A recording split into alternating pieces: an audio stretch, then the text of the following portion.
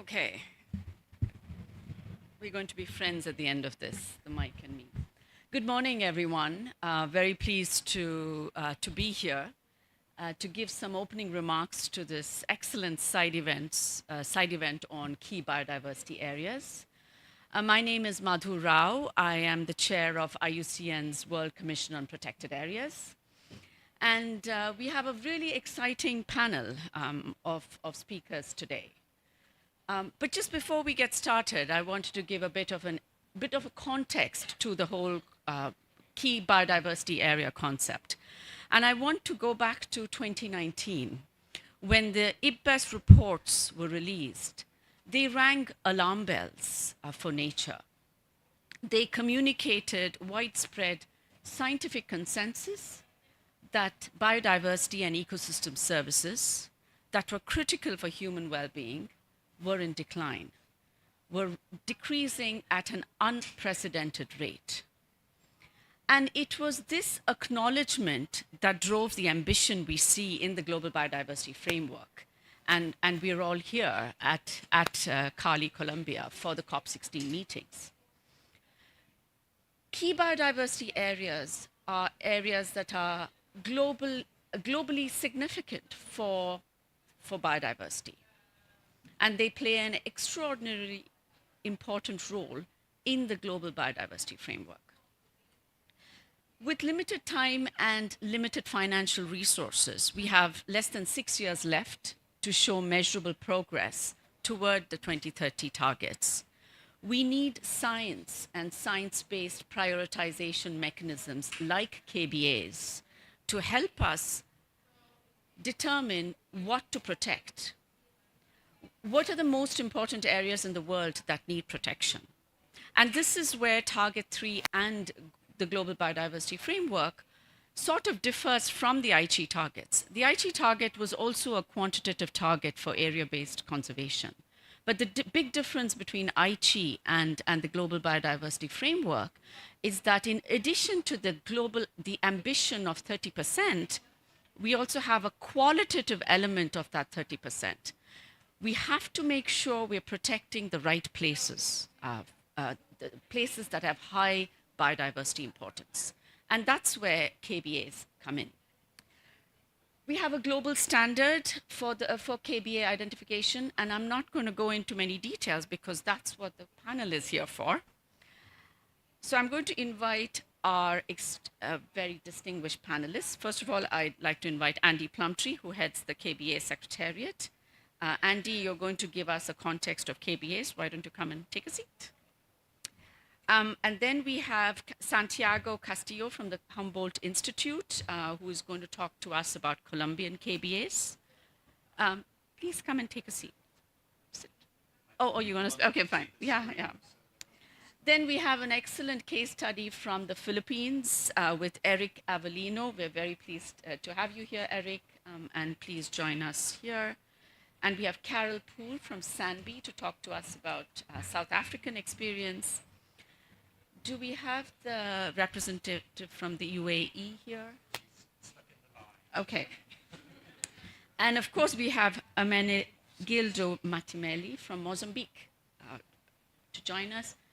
And of course, we can't talk about KBAs without talking about Stephen Woodley. Stephen, please come and join us on stage. So the structure of the side event, a very brief overview. Every panelist will provide 10 minutes of a brief presentation. And we are hoping that we can have some time at the end for questions. So with that, I invite Andy Plumtree to give the opening presentation. Thank you. Thank you, Madhu. Can we have the first slides, please? Oh, there's a short video. Can we have that first? I think if the presenters want to sit down at the front so you can see the screens, you're welcome to.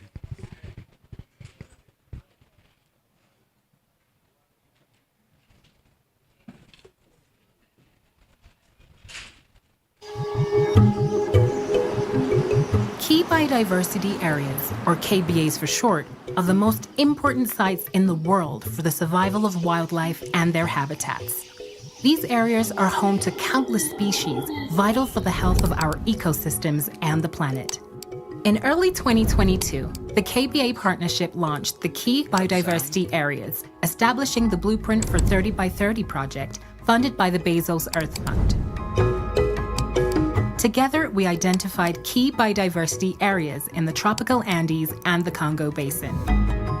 This groundbreaking project, led by BirdLife International and its partners, helped map the most important sites for nature in 7 countries in 2 of the world's most biodiverse regions. Through the Bezos KBA project, our dedicated team has worked tirelessly to reassess existing vital areas and uncover new ones. The numbers speak volumes. We've identified and reaffirmed the importance of 715 KBAs in the tropical Andes and the Congo Basin. Each one is a unique life treasure, meticulously cataloged and prioritized for conservation. 600 taxonomic experts from fields like botany and herpetology collaborated to analyze data of 6,000 species, leading to KBA nominations. From elusive mammals to rare dragonflies, each discovery enhances our understanding of the region's biodiversity. But we didn't embark on this journey alone. Collaborating with local communities and organizations is key to delivering effective conservation. We've established partnerships with 129 organizations, forming 7 national coordination groups, empowering local voices, and building a network committed to protect our shared natural heritage. Discover more about KBAs by visiting our website, www.keybiodiversityareas.org.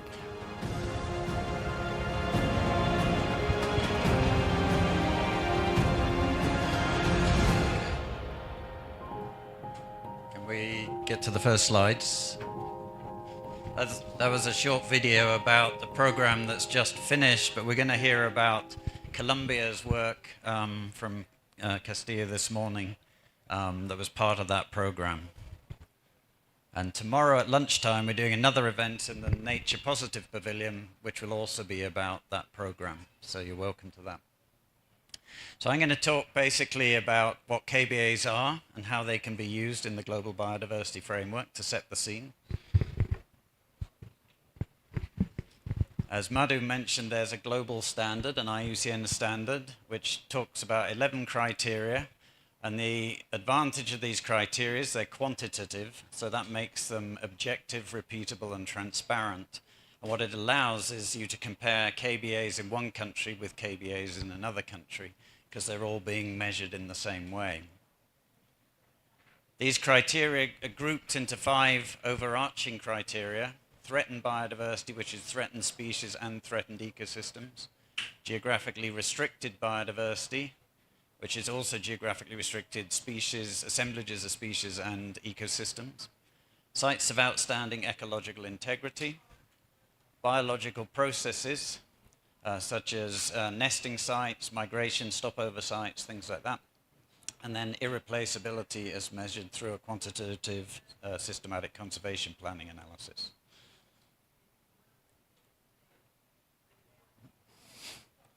It's supposed to be black. Okay. KBAs, what makes them different to a lot of planning processes is that they are manageable sites. So one of the criteria that comes across all of the different criteria, the site has to be effectively managed at a local scale. So this is what stops you forming huge areas as key biodiversity areas, and otherwise you could say the whole world is a key biodiversity area, but that isn't very much used for planning. So usually you're looking for who is going to actually manage that site in reality, and the idea is it brings us down from things like hotspots and global 200 ecoregions to a scale where management can actually happen. So if you look at the global biodiversity framework, the mission is to halt and reverse biodiversity loss. Talks about trying to halt extinction and human-induced extinction, in the goals. And in Target 1 and Target 3, it talks about areas of particular importance for biodiversity. And it's important that we focus Target 1 and Target 3. So Target 1's on spatial planning, Target 3's on the 30 by 30. If we don't focus on these important areas for biodiversity, we're not going to achieve that goal of halting species extinction. So that's why it's critical that we know what we're talking about when we're saying we're talking about areas of high biodiversity importance.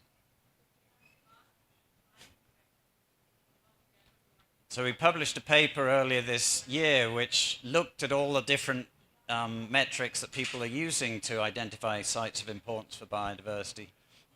And in it we propose that even if you aren't identifying KBAs in your country, that you could at least use those overarching criteria. So things like threatened species, geographically restricted species, sites of ecological integrity, sites that are important for biological processes, and sites that are irreplaceable.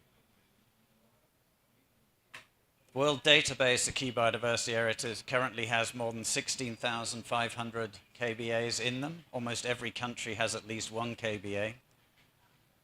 And that data is made available through the World Database of KBAs. And you can query that database online if you go to the website, and you can pull out data for your own country, which are the main species that are triggering KBA status at different sites.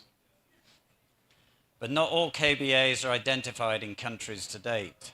So it builds on the Important Bird and Biodiversity Areas Programme, the Critical Ecosystem Partnership Fund, and the Alliance for Zero Extinction sites. And so many birds have been quite well assessed in countries, but most other taxonomic groups haven't been that well assessed, except in some of the hotspot areas under the CPF process. So what we're encouraging is governments to form national coordination groups, and that's usually comprised of government members, together with institutions from the conservation sector and also scientific from museums, herbaria. There's a few chairs over here if you want to come around the back. And by forming these groups, what it does is it brings all the data together. People have a common goal in what they want to achieve, and it generates a sense of objective in how you use your biodiversity data to actually do something for conservation in your country. Currently, we have 32 KBA national coordination groups in different countries around the world. Those are the countries in green. The slightly pinky orangey, which don't stand out too well on here, are where they're beginning to form national coordination groups and seeking funding. And the yellow countries are those where there's been groups within the country that have expressed interest in forming groups. So this is a program that's been going now for about 4 years, and it's beginning to accelerate in terms of the numbers of countries that are taking this on. KBAs aren't just relevant to targets 1 and 3, we're talking about areas of importance for biodiversity, but they also have relevance to many of the other targets. And particularly target 15, which is with the private sector using KBA data now. There are many different cases where the banks are deciding their lending based on whether a concession site is in or near a KBA. And if it's in an Alliance for Zero Extinction site, they will often refuse to fund businesses to set up and to have a concession in those sites. In terms of the spatial planning, we've also recently published a paper showing how you can link KBAs to systematic conservation planning, and how by combining the two processes, you can actually strengthen your systematic conservation planning. So I'd encourage you to also look at that if you're thinking about doing spatial planning. Countries are beginning to revise their national biodiversity strategy action plans as part of the GBIF process and GBF process, and I know most of them are supposed to have been published by now, but I know that many are being launched at this event here. But we would encourage that KBA identification and monitoring are core components of that MBSAP, particularly guiding 30 by 30, identifying where you might place OECMs in sites of importance for conservation, and also in spatial planning. So I said governments are using KBAs in their processes for 30 by 30 planning, OECM, spatial planning. Donors are also using KBAs to guide where they're going to fund. The private sector, as I mentioned, are using KBAs in many different ways, particularly the disclosure metrics now are big, for Target 15 are all recognizing KBAs as sites of importance for biodiversity. And finally, the conservation community are beginning to use KBAs more and more. So that's a very rapid trip through KBAs. I think the key messages I'd like to flag are that we need to make sure under the Global Biodiversity Framework that we can serve the right places if we're going to achieve the missions and goals. KBAs provide one of the largest global data sets of important sites around the planet and that are global of significance. KBA identification should be a key activity of projects supporting targets 1 and 3 in the Global Biodiversity Framework, and I'd just like to call on all countries to try and update and make comprehensive assessments of their KBAs by 2030. Thank you.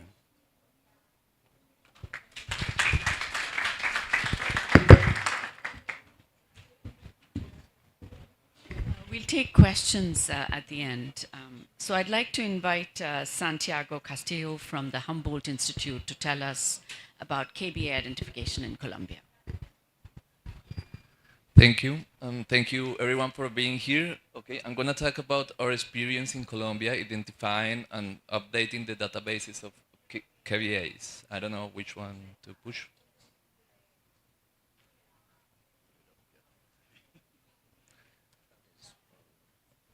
Small the slide there.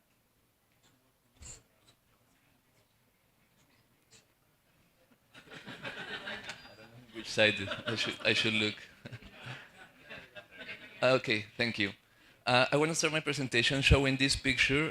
This is an iconic KBA in Colombia. This place is important because it holds important populations of bird species, some trigger species there, but mainly because it holds the biggest population of the wax palm, which is our national tree.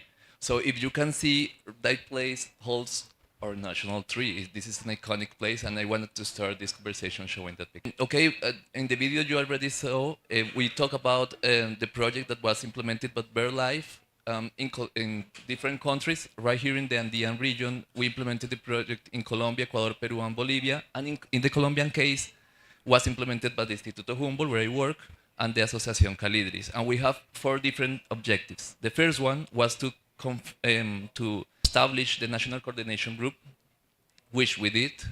The second objective was to build capacities inside the country about KBAs. The third objective was to update the network of KBAs, and the fourth one was to promote KBAs in decision making. So the first 2 were I'm not going to talk about them, but I'm going to focus more on the objective 3 and objective number 4.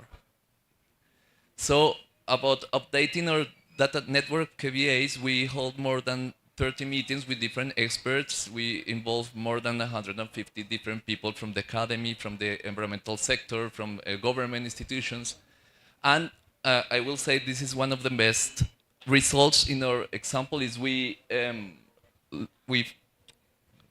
developed an automatic workflow in ERCode that allow us to identify the best places to establish or to identify or designate KBAs. This is the workflow. I'm not gonna stop. I'm not gonna focus on many details about it, but I will say it compromises 4 steps. The first one is to do a compilation of the species that can be trigger experts. What it means is that we bring the experts together, the confirmation of some of those records, and try to find the consistency in the data and the data and the results of that exercise. This is some of the examples we have from that exercise. At the right side, you will see hotspot map or areas that are the ones that can hold most of the trigger species around the country, and it allows us to understand where we can focus our research agendas. And right in the left side, you will see the current KBAs that are in the country, which ones could have more trigger species, potential trigger species, and which ones not. In red, in the red colors, you will find the places that can hold most of the trigger species. So it allows us to review if the blue places, the blue KBAs, are still a KBA or if they are not. So we can delist it from the KBA's database. And this is our main results. We modified some of the KBAs, trying to make them manageable areas, as you said, Andrew. We included new KBAs, 23. We keep some of the ones that you can see in green, and we delisted around 17 areas from the database because they don't have supporting information. So this is the before and after the project. We had 163 KBAs. We still have 163, but some of them were delisted and some others were included. We used to have 150,000 square kilometers of KBA. We now have more than 219,000 square kilometers.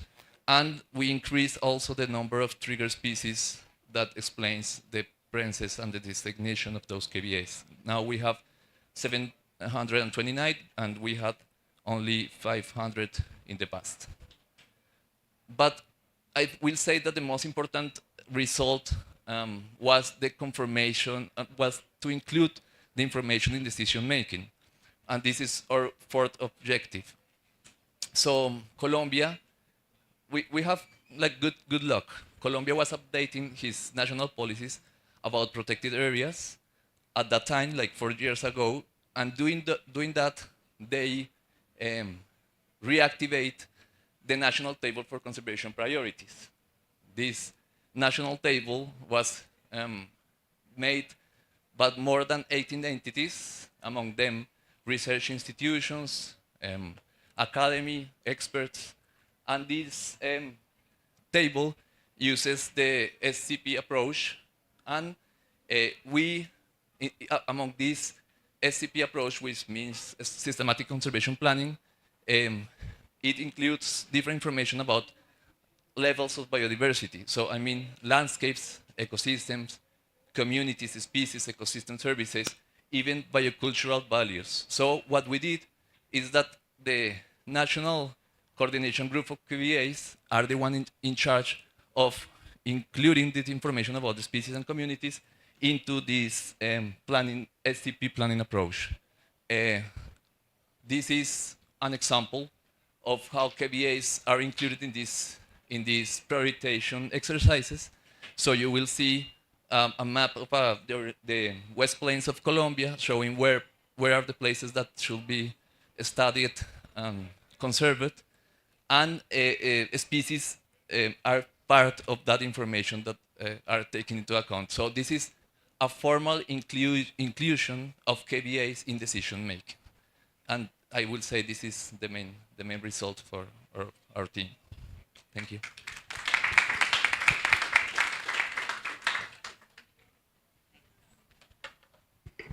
Thank you, Santiago. That was excellent. Next, we have an example from the Philippines with Eric Avellano.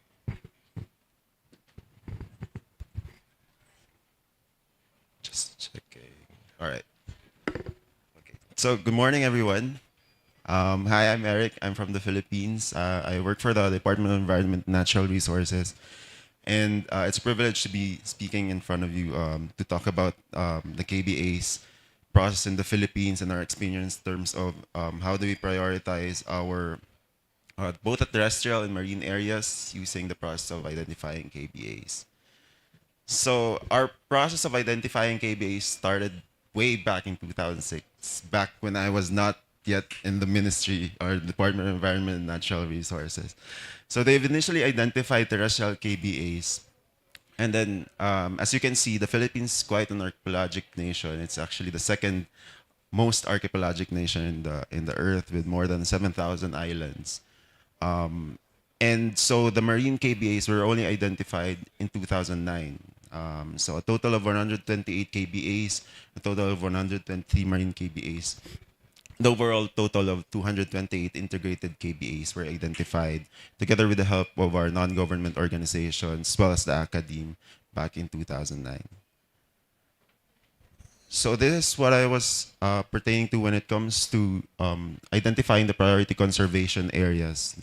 So in 2006 and 2009, we have merged these KBAs, both terrestrial and marine, and identified in which places we should be identifying or establishing marine protected areas and even terrestrial protected areas. So this was the output of this map, and this presents the conservation priorities of the country, which was identified back then. So the KBAs was primarily used for the Philippine biodiversity conservation priority areas identification. It's also one of the tools that we use to identify important bird areas, and where Alliance for Zero Extinction Area sites were also identified. However, as we registered the KBAs through the World Database for KBAs, only 139 were successfully enrolled, to which 8 KBAs were superseded, 1 KBA split in 2, and then 1 KBA was identified for delisting. Now, talking about that 1 KBA for delisting, that example can be shown here in this map. It's Camp O'Donnell KBA, where over the years we have seen the changes in terms of the land use in that area. Starting from a highly rich area, we've basically identified it as an agriculture, or what's converted into an agricultural land over the years. So it's proposed to be delisted from the World Database from KBA. And that's an ongoing process right now. Aside from that, over the years, the trigger species from the Philippines has been increasing in terms of endemic species, threatened species, which are endemic, and non-threatened endemics. So we have these numbers. The only issue that we have in the Philippines is that we don't have the spatial data for these numbers. We've identified these species are existing. However, in order for us to update our KBAs, the spatial data is what we're lacking to really plot or identify these KBAs. But currently, as I mentioned, there are ongoing efforts together with the academy identifying or revising the Philippine key biodiversity areas. The Philippine key biodiversity areas, we're in the process of updating it since last year together with the academe. So we were still working on both at the terrestrial and the marine level. There has been some advancement at the terrestrial, but we're having currently difficulties in terms of identifying really the spatial data for our marine key biodiversity areas. So as of the moment, this is the plot, or this is the current spatial map for the KBAs in the Philippines, which is needing further validation from our experts. In terms of the numbers, so preliminary results of the ongoing reassessment and the updating of the Philippine KBAs are proposed integrated KBAs of 32, terrestrial KBAs of 106. There are proposed 68 and proposed marine key biodiversity areas of 161 marine key biodiversity areas. So as you can see, if you can compare this map to the earlier maps, there are some key biodiversities that were actually merged together into one KBA, and then some which has expanded, given, of course, the criteria at the global level. No? So currently, as of October 2024, the terrestrial area, which covers 24% of our terrestrial area, has been identified to be part of this KBA. This pertains to the total national terrestrial area in the Philippines. And as for the marine area, we've identified 12% so far to be included in the KBAs. No? So as you can see, there's still an asterisk that this is still undergoing revisions and further validation from our experts. Now, our colleague Castillo earlier mentioned about how KBAs were integrated in their planning process and their decision-making tool. Right now, with the current process of the Philippines as well in updating its Philippine Biodiversity Strategy and Action Plan, we've identified conservation of ecosystems as its theme, where under this theme we've identified the targets for the Philippines in terms of, as mentioned earlier, not just the 30 by 30, but even other areas to be protected and conserved. So overall, I would say that the Philippines has used KBAs and plays a crucial role in terms of establishing its targets to the National Biodiversity Strategy and Action Plan towards a 30 by 30. The Philippines has long been utilizing the establishment of protected areas, both terrestrial and marine, in terms of conservation, biodiversity conservation. So the KBAs plays a crucial role for us in identifying where we should place our protected areas, even our locally managed protected areas. These are the ones established by the local government units. Ancestral domains, marine, other effective area-based conservation measures. So those are the sites, or KBAs will be subjected to these OECMs identifications as well, both the marine and terrestrial. And then, as I mentioned, there's an ongoing adoption of the NBSAP institutionalization of a KBA national coordinating group to really monitor and update annually the process of the KBAs. And hopefully this will lead to a much broader network of the Philippine Biodiversity Strategy and Action Plan network, which will look out for the implementation of our updated PBSAP. So that'll be it for the Philippines. Thank you very much.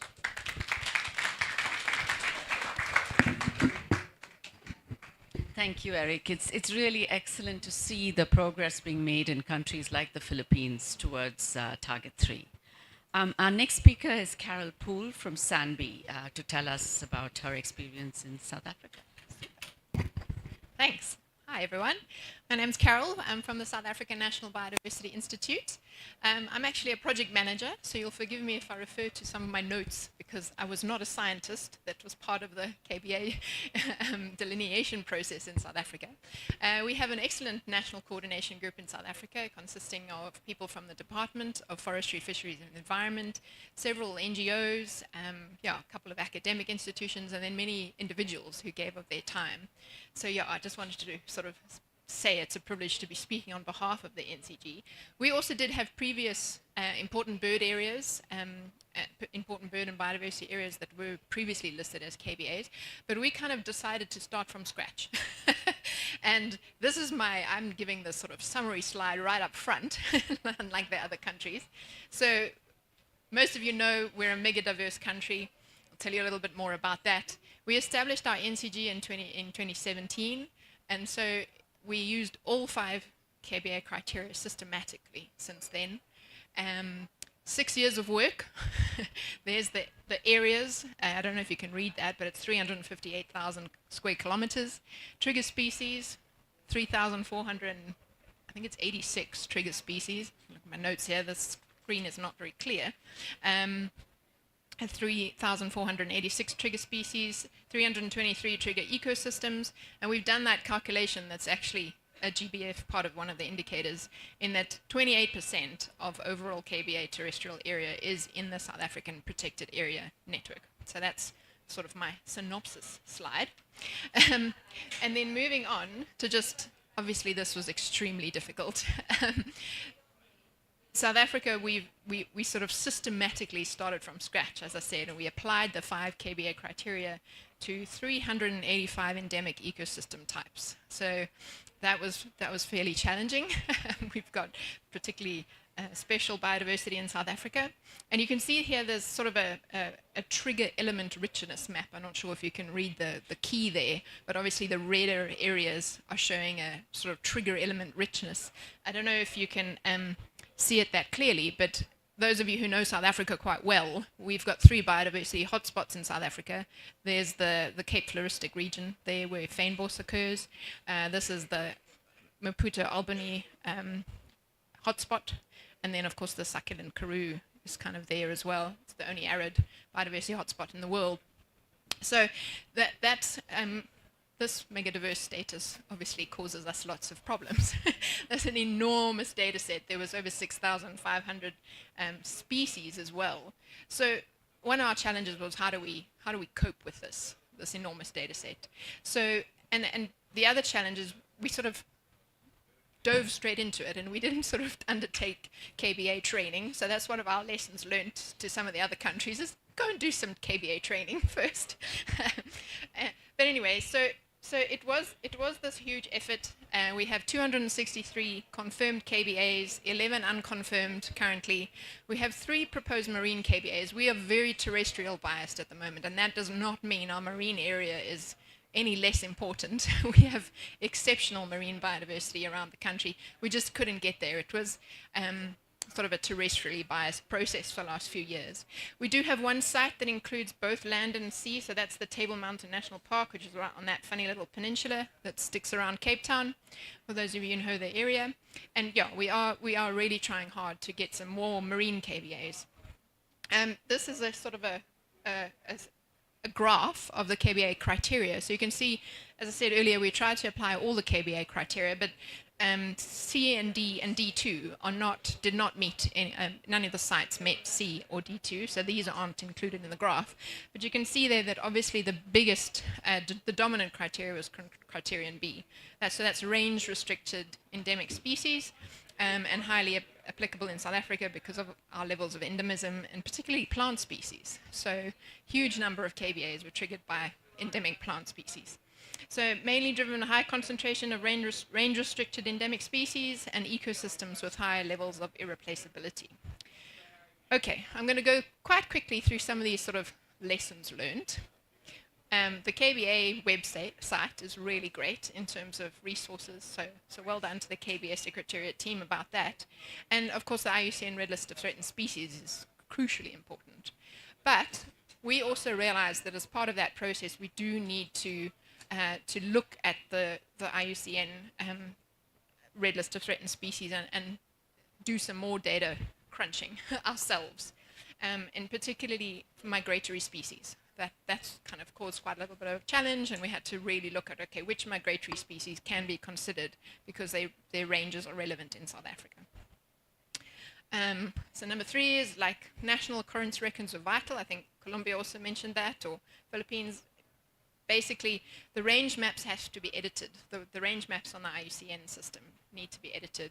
You need national occurrence records to do that. That's why like citizen science and iNaturalist and things like that are really, really useful. In terms of people, absolutely critical in South Africa, like the Philippines and Colombia already mentioned, just numerous experts volunteering their time, giving their expertise for this KBA process. So really, really amazing, strong community of practice in South Africa, and people willing to volunteer to do all of this. So it's really impressive. One of our biggest, oops, I went too fast there.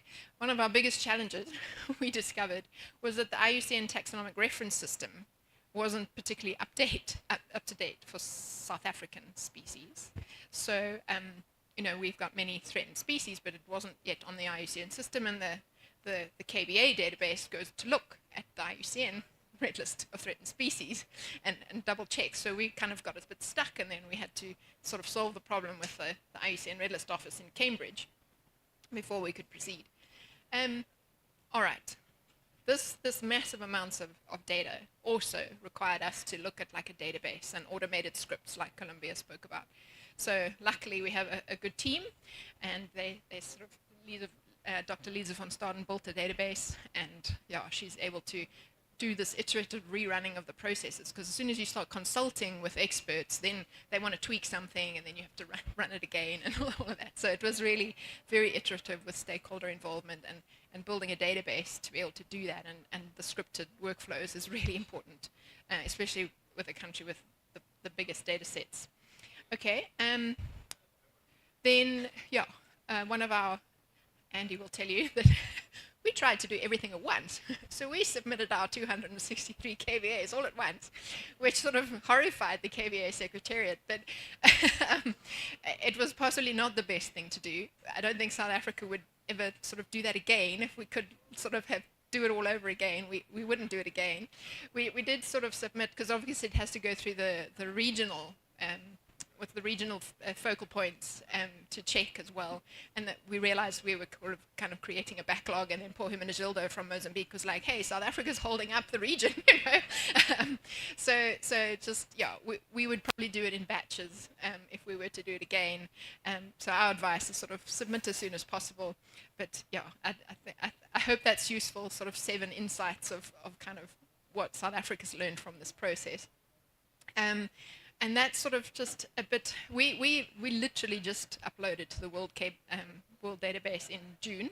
So South Africa hasn't done a lot of like where to from now, for now. How are we going to use KBA data? How are we going to use key biodiversity areas? So our next step is really about communication. We're developing a bunch of info sheets. So this is an example on the right-hand side. You can't really see it clearly, but that's one of our sort of super special KBAs in the Western Cape. So we want an info sheet of sort of, not the most special, but at least 1 or 2 KBAs per province. So South Africa has 9 provinces, and each province has a conservation authority. So we kind of want to get them involved in their special KBAs and make sure they understand their KBAs. And then actually next week, the last week in October, there's what's called the Biodiversity Planning Technical Working Group in South Africa, and that's where all the provincial planners come together, sort of our independent EIA consultants and people like that. They all come together and they chat about technical things, and KBAs will be presented there, and they'll start talking about, okay, what's the next step? How do we use KBA data going forward? So this is kind of the first kickoff of communication initiatives. And thanks very much. I also just wanted to say that we recently brought out this book called Mapping Biodiversity Priorities with UNEP WCMC. You can pick up a bookmark from the desk as you leave, and it's got a QR code of where to download the book. And we, with Andy's help, put KBAs in the book now as well. So it gives you this sequential process for countries to follow in terms of mapping, red listing, prioritization processes, which can include KBAs, and then systematic conservation planning, and how it all sort of follows this sequential process. So that's it. Thank you.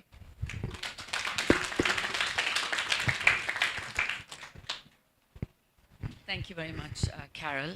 We have a 4th case study from the United Arab Emirates. We're very pleased to invite Ms. Maita Almairi from the Ministry of Climate Change and Environment of the UAE. Thank you so much. Well, good morning, everyone. My name is Maita Almairi. I'm a biologist at the Ministry of Climate Change. First of all, let me thank IUCN for inviting us here today to showcase our project. Okay, so we have done a lot of projects when it comes to regarding biodiversity conservation. We have collaborated with IUCN on many projects like the Red List, the Important Bird Areas, Invasive Species Action Plan. So here we decided to go on with identification of KBA with their cooperation. So we know where we can put the most efforts or conservation efforts in which area exactly, and of course to achieve the SDGs. So basically the KBA identification, we followed standardized method. We have 7 emirates. From each 7 emirate, we formed a national team, and then we started doing desktop studies. We have the scientific research paper. We have surveys from the field, and of course the projects we have done previously. And then we started forming, adding or filling our proposal KBA. We have done 2 workshops. The first workshop is to build capacity for our national expert when it comes to KBA criteria and standards. And then we have also a validation workshop to validate the proposed KBA, and of course the last step, we have consulted the Secretariat for approval and, of course, the review of the regional office. So as I said, we have consulted lots of partners locally and internationally. Locally, we have engaged with academia, local entities, individual experts. And from international, of course, we have done the project through the help of IUCN West Asia Regional Office and, of course, BirdLife and the Secretariat of the KBA. So just briefly, key results from the project. So we identified 9 KBAs. 5 of them are fully protected. And this raised our SDG indicator from being 51% to 98%, which is a huge achievement. And then I'm also proud to say that we are the first in the Middle East to designate important sites for dugongs. As well, we are the first in the world to designate 2 important sites for Arabian oryx, Arabian gazelle, and sand gazelles.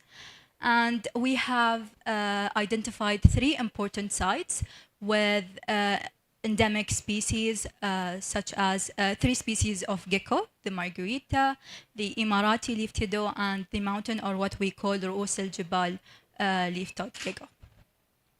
So allow me just to briefly go through all the 9 KBAs. I'll tell you why each KBA was selected.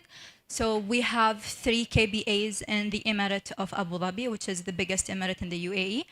And the first one is Arabian Oryx Reserve. It has been selected because we host around 800 Arabian oryx who roam freely in that area. The second one in Abu Dhabi is Murawih Marine Biosphere, and it was selected due to the presence of dugong and the Socotra cormorant bird. The third site in Abu Dhabi is Ilyasat Marine Area. It was selected, of course, because of, again, the dugong presence and the Socotra cormorant. What is interesting in this area is that around 13% of the global population of Socotra cormorant are recorded in this site. So 2 sites also from Emirates of Dubai, Al Marmoum Desert Conservation Reserve, and it was selected because we recorded the Arabian gazelle and the sand gazelle. So 38 of the sand gazelle population are presented in this location, and 21 of the Arabian gazelle also are recorded in this site. The second site in Dubai is Dubai Desert Conservation Reserve. Also, it was selected because of we recorded the Arabian gazelle and sand gazelle. Here we go to our last, to Sharjah, not last, apologies. To Sharjah, we have also 2 locations, Wadi al-Hilu and Khorfakan. I'll show you later. So Wadi al-Hilu, it was selected because it hosts the Margarita leaf-toed gecko, which is a newly documented species to science. And then Khorfakan, it was selected because we recorded the UAE, or what we call Emirati leaf-toed gecko, which is an endemic species to the UAE. Finally, Ras Al Khaimah and Al Qiwain are the 2 sites. So Wadi Al Bih and Ras Al Khaimah was selected because of the mountain leaf-toed gecko, which is Ru'us al-Jibal. 10% of this population is recorded in this site. And the Oceania Island, it was recorded because it hosts around 15% of the global population of the Socotra cormorant in this area. So basically, this is an overview of all the 9 KPAs we identified in the UAE. So now what's the next step? We have identified them. We know our most vulnerable and threatened species to protect. So now we are trying to expand the protected area coverage of the remaining KBA, since we have 5 fully protected. And we are also doing ongoing research regarding the other potentially site that could be a KBA. For example, in Wadi Wari'a and Fujairah, we have recorded the Omani owl.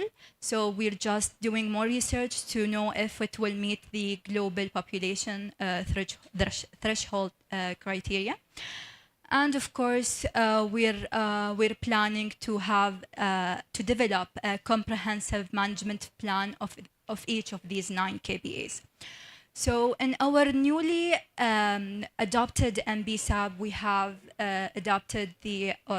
we have approved the national project on the developing of a national KBA criteria. So we have the IUCN standards, we have the global criteria, but as well in the UAE we have lots of ecosystem, we have lots of important species that do not necessarily fit under the global criteria. That's why we're planning to have our own national criteria so we could identify these national key biodiversity area. So we're looking to learn from you guys, and I would end my presentation here. Thank you so much for listening.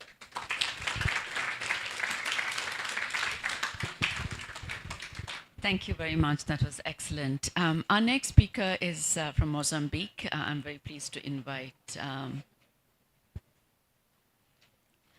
please, yes. Okay, that was an exercise to say my name, but that's fine. If you can say Herman, then Gilles, that's okay. Okay, it's a privilege for me to be here. Until an hour ago, I wasn't sure that I will be here. I will make it because of flight delays and so on. So I've been here for the last 40 minutes or so. And that's really nice opportunity to be here to talk to you about the work we have been doing in Mozambique. So I'm going to talk to you about our own experience in Mozambique. I'm from the Wildlife Conservation Society, and also I'm part of the government of Mozambique, and I'm going to speak on behalf of the Mozambique government about what we have been doing. I think it's best to speak at this moment when others have already gone through the concepts, so we don't need to explain a lot about that. I'm not undermining your background on geography, but it's just to refresh to you where Mozambique is. It's in Africa and sitting in southern east next to South Africa in that region. And having heard talk from South Africa where they are mega diverse, I'm not going to say that. What we say in Mozambique is that we're still discovering new species. So if you really want to describe new things, Mozambique is the place to go. And because of that, the Mozambican government, working closely with WCS, committed to undertake this important project to identify areas that they contribute globally for biodiversity persistence, which are the KBAs. The way we did it in Mozambique is that, of course, it's not that different. We had to go through all the steps. But more importantly is that we had a team of people who would be on a daily basis coordinating all the work related to the KBAs, and that was from WCS and the government. And we had also, with that team established, we had to establish the National Coordination Group. It has been explained here, but I would like to emphasize that this is the group whose role is to facilitate the KBA identification process. It's key, and in Mozambique, it's made out of 20 institutions, from academia, private sector, and government, and they follow the KBA process. And in Mozambique, we decided that they will not focus on KBAs only, but also on the red list. So apart from facilitating the process and building consensus among stakeholders, the NCG has the role to validate the KBAs at national level. And this is important because although the KBA approach entails applying global standards criteria, it's a bottom-up process. So it has to have a buy-in from the local, because the actions are actually taking place at local level. So for that reason, it's important to get that buy-in. We had a group of young biologists who were mobilizing, organizing the data on a daily basis, and then we had to define what species we'll focus on. So you need to come up with an approach to prioritize, because you can't cover everything at once, depending on the resources you may have. And training is key component of this process. And red listing assessment is essential, because when you know the status of your species, it helps to speed up the process as well. And we had Andy helping with that process. With that done, we were able to apply the criteria and go through the puzzle of delineating the boundary. So a KBA is aiming to be a management unit, so it needs to have geographic boundaries. And that's not an easy task, but it's all based on the trigger elements. You need to follow that. And we had to bring a wide range of expertise to the room and discuss this process of delineating. So they were all from all over different background, including civil society, to help and discuss, because we are discussing a space where there are different interests. So it's important to take that into consideration. This is just an example. They may be in your area, areas that are already recognized as important for biodiversity from previous assessments, important bird areas. So we had to go through that process, and using the NCG established in Mozambique to build consensus. This is just an example. So the white line you see, it was an important bird area. But there had been recent studies showing that, as you can see from the orange, that area was actually degraded, and it was much, much smaller than the IBA was suggesting. So we sat down with people who proposed the IBA, and it was possible to establish consensus. And the orange line, it's showing what is the current KBA. So this is key as we move on. This slide is just to show you a summary of all the steps from establishing a national coordination group, identifying KBAs, delineating, and then having the NCG to approve it. Then take this to the next step, which is the regional focal point. Then you send that data to the global database. And the next process, the next step for Mozambique was that we were working closely with government. So as I mentioned, you need to have the government committed to this process. And after identifying 30 KBAs, then we had the Minister of Environment formally launching as a way of demonstrating that the government of Mozambique is committed to this process. And this is so important because of the next steps of identifying the KBAs, and decisions are taken by the government. But before I talk about those steps, it's important to know where you can find all this information. So in Mozambique, we have CBMOS, which is the Sistema de Biodiversidade de Moçambique, okay, Biodiversity Information System for Mozambique. It's an online web page where you find all the reports and atlas on the KBAs, and you even have a 1-minute video on the KBAs, so you can just access and you will learn more about this process in Mozambique. And this leads us to the next steps, as I was mentioning, which is how do you integrate these KBAs into the policy, legislation, and then further steps. We are now talking about the global biodiversity framework. So these are the key components to move on towards that step. So the KBAs in Mozambique have been integrated into a number of decrees, which is, for example, the decree, this one, is a document that is signed by the minister saying that, hey, KBA should be taken care of. You should think twice before implementing development in an area that is already a KBA. And that helps to avoid several impacts to those areas. But also, KBAs are considered offset receiving areas. So they are priority if you are going to do offsets in Mozambique. KBAs are one of those areas. And we're conducting surveys to see many more areas throughout the country. KBAs have been recognized as areas that are important for birds and their habitat for conservation. So this is part of the legislation, and that's important. And the new forest law also consider those forests that are within KBAs should be protected. So all these steps help us to think about how we can allow development in the country. So we have this an online tool which is used by the National Petroleum Institution, and this institution is the one authorizing where oil and gas research or license should take place, and they use the KBAs as an underlying layer to inform their decision making. And this is why it's important to engage with several stakeholders. Then we move to spatial planning. So we have the National Marine Spatial Plan and the Territorial Development Plan. Both plans, they consider KBAs as areas that they should be avoided for development. And this is part of the mitigation hierarchy, okay? Avoid first before you can do that much. We have conducted a smart conservation planning analysis at national level focused on the marine realm. And we have developed several scenarios. You can see from the left, you have there 7 to 8%. And these included, so it's showing in green existing protected areas, marine protected areas.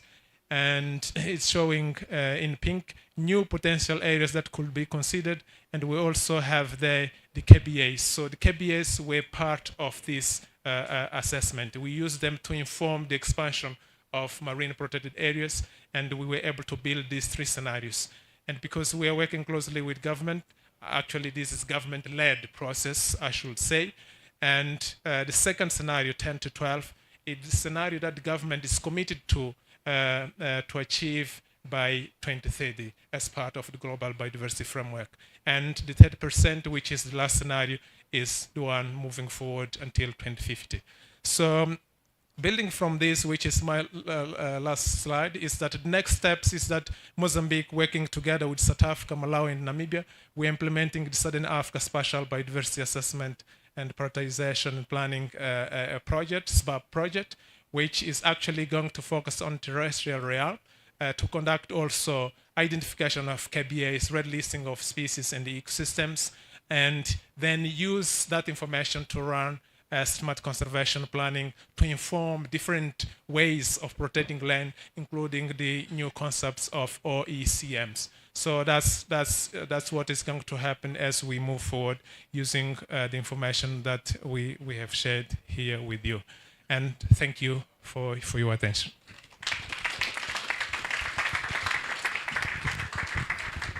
Thank you, Hermenegildo. That was really useful. We have our last speaker in Stephen Woodley to tell us a little bit about the relationship between OECMs, other effective area-based conservation measures, and key biodiversity areas. I don't know how we are for time. Do you want the 2-minute version of this or the full version of this?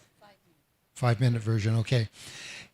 I co-led the process to develop the standard on KBAs, and to hear all the examples today just does my heart good, I gotta say. Thank you very much for all that fantastic work. So the question is, how are we gonna steward these places, and what's the role of OECMs in stewarding these places? So I think people know a lot about OECMs, what the fundamentals are. They're a decision of this body, of the CBD. And countries all around the world are working hard to kind of roll out what they're going to put into OECMs and what it's going to look like. And we've been pushing hard to make sure that they focus on areas of importance for biodiversity. And I'm really pleased to see examples today that they indeed are.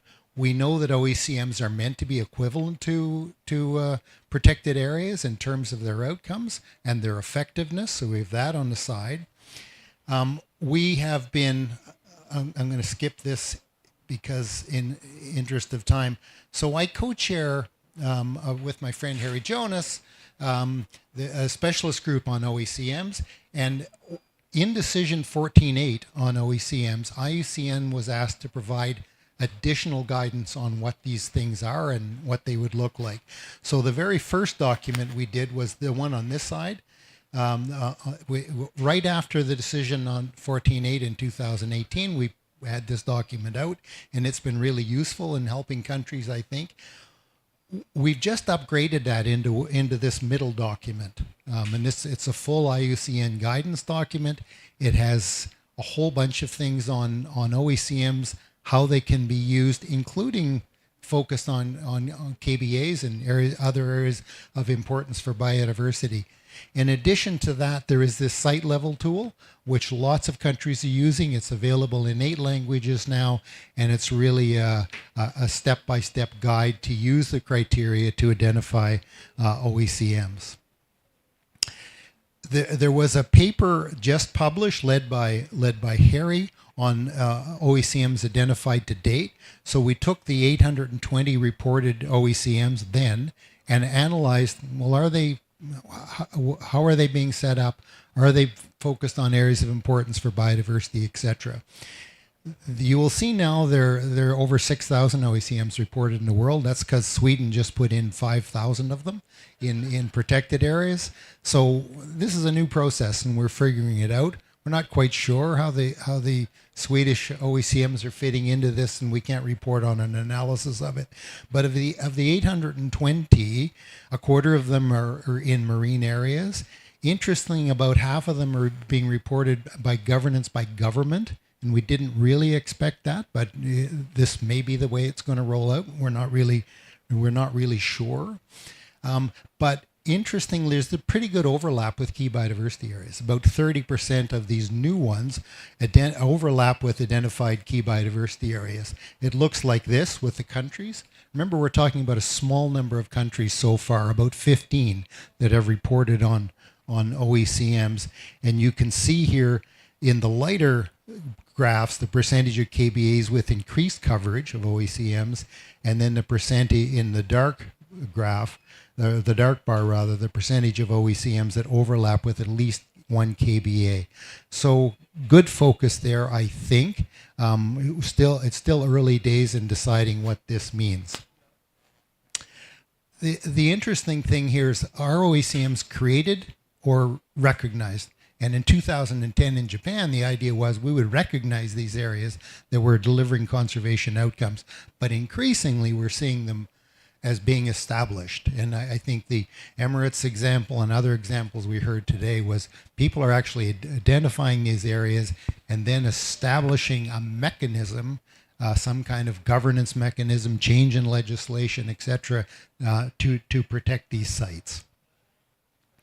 There's lots of regional work going on. This is an example of IUCN-led effort in Southern and Eastern Africa to kind of boost the whole understanding of OECMs and a move towards protecting areas of importance for biodiversity. Interestingly, the criteria that are in our guidance come right from the KBA guidance on areas of importance for biodiversity. It's the same criteria, and we worked hard to build it into the CBD decision, and it's in decision 14.8. This is the OECM identification tool, which I'll just give you a quick pitch on. It's available online. It's being used right around the world now, and it has the 3 steps of screening, consent, and then a full assessment against the criteria. I'll close with this slide, which Andy opened with. I talked about Target 3 and OECMs, but just a reminder, as you take this forward in discussions in this COP, KBAs are important for a whole range of targets and should consider them that way. Thank you very much.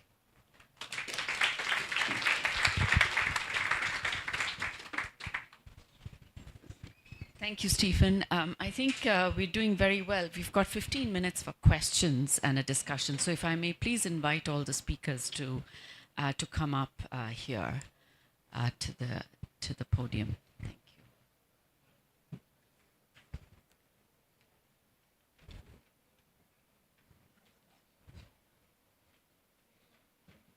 Just squeeze in there. Okay, so we're really fortunate. We've got an excellent group of speakers here, people who were involved in the development of the standard, like Stephen, people who head the secretariat of the KBA, that's Andrew, and then we have these fantastic case studies from these various countries. we are open to questions. You can ask this group any question you want. And please identify yourself and ask your question. Good morning, everyone. I'm Joseph Onoja from Nigeria. My question is the last speaker. Yeah, so during the African Congress of IUCN, and then when the work program was being presented, something that was obviously missing was KBAs. And that gave us a bit of concern, and we raised that up. So, and because it's kind of unspoken as if OECMs is replacing KBAs when it comes to IUCN stuff. So I think also this is something that we need to continue to push out so that we'll not send out a wrong message that KBAs have been replaced by OECMs, or that they go together. So please. Thank you. Do you want to respond to that? So thanks for the question. It's really important. And maybe there's more confusion about this than I realize, but OECMs are simply a science-based way to identify areas that are important for biodiversity. The way that we're going to protect them is as protected areas, or as OECMs, or with some other kind of government mechanism or regulation or law. So they're very different things. OECMs are just a way to protect KBAs. And I was not at the African Park Congress, regrettably, but if KBAs weren't prominent there, maybe they should have been. So I hope we connect the dots that way. Thank you. Did I? In the first sentence, so KBAs are a science-based way, thank you, Rachel, a science-based way to identify areas of importance for biodiversity. OECMs are a way to protect them. And Rachel's working on a paper on just that. Thank you, Stephen. Next question there, please. Hi, Matt Jeffrey with One Tree Planted. When you're looking at KBAs and identification KBAs, how are you yet looking at future-proofing them? What are the refuges into the future, bringing in the climate adaptation into the process? Is that part of what you've been looking at in this new assessment, or is it just where we are today? Thank you. Which of you want to take this? In the case of Colombia, as the National Coordination Group of KBAs are part of this big table of prioritization initiatives, this big table is considering climate change in the protocols and models. So right there is where this information is taken into account. So yeah, we kind of include this variable.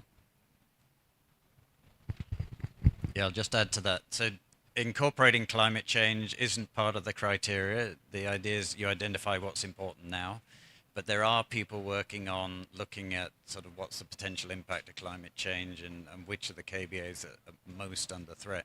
In fact, there's a paper that I came across recently that's just been published on that. I haven't even read it yet. It's that new. I just downloaded it. So some people are working on that. It's important. Did you want to say, Carol? Okay. Any other questions?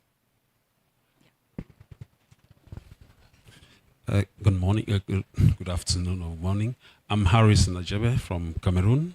I work a lot on KBAs, and they will tell you, and on OECMs. We're presently identifying OECMs now in Cameroon and looking at it with our new forestry law, looking at how to integrate that into the legal framework. But my worry is for the past couple of years, we've been identifying and classifying KBAs, but we still have a challenge with the government accepting KBAs. Andy will tell you, I've been discussing with him on that for quite some time. And because the government is on this, they are positioned themselves in we are positioned in such a way that we have, they assume we have multiple protected areas, national parks and the rest. And the concept is creating KBAs is moving towards creating more protected areas, and it's really like disturbing to most communities. Now, OECMs, it's welcome, but now I'm faced with how do we get the government to understand these differences, like he was saying, getting this KBA, which is science-based, and now OECMs, which is more I'll put it more accommodative and looking at it from that perspective. But my worry is getting the government, I'm happy with Mozambique, picking it up, but at times the policies and the legal documents do not translate into the realities on the ground.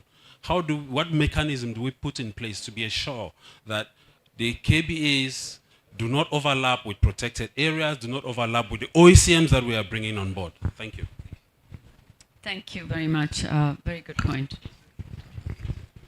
Yeah, I mean, that's a good point. Quite often you find a country's reluctant to start a KBA process because it's yet another designation that they've got to think about.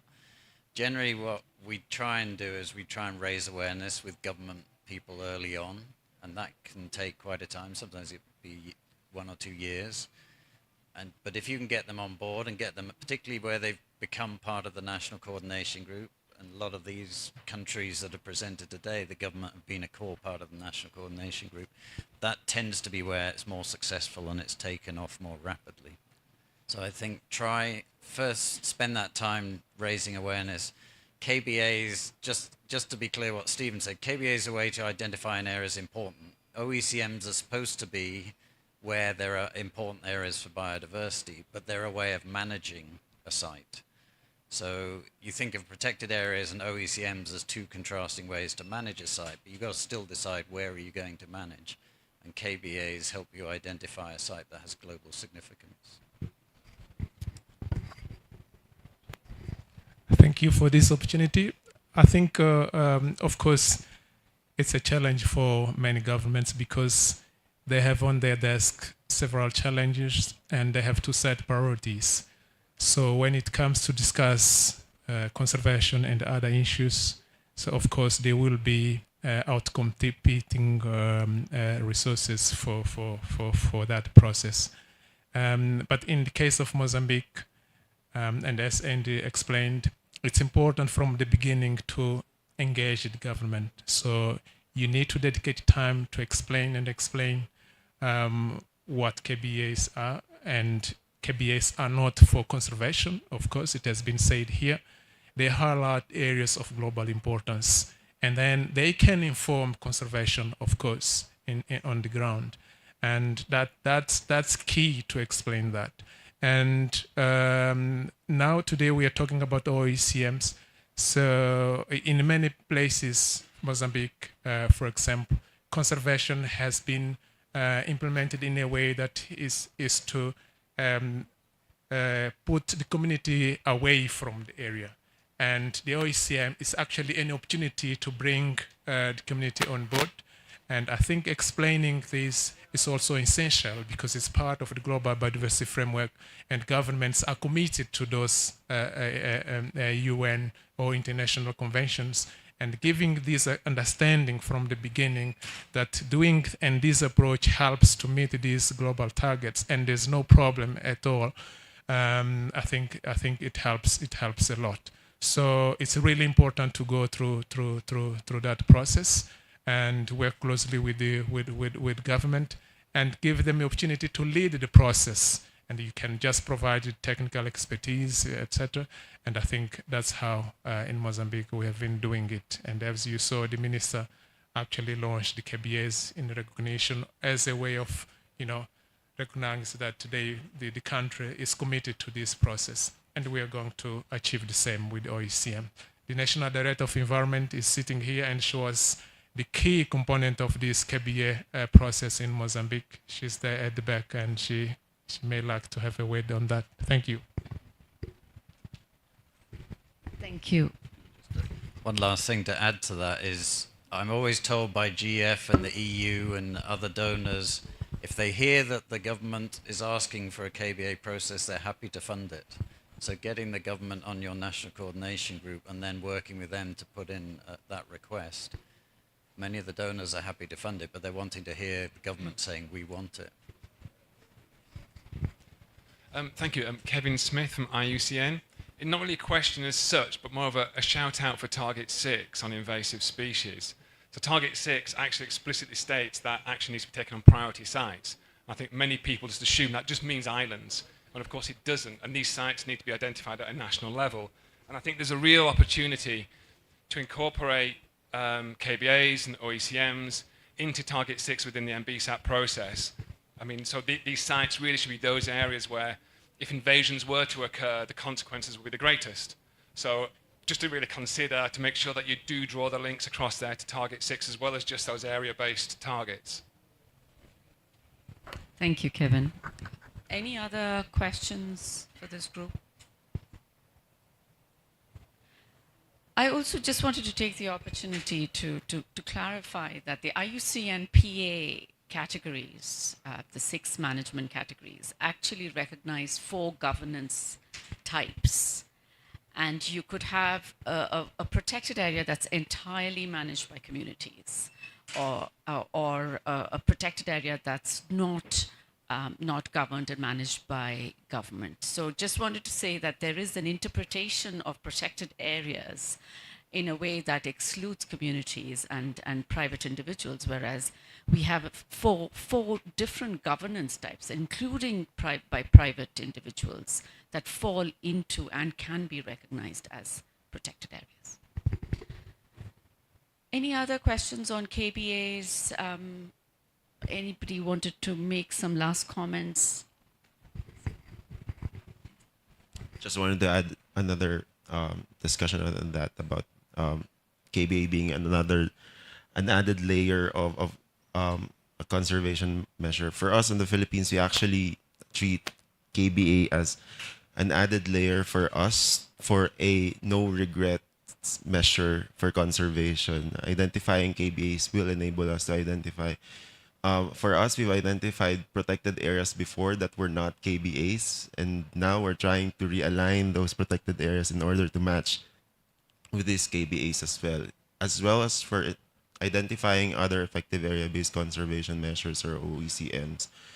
For KBAs which are not protected areas, we're trying to look at these if they qualify as OECMs, and from there we identify which conservation measure is more appropriate for them. So not really adding to the layer of bureaucracy in terms of managing areas, but rather a layer, a safety net in terms of really pointing out where these areas should be established moving forward. I just want to make a reflection or a clarification of how Colombia understands OECMs. We really try to stick to the idea that OECMs are recognized and not created.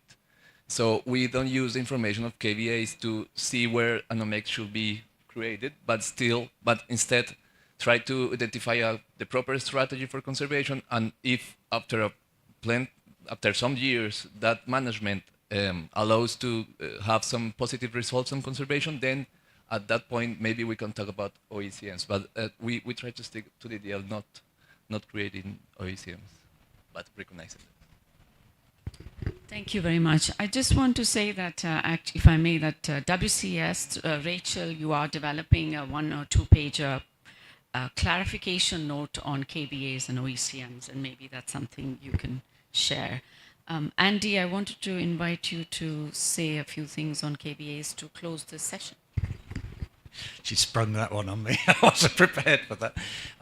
I'll just say that there's some leaflets at the back. You're welcome to take them. We have another event tomorrow, lunchtime, at the Nature Positive Pavilion, where we'll present more on the Bezos-funded projects. So Colombia will be talking about their work, also Gabon. Lunch is provided at that one, so you can get some free food as well. Just please spread the word, encourage your governments and people to get involved in KBAs. We're here to help and happy to help out any way you want.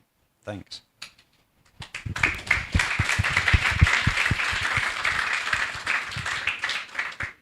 Thank you, everyone, for coming here and for this very interesting session. Thank you especially for all our speakers for a very fascinating set of experiences that you shared with us. Thanks, and over to your next side event.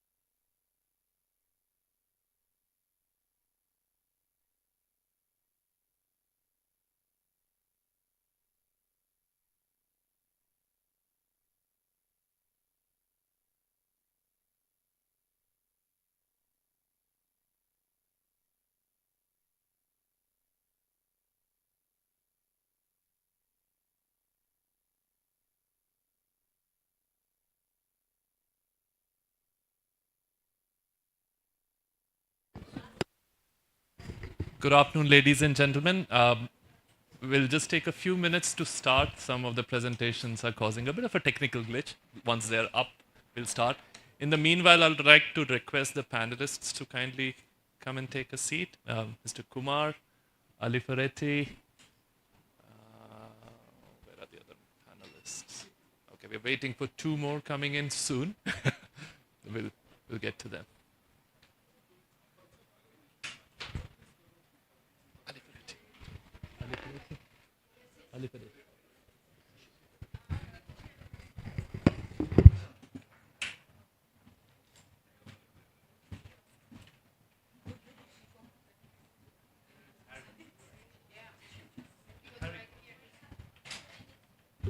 Harry, I don't see Harry.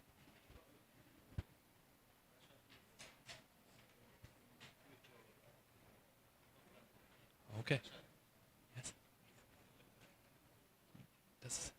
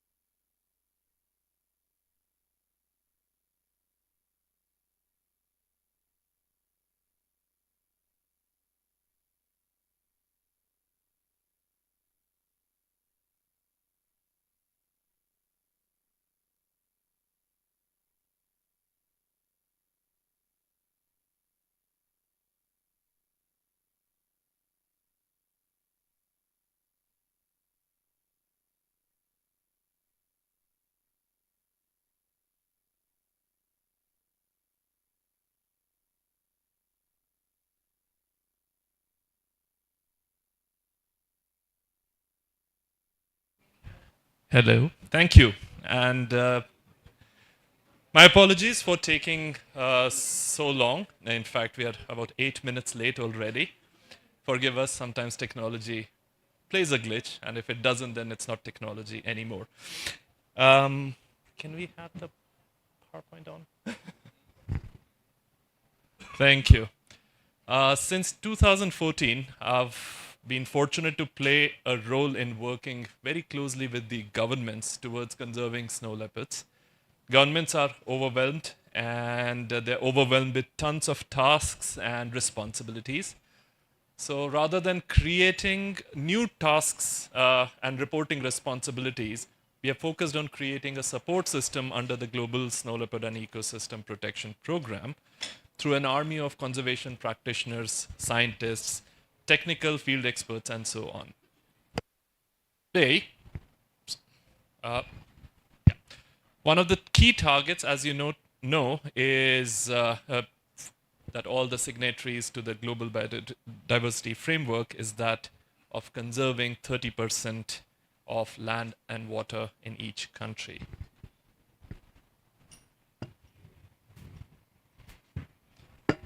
Now, nature conservation is seldom straightforward, and what I'm going to do is take this opportunity to share a little story of a snow leopard known as biodiversity. I'd like you to hold on to your seats, for we will be taking you not only to another country, but also 20 years back in time. I'm going to take you to Chitral in Pakistan. Chitral is one of the most beautiful landscapes and a beautiful valley in north of Pakistan, where around the year 2000, around the year 2004 and 5, a phenomenal thing used to happen. A snow leopard would, which would otherwise be invisible to the commons, would come and spend an entire day, week, and in fact months in front of a busy road. People lovingly call the snow leopard Bayad-e-Khosher, and BBC also filmed it as part of their series called Beyond the Myth. The Snow Leopard Trust, the organization that I am honored to work with, had an active programmatic partnership in Pakistan since the year 1995. And as part of the research program at that time, Bayad was collared. A lot of people criticized us for putting an ugly collar and those ugly ear tags on a beautiful snow leopard.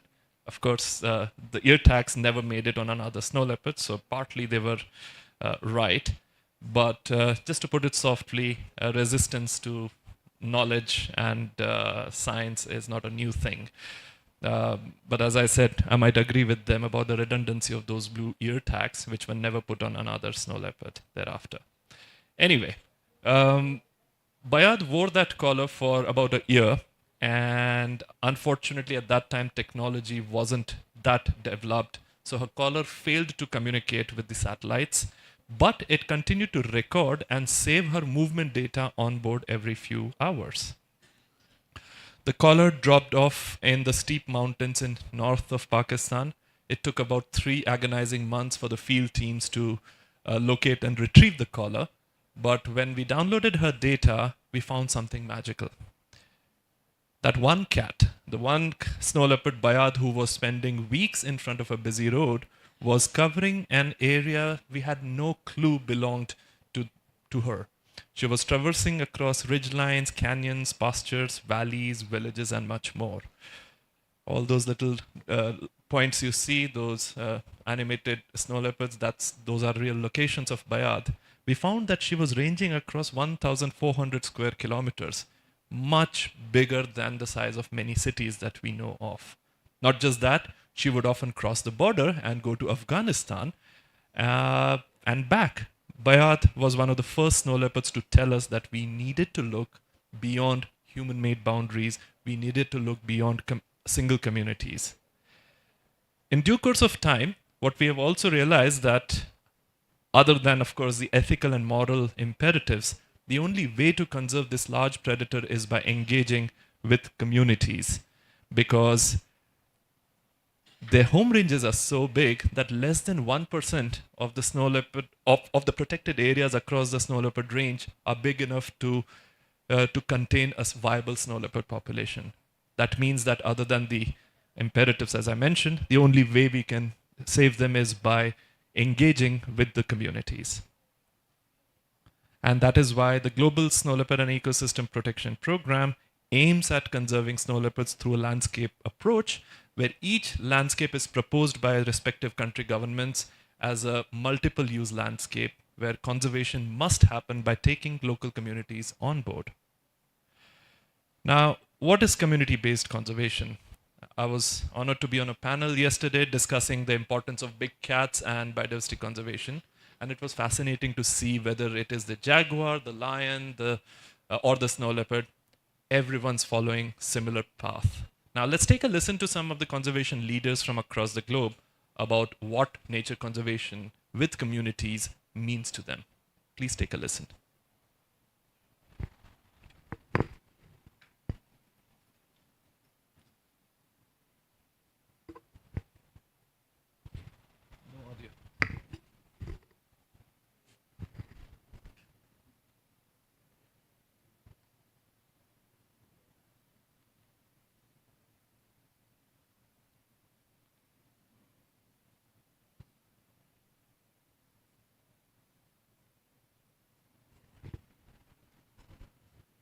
Have audio?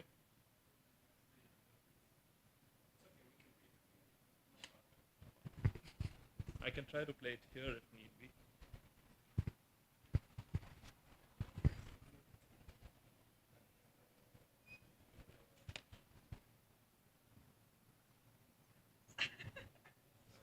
One word about community conservation.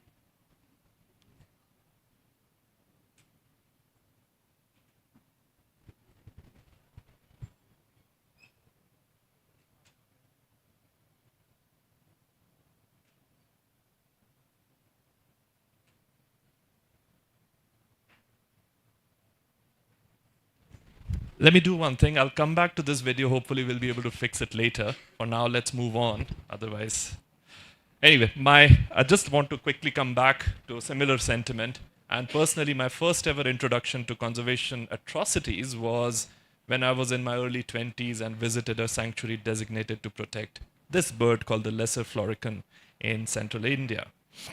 When I visited the site, it was a classic case of a species decline where the lesser florican population had systematically decimated over the years. The reason? The area where the species was found was designated as a wildlife sanctuary. The communities whose lands the floricans would breed on lost their rights to the same land they had practiced agriculture for centuries. As a result, neighboring communities even stopped getting their sons and daughters married into these communities. Cut to 15 years later, the species was on the verge of local extinction, perpetrated by the declaration of a protected area right there. Any success with the audio? Now, hopefully the audio will work in the next video. There are hundreds and thousands of cases where communities have faced the brunt of conservation, and we've lost champion and conservation partner in them. While it takes a village to engage with the community, let me share one of the most important elements of community engagement, that is respect. And, oops, shall I play? Okay, let's see.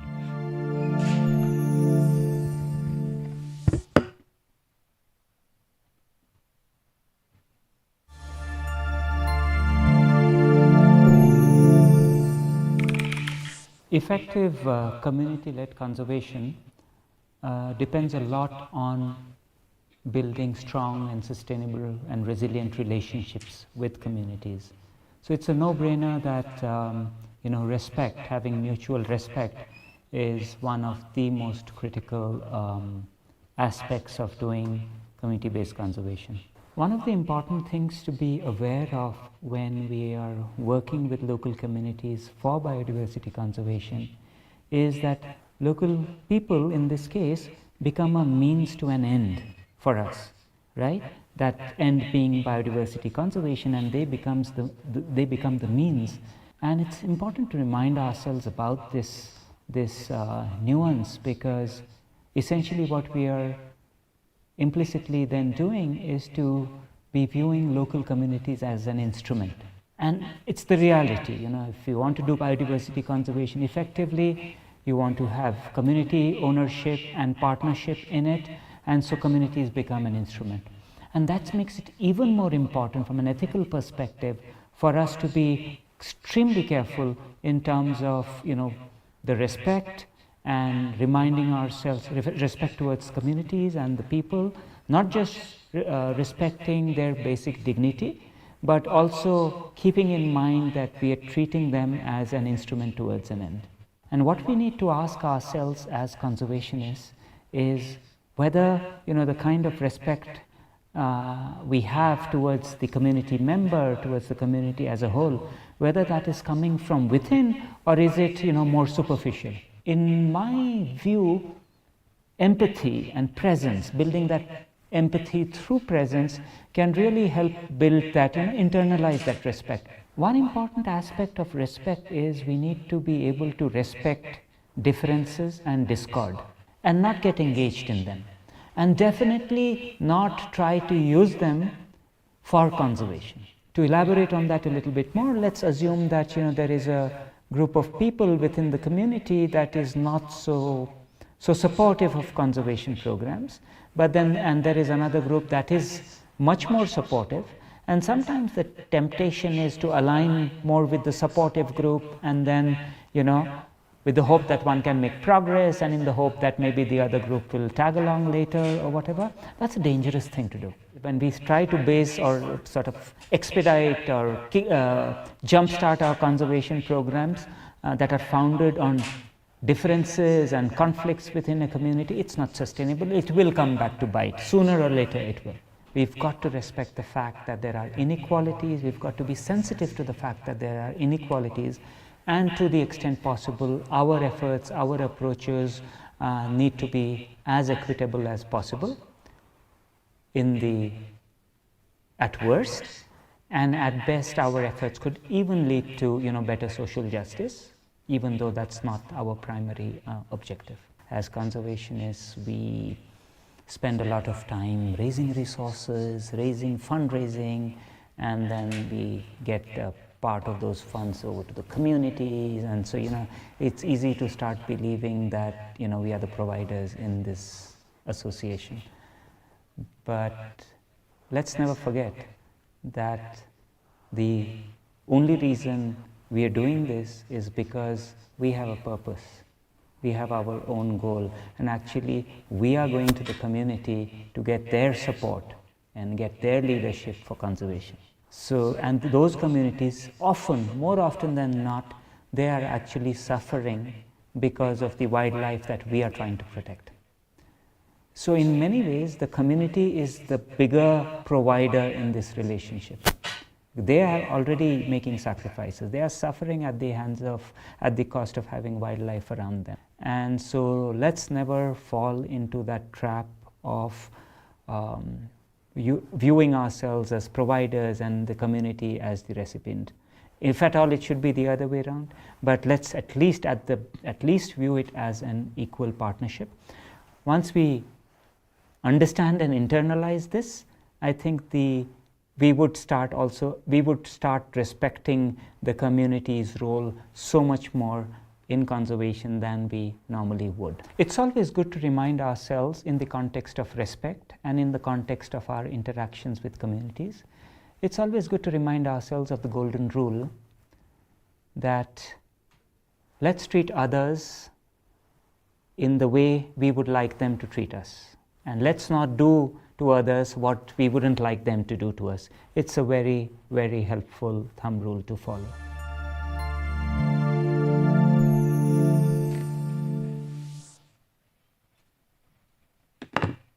Right, thank you.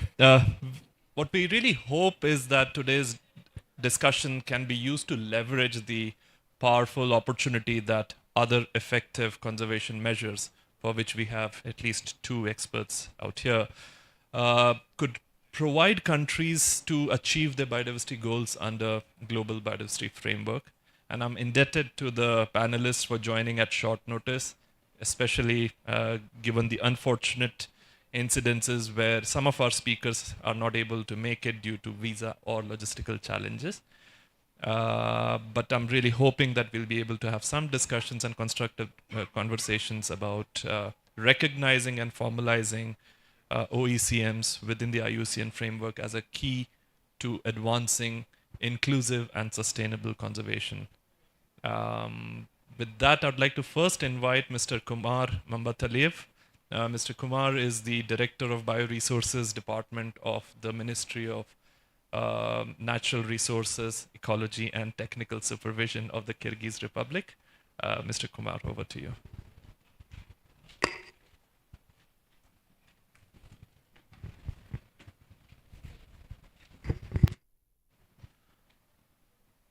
Hello, everybody. Dear ladies and gentlemen, with your permission, I will continue in Russian.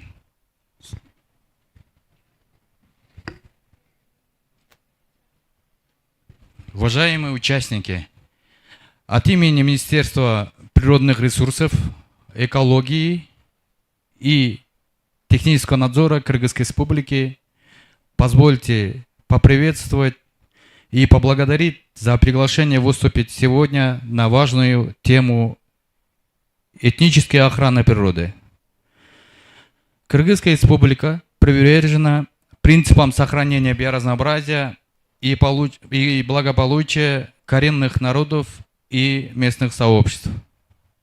Кыргызстан имеет долгую и богатую историю уважения и сотрудничества нашими коренными сообществами. Мы признаем их глубокие знания и связь с землей, что имеет важное значение для эффективных усилий по охране природы. Кыргызская Республика уже продемонстрировала свою приверженность этической охране природы, поддержав Альянс по этической охране. Мы считаем,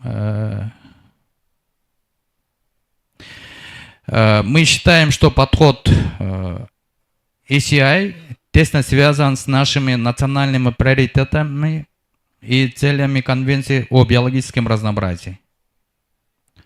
Фокус ECA на наращивание потенциала специалистов по охране природы имеет решающее значение для обеспечения внедрения этических практик на местах. Предоставляя инструменты, ресурсы и обучение, ECA дает возможность специалистам по охране природы уважительно работать с коренными народами и местными сообществами. Мы рады узнать, что недавний обучающий семинар для руководителей по охране природы, по этической охране природы был проведен на берегах прекрасного озера Суккуль, Кыргызской Республики в этом году. В настоящее время в Кыргызстане имеется особо охраняемые природные территории. В процентных соотношениях это составляет 7,6 от общей территории Кыргызской Республики. Чтобы довести этот показатель до 30%, нам необходимы прочные отношения и правовые и политические рамки, которые способствуют сохранению в партнерстве с местными сообществами.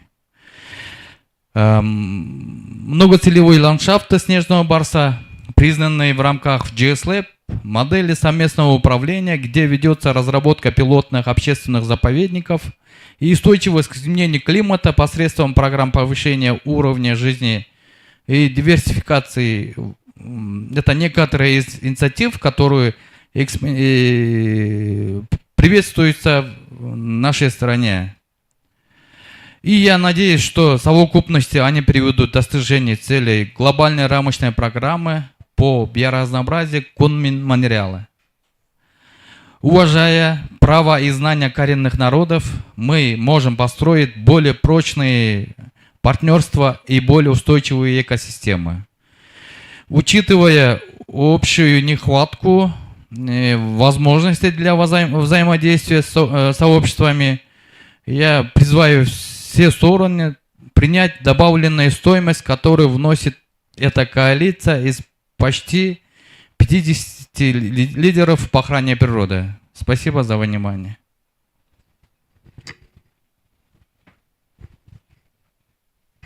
Thank you, Kumar.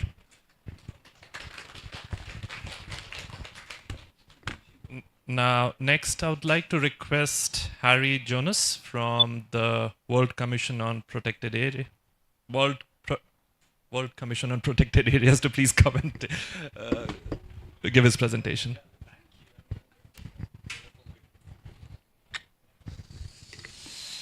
Hello, everybody.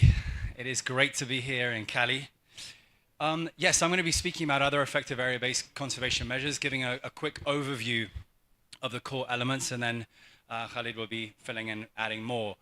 I am based at the World Wildlife Fund, and as you just heard, I also have a volunteer position with one of the IUCN commissions under the WCPA. So I always like to begin my presentations with what I think is the absolute overriding takeaway message, and that is that the OECM framework that I will talk more about now really provides this quite momentous opportunity to countries around the world to increase their recognition and support for rights-based conservation occurring outside protected areas. And it's a really, really important moment in time. There's a lot of excitement about it. Friends, there is some confusion as well. So I think if we can kind of ride the excitement and engage with the confusion, then we will all do very well. So what is an OECM? OECMs were defined by parties to the CBD here in 2018. There is a longer legal definition, but the essence of what is an other effective area-based conservation measure is that it is a site outside of a protected area that delivers the long-term in-situ conservation of biodiversity. And there was a very clear policy reason for developing this. We had lovely, important, thriving at times protected area networks, but we all acknowledge, as per that amazing video we just saw, there are a lot of areas outside protected area, outside PAs that are very important for conservation. So who governs those places? How can we better support them? And that's the essence of what this framework's all about. So the CBD here in 2018 agreed 4 criteria. As you can see on your screens, a site should be outside of a protected area. It should be governed and managed in ways that deliver the long-term in-situ conservation of biodiversity. Friends, whether ecosystem services and functions, they should be conserved. And where there are local values, again, you just heard a strong pitch about the importance of local values. You'll hear more from Ali Ferretti just now. They should be respected by any outsiders, okay? This diagram here, I hope, really underscores why the OECM framework is so important for landscape, seascape conservation, including freshwater conservation that often gets forgotten. Going back 20 years, for example, there was just a real focus on protected areas. Yeah? So when conservationists, international conservationists would look at landscapes, this is what they saw. What's interesting now through the OECM framework is so many other places get picked up. And we can connect these landscapes, these seascapes for people, also for nature. So let me quickly give you an update on what is a likely OECM, but also, friends, what are unlikely OECMs. You can see on screen there are the 4, the classic governance types that we talked about under IUCN. Government areas. I want to underscore a point now which is critical. We always assess sites at the local level, at the site level. We don't say all government forests are OECMs or all wetlands are not OECMs. It's always a site-by-site assessment, but one can say where you have government forests that are intact, they're likely OECMs, what we call potential OECMs. You can see other examples there of wetlands and even strange places like military sites. There are examples of some military sites around the world that without commenting too much on that, do deliver the conservation outcomes. In my own country, England, we've had plenty of wars with our neighbors, and there are war graves as well that are protected. Marine war graves around the British Isles actually are also quite good examples of potential OECMs. Oh, I'm sorry. Of course, there are indigenous peoples and local communities, indigenous and traditional territories. You might have whole territories, or you might have parts of territories that might qualify as OECMs.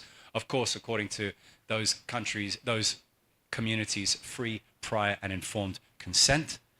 Private entities like families, like religious institutions may also govern, areas that could qualify. And lastly, a group that will, for kind of obvious reasons, not very integrated into the protected area framework, but I think will play a significant role, an important role in the OECM framework. That's the private sector. And when you look at private sector lands and waters, you start finding places like high conservation value areas, forest set-asides in other areas in the marine context as well that could qualify as OECM. So it's going to be really important, those of you who are with NGOs here, those of you who are with governments here, to engage in a robust way, I would say, with the private sector. And that is a segue to my next slide, because there are plenty of places that are not protected areas and they are not OECMs, and they just simply shouldn't be, however loudly people would like them to be. Monoculture forests, oil palm plantations, pastures, agricultural fields, and areas that are intensively fished. I'll leave the last one just now. There is a target for those areas. It's called Target 10 under the Global Biodiversity Framework, and those sites should be sustainably used, and they should be reported to under Target 10, okay? There is a reason people are pushing for Target 3, and that's because there's so much focus on Target 3. Governments are being focused about it, but there is a target, and I personally wish, if there's somebody here who's working on Target 3, let's work with Target 10, sorry, let's work with you to really raise the profile of that target. We've just published the first assessment of OECMs worldwide, and I just want to rip through some of these highlight statistics I think you'll find interesting. 15 countries have now reported 6,500 OECMs, covering 2 million square kilometers. That's 200 million hectares if you prefer to work in hectares. And already that covers, in the terrestrial realm, 1% of planet Earth are covered by OECMs. This is the paper we just produced. It's the first global assessment. To be upfront with you, there are 6,500 OECMs. We only assessed the first 820 because there have been some big jumps in the figures in the last few months. Okay, so this is not assessment of all of them. It's just a subset. This is really interesting. Far, far more OECMs than protected areas are under shared governance. I think that's interesting. Again, we need to kind of look into these things in more depth, but that seems very interesting. Key biodiversity areas, those of you who were just in the last session, 30% of OECMs are within KBAs. OECMs are increasing connectivity in those countries. Morocco, that increased areas that are connected and protected 30 times. 30 times. That's a big deal, and that's a very important thing for these new sites to be doing. And lastly, of all the countries that we assessed that had reported OECMs, the OECMs increased the eco-regional coverage by 2 eco-regions within those countries. Again, we need to look into those figures a bit more, but that's an important, potentially important contribution. All right. I mentioned the word confusion before. This is a new framework. It's moving very fast, and IUCN WCPA, with WWF support and others, is working as fast as we possibly can to develop tools and guidance to support your good work. And what we really need, friends, is for all the work on OECMs to be rights-based. That is a critical foundation. We've heard that a number of times today already. And then what we need in countries is enabling conditions, followed by the rights-based identification, reporting, and monitoring of sites. And then we also need the all-important part that you've already heard in the introductory is strengthening. This is not just about identifying a site, putting it in a database, job done. That is the first step, and a very important first step. But what we really need to do is then move from there to to supporting those sites, to recognizing them, supporting them, providing better finance, and also to defending them when they're under threat. So my last couple of slides for you. Here are two very key publications. If you're working on or planning on working on OECMs, please download these two tools for you. The first one, I've got a QR code for you here if that's useful. This is the site-level tool for identifying OECMs. This is the document you download and you use it at a particular site to measure that site against the OECM criteria. And then second, I have got this one for you, which is the guidelines on OECMs that tells the story I've just told you and a lot more good information in there. And friends, we are having a launch event coming up later on this week. If you'd like to come to that event, please do, and there'll be much more on OECMs then. Thank you very much. Thank you, Harry. That really puts a lot of what we've been trying to talk about in perspective. Now, perfectly fine segues, I'd like to request Khalid, Dr. Khalid Pasha, who works with IUCN. You volunteer with IUCN, he works with IUCN. And Khalid, please. No presentation. Okay. Thank you. Thanks, Kostub, and many thanks to Harry for introducing already and making it easy for me. You have heard of the story of the mountain coming from the mountains and the charismatic species of the snow leopard, and talking about the OECMs and where we are, and basically talking about the inclusive conservation and not just limited to OECMs, and with the target 3. So the target 3, to make it more inclusive, to make it more practical, to work it out, I think so it has to be in the way that we have to provide and make it as a co-ownership with the communities which live in and around those landscapes. Without those, we cannot do the conservation, and we cannot really make any kind of a stride on the target 3. OECM is one of the mechanisms, but within OECM also, when we are looking at, and hopefully within this conservation, within this COP, and as my friend Harry also just now outlined many of the things, but yet many questions remains to be unanswered. So looking at in terms of when we talk about local communities and indigenous people, how are we really going to give them the ownership for OECMs? How can we bring them in a more inclusive way? How we can start to really bring the dialogue in the front and make them in the front for when we are talking about conservation of these species. Because especially when we talk about mountain ecosystems and some of these landscapes, there the people are marginalized communities. They are already there, and those are the areas where you cannot create much protected areas and really have expansion of protected areas. We have to work very closely with the communities. We have to work with their cultural mechanisms, what they have within the culture. So we have to respect and mainstream some of those cultural values, basically marrying them with the ecological values and some of the natural values, so that we can advance into the conservation in target 3. I'm just coming from a meeting at the CBD Secretariat, which is talking about how to mainstream the target 3 in a more wider stakeholder just in the morning. And we were discussing about how we can start to basically bring other stakeholders in the room. Because we are talking about indigenous people, but we don't see them much in the visibility when the discussion and the dialogue happens. And still, they are sitting somewhere in the remote corner. We are trying to be their voices. We shouldn't be their voices. They should be their own voices, bringing their own perspective onto the table, and what and how we can make it more inclusive. So that's probably that is required now from the conservation community, how we can take it.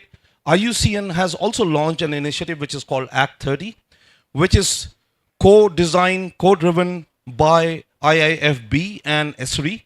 And the whole idea behind this is how can we make conservation target on the target 3, GBF target 3, more inclusive, effective, and equitable. And how do we do that? And the methodology is through the dialogue, through discussions, and the data. So those 3 Ds, if we can put together, we can start to work together, we can start providing that legitimacy and the voice to those communities, and also looking at some of the global standards where we are working through the green list in IUCN, recognizing some of the protected areas on the green list. Again, the component one, when we talk about the first pillar in the green list, is all about legitimacy and the voice to the indigenous people and local communities. So we should start talking about this dialogue, start including.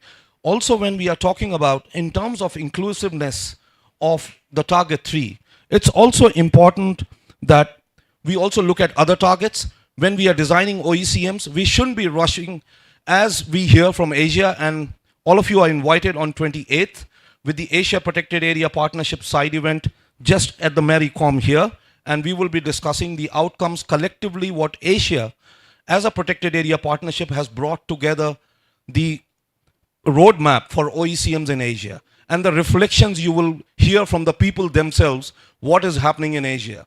And for that, it's very early that people have started talking about jacketing OECMs into laws. No. Let's look at enabling policies and existing laws and try to basically make OECMs as a means and a vehicle to deliver conservation, not to jacket it into a law. So that's very strongly coming from the ground and the partnership which I coordinate, and I'm speaking on that behalf. Also looking at the OECMs in terms of the connectivity, the functionality and ecological connectedness, it is important that the countries start designing OECMs in a target 1 as a spatial planning, rather than just going at random, which doesn't mean anything with ticking the box, but it has to have a functional purpose for having OECMs and basically expanding those.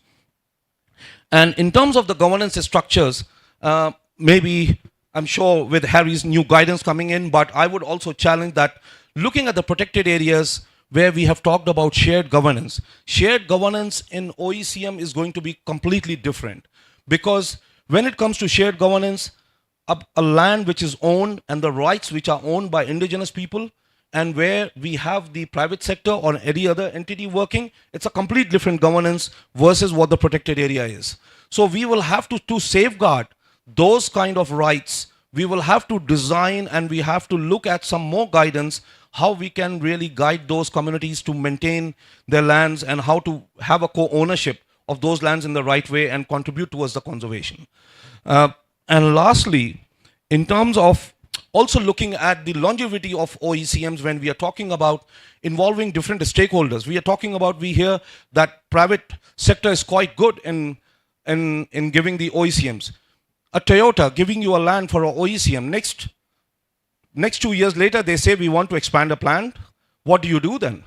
How do you maintain the longevity of that OECM? I think so there has to be some kind of a rules written in terms of looking at the categories of OECMs, looking at some of the OECMs which are primary, secondary, ancillary. We can design some of the longevity and looking at some of the shared governance, and in those aspects also we have to rethink in those.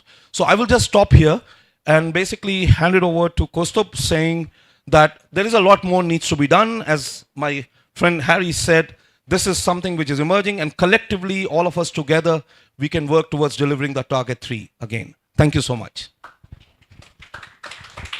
Thank you, Khalid.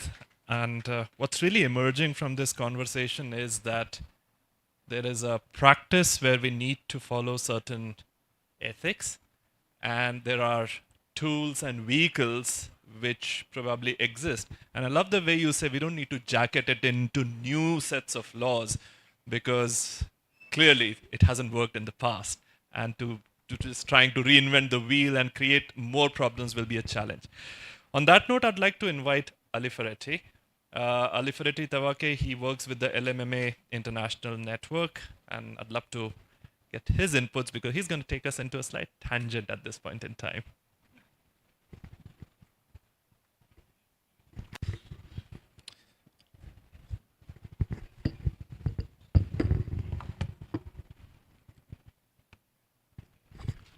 Good morning.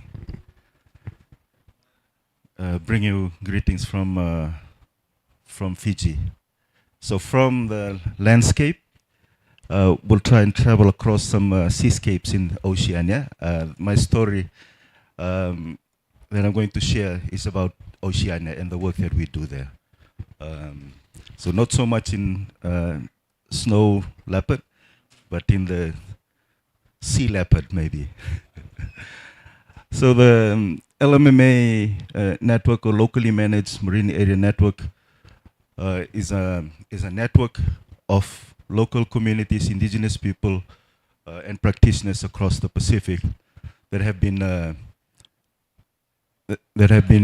working on establishing their fishing grounds and restoring them and conserving them as a source of livelihood. And the work cuts across the Pacific,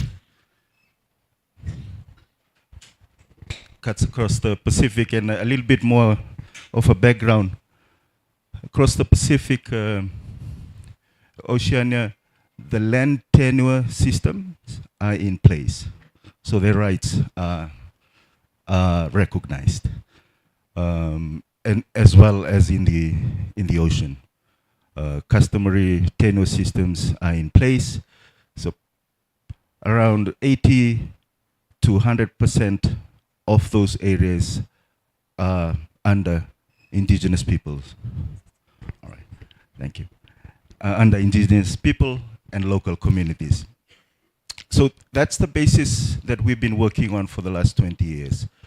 Working with them to identify areas of high biodiversity using their local knowledge, and also to look at ways that they can restore areas that have been degraded. So a little bit more of a definition on what LMMA is. It's an area. It's an area that is defined, that is under some form of management by IPLCs. First, by IPLCs, and secondly, also co-managed or shared governance with partners, right? Either government or local government. But the key is that the communities or indigenous are the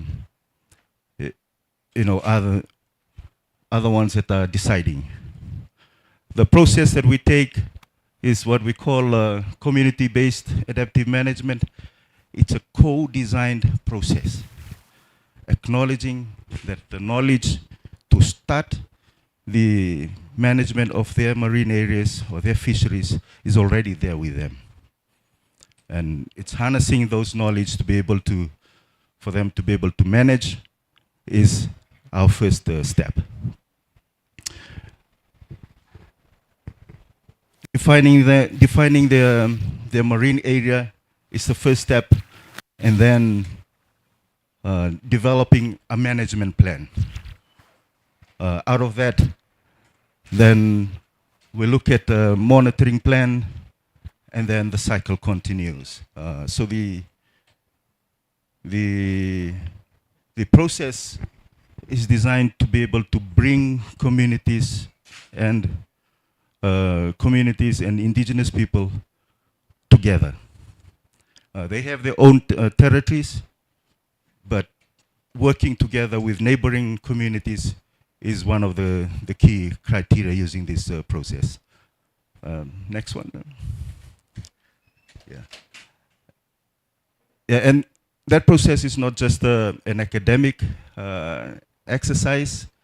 These are communities actually sharing knowledge and using values of respect and trust to be able to work with each other, to be able to listen, to be able to learn from the elders for the younger generation. And that's one of the key values of ethically providing a space for communities to be able to manage their own territories.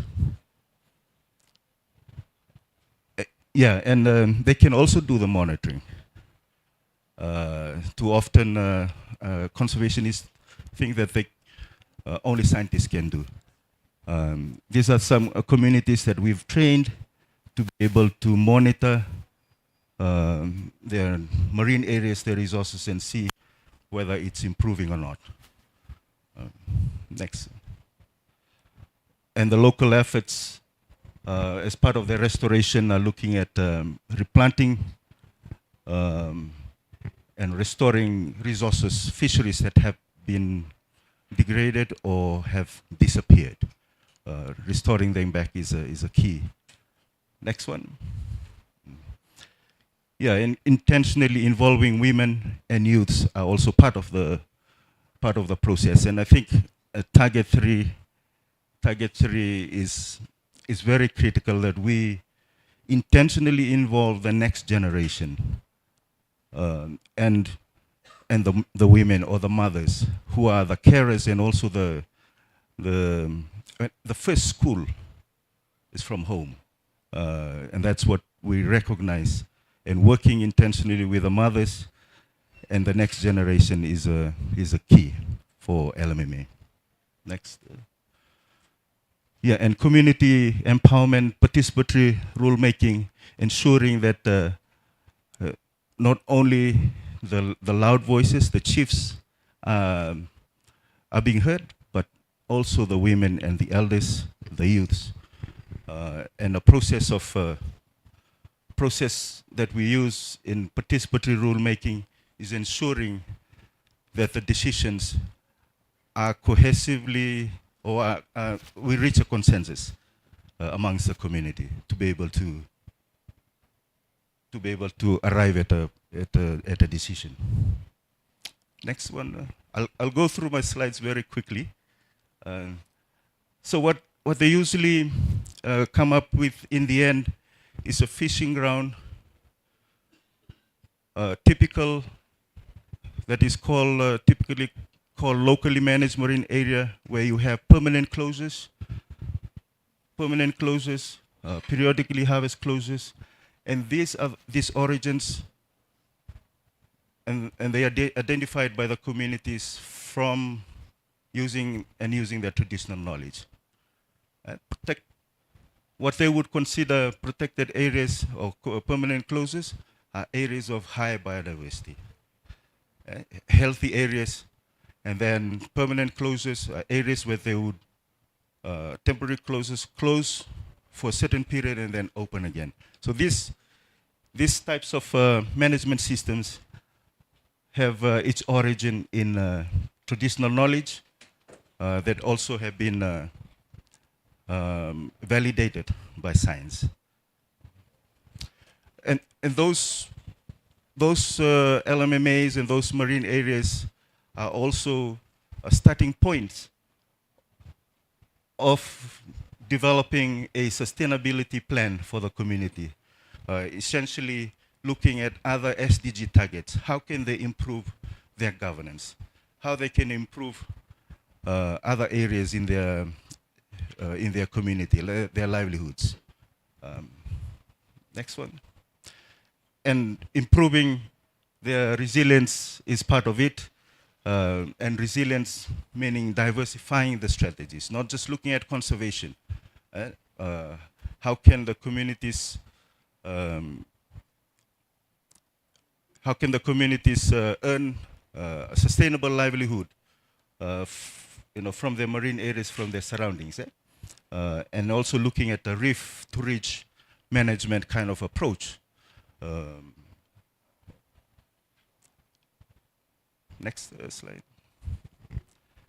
Yeah, my last slide is just showing that across the Pacific, these LMMAs are being established, and there are more than thousands of LMMAs across the Pacific. In Fiji alone, next. In Fiji alone, there are about 470 communities, 470, but across the Pacific, there are about 10,000 communities, 10,000 communities, and the target is to be able to continue to work with communities, local communities, fishing communities in particular, to be able to manage their resources. And part of it is doing it ethically, inclusive, and recognizing that they have the first responsibility to manage their resources first on their own. I would like to end by saying that for LMMA, our approach is to allow and encourage free and prior informed consent, providing the options to the communities for them to decide whether they prefer their areas or territories being counted as indigenous territories or OECMs or even protected areas later on. But it's a continuum for them. Not so much a choice. They can start with indigenous territories, and then if it's the conditions, enabling conditions are right for OECMs, then that would be a choice that they make them. But providing the options through a prior informed consent to the communities to make that choice, for us is the key as part of achieving Target 3. Thank you.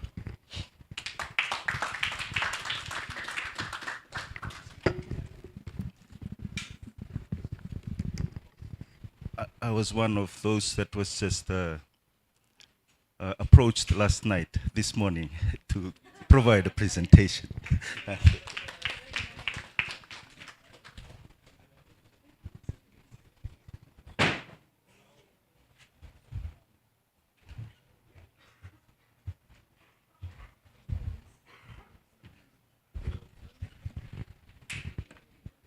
Thank you, Ali, for it. And as you rightly said, I mean, these could be the snow leopards or the water leopards or the sea leopards. I think what's really fascinating is the commonality of the challenges, commonality of the solutions, and the approach that whether it's the locally managed marine areas are concerned or the global snow leopard and ecosystem protection programs, landscapes are concerned, they all have the potential for the local communities to be able to play a more important role. And while we have the technical team quickly getting back to the videos, which I believe should play now. So once those 2 videos are done, then I'd like to invite our last panelist for her concluding remarks, followed by questions and discussions, if any.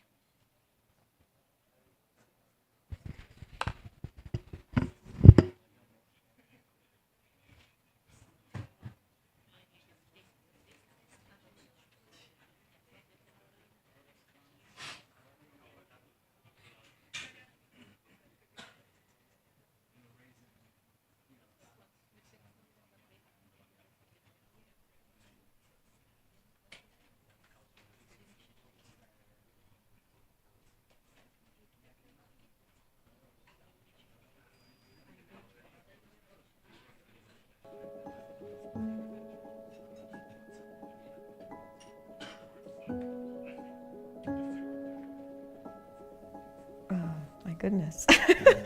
So, one word about community conservation. Okay. Community conservation means collaboration. Yeah, I would say respect, community-led, Integrative. Empowerment. coexistence, Perception. honesty, Empathy. capacity building, Community-centric. self-governance, Justice. tolerance, transparency, Respect. shared values, Inclusive. right? Forests, lions, land, Better planet. Success. pride, love. Yeah, that's what it is, because it's all about that. People come into conservation oftentimes with wealth of knowledge on ecology and biology. We tend to have very fancy degree. Again, because we as scientists are always up in our ivory tower. And we tend to come into the community trying to tell them what to do, educate them. Thinking that we are Dr. So-and-so and we know everything and you know nothing. This is the exact wrong way of approaching a community. There's so much more to conservation than what you learn in university or what you see in a textbook. There's so much more than that. It's about being open to possibility, working and living with your team, being incredibly present and just being open to the future. Is wildlife more important than people? Is orangutan have bigger stake than orang, which is people? That question hit me hard, and I realized how untrue that is. Both parties are equally important. As conservation professionals, we may be naive if we think that a good idea and a commitment and determination of one person or a group of individuals is going to counter 500 years of abuse, exploitation, paternalism, and corruption. But for some reason, when it's local communities, we biologists go there and put camera traps or do things and not always ask for permission or what they think about. Like you go to somebody's house or home and you don't just start working, you ask them, right? So I want to do this, what do you think? Is it okay with you? It's also important to me guide them through having them to sensitize their own rights, which is a very important thing that would lead local people to have ownership over their program, whatever that was, and then it would help local people to be empowered. When we talk about community conservation, we focus too much on conservation, which means that sometimes the communities could feel forced to do conservation. If we are able to connect those two, conservation and human needs, I think that we could definitely do amazing things with local communities. We, as a conservationist, will go to our village or any area to implement a conservation project for a short period of time. So we are like a tourist there, so we cannot be always there. We have forest guardians are trained to monitor red pandas and other endangered wildlife. They took care of the endangered wildlife very well because they were always there. And in Kenya, most of our lions actually live outside of protected areas. They're the ones sharing land with local communities. There's no one better to protect those lions than the communities who are living alongside lions. Work with them, to talk to them. What can we do together? What is it that you really want to do? Come with your ideas. And how is that going to impact their day-to-day life? And because those ideas and those concepts came from the community themselves, that's really what drove that conservation process ahead. And they are part of the ecosystem, they are part of the forest. And they hold unique knowledge and their interaction is so deep with nature. If we don't hear what they have to say, we're missing this important part in conservation, and I don't think we will be able to solve the environmental crisis we're living in if we don't work together with them. I think it is time now to go back to them and to ask them what to do.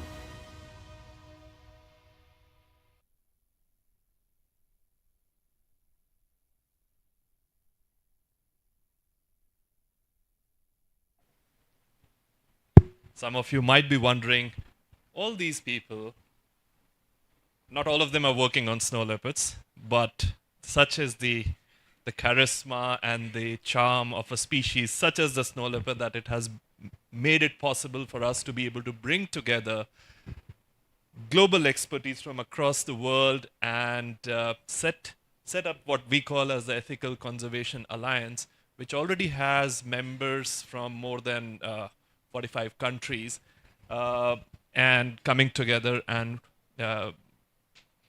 mainstreaming ethical conservation practices. I'm going to show you one last video before I request Wendy to come and give a concluding remarks. I think it's, yeah, no, not this one. Next. Sorry, it's repeating.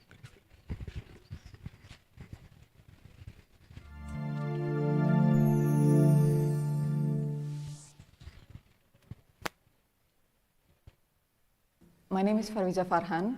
The landscape where I work is located in the northern corner of Sumatra in Indonesia. It's called the Loise ecosystem. It is known as the last place on earth where the critically endangered rhino, tiger, elephant, and orangutan still roam together in the wild. But more than anything, this landscape is livelihoods for so many people living within and around it. So a few years ago, our initiatives changed the way we work with the community shifted. We were working with the community to provide them with paralegal training and environmental impact assessment training. And the reason why we do that is because we know they have a seat at the table, and that seat was underutilized because they don't know how to make a full use of that decision-making power. When we give them this training, this group of ladies responded by saying, we have forests up in the mountain. We want to protect that forest because we know when the forest is destroyed, our village got flooded. We don't know how to protect this forest. And that was our first true equal community engagement, when the community come to us and said, we want to protect this forest. And we're like, great, let's do it together. And we support the community to obtain permits so that they could allocate protected areas in their village, in this forest. And then we support them to launch the first woman-led ranger team in this village. I first heard about all-female ranger team from the team in South Africa, the Black Members. They're very famous, right? And that kind of inspired me to want to establish something similar in the Loisa ecosystem. The challenge then became the process of decision-making on how do we establish either all-female, or how do we get women into protecting the forest in that way. We know that the male ranger team would go on patrol for 15 days into the forest. They would pack up their bag, all the logistics, and they would go. And they would not come back for 15 to 20 days. That same model would not work for the group of women that we were thinking of. There's so many barriers, from the fact that if they are young and that's their primary job, their parents probably would not allow them to do this. It's probably dangerous. It's probably physically more challenging, although I doubt that. I think women tend to be diminished when it comes to their physical ability. But acknowledging all these different layer and barrier and challenges that the group of women are facing, we decided that it may not be the way for the group of women rangers. Maybe the best pathways for them is to meet them where they are at. So when we are in discussion with these groups of women, they told us that they could go on a day patrol.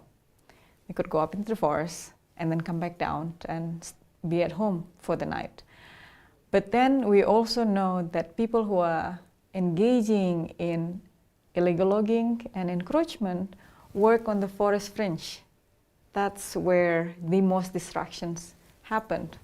So this model could work. It comes from the group of women, they know the solutions. So the men in the village would try to stop illegal loggers and people that are encroaching into the forest from clearing the land, but they tend to be quite confrontational. So when they come across the illegal loggers or people that encroach the forest, they get into arguments and conflict really quickly. But the women are very persuasive and they're very efficient. And the way they does it is very different from the men. When they come across illegal loggers or encroachers, they would actually invite them to sit down, have coffee, open up their lunch boxes and share the meal with the people who are encroaching into the forest and ask, where are you from? What's your name? Why are you doing this? Why are you destroying our forests? Do you know that when you destroy our forests, we deal with the consequences? We get the floods. We get our water flow disrupted. The men that are engaging in this illegal activity would feel so ashamed that women as old as their mother or their grandmother are telling them off. And because of these initiatives, it really discouraged people from engaging in illegal forestry activities in the area. Deforestation have been driven down to zero in this particular area.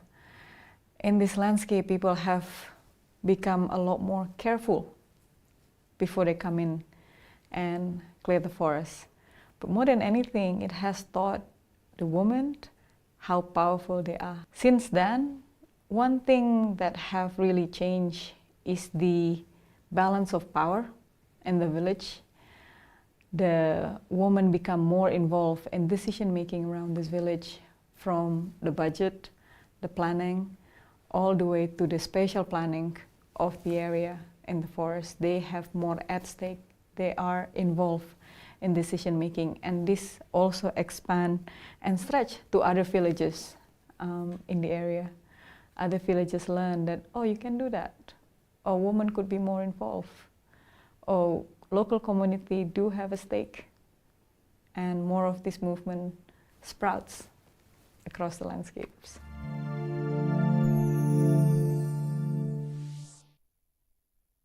Thank you. As Albert Einstein said, the more you learn, the more you realize how little you know.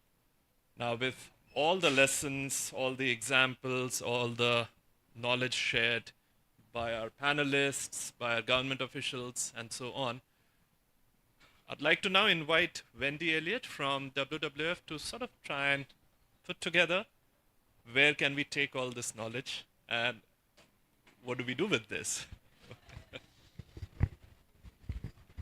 Thank you so much, Kustub. And I'm really delighted to be invited to close this event. It's such an important event, and I've really learned a lot from all the speakers. It was fantastic going to Fiji, going to Indonesia, but to pull it back to the incredible landscapes which the snow leopard lives in, that's one of the reasons I think this event was so important. These landscapes are so essential for us all. So snow leopard landscapes, they are the source of rivers that over 300 million people are directly dependent on. That is a huge proportion of people whose very being is dependent on these areas. And the other magical thing about these landscapes is it's where people are directly connected to and living within the ecosystems that they live in. One of my favorite stories from WWF is the Kanchenjunga conservation area, where decades ago when WWF first visited this area, they were met with great hostility. Communities thought that this was going to be an intervention that would force them from their lands.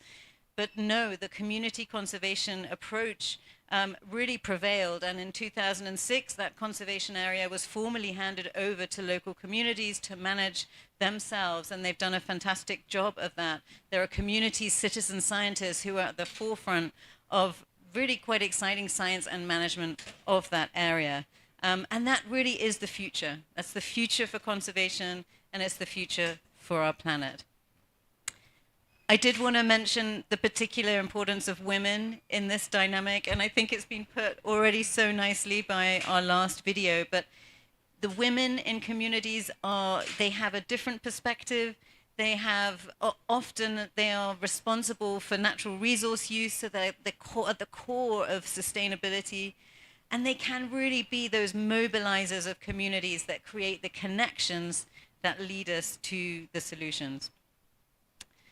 But I think the last thing, which for me is just incredible about these spectacular landscapes, is the snow leopard.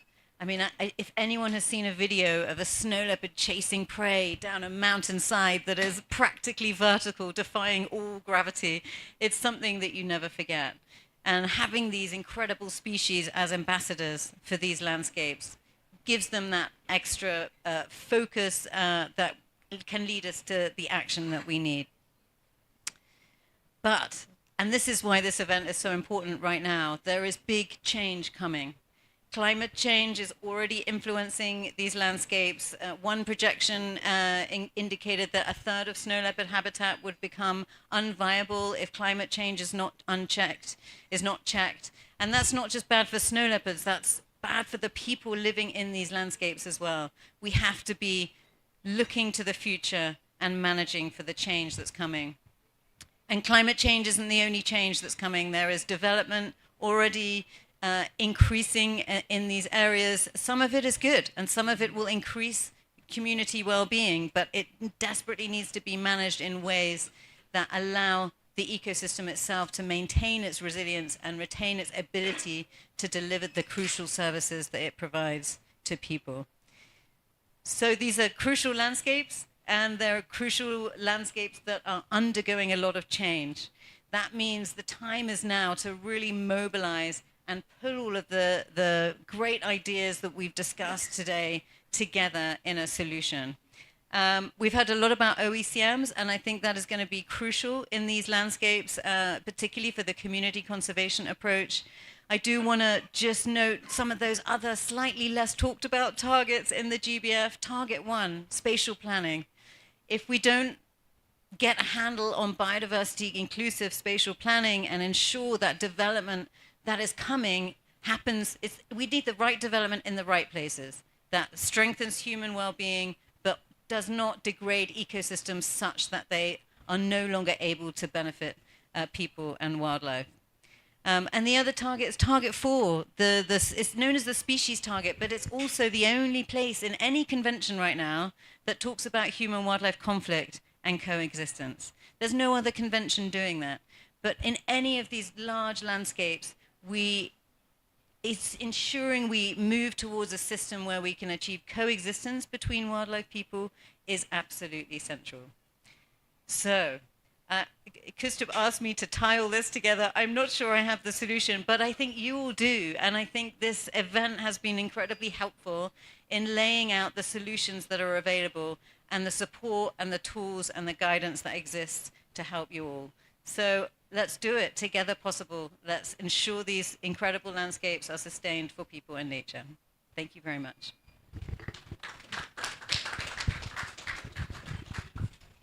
Thank you, Wendy. You actually did put it together very well at the end. Now, well, this is probably the first session I'm a part of where we have time. Does anybody have any questions? Please feel free to ask. I'm absolutely incapable of answering many of those questions, but I'm sure our panelists here will be able to answer in case there are any questions. If not, yes, please go ahead. And may I request the panelists to come up should there be questions that they can answer, please? Alipuriti. Thank you, and thank you for a really interesting set of sessions. I'm Richard Cuthbert from the World Land Trust. I've got 2 questions, if I may. So, OECMs, do they just need to be put forward at a national level or government level, or can they be put forward at a regional level, or by communities, or by private landowners? And the second question is, I'm fully supportive of OECMs and LMMAs. It's great to see that spoken about today. And I'm really supportive of it. I guess the question I have is, from my experience, sort of declaring these areas is the easy bit. And the question to the panel is, how do we get resources for the ongoing management and protection of these areas after they're recognized? Thanks very much for that question. I'll begin with the first one, and I'll hand over to colleagues for the second one. And it is a nice segue. Your first question was about sort of how are these sites identified and ultimately reported. Yeah, it would operate primarily at a national level, but we're already seeing regional approaches to looking at how OECMs can support, for example, in the Himalayas and the Hindu Kush that you could speak to. And within that, currently it has been governments in the first instance who have led. And that's because they're plugged into these processes, they know these acronyms, they've begun working, and you saw some of the statistics I put up. But actually, the data, UNEP WCMC, the World Conservation Monitoring Center that houses the data on OECMs and protected areas, will receive data from non-government sources.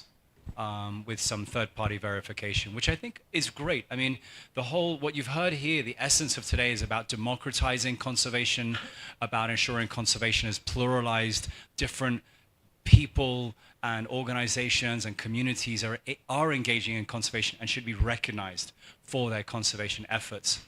And so what you're seeing is we're trying to develop a legal sort of international framework that really represents those values going forward. So I hope that answers a little bit of the first one, and that is evolving, by the way, as things change in countries. And I'll hand over to my 2 colleagues here about resourcing and supporting and defending these sites once they're identified. Thanks. Just to add on the first one first, also just that very recently in the CBD there are 18 centers which have been declared as the sub-regional technical scientific cooperation centers, and one of the major roles for them is to help the parties and other stakeholders within the region to deliver towards the conservation targets. And this is where, given the capacity and the amount of OECMs, what Harry just said, that there are more than so many number of thousands coming up, and there would be more coming up, I think so these technical centers would be good to, and this is something which is now being discussed within the CBD. As I said, I came back in the morning and we have just proposed that as a third-party verification to help WCMC, given their limited capacity, will not be able to handle that kind of a data which is going to emerge now. It is going to be an explosion of OECMs coming in. And these TSC centers would therefore help going beyond the government as a third-party or independent centers to validate and to provide that assistance in terms of recognizing the OECMs in the countries. In terms of mobilization, coming to the second question, and resources, as Harry said, this is evolving. There is still a lot more needs to happen because still this is a process which is being driven nationally. Regionally, it still is not come to an stage, and even within nationally, there are still many countries which are struggling to even understand. Some countries have done beautifully, and I speak from the point of view within Asia, like Thailand, which is an absolute like a story to be told that how an OECM should be done nationally is perhaps Thailand has done a very systematic approach. Or looking at in India, what has happened is these two countries stand out the way, starting from the spatial planning, taking it to there, and then also they are establishing incentivization schemes for people for declaring OECMs. So I think so as we talk, there would be more opportunities emerging to see how OECMs gets incentivized, and by getting the private sector also, which Harry mentioned in the morning, we could be harnessing a lot of unlocked funding which is sitting there in the name of CSR within the private entities, which could be then brought into basically incentivizing some of the OECMs which are with the local communities and the people at OECMs. Thank you. For the second question, I'll share some of the experiences that we currently have with communities. We ask about what are these funding to sustain, funding to be able to sustain this.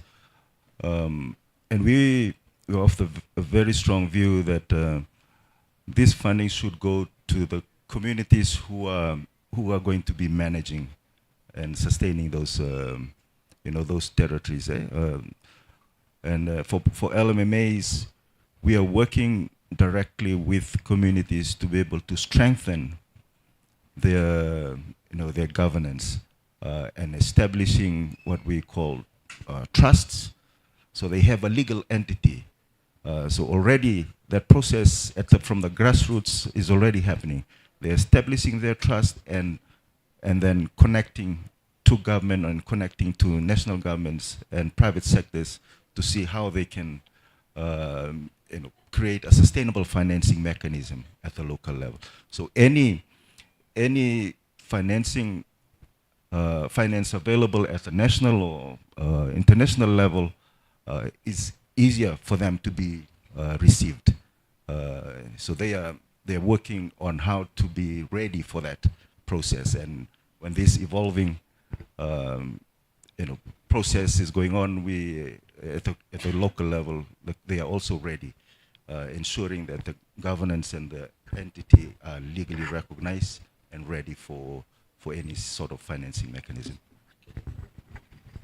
Just very quickly, just to add an example on the incentivization. So there is, I'm not sure how it is going now, but the Sustainable Finance Coalition, working with the South African government, the South African government introduced some subsidies on the tax for people who are declaring OECMs. So that's one of the examples, and there might be more emerging as such, which could be used as incentivization. We have two questions. First was you, then you, and then I'll come to you. We'll try to do it short answers, please. We have just 3 minutes left. Thank you so much. I'm Khalid Khawaldi from Jordan. I'm the Global Coordinator of the World Alliance of Mobile Indigenous People and Pastoralists, WAMEP, a member of the ICCA, Indigenous and Community Conserved Areas, Territories of Life, and coming from a small community in southern part of Jordan affected by non-ethical conservation, unfortunately. I was in another event, and when I was looking in my mobile for the word ethical conservation, I rushed here and I arrived halfway of the meeting. So, but I'm really very happy to hear from you all the new approach towards conservation that recognize the rights of the communities and indigenous people, which is very important. I have a long story to tell, but I'm sure that it is not the time to tell. I see that you are smiling, agreeing with that. But really, it's a misery story. I would love to tell in another opportunity. But let us be positive and make sure that we make use of the opportunity to prevent the misery that I cannot tell now.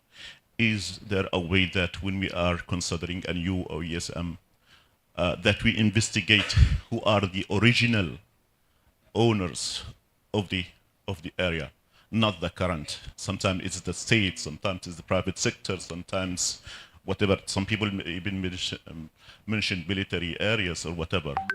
I think it's very important that we dig deep to make sure that we are not ignoring the customary or historical rights of the indigenous and local communities.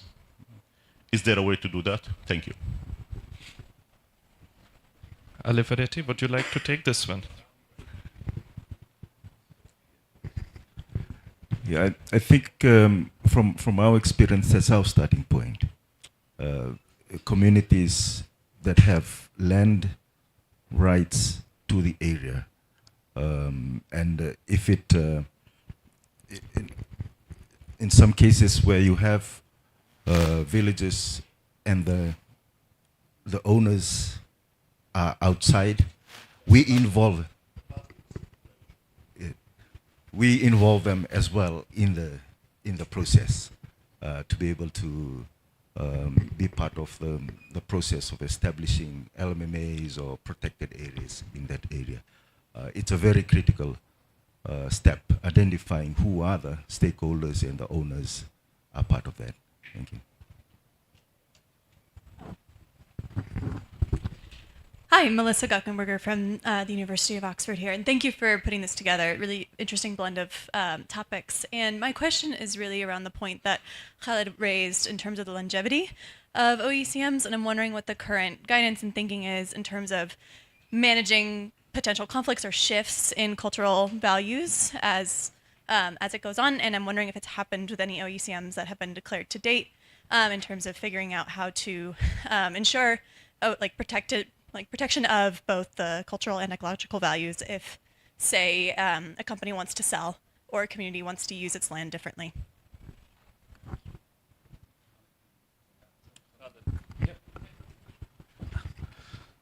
Again, with the emerging dialogue, yes, I'll be very short. With the emerging dialogue in Asia, some of the examples which have been put forward, and this is I speak again on the behalf of the partnership, is looking at that scenario of the customary rights. What has been suggested, and it would be to the experts like Harry sitting here, is there are different kind of OECMs which are no-go areas, ancillary, and then you have the secondary ones.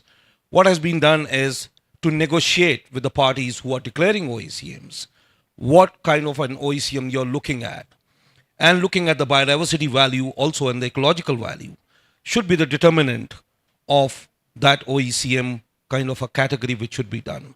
If you have committed for a longer term, and whatever that term period may be, then you are bound with those rights. But if you have something, a company like some other automated company or something as a corporate sector, and you say that, okay, I'm maintaining it and I'm contributing for a shorter term, which is a secondary OECM, and then I would be able to do something like that. We don't know. We still need clarity. We need guidance. But maybe this is something which collectively could emerge out from this COP also. I'd just like to sort of pick up on both those points at the very end. Look, I think this is a really exciting area of evolution. Things are really happening fast. And so sometimes we're asked questions as experts, and I think the honest, sort of deep answer is to say there's a lot still to be played for. So please, please get involved. And then to you, sir, I wanted to update that I'm also a long-standing member of the ICCA consortium, proudly so, and that all these ideas that ultimately have imbued the OECM framework, led to the OECM framework being developed out, came from a lot of that early thinking. And so as things become increasingly technocratic, which is a tendency, and needed at times, we need to collectively ensure that those deep-rooted values, those local values that we've heard so much for, particularly in the videos, remain central to this framework as we go forward. Also recognizing one of my colleagues over here, 2 of them from Thailand. Thanks for the shout out, Khalid. Great. Thank you very much. Unfortunately, we are out of time suddenly, but we can continue this conversation. Feel free to visit the Ethical Conservation Alliance website. They're all over social media as well. And of course, the speakers are going to be around. I'm sure you can pin them down anytime, and they'll be happy to answer your questions. Thank you very much for your time and questions and attention. Thank you.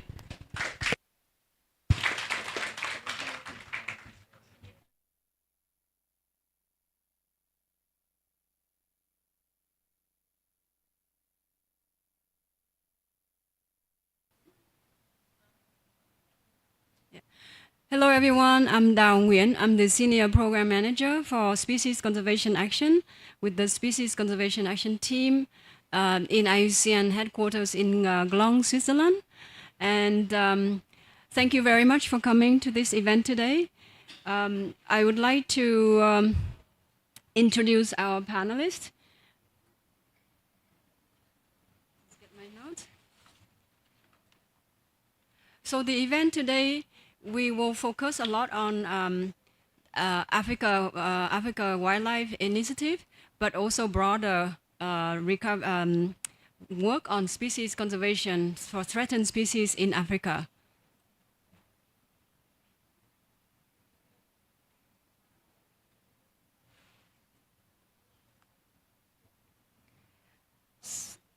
So, as you all know, human activities have dramatically accelerated the species loss, biodiversity loss in all over the world, and threatening ecosystems and livelihoods of local communities in many countries. Today, IUCN is very privileged to have you here to gather and discuss and explore how we can stop the loss of species through targeted conservation actions, strategic partnerships, and innovative conservation approaches. At the heart of this global biodiversity framework, the Kunming-Montreal Global Biodiversity Framework, is the Target 4. And this side event is also focused on the discussion of how the Target 4, which is calling for urgent management actions to ensure the recovery of threatened species. So in Africa, with its species richness, faces both unique challenges, and there are also incredible opportunities to reverse the trend of species loss. Countries across the continent are having to working on develop new or updating and implementing the national biodiversity strategies and action plans to contribute to the achievement of the Kunming-Montreal Global Biodiversity Framework. But the governments cannot implement alone. They need support from all other stakeholders. So partnerships between national wildlife authorities, government agencies, civil society, private sectors, and international donors, like the European Union, they will be speaking today, the donors of the IUCN SOS African Wildlife Initiative, are really crucial for success. So to tackling these complex issues, the African Wildlife Initiative has been funded by the European Union to address a lot of these threats to threatened species in the continent. So today I'm very privileged to have our four panelists. First, our Deputy Director General of Programs from IUCN, Stuart McGuinness. And second,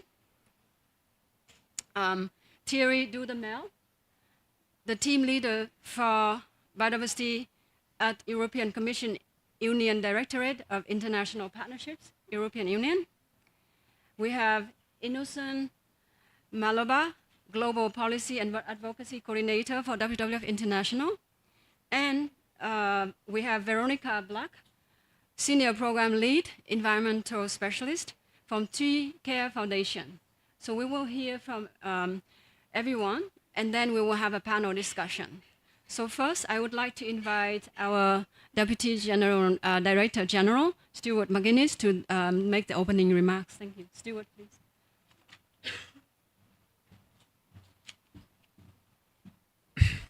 Well, thank you, Maria. Thank you very much, Dao. It's a real pleasure to be here. I'm particularly actually excited about this event because I think it does two things. It highlights the urgency and the challenges of what we still have to address, but also it also conveys, and I think we'll see from some of the examples, that action is possible, success is possible, that conservation does work when it's properly applied, and I think therefore it gives us a pathway. We're not locked in to an inevitable decline. We have a choice whether we want to accept this or whether we want to take action. And I think what we will present over the next hour and a half is actually some a really compelling identification of how that work can happen, but also the need that we need to continue. So, just by way of a few opening remarks, you all know this already, so I apologize. I'm telling you stuff you know already. But from the IUCN Red List of Threatened Species, we know that 28% of all the species that are assessed, so the 160,000 species that we've assessed, 28% are threatened with extinction. And that would then, if we extrapolate that would suggest that perhaps around 1 million species may be under that some degree of threat of extinction. We also know that the global rate of species extinction is 100 times higher than the average background rate over the last 10 million years, which feeds, I think, a very plausible narrative around the risks of a sixth mass extinction risk. And it's not just extinction, because we have got, this is also coupled with the very fact that we have seen ongoing relentless species population decline over the last 50 years. I think WWF in the last Living Planet report said that we've seen species populations on average decline by 73% in the last 50 years. I mean, that alone is frightening, and it lays the foundations and the groundwork of why species extinction is such a proximate and such an alarming issue that we have to deal with. A true global crisis. Now, we also know that, unfortunately, there are multiple global crises in the world, and the one that probably gets the most attention at the minute is climate change. And indeed, we and many of you here are working on dealing with the issues of the climate crisis. But I'll quote Professor Dieter Helm from Oxford University, who is one of the specialists on climate pathways pathways out of the climate crisis, and he himself says not enough attention is being actually paid to the biodiversity crisis. We also know from COP26 in Glasgow that it was recognized that these crises are interlinked. You can't deal with one without dealing with the other, that there is that they are meshed. And one of the problems and challenges we've had in the past is we've tried to solve one problem and exacerbated 3 or 4 in the wake of that. So it means that the biodiversity crisis and the species extinction crisis doesn't sit by itself. It needs to be understood in the context of the real challenges that the world is facing. Also, species are the building blocks of ecosystems, individually and collectively. And that means, therefore, the very fact that these crises are interlinked, that species are the fundamental building block, it means that the species extinction crisis is also an issue around climate crisis, food and water security crisis, a health and emerging disease crisis. 1 in 5 people still rely on species for income and food. So it means it's a livelihood crisis as well. And then species, of course, looking at our history, our social history, have been fundamentally part of our history and culture. So it's a cultural crisis as well. So I think that first and foremost, when we're dealing with species loss, we're not just dealing with one species disappearing in one habitat. This is an interrelated global issue. Now, if we maybe just take a look at the work that SOS has been doing with the African Wildlife Initiative, reason, you know this again, Africa, a quarter of the world's species and hosts some of the world's most biodiverse living landscapes. These ecosystems support the livelihoods of millions of people.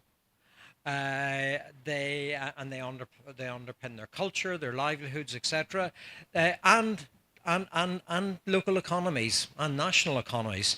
There is Africa Wildlife and Wildlands generate about 29 billion per year and employ 3.6 million people. And just one example of that, a country that I know quite well, Rwanda. If you look at the Rwanda Development Board, i.e. the government agency that's responsible for attracting in foreign investment, they take responsibility for the national parks, and the reason they do that is for one species in particular, the mountain gorilla. I remember I was actually taking a plane flight back from Kigali to Nairobi with the chief executive of the RDB, and I asked her what was a key priority. They've got lots of things, and they're bringing in different types of investment. And she said, to this day, biodiversity and national parks are the key priority of the Rwanda Development Board. So I think that really shows just how fundamental nature, conservation, and species actually are to many economies. So there have, as I said, there has been success in species recovery, and we've seen with expansion of protected and conserved areas. We've seen effective species conservation action plans, and Dow is going to touch on these as well. But I think the other thing is we are still facing a real challenge. So while there are some glimmers of light, I think there is still so much more work that we need to do. And this really requires a multifaceted approach involving habitat conservation, sustainable resource management, pollution control, climate change mitigation, establishment of protected areas and OECMs, other effective conservation measures, and critically, policy interventions, and not just policy interventions in the environment, but looking at integrated, coherent policy interventions across the economy. So the Kunming-Montreal Global Biodiversity Framework Target 4 seeks to ensure if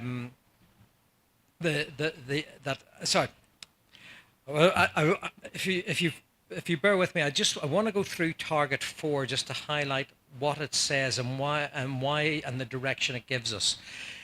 It seeks to ensure urgent management actions now. It's not about plans. It's about actually undertaking the actions that will address and halt human-induced extinction to known and threatened species, and for the recovery and conservation of species, in particular threatened species. It also seeks to significantly reduce extinction risk, as well as to maintain and restore genetic diversity, etc., and to use various means, both in situ and ex situ sustainable management practices. And finally, also recognizing that there are challenges with human-wildlife interaction and to proactively address those. And so 2 years into the GBF, the urgency to conserve Africa's biodiversity and support health and functioning of communities and ecosystems really does require unprecedented collaboration, finance, knowledge, capacity, and tools, and frontline action. And I do want to come back to this idea of unprecedented collaboration, because there's a lot in there.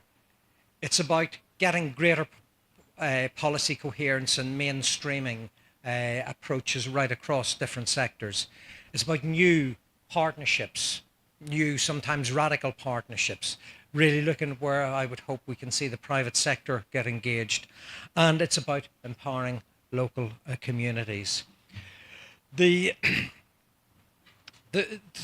countries, obviously this has got to be done on a country-by-country basis. The countries will play a critical role through defining these actions in their MBSAPs.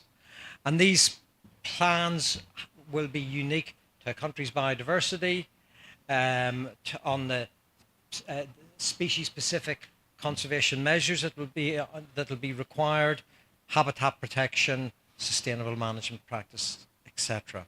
So, just to come and to conclude on the role that IUCN, with the support of the European Union, have been undertaking with the Africa Wildlife Initiative. Like all parents, you're not supposed to have a favourite child, but I must admit, SOS is one that's very close to my heart, and the reason why it's close to my heart is because it provides, and it's designed to provide, science-based conservation action on the ground to save species, animals, plants, fungi, and by having really having an impact on funding conservation, frontline conservation. We in IUCN don't look at species conservation in isolation, and therefore it is an issue, as I said, we need to think of it in an integrated manner. So it's about obviously taking direct species-specific action, but also habitat protection, improving the livelihoods, helping to identify ways to mitigate human-wildlife conflict. And I think, you know, we're implementing an initiative with with the Africa Wildlife Initiative that's really designed to halt the decline of threatened large African carnivores by addressing several of the key drivers of that: poaching, habitat fragmentation, human encroachment, human-wildlife conflict, etc. And critically, at the same time, really empowering civil society organizations so that they can be the agents and drivers of that success. So, in conclusion, I would really like to thank the European Commission Directorate General for International Partnerships for investing 16.5 million euros to really halt the decline of these key African carnivores. It has delivered success and impact, and I will touch on that in a minute, but just a couple of headline figures. 40 million hectares of key habitats have been put under rigorous new management regimes. 26 new policies have been established to lead to better conservation. There's over 600,000 direct beneficiaries in terms of local communities. And in addition, this doesn't happen in a vacuum. It happened actually during the time, you can see when it happened there, it happened during the COVID time. And so it also actually, because of that proximity on the ground to communities, working through local organizations, it was able to provide COVID relief support and grants in the context of this conservation work. So as I said, I was going to elaborate a little bit more, but I would actually just leave one concluding comment to you, that as you listen to our distinguished speakers here and to listen to Dow's report, please remember there is some really good news stories in here, but it's only a start, and there is so much more that needs to be done. And I think actually this is one of the things we really do. This cannot be done without actually mobilizing resources, and so I really would ask those who manage resources in this room to really consider, I think there's a proven proof of concept here. It shows results, but I think what we really need to do now is we need to see how we move this forward. We cannot just start doing something. We've got to continue on to have real substantive delivery. Thank you very much.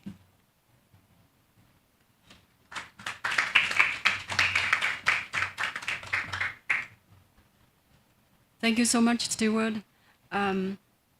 So to continue, as Stuart mentioned, I will present the impact of the IUCN SOS African Wildlife Initiative and the critical role played by various partners and stakeholders in the initiative. So I am actually not part of the team who implemented this initiative, but we have an African Wildlife Initiative team who can't be here today, so I'm making the presentation on their behalf. So I would like to thank Anne Mugo, Faria, and Felician for all their work. Felician and Faria are based in Africa, and Anne based in headquarters, but they can't be here today, so I'm making the presentation on their behalf. So the SOS African Wildlife Initiative is funded by the European Union, and Thierry will mention later on, from 1917, and the fund will last until 2025, and focus on preserving threatened species, their habitats, and the people, working with the people depending on the species.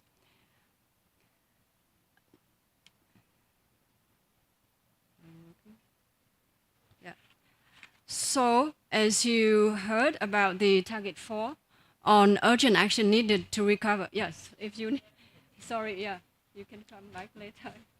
It's easier to see the slides. As Stuart mentioned, and as of course the global Kunming Montreal Global Biodiversity Framework call for target 4, urgent action is needed to recover species and halt extinction. As you see the decline of the Global Living Planet Index, and I think Innocent will elaborate a little bit later.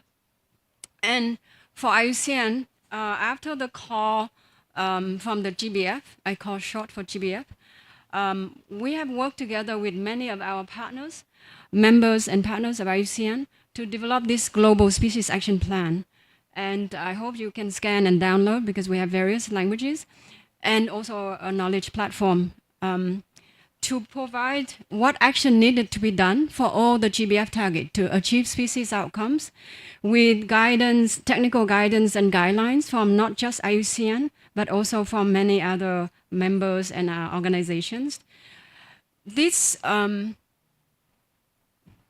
graph here from this Global Biodiversity Action Plan, Global Species Action Plan, is to show you the interlinkages between all the GBF targets and key species outcomes.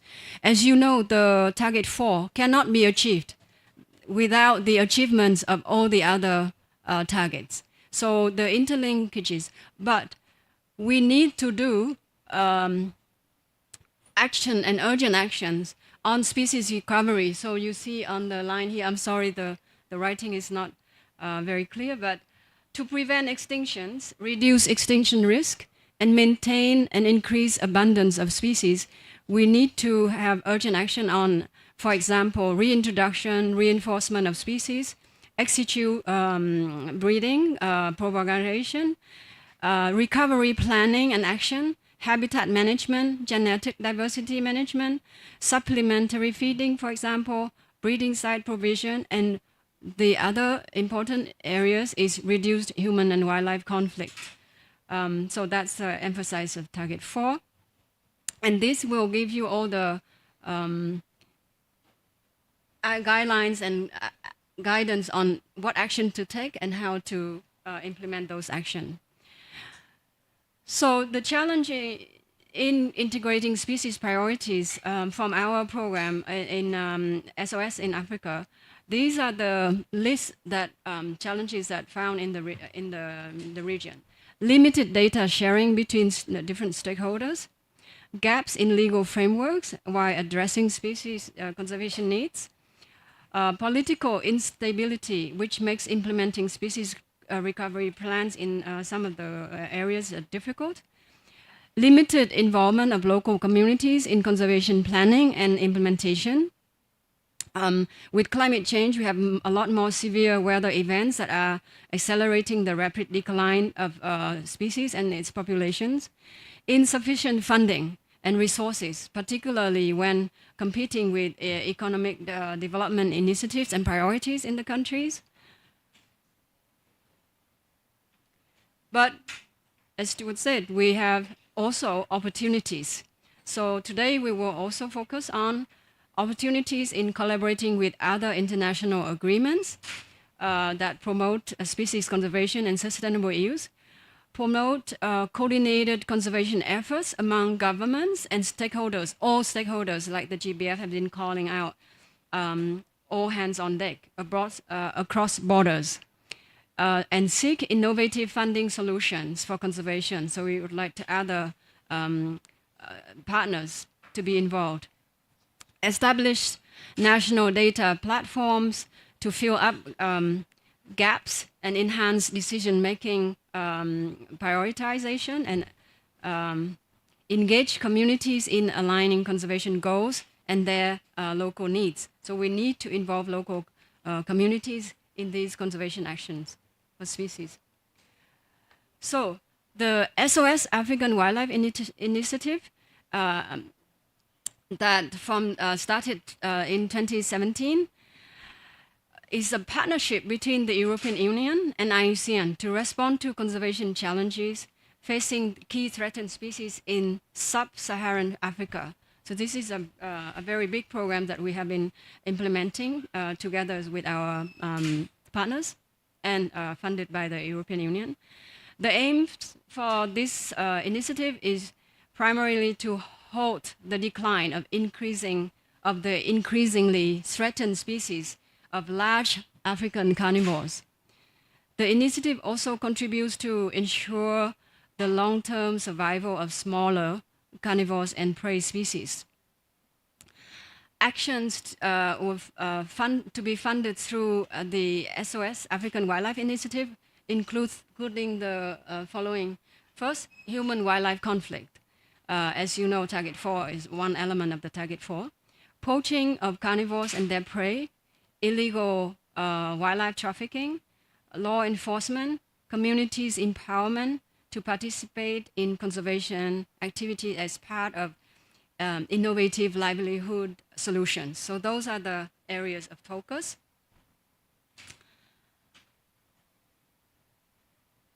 We also seek, during the implementation of this initiative, collaboration with other MEAs, the multilateral environmental agreement. So to enhance our efforts of conserving threatened species in the region, we have established and signed a memorandum of understanding with CMS, Convention on Migratory Species of Animals, to support the implementation of their program of work that jointly between CITES and CMS African Carnivore Initiative. So this is a very important part that we want to expand to have the involvement of all the CMS and CITES parties to work together to implement the program.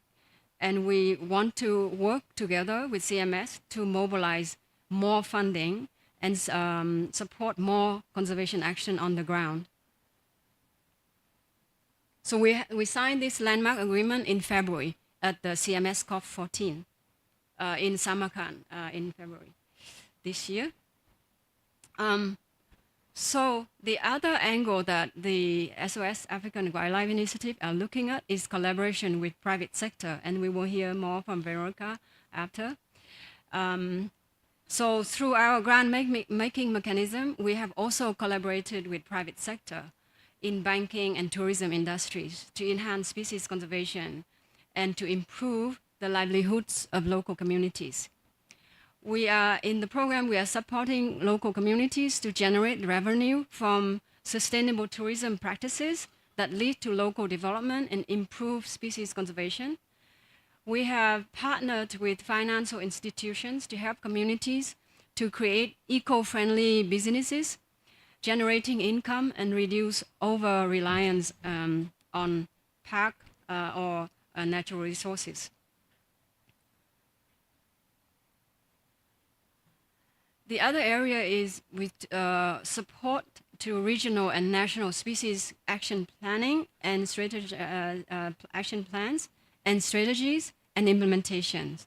So the SOS African Wildlife Initiative have been involved in some of the regional strategy development and planning for conservation of cheetahs, wild dogs in West and Central and Northern Africa, national conservation action plans for cheetahs and wild dogs in Senegal, action plan on managing disease risk in African wild dog in Africa. As you know, emerging infectious disease among wildlife is another major threat for threatened species as well.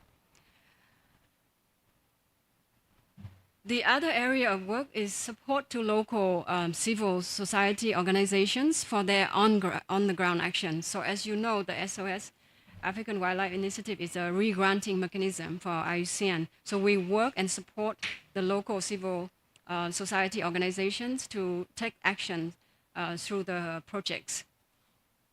So we had 3 calls for small and medium type of grants from this initiative. Programmatic approach to address existing conservation threats to species, awarded through periodical conservation projects, long-term projects, as well as small small grants projects. In the sub-Saharan continental Africa, we don't excluding South Africa. We also have rapid action grants as well, awarded to 54 projects. So here are some of the examples and pictures from the project on the ground. So these are the projects that are implemented by local civil society organizations, local NGOs in Africa, in the regions that are in, excluding South Africa region. So we have field patrols in habitat management and protected areas, community consultations working with local communities how to find solutions for species conservation. We also have support with rangers and their patrolling units. We also support with infrastructure for habitat management, a lot of support on species monitoring, lion collaring, tagging of species, and especially human-wildlife conflict mitigation. We're also working on alternative livelihoods for local community living in and with wildlife and in wildlife habitat areas. There are a lot of snaring and removal and implementation of illegal wildlife trade action on the ground as well. So these are snapshots of what those projects on the ground funded by this Africa Wildlife Initiative program. I think this is the end. Thank you very much. We will continue. I know that you will have some questions, but we will continue to have other speakers, and then we will have a panel discussion. So if you have questions, please note, and then we will come back to the questions. Thanks. So now I would like to introduce Thierry Dudermel from European Union to present and make some remarks about the European Union's program that funded the SOS Africa and Wildlife Initiative. Thanks. Thierry, please.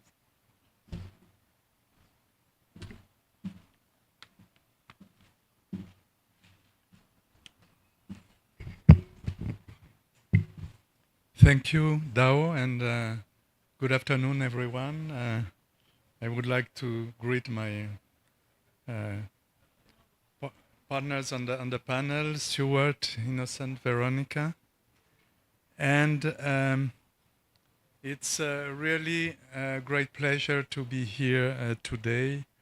And my first remark would be that the composition of the panel is already a concrete example on how conservation organizations, donors, and private sector need to partner to make species conservation work. But not only, I would say conservation more broadly, it's how we can make this a reality on the ground.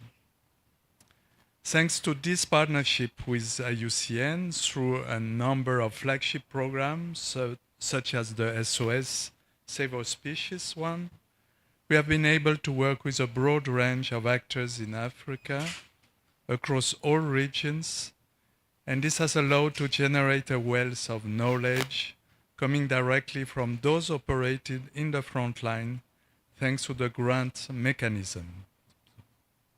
So Dao explained how important was the sub-granting scheme in this program. And maybe even more important, this has greatly helped developing local capacity of the local civil society organizations. This is an extensive work undergone by IUCN to collect, analyze, and capitalize on the knowledge that carries through on a common intervention. I am sure that this extensive work will provide with the necessary understanding needed to move on together. But let me focus on the subject of the intervention, which is the role of the EU in supporting biodiversity conservation in Africa through the KM Global Biodiversity Framework, Barriers and Opportunities. The EU has been partnering with the continent in the area of conservation for decades now. We have been growing together with our partners and have been, of course, testing and replicating approaches while aiming to contribute to the ambitions which were ultimately set by the Global Biodiversity Framework. In this regard, the Kunming-Montreal Framework is a milestone. We know what we need to do, and we see the many opportunities offered to achieve the ambitious goals. And indeed, let me start with some of the opportunities I see from the EU perspective. First, the political commitment. The EU has already expressed its commitment to step up the engagement with partner regions and countries around the world, and in particular with African countries.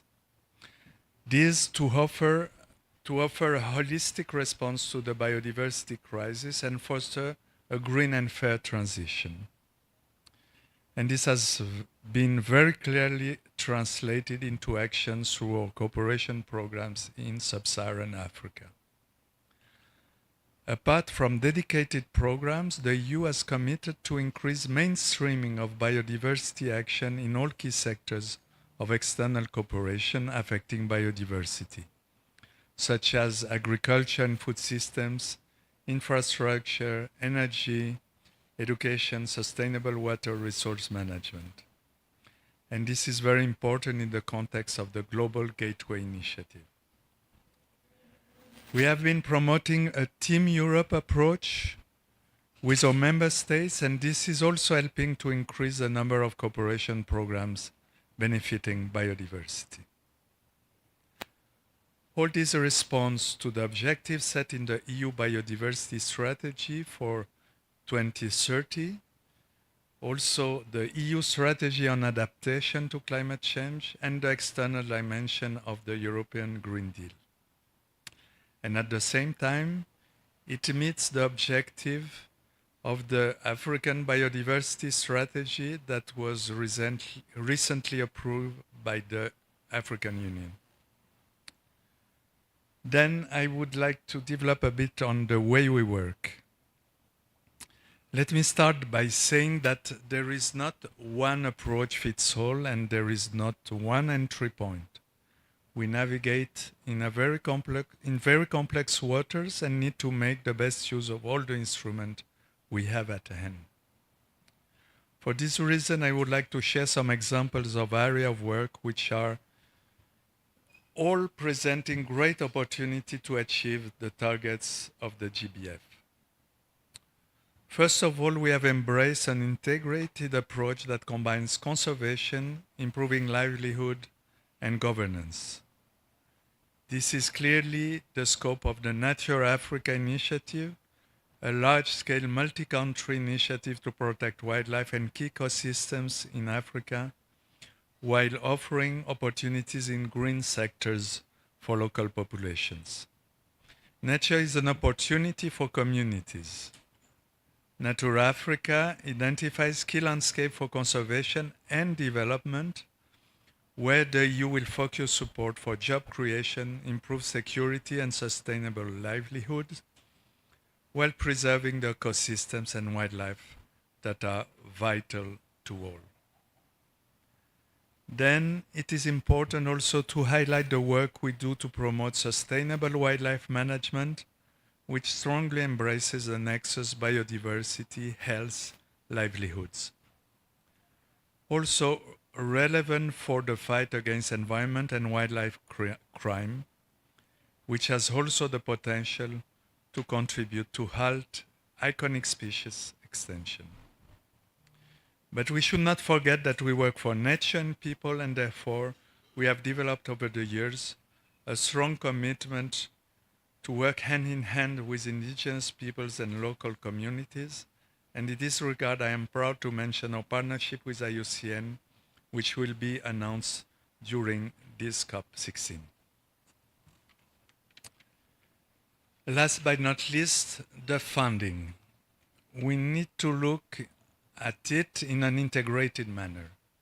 Through SOS, we have looked at directly supporting efforts to protect the most endangered species, but we also want to strengthen our efforts to bring additional biodiversity funding together with financial institutions and the private sector. In this sense, I am very interested to hear the following speakers, and I would invite you to attend the events planned in the EU Pavilion nearby on these very important topics in the next few days. This said, of course, we should not forget the challenges. There is, of course, the funding challenge. The gap is big, and I fully agree that we need to keep the attention of the world to the important work we all do. In a very complex world, a challenge is not to disperse our efforts and our limited resources. Already by mentioning the EU-supported areas of work, you can see how much coordination is needed. Not to forget that in the same continent we work on many different but relevant topics, from governance and justice to support to civil society in general, to infrastructure investment and energy, just to mention a few. Coordination, alignment, and partnerships are therefore crucial if we want our support to reach those that need it and be impactful. Events like this are a great opportunity for exchange, and I will of course be very happy to continue the discussion with those of you interested to know more about what the EU does. And then I thank you, and in particular IUCN, for this opportunity. I'm very excited to listen to the other panelists' statement. Thank you very much.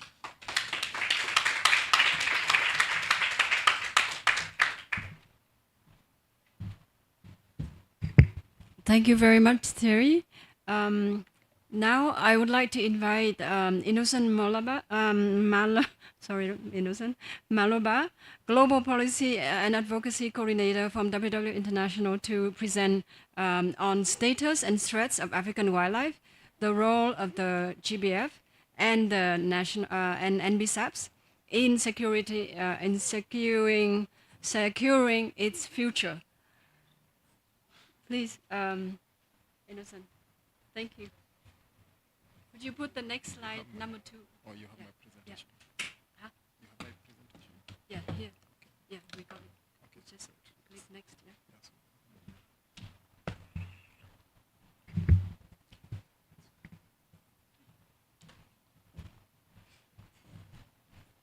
So thank you very much. I'll just pick up from. Oh yeah, sure. Yeah, and my presentation will start with highlights from the Living Planet report, which is one of WWF's flagship reports. The most recent one was released just about a fortnight ago. And perhaps as I start, just like to take you back to the presentation that was made by Dow. I think I'll be presenting an updated status of the Living Planet Index. So this report highlights the loss that we are experiencing as a world with regard to the loss of wildlife.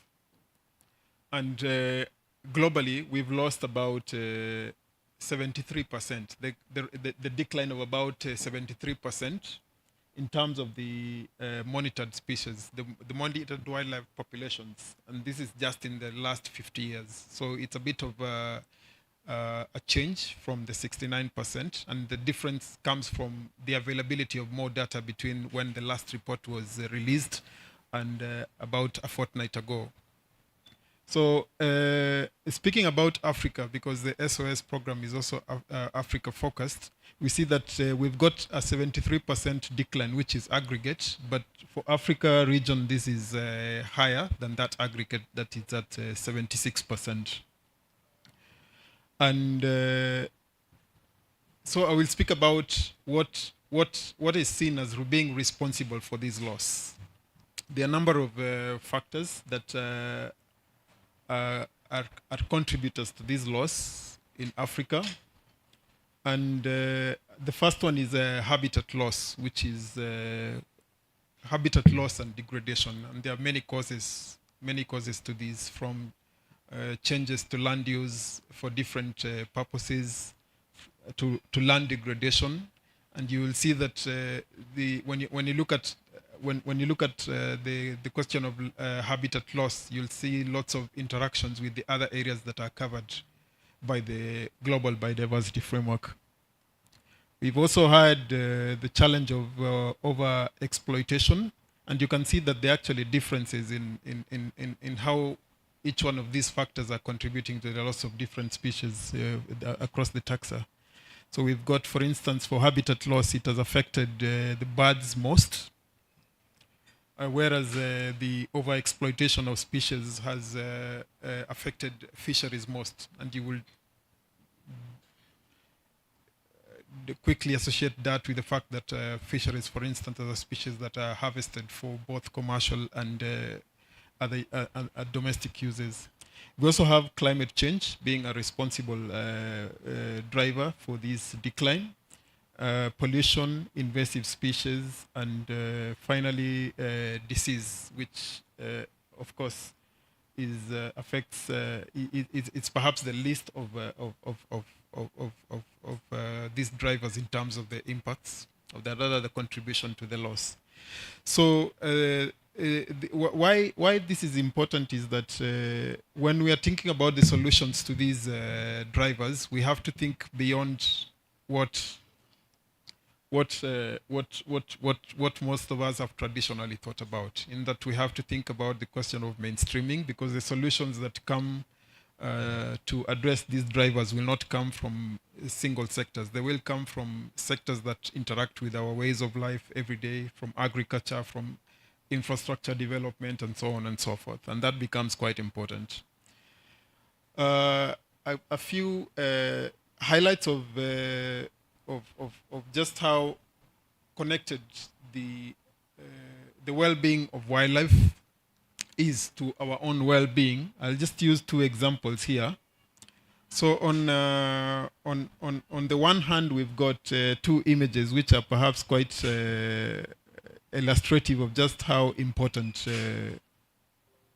species are. And the example there, that's what the fish that you can see there is called a parrotfish, and it's swimming next to the coral reefs. The picture below it also is also a picture of a coral reefs, and you can actually see the difference between where you find the parrotfish and where you do not find the parrotfish. For instance, just as an example, because you'll see that this bird is quite responsible for making sure that it keeps the corals healthy and alive. And as you know, corals are quite important for livelihood. For coastal communities, you know about the protection that corals offer to the vagaries of climate change, but also important for providing spawning grounds for fisheries, which are quite important for as a major economic of coastal communities. On the other hand, we also have a scavenger. That's a vulture, and perhaps it doesn't say much when you look at the image, but the statistics are that vultures are responsible for breaking down at least 70% of the animals that die, whether in parks or outside parks. And this is quite important, not only for aesthetic purposes, because if you're living in an area where there's lots of wildlife dying for various reasons, and they're taking long to break down, then apart from the smells that you have to live with, there are also other more serious impacts. For instance, the ones that are related to disease, because this vulture is the stomach has a pH which is almost acidic, and it's actually acidic, and it's able to break down most of the pathogens that are responsible for diseases such as rabies.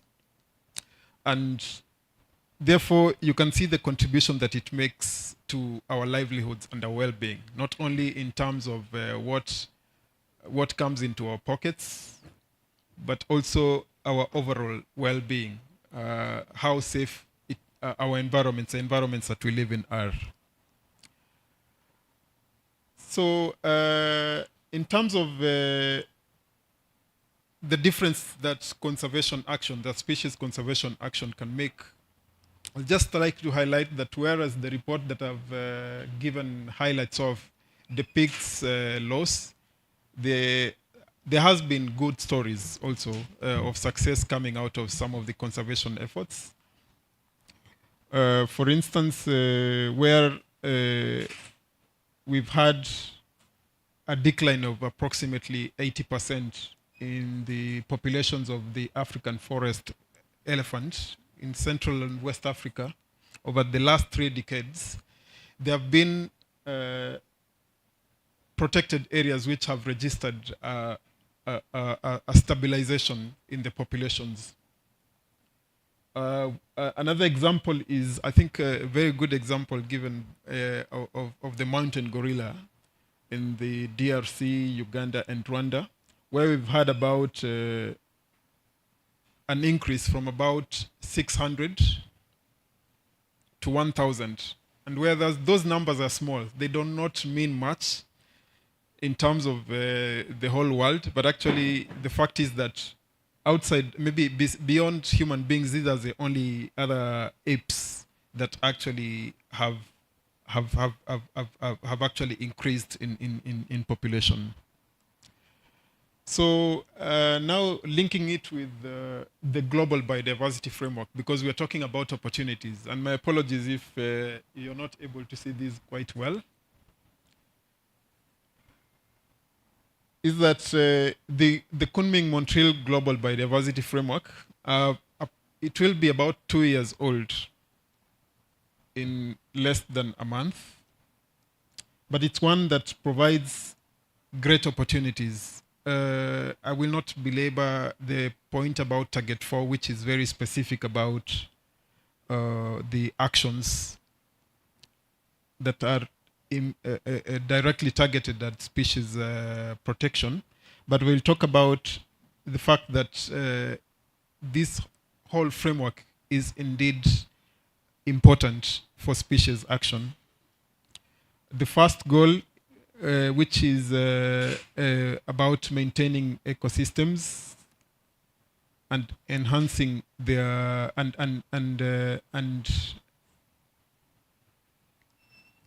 and also making sure that the abundance of wild species is secured, is the one that speaks directly to Target 4. But then there are other targets that are quite important.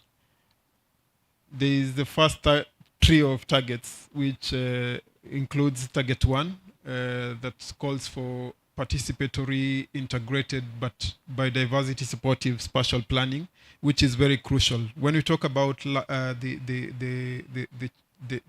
land use change that has been responsible for loss of habitat, you're not able to solve these without having a spatial planning regime that takes care of the needs to preserve, to conserve these wildlife species within and outside of protected areas, and in a way that interacts with the ways of life. That is the economic activities that will be found in any of these places where we work.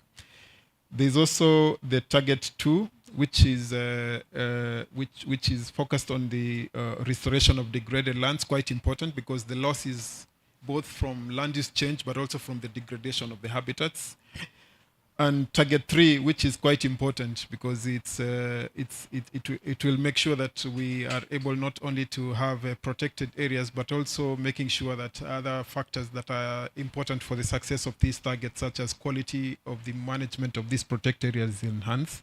And of course, we've got Target 8, ensuring climate resilience. And having noted that climate change is indeed one of the drivers of the loss that we have highlighted in the report.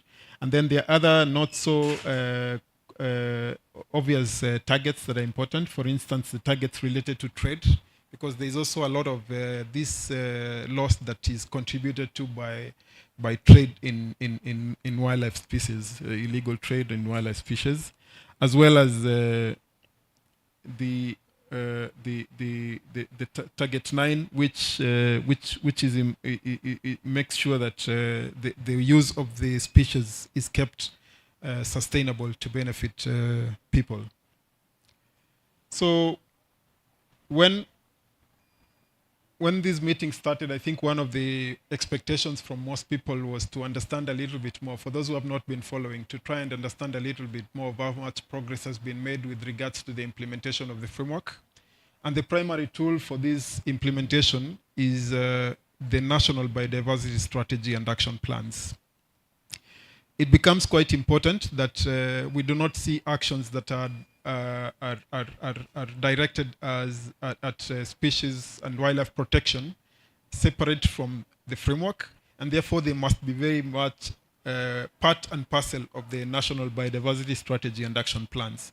And the reason why I highlight this is that for WWF, we did, in addition to the guidance that was agreed upon by parties, we also did develop what we thought was quite an important minimum for NBSUPs.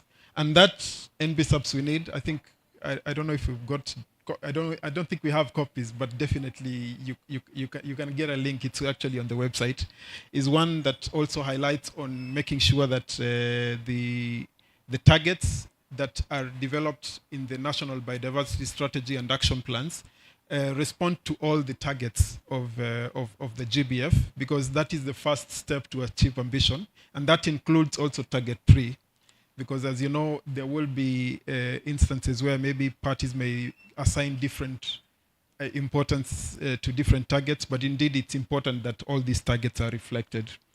But also important that it's not only just about these targets being reflected, but other factors that are responsible for a successful implementation, such as a whole of government approach. We've talked about the different players that are involved in wildlife species. That will be the same case across all the targets.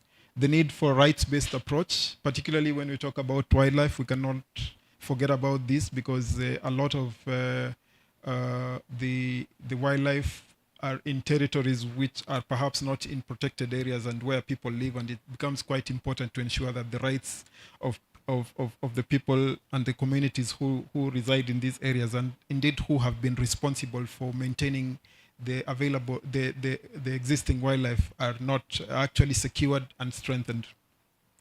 And then, of course, there is a means of implementation. I need not belabor that, because it's all talk until there's money, until there's money to move things around.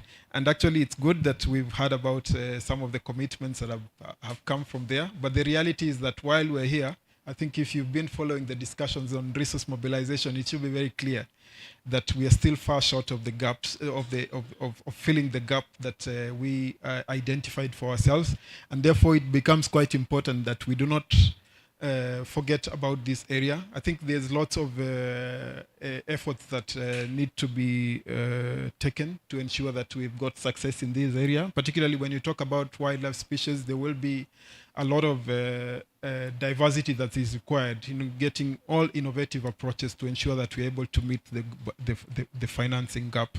And I think as for WWF, we really hope that one of these biggest outcomes will be, first of all, that some of the commitments that we are looking forward to seeing being realized by 2025, particularly around the $20 billion commitment, will be met. But also, most importantly, that money is able to go directly, for instance, to IPLCs, and there's enough of it, not just money, but enough of it to go to the IPLCs. So I beg to stop here, and perhaps we'll look at questions later on.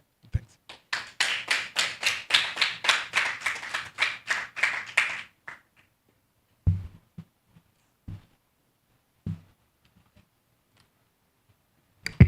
Thank you so much, Innocent. Now I would like to invite Veronica Black, Senior Program Lead, Environmental Specialist from Tree Care Foundation, to talk about the role, opportunities, and benefits of private sector inclusion in conservation. Veronica, please. Okay, perfect. Thank you so much. Hello, everyone, and thank you so much for the invitation to bring a different perspective to the conversation today. So specifically the perspective of the funder, of the implementer, co-implementer, and pollinator, as we like to see ourselves. So we see our role as a corporate initiated foundation that supports people and nature in tourism destinations, that we are a bridge between the public and private sectors. So we aren't researchers, we aren't necessarily experts in wildlife conservation, but we're here to listen, and we want to contribute to the conservation efforts and the targets that are set. So we want to support all of your work. And what we have is the resources, so we can mobilize resources, because our organization was initiated by a travel company, and so we have resources to make things happen. Tourism has proven itself as a powerful tool for conservation and development. So you can see here that the tourism sector is the largest global market-based contributor to financing protected area systems, says the World Bank.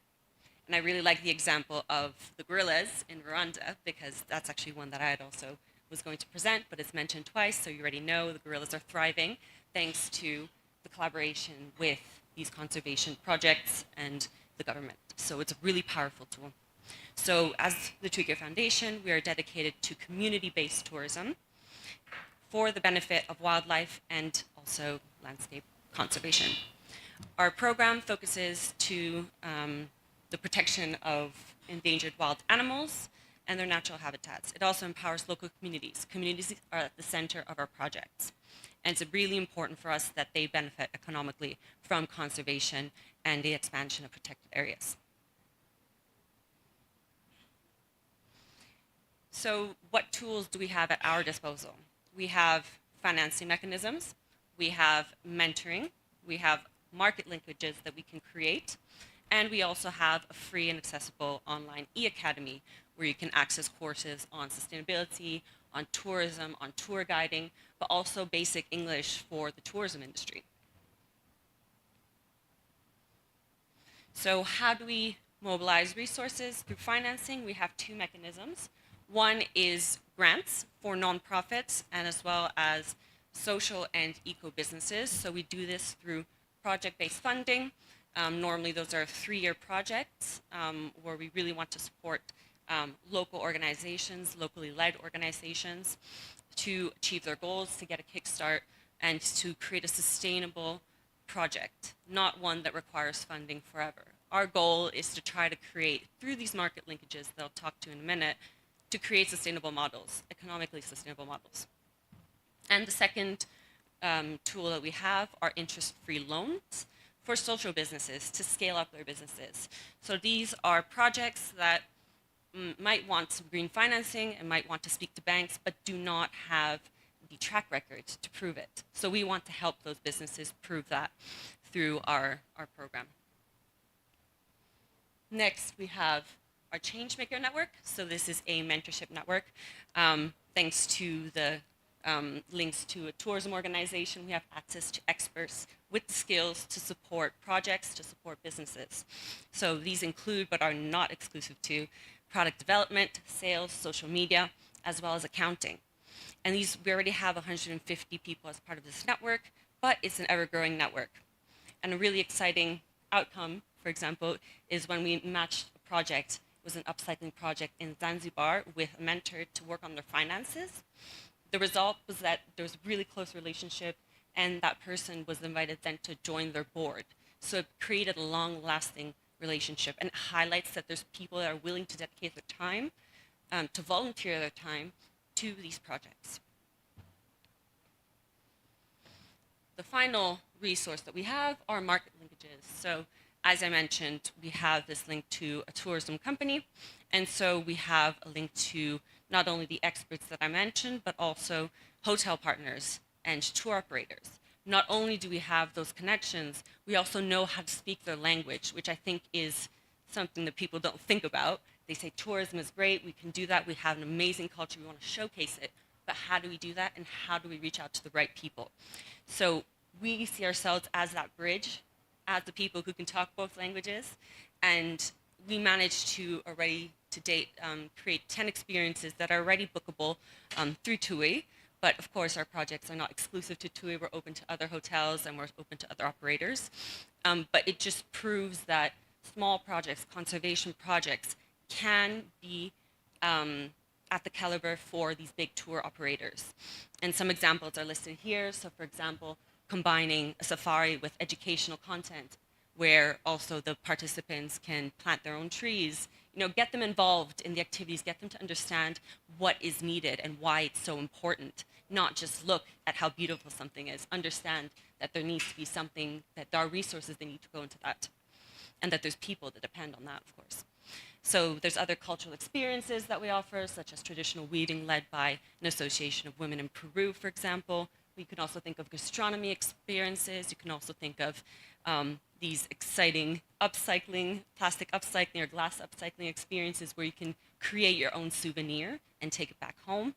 There's also the idea of educational boat trips where maybe you're planting a coral, maybe you are just going to a Posidonia meadow, but seeing that the boats are not anchoring, that they are using a buoy that was pre-installed, and understanding why that's important. Because without the Posidonia, without the corals, you do not have fish, and that's not exciting as a tourist.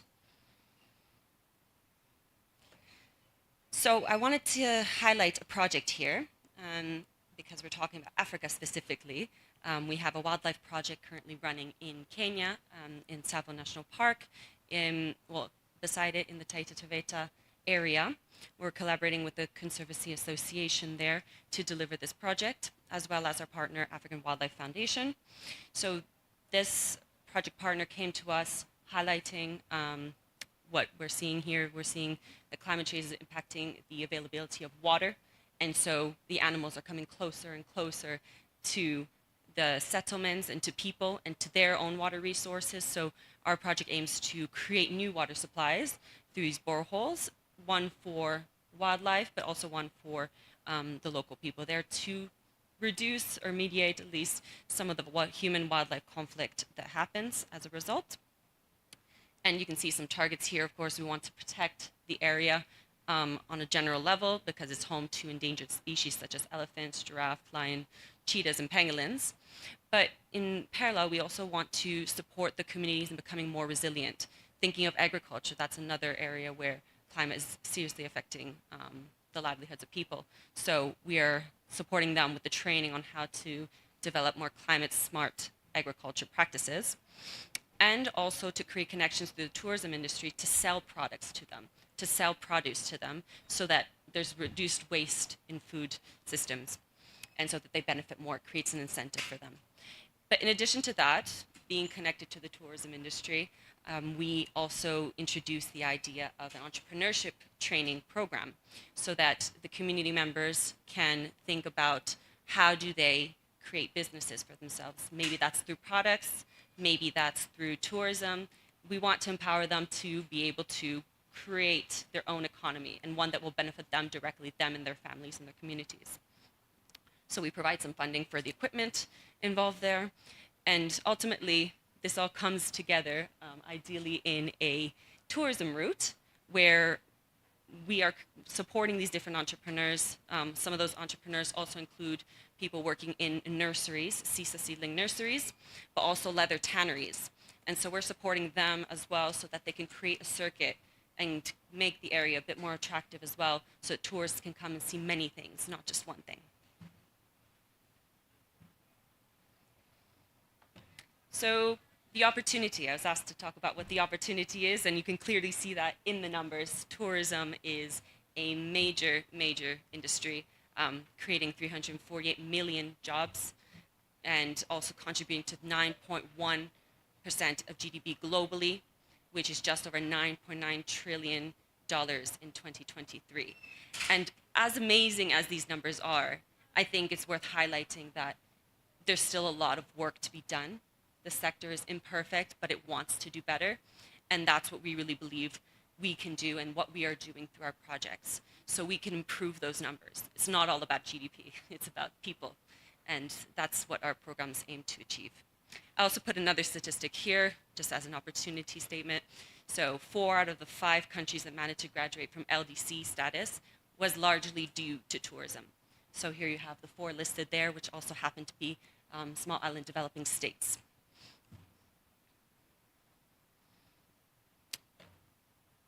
So we already are supporting the global conventions and targets, as I mentioned earlier. Our strategy is built on and supports the achievement of the Sustainability Development Goals. We have programs beyond the wildlife program. We have projects that focus generally on life on land. So this could be also forestry projects. This could also be sustainable agriculture projects, but also life below water. So we have a See the Change program. We also have a program looking at waste management and upcycling and the entrepreneurial activities that come with that, as well as Turtle Aid program. At the LDC conference last year, we pledged 10 million euros by 2023 to boost sustainable tourism in LDCs. And I mention this because it really excitingly, we're nearly halfway there. And that's really exciting because it means that our pledge wasn't just a pledge. We're taking action. And finally, I just needed to mention the target number 4. So of course we're supporting that through our projects, through our wildlife program specifically. You know, we're protecting land, managing it sustainably through the communities, creating employment, getting the community involved in those conservation activities very importantly, so that they become the ambassadors of their places and of their wildlife. As the final key takeaways, I want you to all take this away from today's presentation, that we facilitate those public partnerships, that we help through market linkages, through the connection to tourism to achieve those conservation goals. Second, that we want to support global conventions even more. We want to support the strategies. We want to hear from you how we can do that, because we are imperfect and there are challenges. And finally, we are looking to fund projects. So here again, we're looking to fund projects, implement projects, especially ones that are community-led, women-led, and indigenous-led. And as a final announcement, I just wanted to say that we are speaking with the IUCN, and we've been developing some really exciting projects. We're in the signing stage at the moment, but one project is upcoming in Namibia, together with the Nia Nia Conservancy and the Jackna Conservancy there, but then also in Cambodia. So look out for those. Very excited to be collaborating with IUCN for the first time. So thank you very much for everyone for listening. And connect.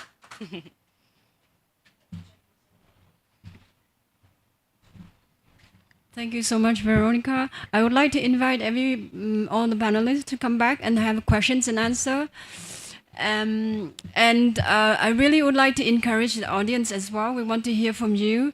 So from the presentation and the remarks from Stuart, Thierry, Innocent, and Veronica, you see how committed IUCN, European Union, WWF, and other NGOs, civil societies. But it's very exciting to hear from Veronica on private sector, how we work together, how we could support the global biodiversity framework implementation, especially through national biodiversity strategies and action plan. So I hope there are some parties in the room to see that we are here with you to implement the NBSAPs, your NBSAPs, and to achieve the GBF. So please, any questions from the floor? Please? Oh yes, please. Could we have the mic? And could we have a mic too for the, shall we, yeah. Please. Could you introduce yourself and, okay. Yes, no question. Yes, my name is Monica Yator. I come from Kenya. I'm the founder Indigenous Women and Girls Initiative. I'm a pastoralist and we live with wildlife. So I just like the presentation and I like the part of the TU project that we're doing in Masai Mara. And to me, that is the way to go, because the narratives of the way pastoralism is bad, people have really written so badly about pastoralism and the eviction that is going on in Tanzania, paving way for conservancies, it's wrong. So again, how do we convince our governments to realize that pastoralism is a livelihood? There's no way you can do away with pastoralism and protect wildlife. We have to live with harmony with wildlife, because we used to live with wildlife. So my question goes to all of you. You can choose who to support that. And looking at the NDCs, especially the national adaptation plans, if you look at those policies, there is nowhere where wildlife can coexist with human. So I don't know how best can we convince our states and the so-called carbon markets. Are we telling us that we are going to do away with wildlife, do away with pastoralism, and then bring in carbon markets? How do we make a link between this carbon markets, wildlife, and human, so that pastoralism can thrive in this ecosystem? Coming from a dryland area, Baringo, we have so many investors looking at pastoralism land as a freehold, a place where we can convert community land to private land to do carbon markets. How do we protect this livelihood that is facing a lot of extinction now, being a pastoralist? Where will we go? Remember that we are struggling with SDG 1 and 2. How do we embrace climate action when we forget that we have to feed? People are now cutting trees to make firewood. Our women, pastoralist women, are now cutting trees to make firewood. The indigenous trees that we want to protect, the acacia totilis, we are killing that. If we kill the trees, where will this wildlife live? So again, how do we address SDG 1 and 2? And then we think about now the wildlife and also the other things that come with drylands. And thank you very much. Thank you so much for your questions. I'd like to invite the panelists to answer, please. Innocent, do you want to start? Okay, so let me. It's on now. Yeah, so that's a very important question, and good that you're asking this from the context of actually what is happening on the ground. So there are many ways to look at this question.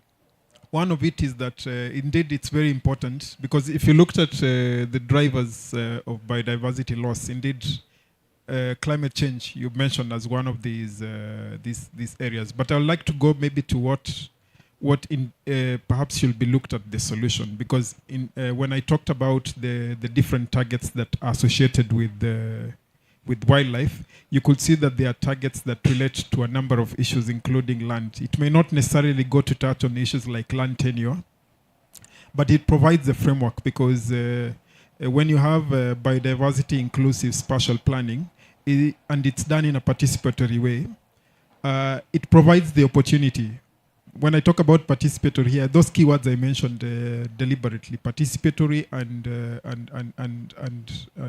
integrated, so much that it provides the opportunities for all the players, including the pastoralists or other types of maybe other communities, whether they're in farming systems or pastoralist systems, to come together to be part of this biodiversity planning.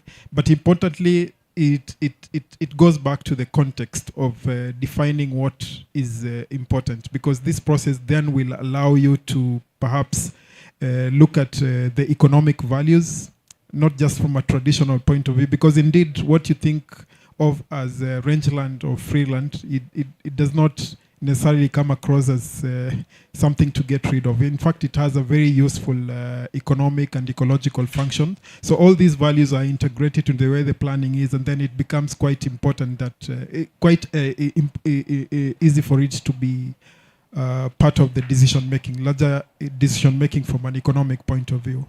And yeah, I think that's where I would like to start for now, and maybe also because it's also good to think about what is already happening. There are many cases. I think for WWF, I forgot to say that in all the areas that I mentioned, for instance, the target that I mentioned, we're actually working across programs touching on all those targets. But there have been very good examples where you've had these community conservancies or other community managed areas being part of the larger solution to addressing both climate change and also wildlife conservation. I think the case of, for instance, the landscapes around Taita Taveta, the Savo landscape is a good example.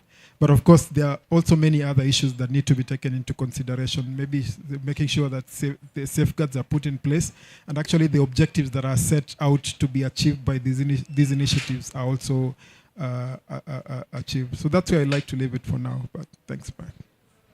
I'd also like to invite. So when I should have started by saying that I work in the global policy and advocacy team, which is more of policy oriented, but we also happen to have a colleague from WWF here who is actually an expert in these areas, and she should feel free to come in if there are any areas that maybe I've left out or maybe not given justice to. Thanks.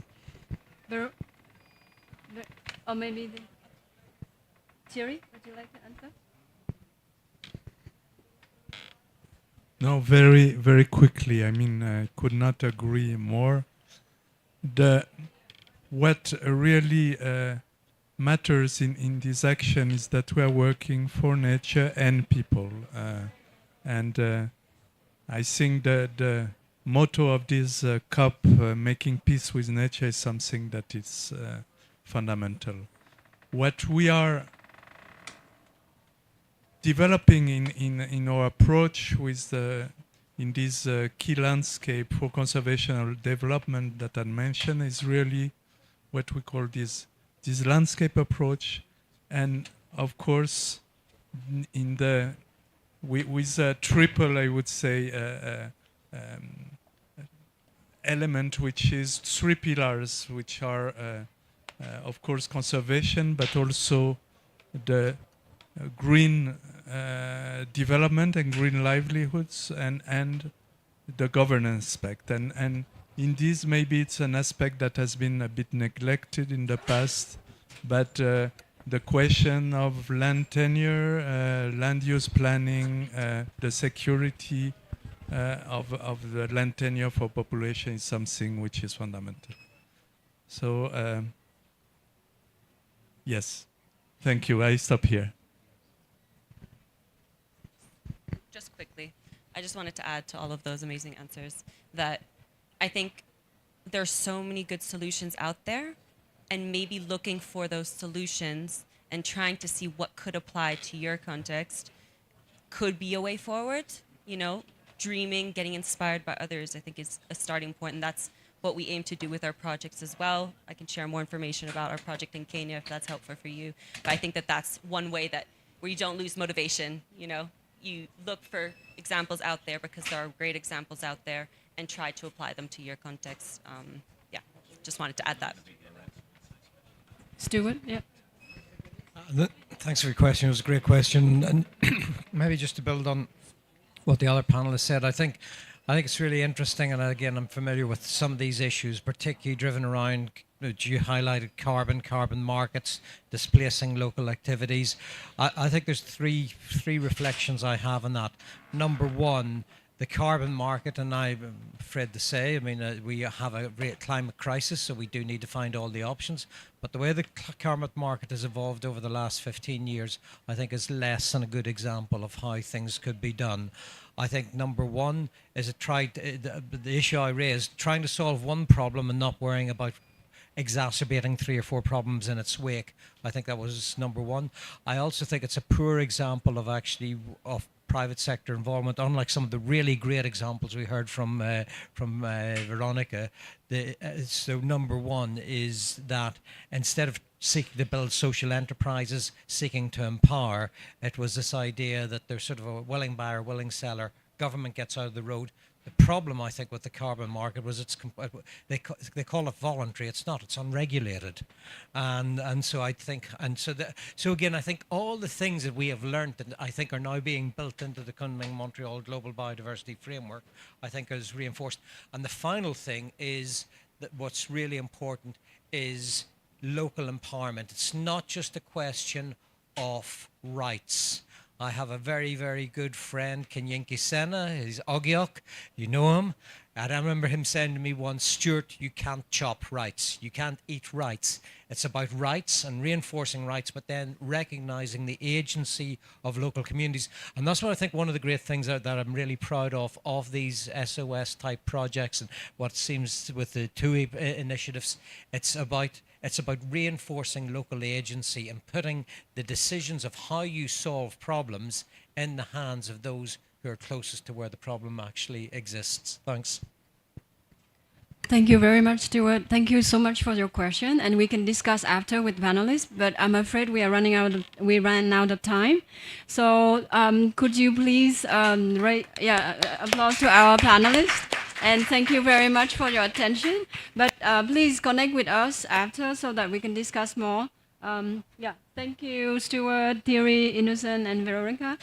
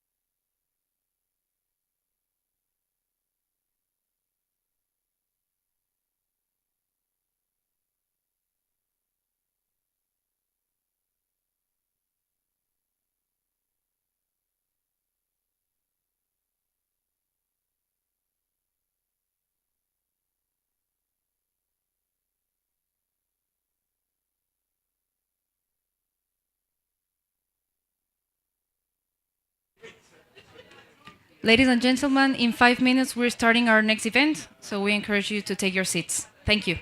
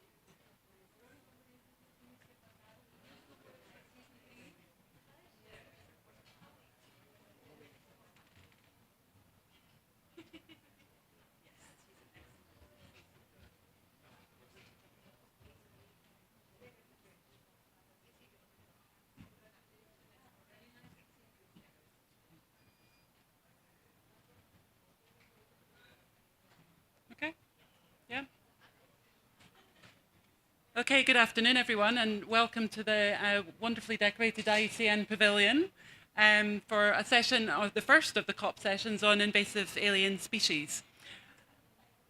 We've heard through IPBES assessments that invasive species are one of the top 5 drivers of biodiversity loss globally. And in fact, they're so problematic that the Kunming-Montreal Biodiversity Framework has given them their own target. So today we're going to be talking about the data needs, the resources and the guidelines required to address the points highlighted in this target. So we're going to be hearing about what the target's all about from the CBD Secretariat.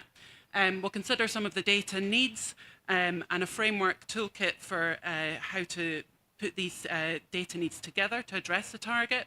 And we'll consider some of the data resources that are out there to support parties in accessing some of this information.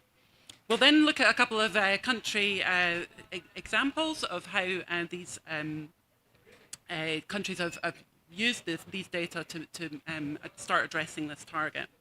So I welcome you all, and we'll have some opening remarks from the Japanese government. So I'd like to welcome Wataru Suzuki, to the Director of the Ministry of Environment from the Japanese government, to come and give us a few opening remarks.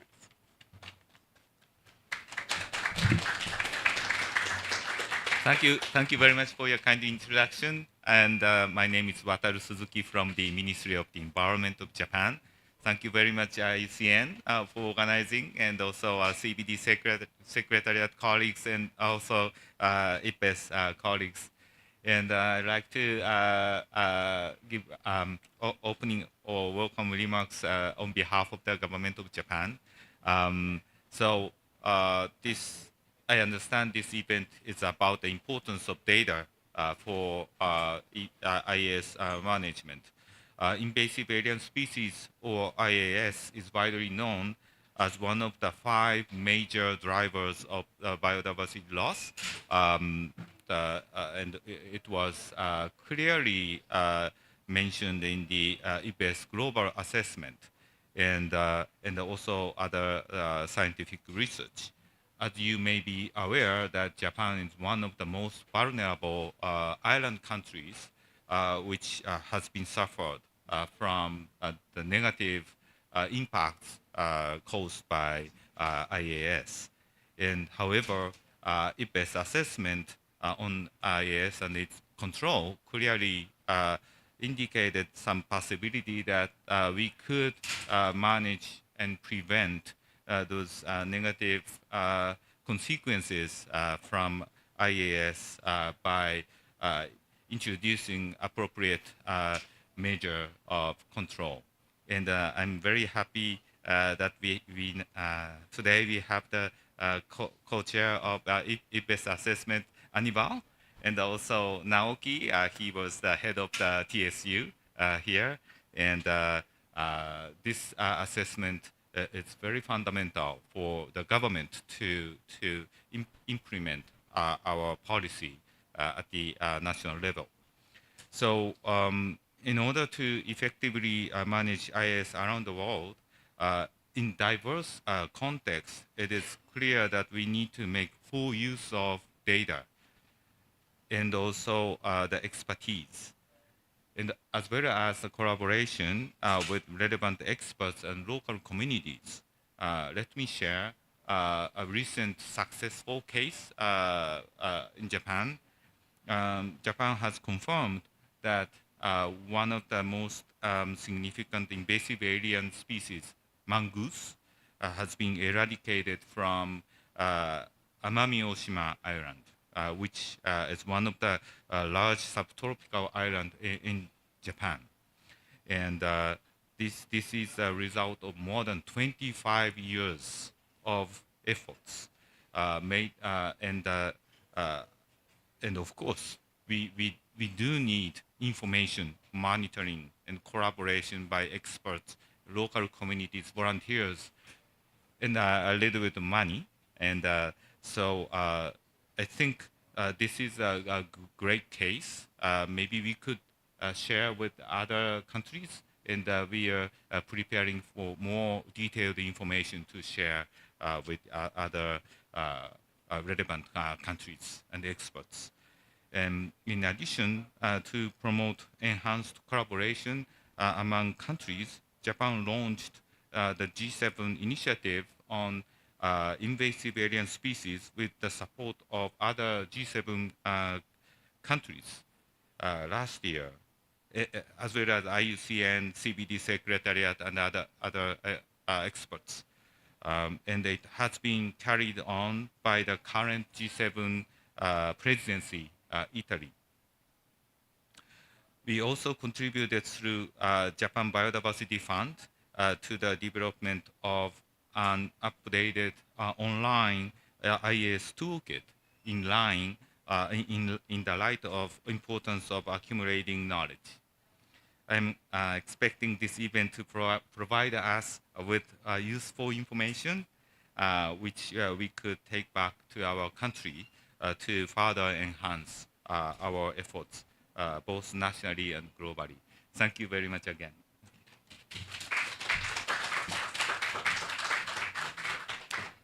Thank you for that introduction. And the Invasive Species Specialist Group welcome all of our partners across the world for this knowledge sharing. And it's great to hear that example of your mongoose eradication. So congratulations.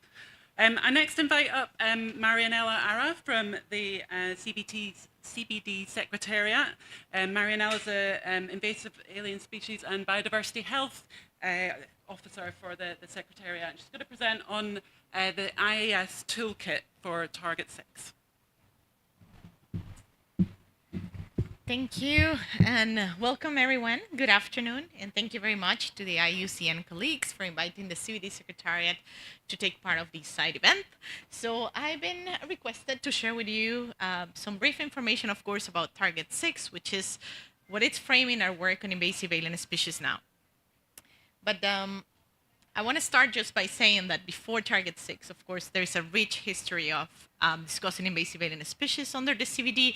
We have 12 decisions on invasive alien species so far, and this is because we also have Article 8H in the Convention, which of course is the anchor for the work on invasive alien species. And something important I want to mention as well is that under the Convention, invasive alien species has been recognized as a cross-cutting issue.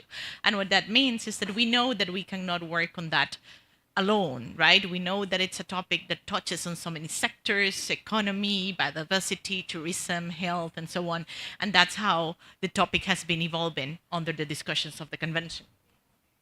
So we know facts from the IPBES assessment, right? We know facts. We know that 60% of the global species extinction has been caused solely or alongside by invasive alien species. We know that the amount of money that is, used, or at least in 2019, this is the figure for 2019, to fight biological invasions is huge. It's 423 billion. We know that there is impact in nature, good quality of life, and nature contribution to people. So it's clearly something important and major that we need to address now. And based on that, we know that this is known also by the Conference of the Parties when they adopted the GBF. Of course, they adopted the GBF with Target 6, which is the target specific to invasive alien species. And this target is part of a group of targets meant to reduce threats to biodiversity. So this is Target 6, and I'm not going to read it out loud, but I want to point out that sometimes it can be overwhelming when we read all the 23 targets and all the level of details that you find in the targets. But if you go slowly and try to identify key elements in that target, it will be really key in guiding your actions towards invasive alien species. So recognizing that need to, understand the target and making it more manageable. So the parties have requested us to support them in developing some tools that could help them in the implementation of Target 6. And therefore, what we did is, with support with IUCN and other members of the liaison group on invasive alien species, we started addressing that mandate. But I want to talk first about the different elements of the target that actually guided the work that we did in relation to those tools. So if you think about target 6, all the text that I presented to you before, so this one, and you see this one, this is a much simpler approach, right? So we know that this is a target on invasive species. We know that it talks about pathways and the need for those pathways to be managed and to be identified. It talks about prioritization, about control, eradication, and it talks about prevention, which we know is definitely the most cost-effective way to address invasive alien species. So if you have all those elements, then it's easier to plan your strategy for an intervention on invasive alien species. So with that in mind, we have addressed a request from COP15 that has pretty much requested the Secretariat to work with other partners of the liaison group to update a toolkit to support the implementation of Target 6. And we have done so, and with the general support from the government of Japan and the government and the EU as well, we embark on the update of the toolkit with support from IUCN and the members of the liaison group. So I'm not going to present the toolkit in detail right now, but I want to highlight some of the aspects. This is a document where you will find information about what are invasive alien species under the CBD, so to put things into context. And then you will find actions that will help you support the implementation of the target. And those actions are pretty much tailored towards the elements of the target that I just explained. Apart from that, the toolkit has a list of resources that we have compiled that we thought could be useful when you're implementing the target. So it also has a compilation of those resources, and it has an annex, which a guide on how to prepare a national invasive alien species strategy and action plan. So hopefully it's a very comprehensive document that can help you in implementing Target 6. So I said I'm not gonna go into detail. I just have this image where I wanna share that, on top, the graph is pretty much the curve of invasion that a species will follow. And then we have put against it the elements of the target. So where do you need to take into account all those elements? And then we have suggested the specific actions that you can consider in addressing those elements in a particular time within the invasion timeframe.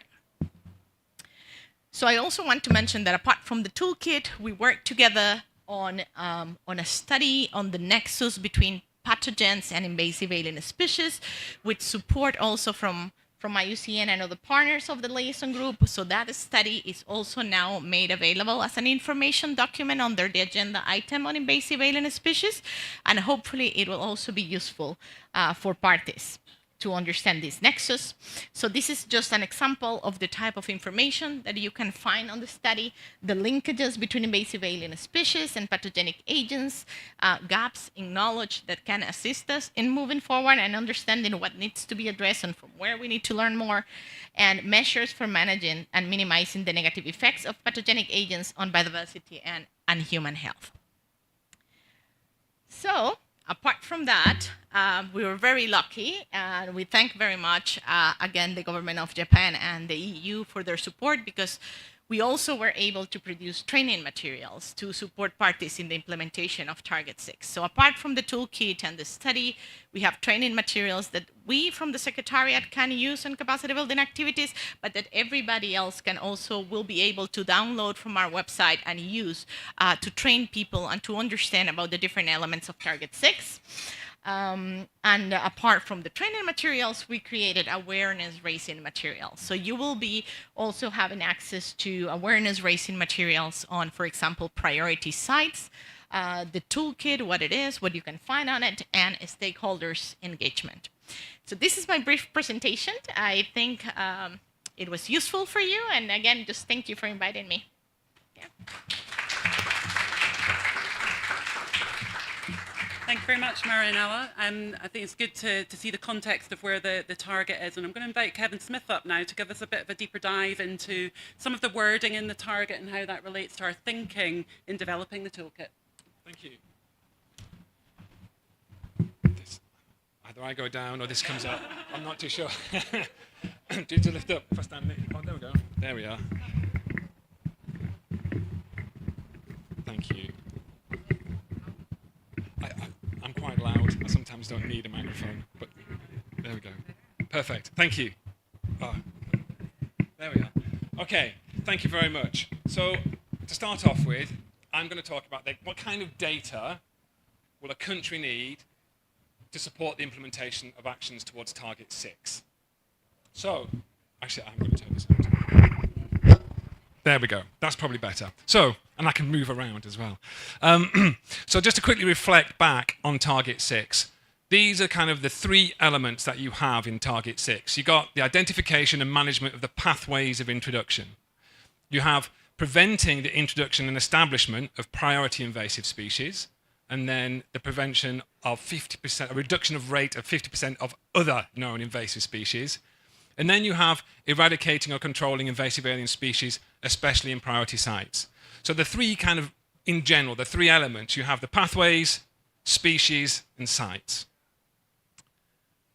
And just as another reflection, the top two elements of the target are really focused on prevention. They're all about preventing future impacts from invasive alien species. It's the most cost-effective way of addressing impacts from invasives is through prevention, which is why there's so much emphasis on that element. Often when people think about invasive species, they think, oh, we've got to go out and manage and manage and manage, which of course is important, but prevention is by far more important. And if you don't invest in prevention, you're not going to address the impacts. Right, so we've kind of developed some guiding questions to support the identification of data needs. So you have, what alien species have we got? What are their impacts? And how did they get here? Then you've got what alien species might arrive in the near future. So you don't want to know what you've got, you want what's coming. What's not here at the moment, but what's coming? What do we need to be prepared for? But also, how might they arrive? What pathways of introduction might they arrive in? It could be through biofouling, it could be through pet trade, it could be through contamination of imports of plants. So you need to try and identify those pathways of introduction. They're very policy relevant. They're really an important part of dealing with invasive species. And then you have the sites. What sites are susceptible to introductions and what sites are vulnerable to impacts? I'll come on to those a bit later in detail. But they're the questions that you need to be answering to get the kind of data to support implementation of actions. And lastly, Marianella mentioned this, and this is critical, probably not just to Target 6, but it's a prioritization. You don't have resources to do everything. So you need to prioritize which species, which pathways of introduction, and what sites do you need to be concerned about the most. So the first thing you need is a species list or inventory. You need to have a list of current invasive alien species. Now, it doesn't have to be comprehensive. It doesn't have to be, all the species. You can start off with just the species that you know about that are having an impact at the moment. You can just start at that. If possible, you can extend to all alien species. So it doesn't have to be those that you know are having an impact, but they might well be established in small numbers. And there are data sets out there, which Aileen will come on to in a bit, that can support you in doing that. And if possible, collate information on their date of introduction, on evidence of impacts, on their pathways of introduction. All this kind of information will really support taking action. And then for your future alien species, there's a structured process that can be undertaken called a horizon scan. It uses expert elicitation and consensus building to really identify those alien species that haven't yet arrived but have got a high risk of doing so in the future. So on the pathways of introduction, hopefully that kind of information is collated through your species inventory. But we really do recommend that you use the CBD pathway categories. This was adopted, I think, back in 2014. Yep.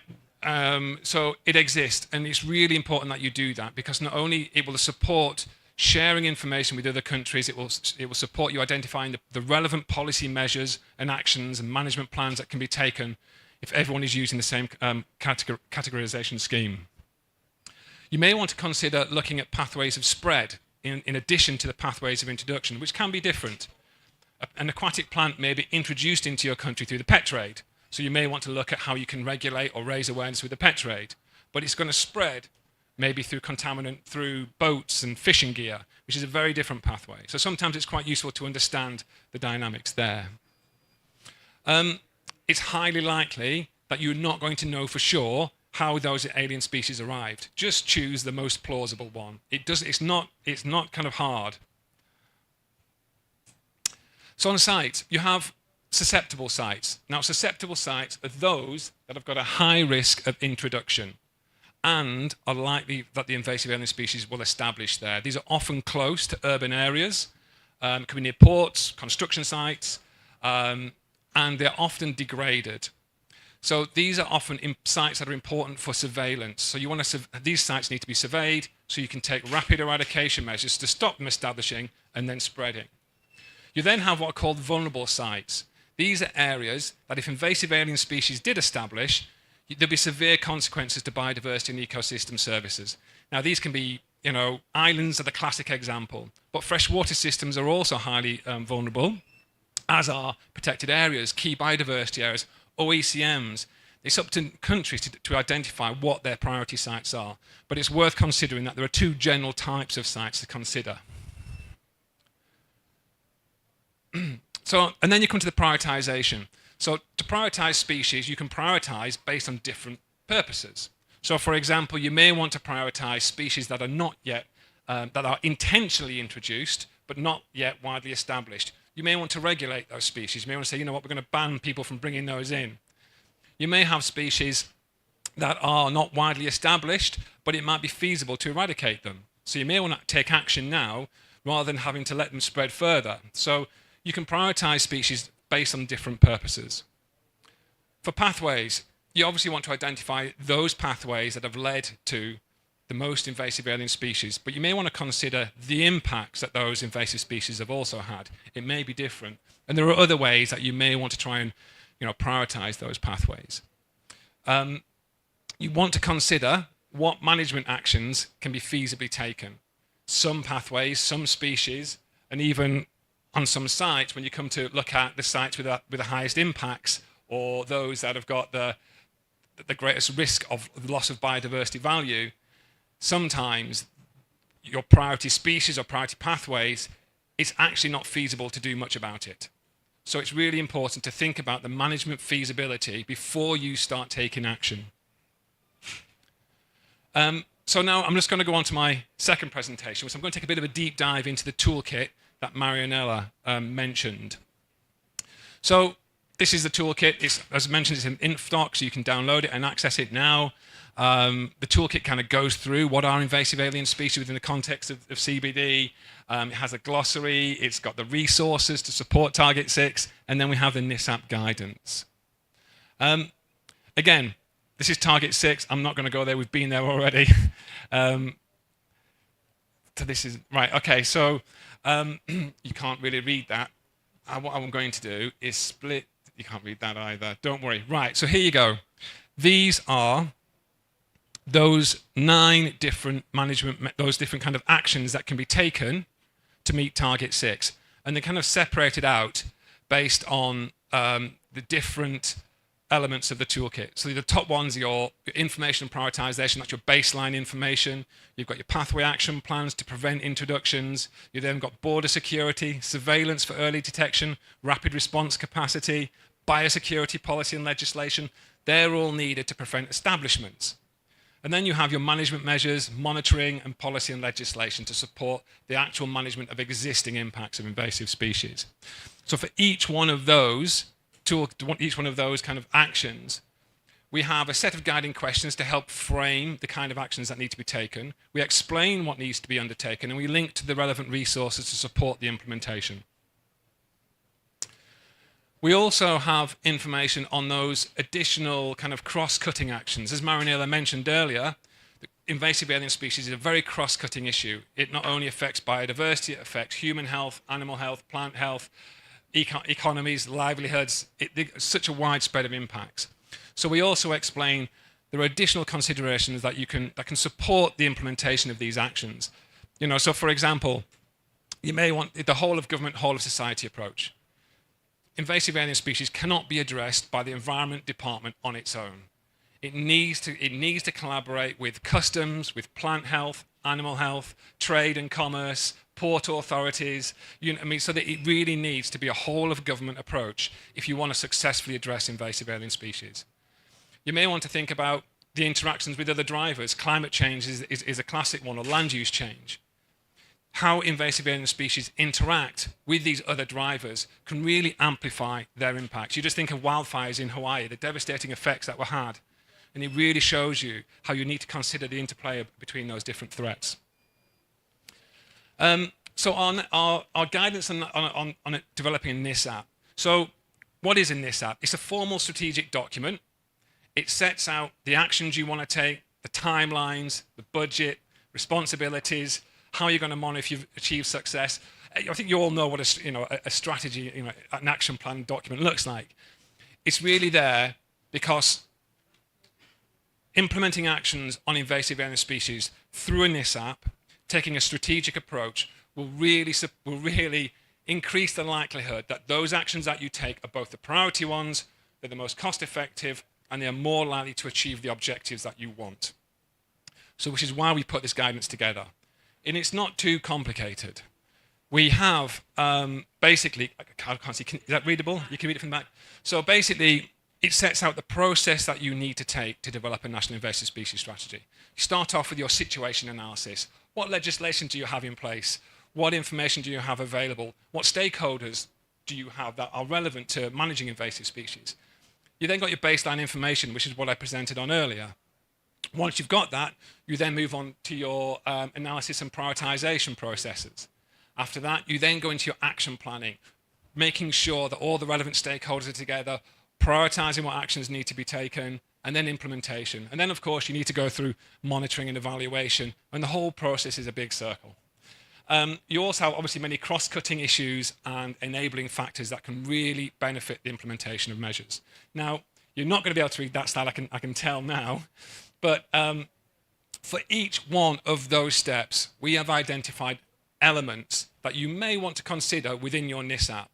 So, for example, in your analysis and prioritization, we're going to explain what is a risk assessment, risk communication, risk management, and pathway analysis, all part of that. These are all tools that can be used to help prioritize those different elements.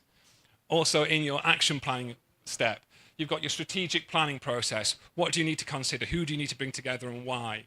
You can then, and it goes pathway management, the management actions, early detection, surveillance. These are all elements you want to consider as part of your implementation of a national invasive species strategy. Marinella mentioned them earlier. These are the training materials that we developed. They're really kind of going into more detail on very specific issues within the toolkit to support parties in developing actions. We have them on the understanding pathways of introduction and how to prioritize them. We've got another one on the use of international data standards to support in the development of those invasive species databases. What kind of information do you need? What standards exist to help you collate the right kind of information in the right way? And then we've got one on priority sites and areas, because this is the new part to the target. Target 6 didn't have sites in, so that's the new element on the invasive species target. So trying to support countries in identifying those priority sites. And I think that's it for me. More information. Again, I think as Marinella mentioned, this couldn't have happened without the generous support from the Japanese Biodiversity Fund and the EU. Yeah, so that's it really. Thank you very much.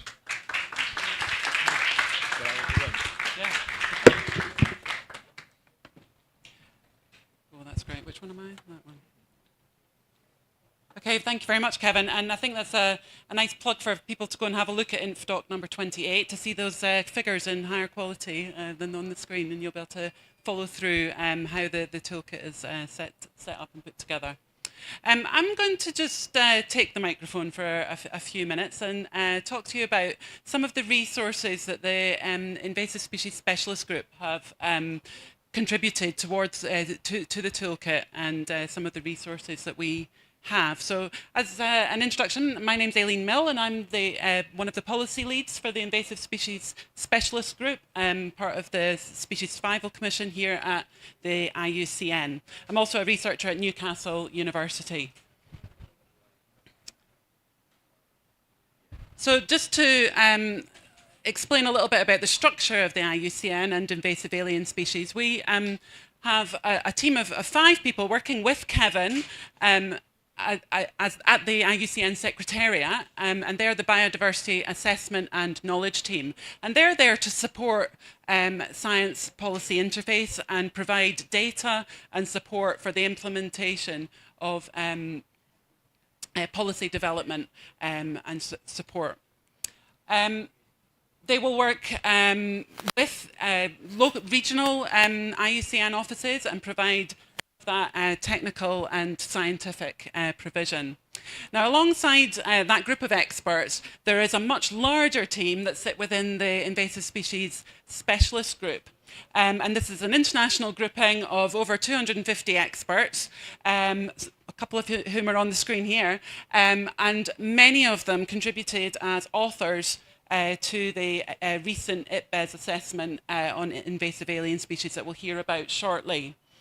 This grouping also has an access to an additional set of experts and practitioners through a listserv where knowledge sharing and expertise and questions can be asked on a variety of topics. But the ISSG have really come together to provide data and resources for the community to use. I'm going to talk to you just about a few of those today. So following on from Kevin's sort of presentation about the way that we've ordered the bits of information, I'm going to talk about baseline information. So how do we get some of those species lists? How do we create all that, the baseline data that you need to start to be able to assess where your country is with invasive alien species target 6?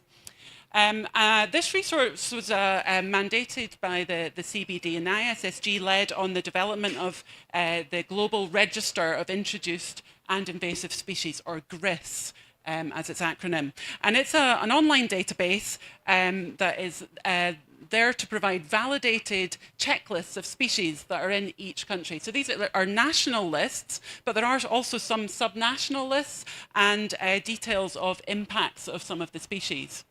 In terms of species data, it tells you about the invasion status in different countries, the dates of introduction, which is a critical piece of information for thinking about indicators, and also some information about pathways and impacts, both of which Kevin talked about in relation to Target 6. So this allows countries to think about what species have I got, and also which species might arrive by assessing your neighbouring countries. What species do they have? They might be the ones that are going to arrive next in your country. How they will get there is also important, and Kevin highlighted the categorization of pathways as being critically important so that we're all talking about harmonized and standardized data pathways. So the creation of definitions and these categories aims to support in identifying where prevention can be implemented. So by assessing how the species got here, we can also think about how might species arrive in the future, and then those are the pathways that will need to be managed as a priority. So this was proposed by CBD back in 2014 and is now very widely adopted. Another tool, a resource that's available, is the Environmental Impact Classification of Alien Taxa, or the ICAT categorization scheme. So we, as part of the prioritization, you need to know which species are going to be the most impactful. And having a standardized way of assessing species impacts is critical in being able to do this. So the ISSG were requested by CBD to develop a system for classifying the impacts of invasive alien species, what the magnitude of those impacts were.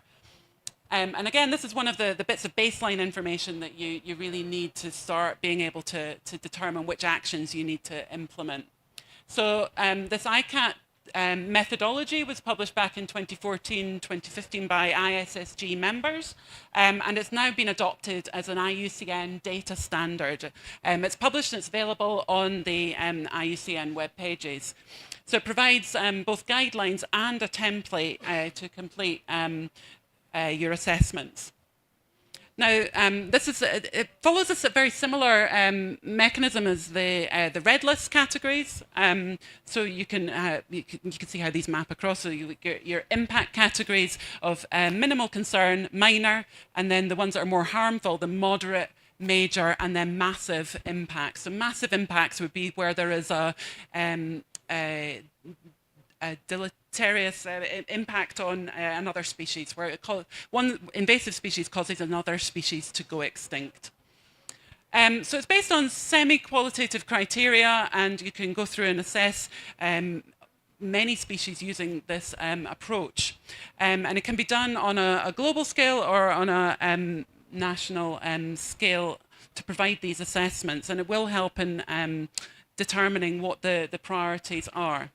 Now, the nice thing about this is we can make this available alongside other data on invasive species, and that's all held within the Global Invasive Species Database. There's over 1,000 species accounts in here, and it includes information on the individual species and on their management approaches. So this allows us to start moving from just that baseline information, thinking about how we can go about the analysis and prioritization. Of the species that are in that database, we've got over 180 that have been fully assessed using the ICAT categorization mechanism. What's nice about this is it can link actually directly with the red list. So from the Global Information Species Database, you can link through to which species are having a direct impact on species that are threatened or have been highlighted as being threatened through the red listing process. And then, of course, there's a reciprocal in the red list where it can say which species are causing an impact.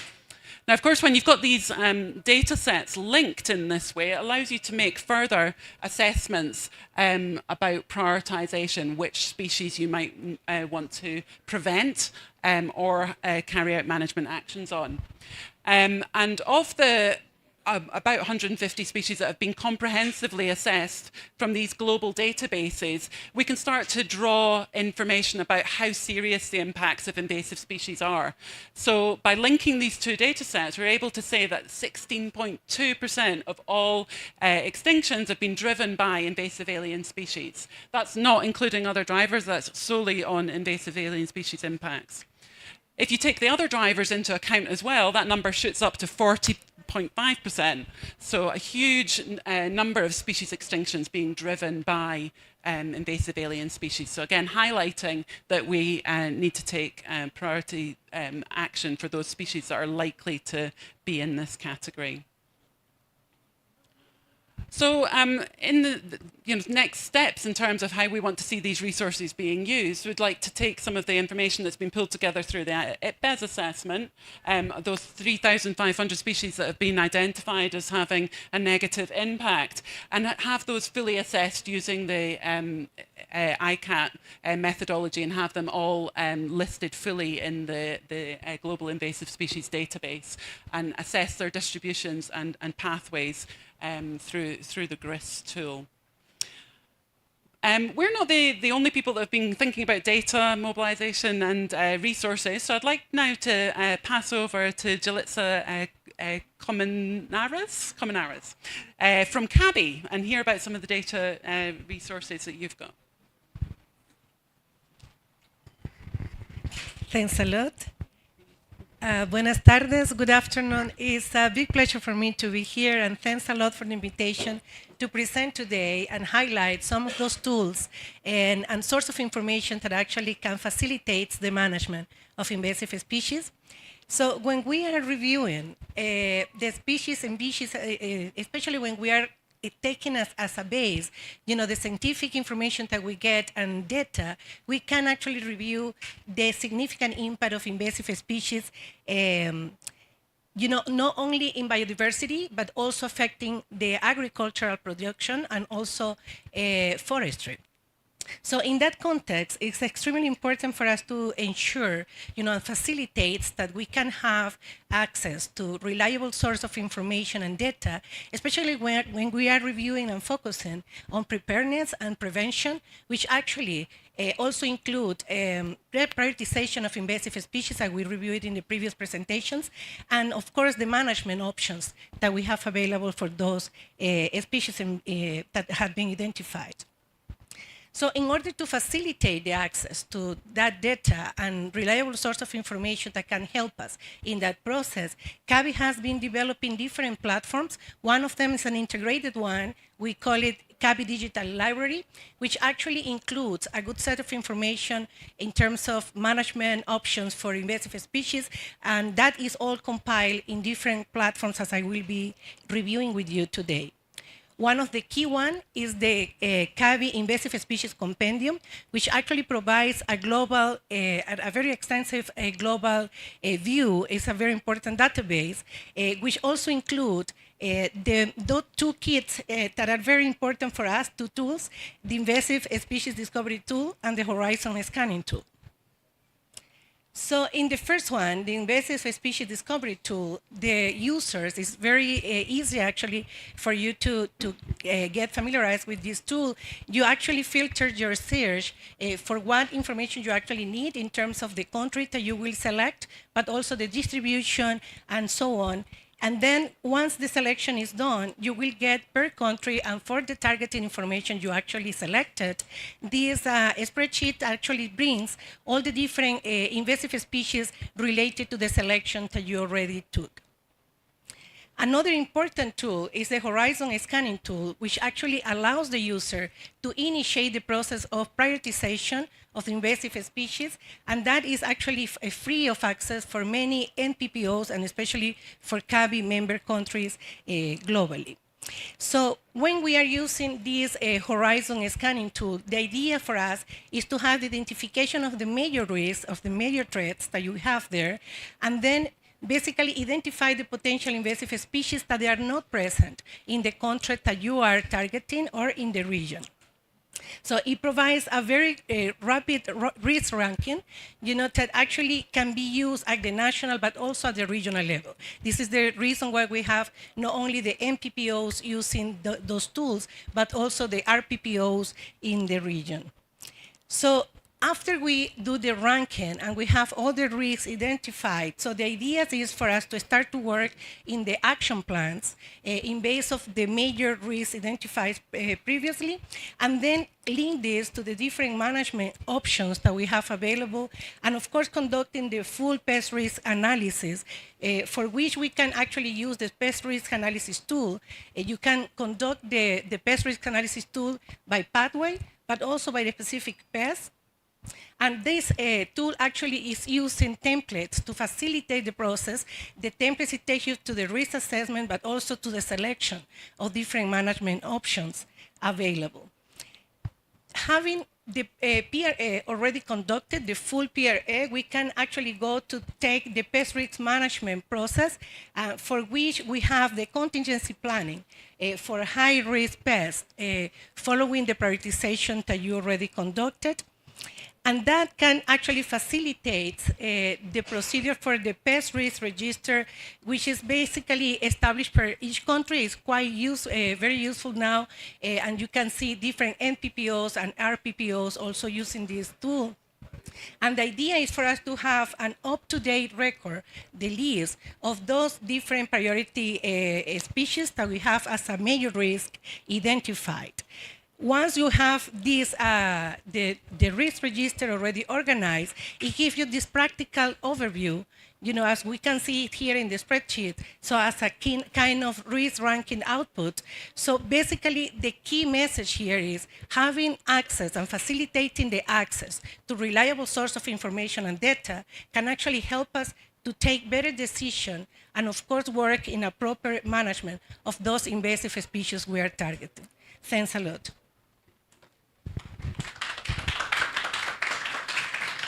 Thank you very much, Julitza, and I think that's a very clear message there, about having proper access to reliable and robust data. We're going to hear now from Andrew Rodriguez from GBIF, so the Global Biodiversity Information Forum. Thanks. So I'm Andrew Rodriguez. I'm from the GBIF Secretariat in Denmark, and I want to talk to you a little bit about our organization, what we do with invasives. I'll just wait for the slide to come up.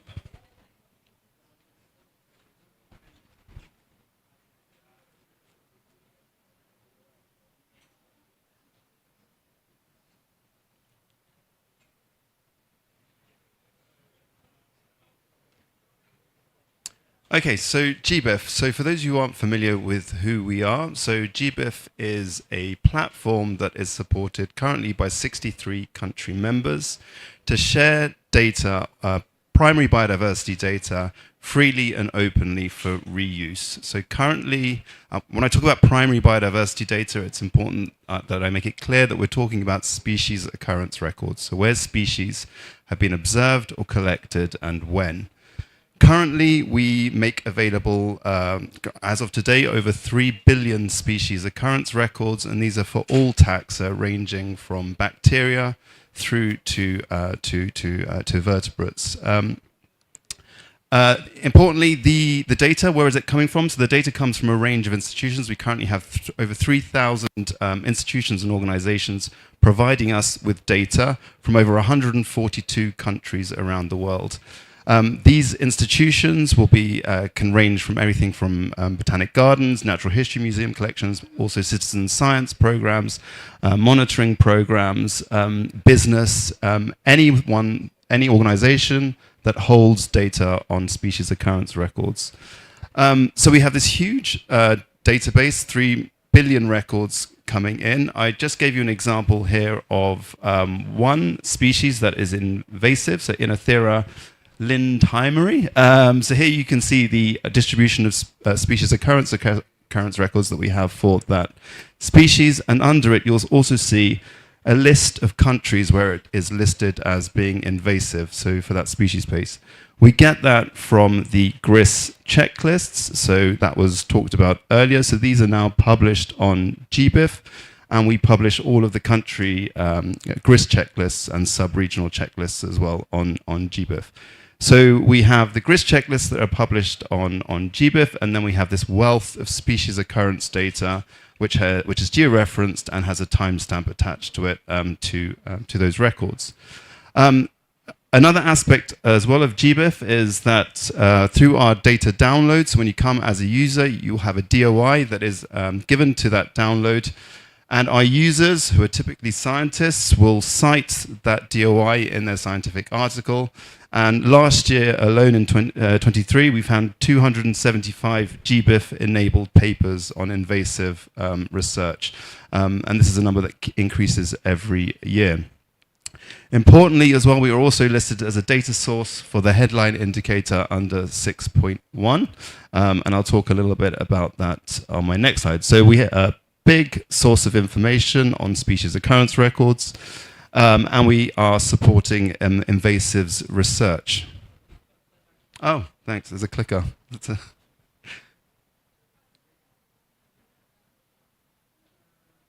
There we go. So what I just want to talk about now, so this has really come out of the IPBES assessment on invasives. So GBIF really wanted to react to some of the recommendations that came out of that assessment, specifically around the data gaps on invasive and alien species. So as of 2 months ago, we set up a invasive alien species task group, and our chair is Professor Melody McGough in Monash University. We have a group of 12 scientists from all around the world that are really focused on this, the data gaps and the data standards associated with invasive species. So as a starting point, we're going to the IPBES assessment. We're looking at where these data gaps are, and specifically where GBIF is mentioned within that assessment. There will be a few areas of work around that. One of them will be looking at the data standards that we currently have. So GBIF has the Darwin Core standard that we use for sharing data. We want to reopen that. We want to look at to see whether that is sufficient for being able to address some of the needs of invasive, what we're talking about here today. We already had a couple of addition to that, in the past, we had introduction pathway and degree of establishment that were added to the standard. We want to open that again and see, where else can we go with that. Another aspect of this will also be looking at where we can fill data gaps. So are there data sets that we can be mobilizing that can help fill some of these data gaps? So where can we get additional information around that?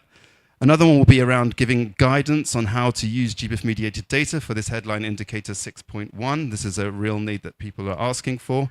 And importantly, I just want to make sure that you understand that this is a consultative process as well. So we have this core group of people working, but one of the first steps we want to be doing is consulting with the wider global network of invasive scientists to get their input on where we should be going with the data standard and how we can best improve that going forward.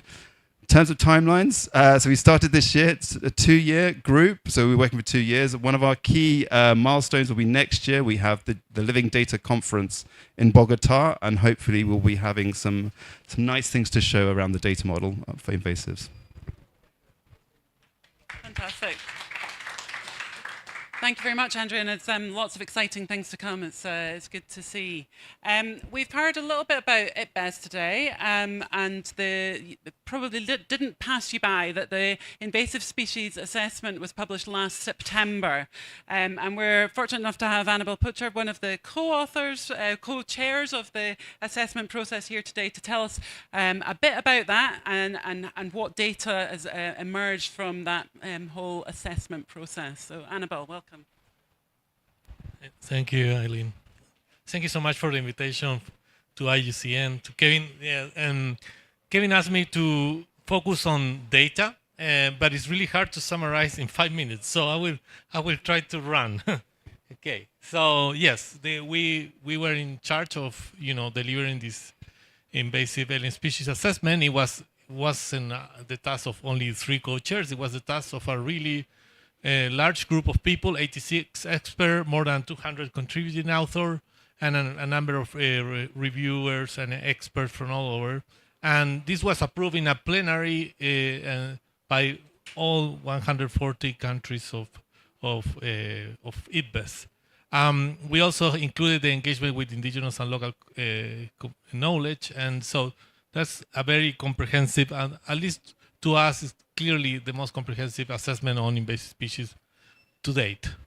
And we found a number of things that you probably have already heard this, but yeah, it's interesting how you can summarize the data in numbers such as the economic cost of 400 billion, and you probably heard that on the news. And also the idea that invasive species are a major driver of extinction. No, so the number we came up with based on the literature is 60% of the species that have gone extinct, at least partially, is to be blamed to invasive species. And yeah, there's a number of data that you can all check. And we also found that in general, it's not only nature that is threatened, but also people and their way of living. And that although there are policies in many countries, there are insufficient, and we really need to act quickly to work on this. And this has to be done in all regions, and we need really to have effective management. And I think that's also a very relevant message here, is that through integrated governance we can reach our goal. So there's some positive news in our assessment, but also we found a number, and here I go to the question that Kevin asked me about data and data gaps. So data is the base of any IPBES assessment, and so we come up, and just I did a PDF search in the PDF of the whole file. If you look at the word data, so 2,000 times you can see data, database 400 times. So it's really important that all what was in the report is about data, no? So and how you process this data was a really difficult situation for us, because we had very dissimilar data. So I think our experts did an amazing job. I have to say that I wasn't so involved in that. I think much more were the the experts, especially chapter 2, chapter 4, for example, that were really involved in this crunching the numbers. So just an example, chapter 2 here, patterns and trends. So you see the gaps in data there, and the number of alien species established in one region is clearly also a matter of how much you sample, but also the temporal trends in alien species. We also had a chapter on impacts, and I'm not going to go through details, but just to tell you that they review over 13,000 papers and recorded all the impacts that were found, either positive or negative. So only 15% of those are positive, but it's also interesting that we didn't exclude them from our report. So we also have an important process of looking at the gaps. And that was also referred before by the previous speaker. And here we went through each chapter, and we took all the regions and tried to find what were the major data gaps. So there are a number of data gaps. I'm not going to go through details. There are regional, taxonomic. There are some certain environments that don't have much data. There are certain processes that also require more data.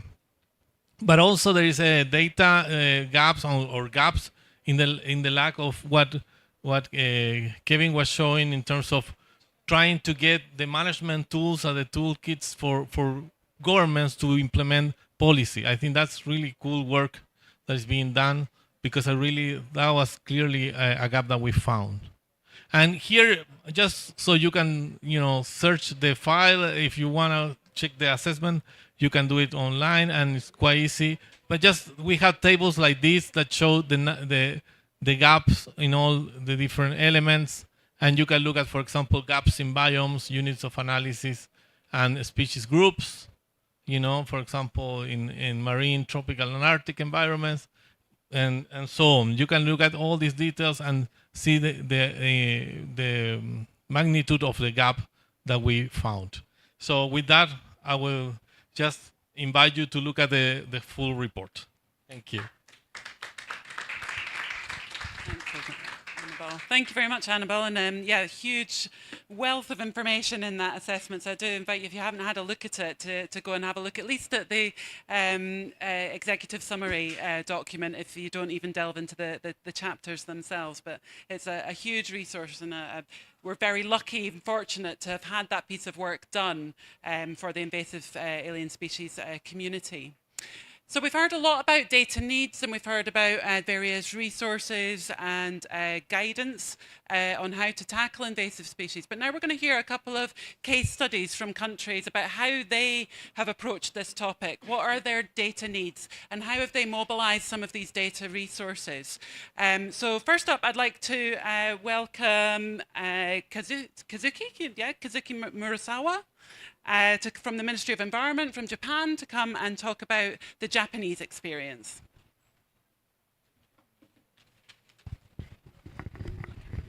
You can put it here if you prefer.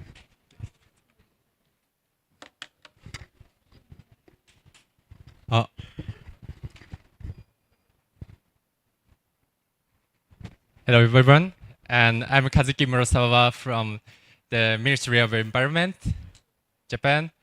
And I would like to thank you for inviting this important side event on invasive alien species. Then let's move on to our presentation. Then this is our agenda. I would like to introduce the database of alien species in Japan and show how the use of database and the use of data is useful for identifying the pathway of the invasive alien species and prioritize the sites and species to address. Then I'll show you the two concrete examples about measures against red important fire ants and eradication of the mongoose in Amami Oshima Island related to the use of data.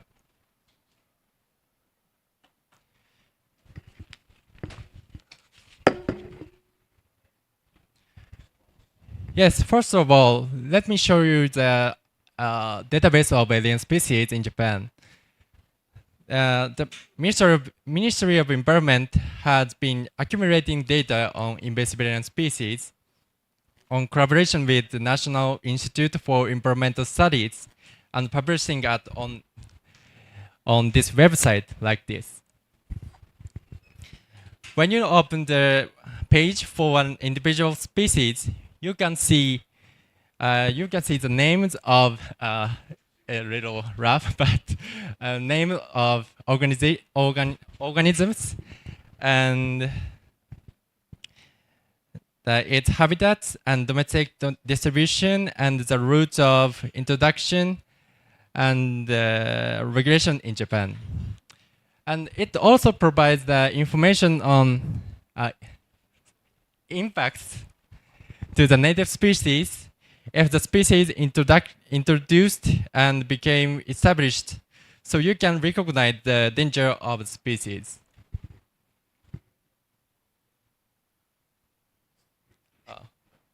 From this page, you can open the more detailed map from here, like this. And from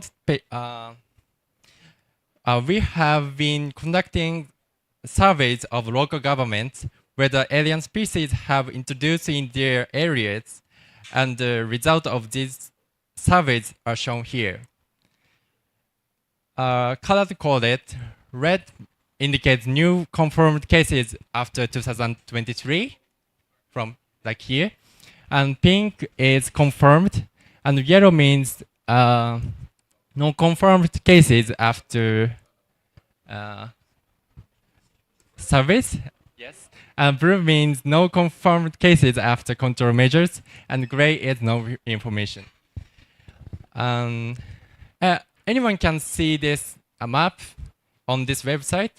Especially local governments can use this to check whether dangerous alien species have already been established in nearby areas, and to help them decide whether they need to conduct surveys or take measures to prevent introduction from nearby cities.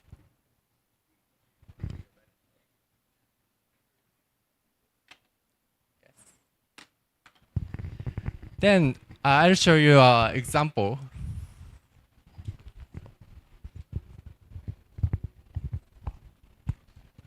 Do you know about Asian longhorn beetle? This is a sample. Very small and black and white insect. I learned from my boss. But it is very dangerous species because the larva of this insect eats away at trees, weakening them and causing them to die. So this species is designated as 100 of the world's worst invasive alien species by IUCN. And also, Japan regulated this species as a designated invasive alien species under the IAS Act.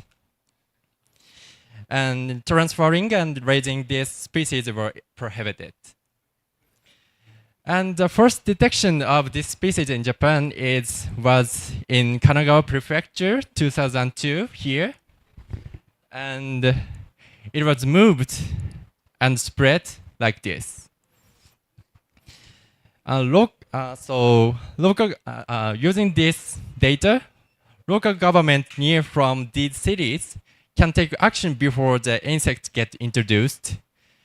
And also, the government provides support to local governments that take such actions through subsidies.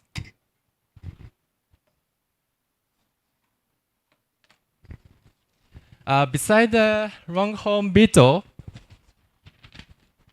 regarding the dangerous alien species,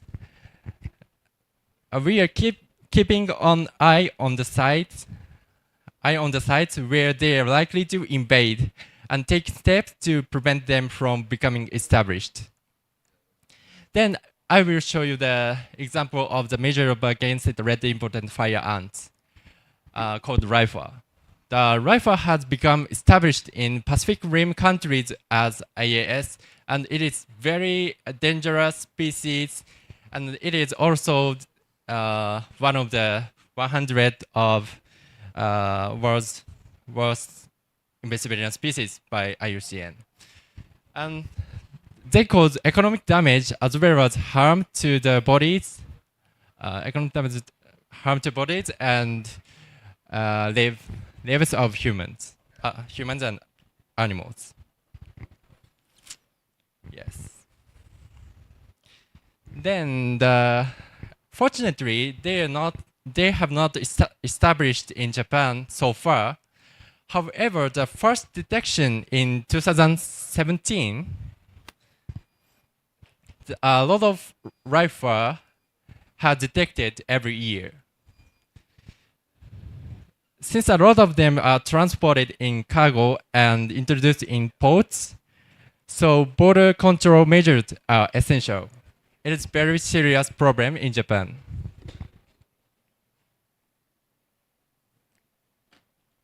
Then in Japan, if RIFA is introduced, we carry out examination with cooperation with the port operators and local governments. We are accumulating data on how much cargo from countries where RIFA is established and how much RIFA introduction has been confirmed at each port.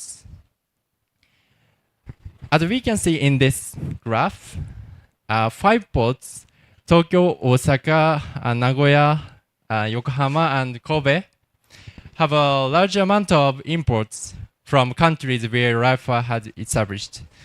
And these 5 ports seem to have a high risk of RIFA introduction than other ports, and we carry out surveys with higher priority.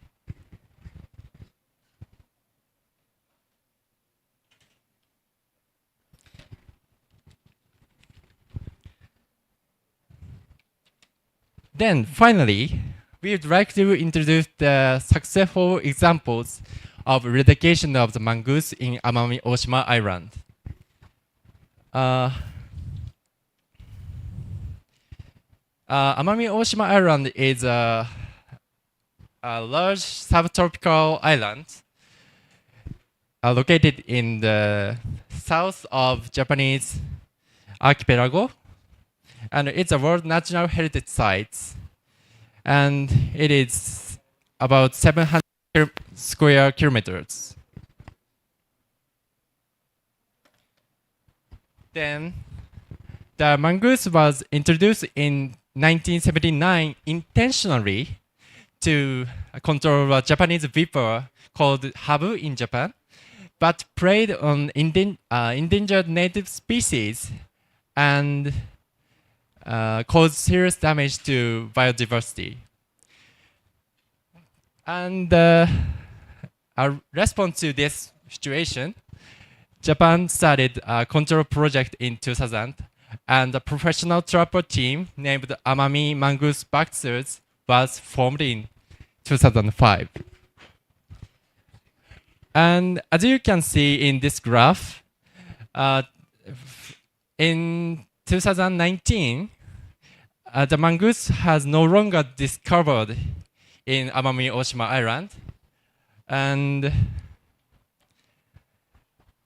happily, we declared the eradication of the mongoose in Amami Oshima Island on September 3, 2024. Then, as the mongoose control progressed, the status of inhabitation of some native species started to recover, including the Amami rabbit, this species, yes. And in addition, the recovery of native species had restored the value of the island as a tourist destination. We believe that this is a hopeful example that shows that we can achieve target 6 of GBF if If human, financial, and time resources are invested, efficient resources are invested. And for this, the use of data is very important to take action effectively. On the other hand, it also reaffirms that how difficult it is to eradicate IAS once they have been introduced. Finally, we can learn from our experience. In order to prevent introduction of IAS, it is important to recognize the pathways of introduction and prioritize the species and areas. And we believe that yes, use of data is a useful means of doing this. Thank you for listening.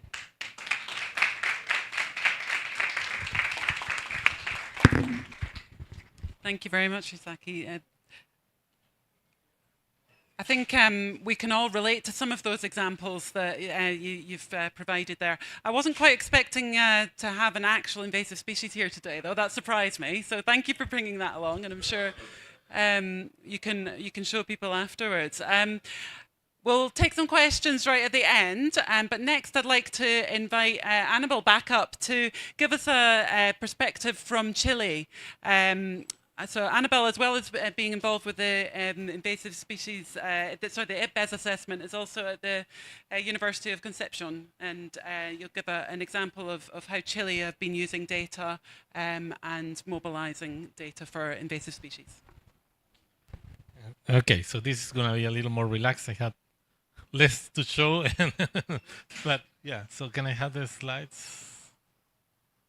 Yeah, but basically, I will try to show you what we are doing in Chile in terms of data, but I'm not an academic. I'm basically a professor based in the University of Concepcion and director of the Institute of Ecology and Biodiversity. And we have been working with the problem of invasive species for 20 years. But we are now also we have also been working in close collaboration with the Ministry of the Environment on this topic. And for this talk, I also got help from them in trying to answer some of the questions.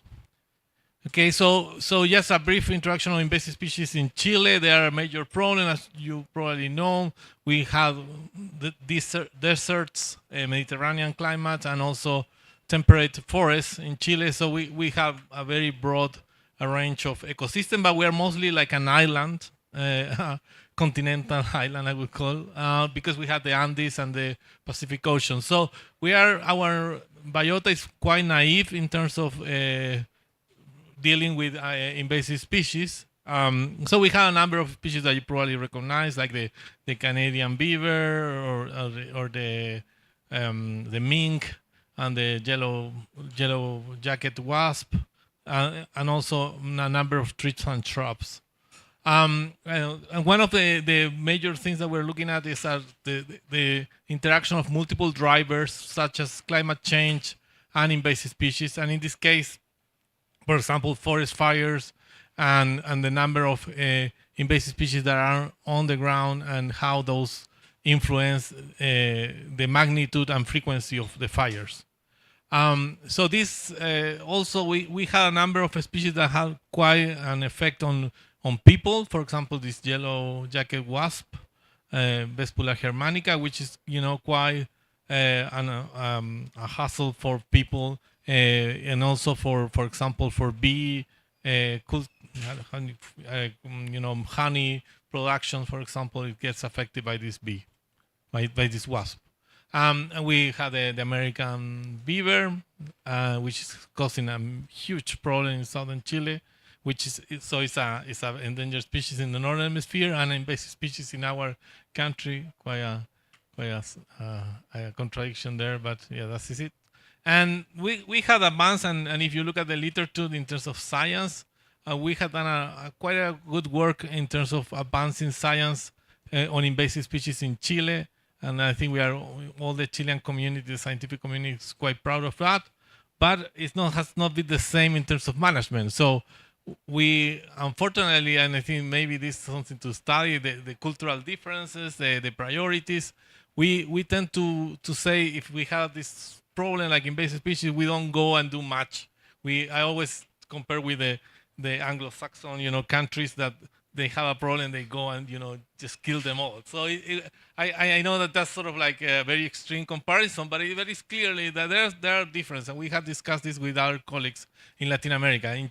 In our countries, we tend to wait until the problem is really, really difficult to address. But we are doing a few things in Chile, and one of those is the creation of an intersectorial committee on invasive species called COSEI, which is trying to do this thing that we were talking about, coordinating different ministries, which is quite difficult, no?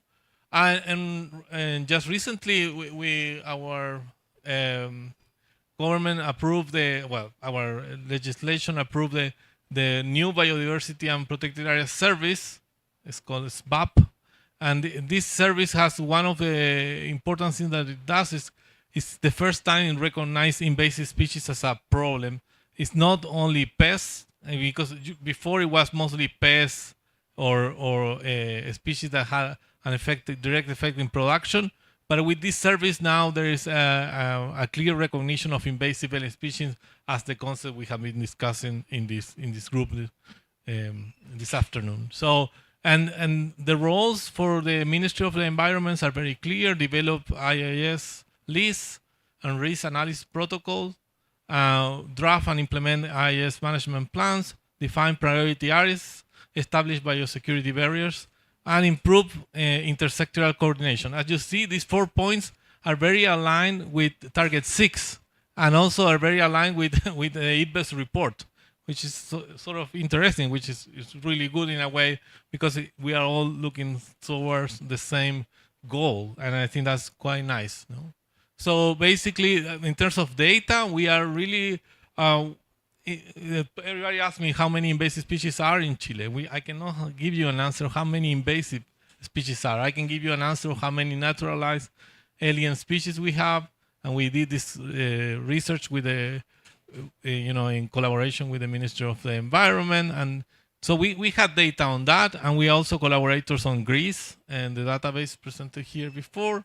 Yeah, so here just to show you, we are collaborators on that, and we have updated data, but unfortunately we don't have any risk assessment for all the species. So we lack of the information to say either how invasive it is and if it's we have to control it or not. We don't have a systematic procedure to do that, and that's what is supposed to be done now with the new service of biodiversity.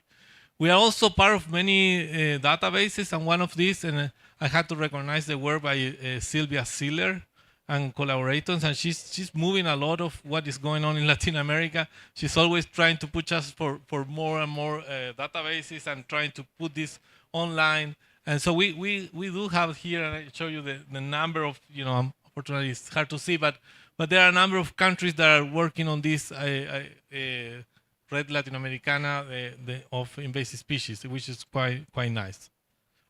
We are also had to show that we are also trying to use citizen science to increase our knowledge, and this data probably will go later to GBIF once it's really check and be sure that it's correct. We could also maybe upload it to GBIF. We already are uploading now a lot of our data to GBIF, so that's also nice that there's this synergies, positive synergies between these different initiatives. So I asked my colleague to give me some of what they think in the government. What are the main gaps in data that they think that are important? And here you have it. And so yeah, it's very simple: list of invasive species, risk analysis, management tools, the list of new methods or the type of new methods. And I think that's really nice what you were showing, Kevin, of this toolkit, because I think for countries that don't have much, this can be quite nice, no? Like having something, okay, this is the basic. And then you can put it and upgrade it a little more. Then also, they told me in the ministry that there are specific cases that are really critical. And they need to know for species that are really critical, the feasibility of eradication and control. And also impacts on people and the quality of life. I think that's also quite important. And finally, how to get to an integrated biosecurity scheme. This whole idea of one biosecurity or one health and apply to invasive species. And I think that's quite relevant. So I think this is quite a nice result of this week that I was putting together information. And just to show you that people are interested on the issue of invasive species, we had a number of workshops, people participate, but then there's the problem of what to do after. Now, we recognize there is an issue, but then who pays for management? Who in what regulation we will use for doing that? And I think that's still a major gap for Chile. And one example also of that the need for more technology is this case of mink. It's similar to the mongoose, I think, in a way. So we are trapping this animal, and because it has implications also for farming. It is chicken farms. It's quite difficult, complicated animal. But then there's this very basic technology that we're using, and how we can improve this technology is quite relevant question for Chile. So I think with that, I would just to say that I really want to push this for Chile. So like we had 7 points of the governance that we fight for these 7 points really hard, and governments were really it was something very important for them in the plenary of IPBES to have these 7 points of integrated governance, and I think now is the time to apply it. So I think it's if we can get countries to really use these 7 points, which are again super basic, I have to say, but I think they're really critical in terms of integration, collaboration, data facilitation, and also resourcing, and including multiple stakeholders. I think these are quite simple steps that really could get us in better shape. Okay, so yeah, so I think in general, I admit that we do have the knowledge, and I think Chile has done a lot in terms of getting ready for management, but I think the actual management is what we are lacking at the moment. So thank you so much for your patience. Thank you so much, Annabelle, and I think that really highlights the sort of complexities that we're dealing with when we're talking about invasive species. And that's quite interesting, given that we're talking about one target of the GBF. We can come up with a way of answering that target, but actually there's all of these cross-cutting issues about access to data and mobilization of resources to actually implement action. I'd like to open to the floor for some questions, particularly for our 2 country case studies for Japan and for Chile. But if you've got any other questions about some of the resources and data that were presented, we'd be happy to take some questions. Hi. So my question is, it's very clear that we have enough tools, we have enough information, we have a lot of things to implement Target 6, and also of the usefulness of these data and those tools for, country cases. However, how can we make it easier for the parties to reach those tools, to understand those tools? Because one of the things that happened on the Global Biodiversity Outlook was that Target 9 on invasive alien species wasn't reached, because many of the countries said we didn't know that the information was there. So maybe, I don't know if it's a question that most of the information is in English. Maybe it's we need to think on different stakeholders. For example, a decision maker who doesn't know anything about invasive species but is charged to implement the target. I don't know, what's your opinion on that? Yeah, no, I think that's a very good question. Why are we not meeting targets when I think it's about mobilizing the community, but it's also expanding beyond the community to reach to other sectors as well. I don't know, Kevin, do you want to come in on that as well?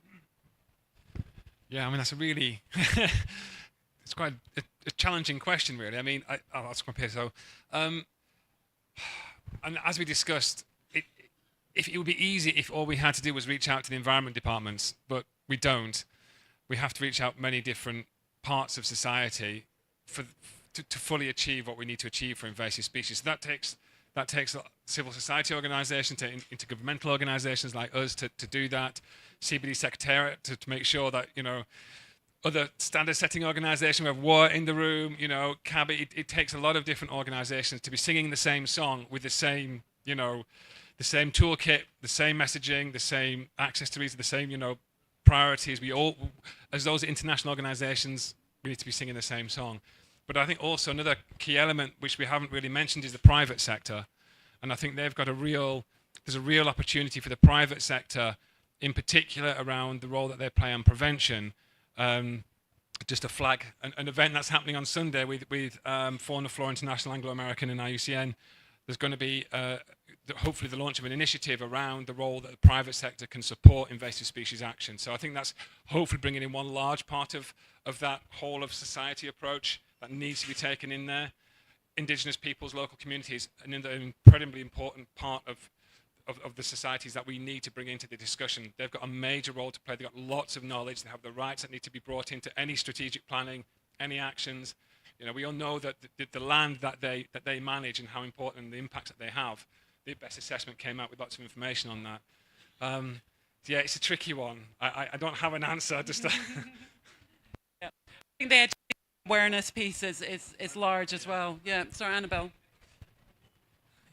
Yeah, I can comment on that because I think about that a lot. So why there's this big difference between countries and why in some places seems like things could work out for invasive species or at least for a particular species and in other no. And I think it has to do with, like I said, like a cultural difference. I think is a big deal, but also access to information. I think is quite important. Like you were saying about the language. I think, you know, everything in English is a problem for our countries. And, you know, I can imagine, like, you know, we speak Spanish in Chile, but let's say if you have other language that is not so common. And again, I think we really need to translate the science and also make it adaptable. So I think, for example, the toolkit or anything like that, it has to have like a very big box that said, like, you know, you adapt this to your reality. That's sort of like, okay, you know, you go there and you sort of like tune in for your situation, because otherwise we are just sort of like really trying to replicate recipes. And I think that's, at least in IPBES, that was something that we all agree fully. Like, there are no recipes for invasive species. They are like very context dependent.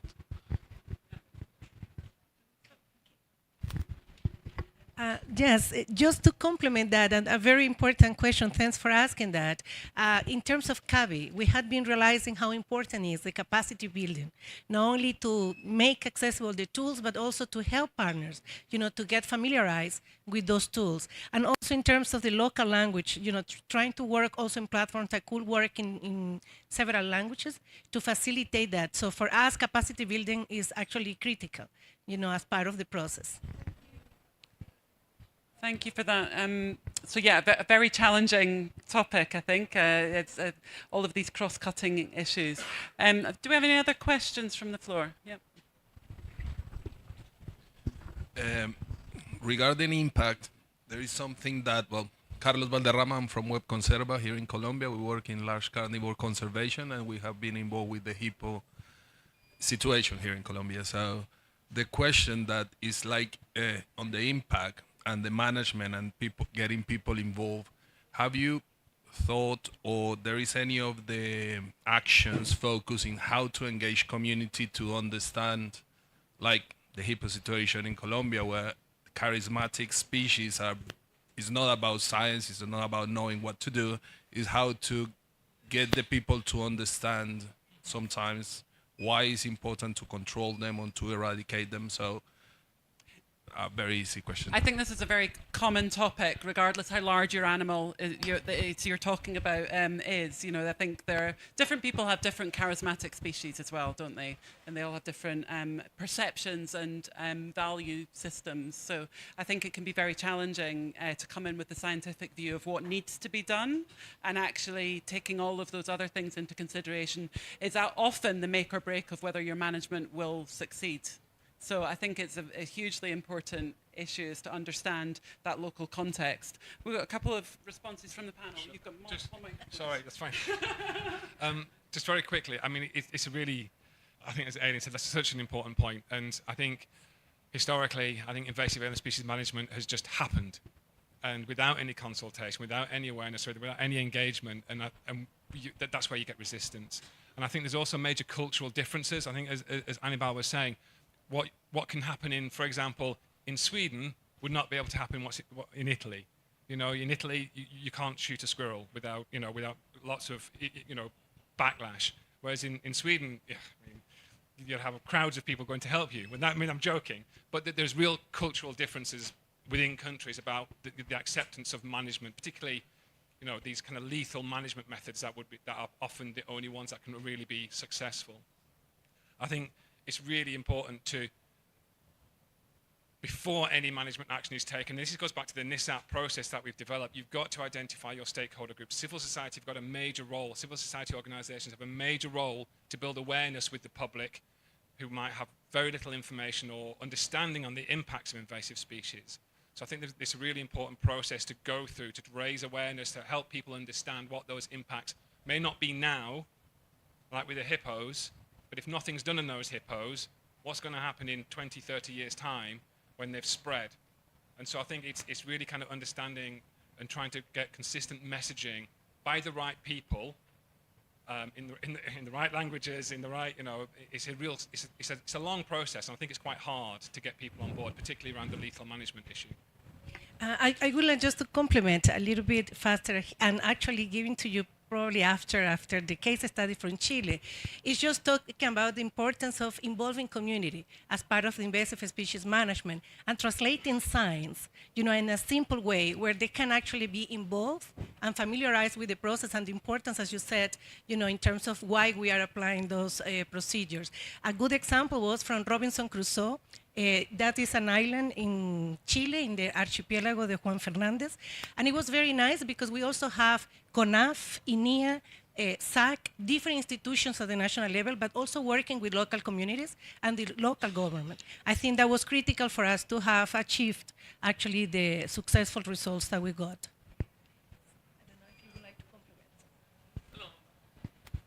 Yeah, I was here in Colombia like 2 months ago, 3 months ago, talking about the hippo and all that. Like, it was a seminar. I work on plants, but it was a seminar about, invasive species. And I know colleagues were really frustrated with this issue. But I think we had to understand that we cannot rush things. Like we really need to make this fast, but we also need to understand that society cannot just, cannot just stand up and say like, this is wrong, we need to get rid of this. It's not gonna work, and it's gonna backlash to us again.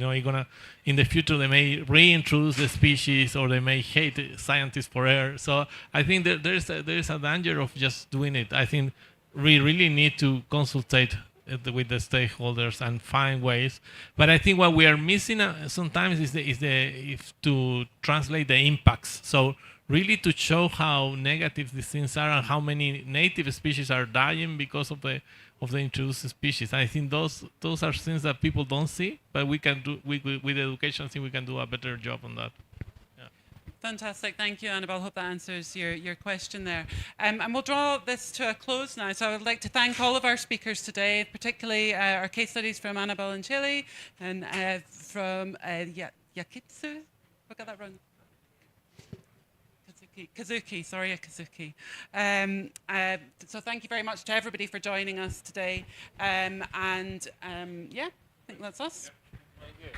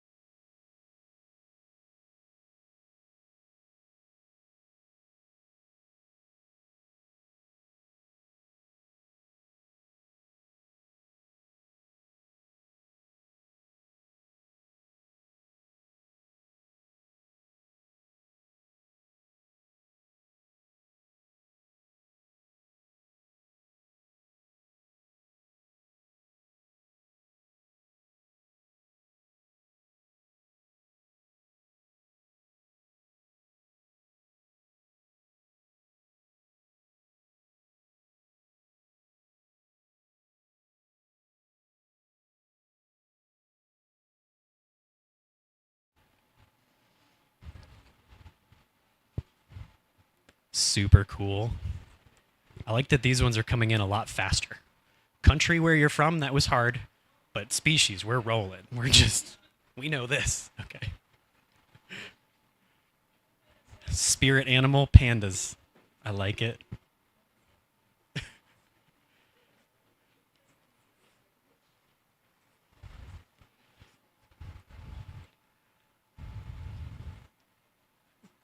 Protea, fantastic. I like it here. Got some good plant and fungi representative. Okay, I'll give you just a couple more minutes, and then I've got one more question for you that's slightly more serious.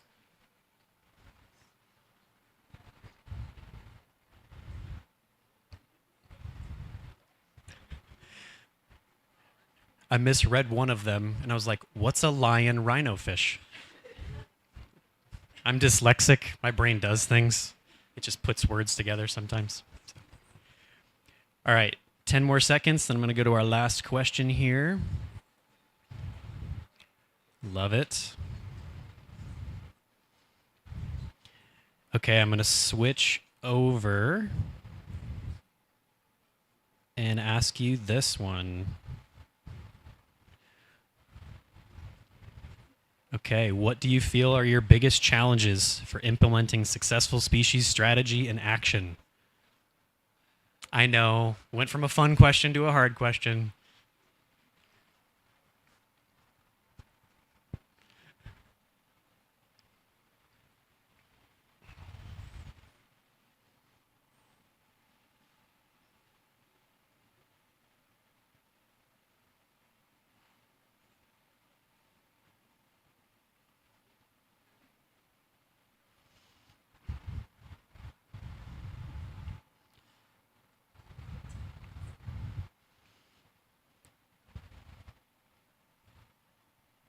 It's good thoughts coming through here.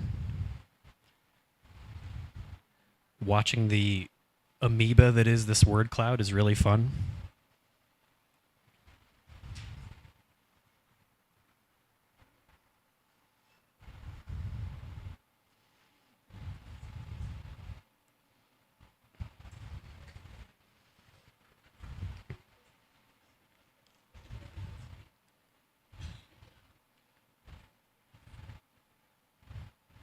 Yeah, this is a great list. So many things in here.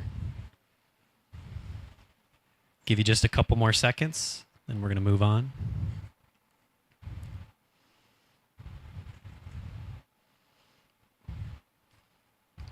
Okay, I'm going to leave this open for a little while so you can keep adding things. But what's cool about this is the rest of the session today, we're going to hear a series of different conversations and discussions, and we're going to touch on quite a few of these. What I think is true is that there is no single one way to go about doing species recovery and urgent management action work. Every country is a little different. Even from a regional standpoint, it's a little different. And so what's great is that we can learn from one another, not to carbon copy how they've done it, but to learn what questions we need to ask, to learn what are the challenges, what's worked, how do we apply those learnings into our own context, because it really is different. And then the wonderful reality of all the work we do is that we work with living species that don't always listen when we tell them to do things. That was supposed to be funny. But when we create plans, it doesn't always go the way we want.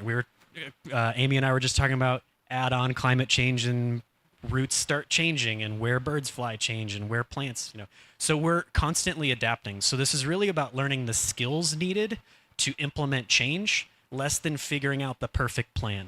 There is no perfect plan. There is having a plan and implementing it and learning about the tools that we have available to us.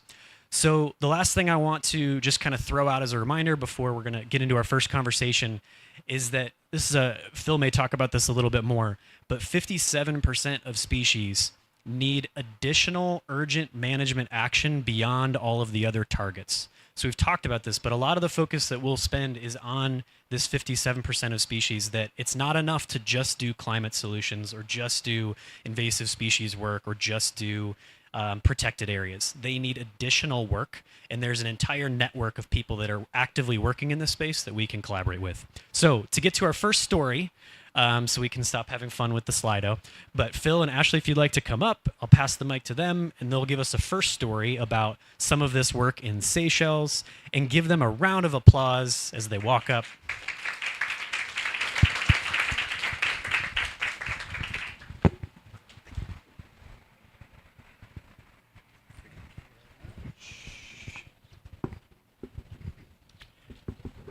Right, great. Thank you very much, Mike, not only for that fantastic scene setting that you've done, but also for pulling together what looks to be a fantastic, interactive, diverse session.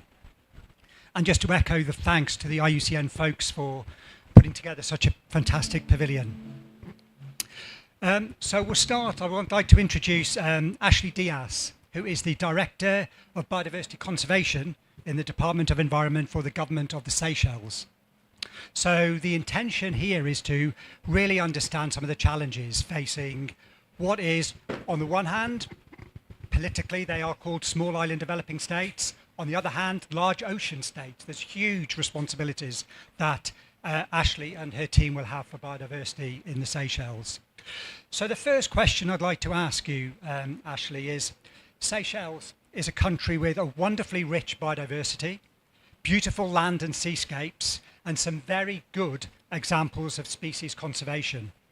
It's also a country of 100,000 people, and therefore has a very small team in the Department of the Environment that's dedicated to biodiversity conservation.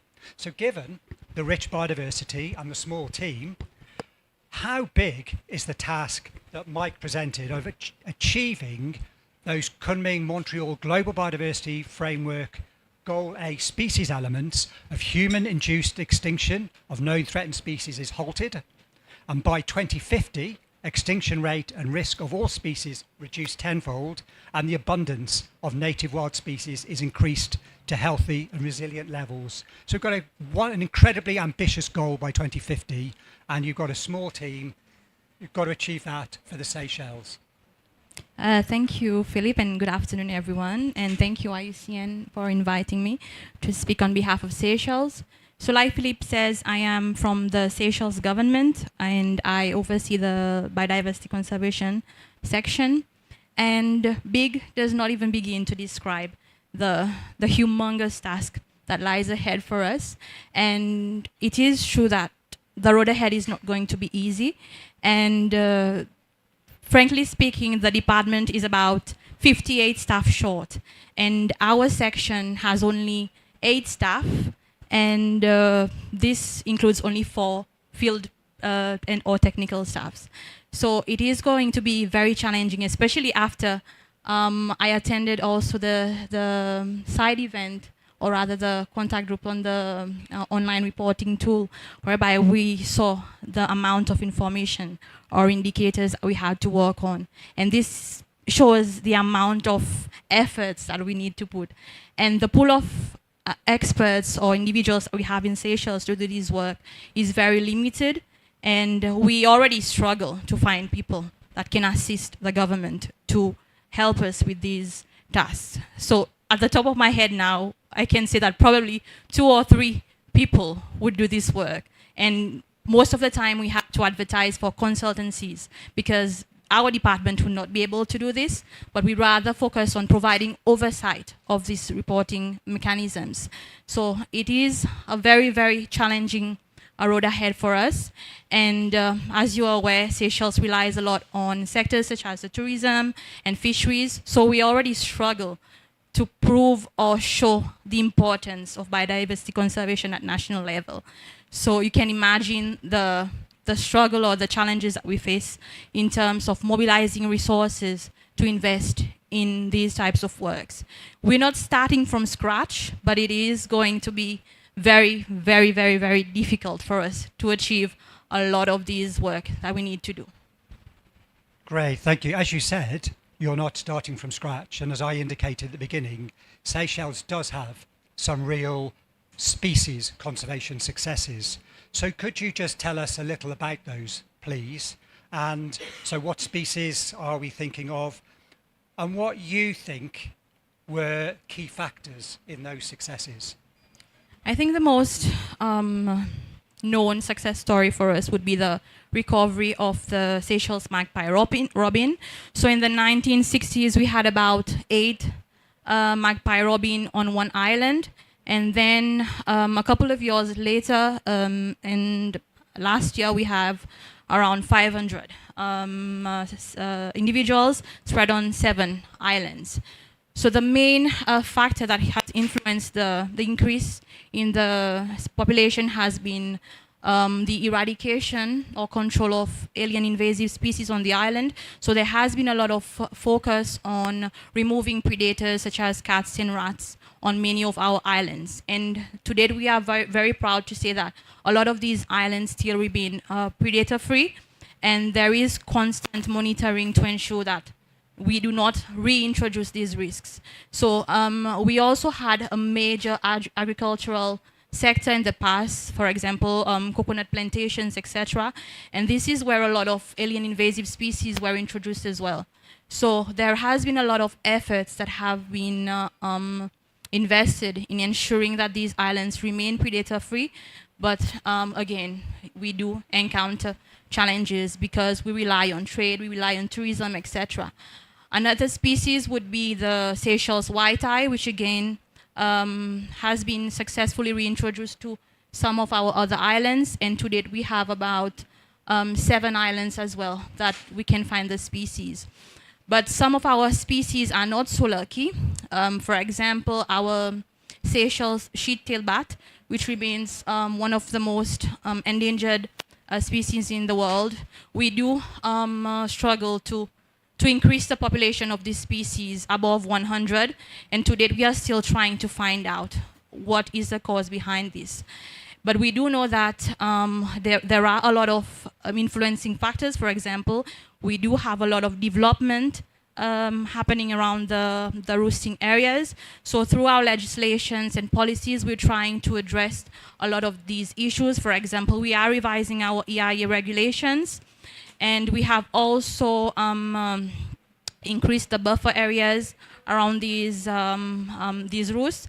But one of the important things that we are doing now is trying to have a dialogue with individuals, because a lot of these protected species are found on private land. So this is a very important discussion that we're having at the moment. And we do have a policy on private land in protected areas that we are currently revising together with the Ministry of Land, because we are trying to look at different options that we can come up with to compensate for the loss of these lands for these people. But it's very, very challenging, like everything else. So it comes down to what is a priority for us, or what do we define as urgent for Seychelles, because you have on one end the Ministry of Environment, but we also have other important sectors such as fisheries and tourism. So we do not fight with each other, but it is a very big task to sit on the same table and trying to have conversations around species recovery, protecting endangered species. So it's always a challenge, but there are opportunities that we're tapping into, especially through our engagement, for example, with IUCN. We're talking to traffic. We are very active in CITES and other platforms. So all of these we are trying to make good use of. Well, that's fantastic. Thank you. That's a very comprehensive, not just answering my question about those success stories, which is great, but also going beyond to talk about what might be having an impact on success of other efforts. So to bring that back to that big task that Goal A sets, not just Seychelles, but every country, what do you think are the key challenges? What would help you make most progress towards those elements for species in Goal A? I think for us it would be better engagement, or adopting a better whole of society approach. We do have some mechanisms that work for us, but it's always evolving, the situation. And we constantly have to go to cabinet, make presentations, and because there are other priorities for the country as well. So we represent one arm of government. So we have to ensure that we do have our policy briefs. We are always ready because at any time cabinet can call for a meeting and you have to have your facts right. And this is what we want to have in hand.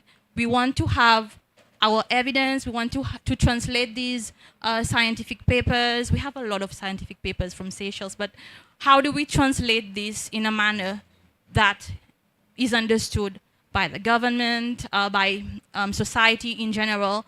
Because you would think Seychelles is small and we do not have a lot of issues, but we do.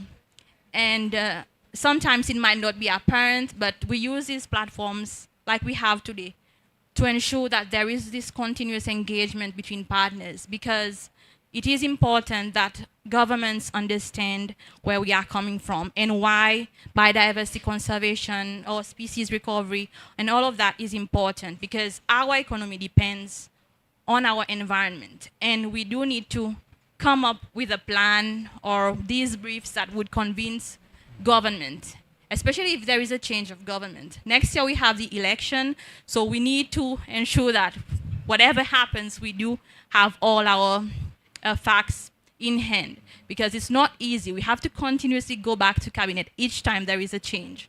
So it's not an easy road ahead for us. And we also have the issue of retaining people in government. So we have lost a lot of institutional memory, whereby you've trained people in government and then you have to start from scratch. So that's why we do value a lot our local partners. For example, our local NGOs, they are very important to us. And I do feel, coming from government, that maybe we do not value them enough. But this is something that we want to work with them towards, or work better towards. We have a good collaboration, but we need to improve it. And so, yeah, I hope that through these platforms that we can at least find mechanisms that work for seeds. Yeah, well, some fantastic insights there, Ashley. I think the idea of policy briefs with a very clear message and in language that your policy makers, your cabinet understand, is perhaps something that we as people are really passionate about species conservation, we don't think of that communication enough. So I think that's a message really that certainly I'll take away from this. So we've got time for one more question, so a couple of minutes. So Mike brought that round to Target 4. So the Global Biodiversity Framework also contains Target 4 that's concerned with urgent management, ensuring urgent management actions. And it's, although the whole framework is urgent, that is the only target that has the word urgent in the target. So that does give us really passionate about species conservation that added mandate, if you like. So it's urgent management actions for species that need action in addition to the reduction of threats, and to do this by 2030. So the goal is by 2050, but we need these actions in place within 6 years. What are the priorities, do you think, for the Seychelles, and what would help you make progress between now and 2030? Like I said at the beginning, what is urgent and what is a priority? So different countries will have a different way of answering that. But for us, like we discussed earlier, we have a whole list of priorities and challenges, but at one point we need to come up with at least a top 3, or I don't know, but we need to come up with what is a priority for the country. And for us, I think it would be having this conversation with our government, with our partners, being the NGOs, the private sector, etc. Because we do need to lobby in more efforts. We need to invest more efforts toward resource mobilizations as well. And we do need to have serious conversations around species extinctions or species recovery and all of the factors that are affecting biodiversity or species. Because we do realize that there are a lot of threats, especially threats that are evolving. For example, for us, it would be climate change, it would be tourism, agriculture. Seychelles is very small. We have a huge EZ with a very, very small land area. So everyone is competing for that very small space that we have. And we do need to sit around the table and prioritize these actions. It's never easy, but someone needs to take these very tough decisions. And it needs to start somewhere. So we are trying to lobby efforts, and I'm happy that I'm meeting so many people at this COP. So, and our minister will be here next week, so you might see us popping in at your side events, etc. So we do take every opportunity that we get to engage with other stakeholders, have these conversations about how we can scale up these actions towards our species that are very unique to Seychelles. So if any of you have any best practices that you would like to share during our time here, we are very available to discuss further. Thank you. Well, thank you ever so much, Ashley, for giving us real insight. You've got huge challenges, but at least the species of Seychelles have a fantastic champion. So thank you very much for sharing your insights. And I'm sure all of us will thank you very much for your insights, and we'll really look forward to furthering these conversations during the rest of COP and subsequently as well. Thank you very much. Thank you very much. Okay. Use the QR code. We've got another question up for you, and we do have time for maybe one question from you all to them. You can run and make Phil take it. That's fine if you want, but is there anyone have a question based on kind of some of the conversation here? And then again, we've got this one live, so you can drop in your answers for it as well.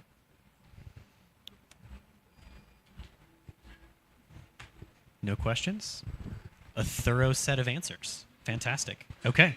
Thank you very much. We'll move along. So this next one, so again, we want to look at different examples at different scales, different ways to approach this and understand the task that we have in front of us. So what I'd like to do is I'm going to introduce Carly, have Carly come up, and Cecilia, and Germán, and Carol. If you all would like to come up, I'll let you all kind of introduce yourselves, but these seats are warmed and ready for you. Okay, thanks, Mike.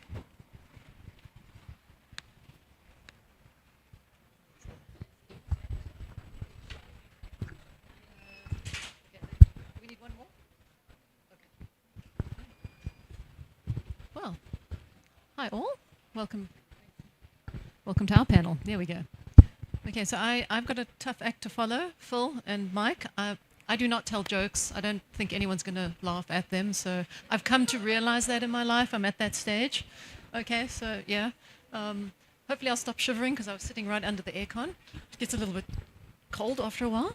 But our three panelists, I'd like you to just, if you could, introduce yourselves and your role in your jobs. So Cecilia, if you'd like to go first, please. Sure. Thank you for the invitation. My name is Cecilia Cronenberger. I work at Chico Mendes Institute for the Conservation of Biodiversity in Brazil. It is the agency responsible for protected areas, creation, management, and species conservation. Okay. Thanks, Cecilia. I've got the microphone, so I can go next. Hi, everyone. I'm Carol Poole. I'm from the South African National Biodiversity Institute. So we are an entity of government. We're not the national department.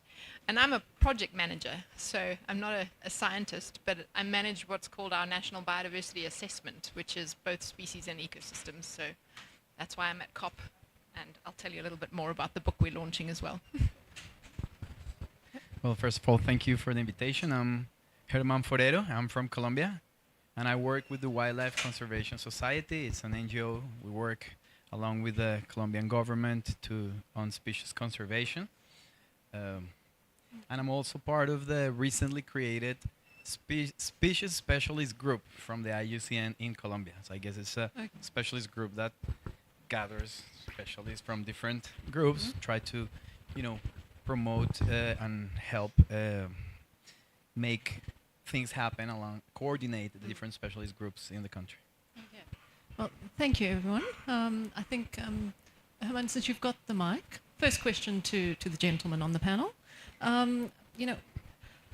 We've been hearing a lot about the challenges that everyone's facing. We heard from Ashley now, what's prioritization, who's urgent is more urgent. And so, could you tell us what the challenges are from moving from a written plan to implementing one for a species, to the actual action? Okay. Yes. Well, before the challenges, I think there's a lot of opportunities in our countries, stemming from the fact that many of our countries already have official action plans for the conservation of many species. So part of the hard work has already been done, which is gathering experts and local communities and different stakeholders to think about the threats of the particular species and the actions that are needed to recover them. So I think there's an important opportunity there.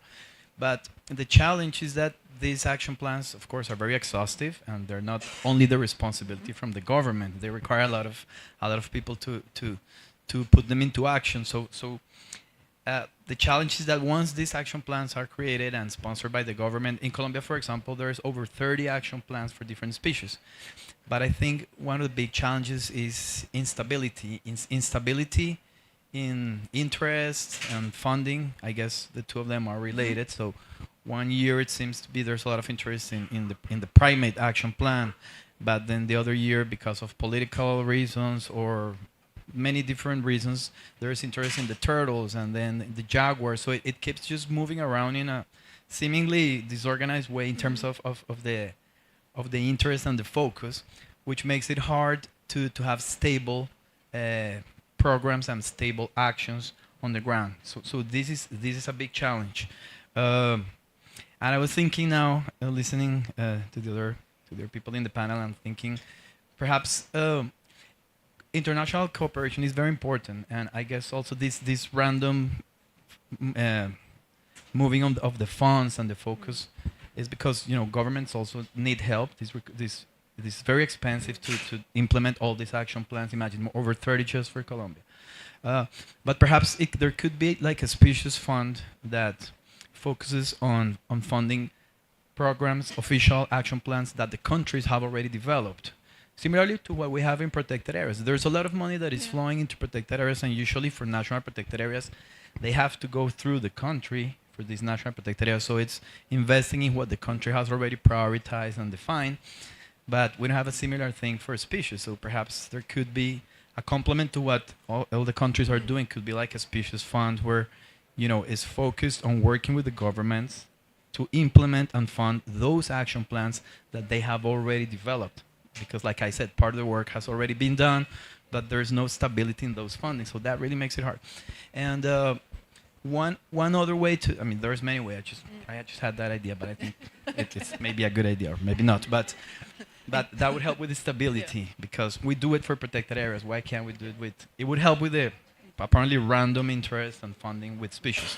And another way we've done it in Colombia, many organizations have been successful, I guess, is with public-private partnerships, which allow exactly that. Because I'll give you an example. With the Andean bear, there is a public-private alliance for the conservation of the Andean bear.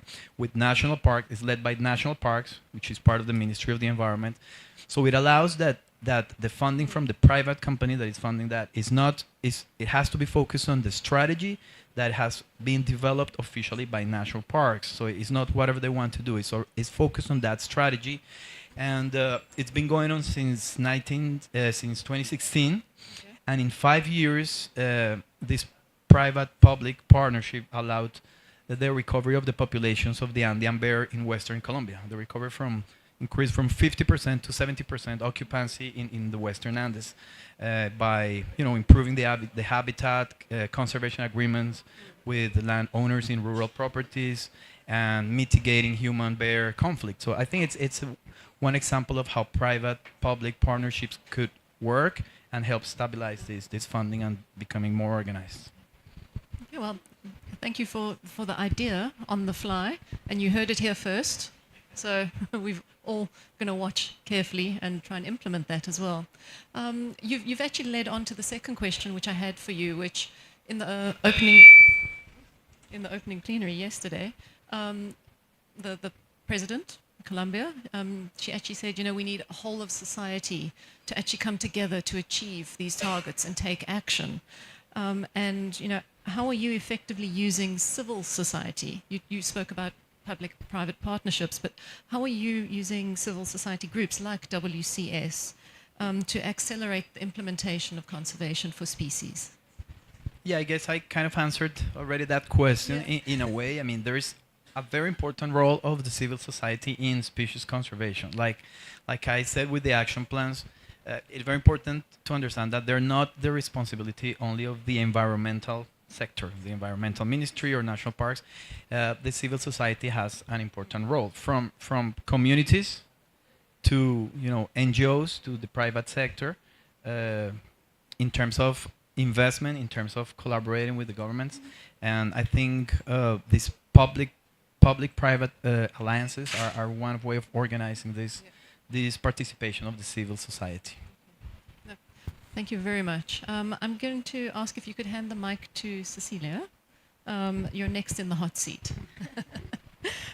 Cecilia, in a high biodiverse country like Brazil, where are you seeing successes of implementation and action for species conservation?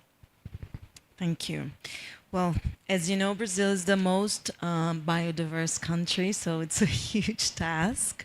We currently have 1,263 threatened species of fauna, not including flora.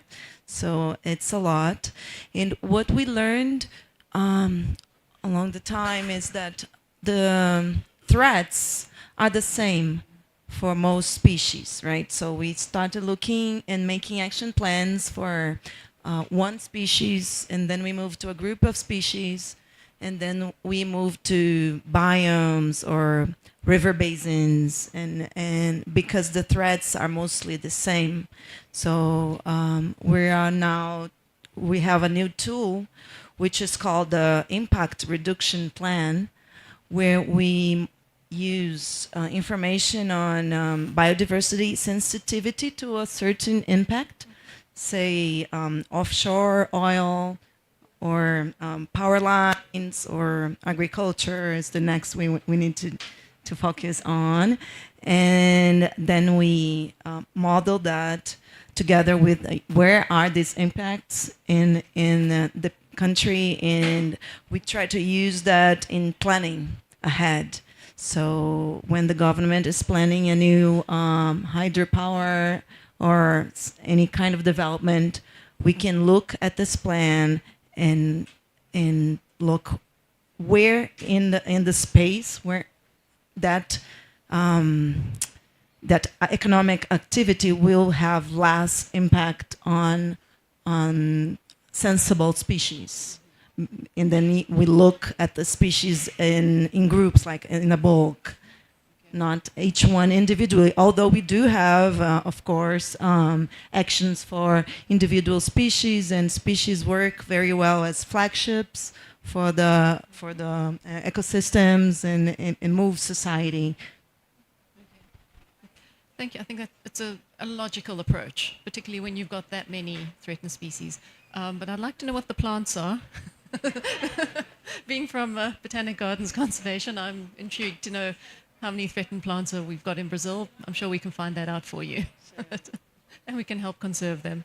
My second question is similar to Germain's one. How are you collaborating with so many different partners to achieve these goals of yours?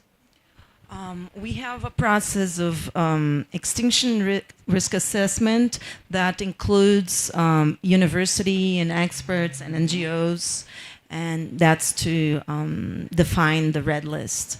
And then we use these partners and other partners in action plans. So we have hundreds of institutions involved in Brazil. And Instituto Chico Mendes does the coordination of the action plans, but we are not capable of implementing all the actions. So most of the actions are implemented by partners, and what we do is we keep track of what everyone is doing and the results, and focusing on how to downlist species. And I'm happy to say that in our last assessment, which ended last year, we downlisted 140 species of animals. Okay. Thank you, Cecilia. Carol, over to you. In another highly biodiverse country, when there's so much work to be done, how do you prioritize where species action needs to take place? Yeah, difficult one. Mega diverse country. We have 20,000 plant species, just so you know, one plant red lister that's a full-time staff member. And we've literally just hired a contract staff member out of our project funding, you know, so I mean, very, very small teams. We also rely on NGOs to do all our animal red listing. The plants are kind of a Sanby business because we used to be the Botanical Institute, now we're the Biodiversity Institute, so we have to do everything. But the NGOs help us a lot. The citizen science is amazing in South Africa. iNaturalist is a tool that, you know, we just totally behind in terms of, certainly there's custodians of rare and endangered wildflowers, which is a volunteer group. They just go out monitoring threatened plant species. So that's really great. We've got this long history of extinction risk assessments, and then more recently we've got this indicator that we've developed that's explained in this book. So you can pick up a little QR code bookmark at the IUCN table there when you leave. But Mapping Biodiversity Priorities is a book we've brought out with UNEP WCMC. First came out in 2016, but this edition that we're launching at COP also includes all the species work. So in addition to the extinction risk indicator, that's the red list, we've also got a protection level indicator. So we have a look at our species and we determine, you know, are they actually protected or not, or well protected or not protected. So we've got these two indicators that then we can mash together. So then we have species that are highly threatened and not protected, you know, like kind of the really kind of down in the doldrums species. So that's one way of prioritizing. Other ways, obviously, we've just done our key biodiversity areas assessment, 263 KBAs in South Africa. That's another way of site-based prioritization. That now needs a whole bunch of, you know, management plans and things to going forward. We've got quite a good history of systematic conservation planning, or biodiversity planning as we call it in South Africa. So the provinces have a mandate to, you know, identify, you know, biodiversity priorities and to make sure those go into provincial planning. So that's sort of a landscape level approach. And then more recently in our national species specialist groups and things like that, and we've approached each of the taxonomic groups to come forward with their sort of what's the key thing that you want to happen in terms of species recovery plans, and how much will that cost? So the animal groups were kind of asked, you know, what's your opinion of how much it would cost? And it's sort of knocking on $50 million over the next 5 years, you know. And they had to think about, okay, is it invasive alien clearing? Is it, you know, what is it? Is it ex situ conservation and then reintroduction? We're having a massive succulent poaching crisis in our succulent Karoo hotspot, biodiversity hotspot, you know. What are we going to do? We can't stop the poaching on the ground necessarily. Like, part of the recovery plan is ex situ conservation, seed banking, and, you know, like growing the species. So yeah, lots of sort of decision trees, like the plants in particular have a sort of decision matrix of like most threatened, least protected plant species, and the feasibility of recovery plans as well. And then, yeah, the site-based thing will also help. If you can, I suppose, look at a particular site that has highly threatened and least protected species, you're probably looking after other species in that site as well. Moving on from that then, how do you share these priorities with others and collaborate on the implementation? So you've prioritized, and now it's like, well, now you need to share it, tell the provinces to do something, and NGOs and everyone else. How do you do that? So we've got very good communities of practice in South Africa. So there's what's called the Biodiversity Planning Forum, which is all the spatial planners from all the provinces, and they come together for real technical discussions, and they sort of share the lessons learned in their provinces, and they share their local provincial biodiversity plans that have to, they're like legislated that they have to update those every couple of years. So that's one way. And then our NGO network is amazing. So I mean, we've got particular NGOs working on particular species, taxonomic groups and things like that. So yeah, the Sanby role is one of convening and coordinating and that kind of thing. We definitely, we say we work in this network of partners. There's no ways we can do it alone. So yeah. Okay. Well, thank you, Carol, and thanks to the three of you for sharing your experiences and planning, and particularly in the highly biodiverse countries in which each one of you is working. So now I have a question for all three, and you can decide who goes first.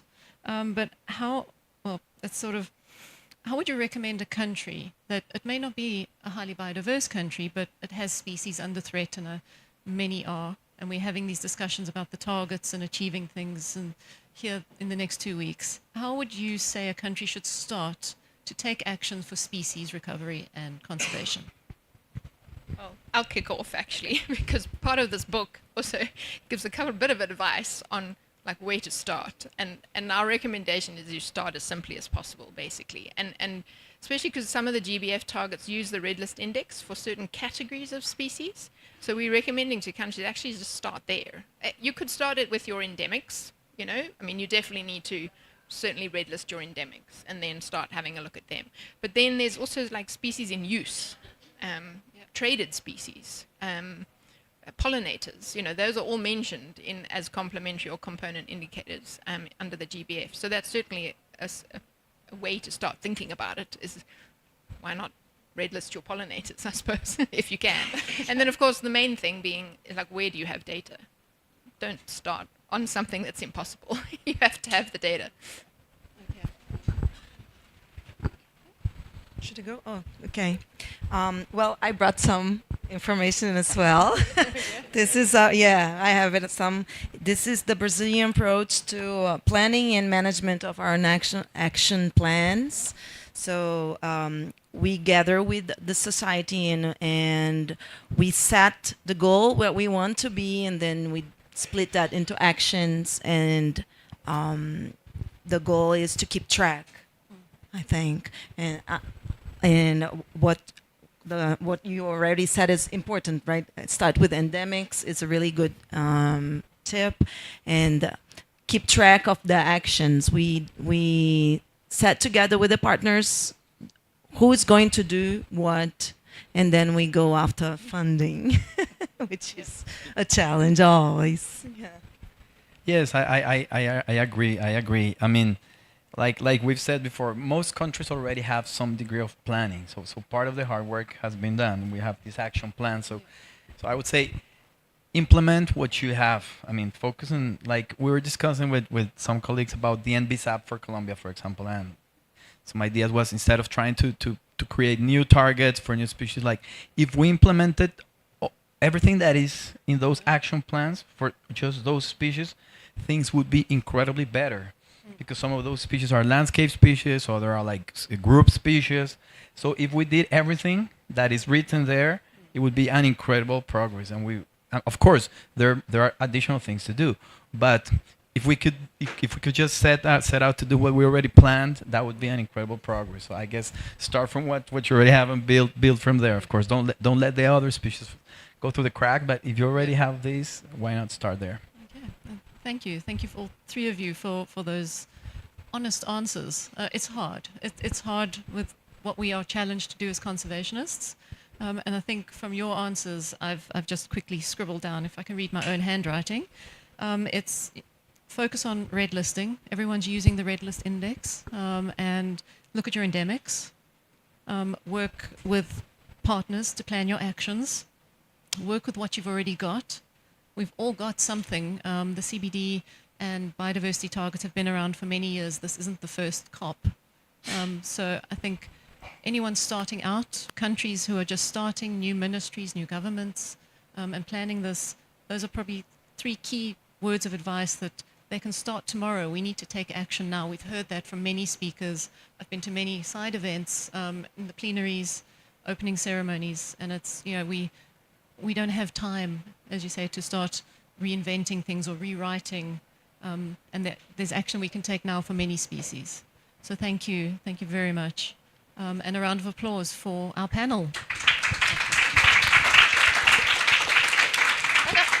Carol, come back. We do have a few minutes for questions from the audience for you. Sorry. You're beginning to regret accepting this, aren't you? No. Yeah.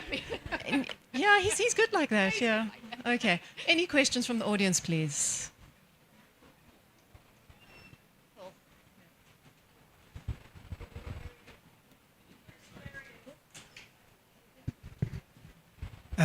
It's one thing that Ashley mentioned, trying to adopt this whole of society approach. And I think one of you, I forget which one, mentioned it.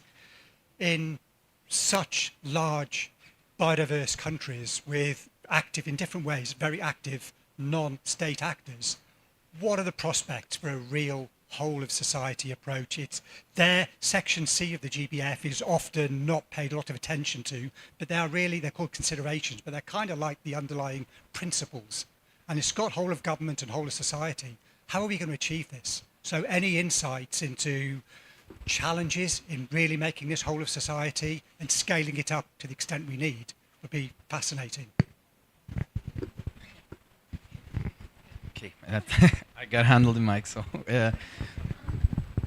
yes, it's a hard question, but we were having a discussion yesterday in the Humboldt house yesterday in an event, and one of the speakers was saying that part of perhaps, not sure if this is related, but part of what we need to do is to make conservation more available to everyone. It seems like for some citizens, I speak for Colombia, conservation is something like from the protected areas in remote areas and only of pristine sites that shouldn't be touched or used. But this idea is changing, and I think in a positive direction. Biodiversity is everywhere, and there's a possibility of contributing to the maintenance of biodiversity, not only in the protected areas, not only in very well preserved sites, which we need, of course, but we need to think about the contribution of biodiversity in productive areas. Yeah, productive areas have a contribution, have a role in biodiversity.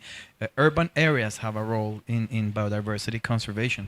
Species that are used, IPBES, the IPBES just released last year its evaluation on used species and how important this is across the world, but in some countries this has been seen as something bad, but this is part of biodiversity, and species that are used are very important to protect, not only because of their importance per se as a species, as part of biodiversity, but because of their importance to the people and the way people use them and as a resource. So it's bringing conservation from like this abstract thing that is for the park rangers and the Ministry of the Environment to valuing biodiversity in the different places where you live and work and produce. Adding to that, I think maybe focusing on ecosystem services and nature's contributions to people, it's a way to bring them closer and understand that and the role that species play on the services. With climate change, everyone is feeling the impacts on their daily lives, and then that's the opportunity to speak to a larger audience, I think. Well, I'll pick up on the species in use issue because that's been a focus of ours for the last few years. We've actually found working with traditional healers in South Africa to be really important because they've seen the medicinal plants disappearing out of the wild, right? They can't harvest them out of the wild anymore. They just don't occur. And so really involving them in occurrence data, like where are they still harvesting, where can they not harvest anymore that they used to harvest 5 years ago, and really involving them in as part of the red listing process has been so valuable. And through the traditional healers speaking to the chiefs of the area, getting permission to go and talk to the community members.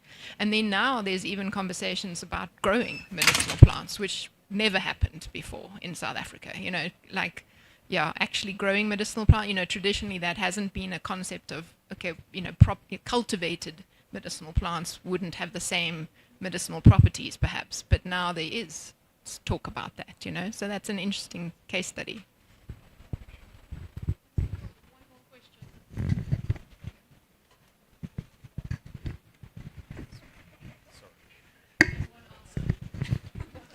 Thank you. And before I ask this question, I do realise that I am in an IUCN pavilion. So, if resources are limited, how do we take account of and recognise success if we can't do red listing first?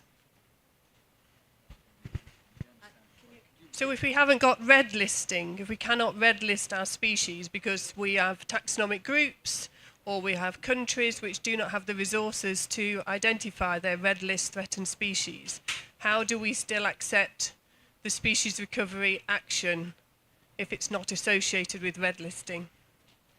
Well, it's hard to focus on species if you don't have the red list, but you can focus on ecosystems, on area. We do have the goal to protect 30% of ecosystems, so that should be a starting point. But without species information, it's hard to make a good choice on where to protect, right? So it's important. Information, it's key. Yeah. Yes, it's a tough question. Short. Oh, short. Sorry, means I'm speaking too much. No, I guess it's a hard question, but I think red listing is extremely important and is one of the ways of prioritizing species for conservation. Not the only necessarily one, and it speaks of species and not of populations. And I may speak a little bit on there.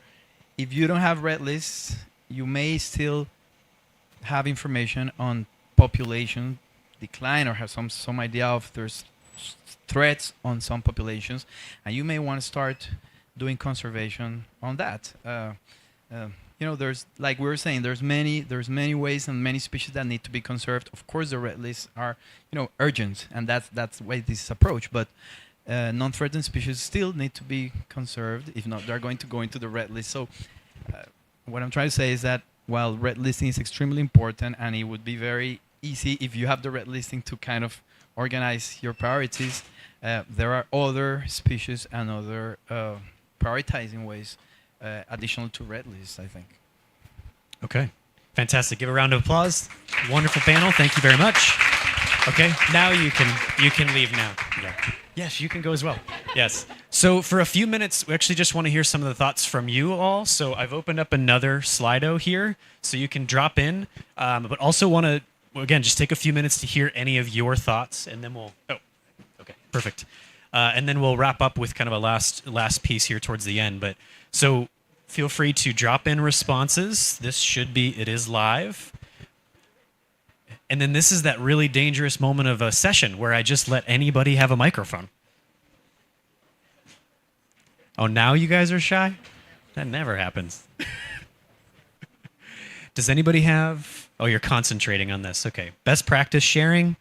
Ooh, I'm going to make a plug. If you didn't know about this, in May, Reverse the Red and the IUCN Species Survival Commission did something called the World Species Congress, and IUCN was really helpful in promoting that, and all of us and partners. It's 24 hours of success stories and success sharing. It started in New Zealand and went all the way around the globe, 24 hours live. There's over 215 speakers from 68 countries, and that's all online. You can watch any of it. So, okay, some great things. Who would like to make a comment or a potentially inflammatory comment? Just trying to egg you on,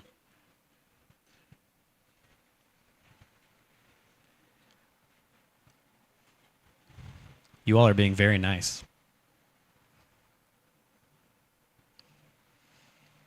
Okay, I can see mine tells me how many of you are typing, so I know that 7 of you are still typing, so I'll give you a moment.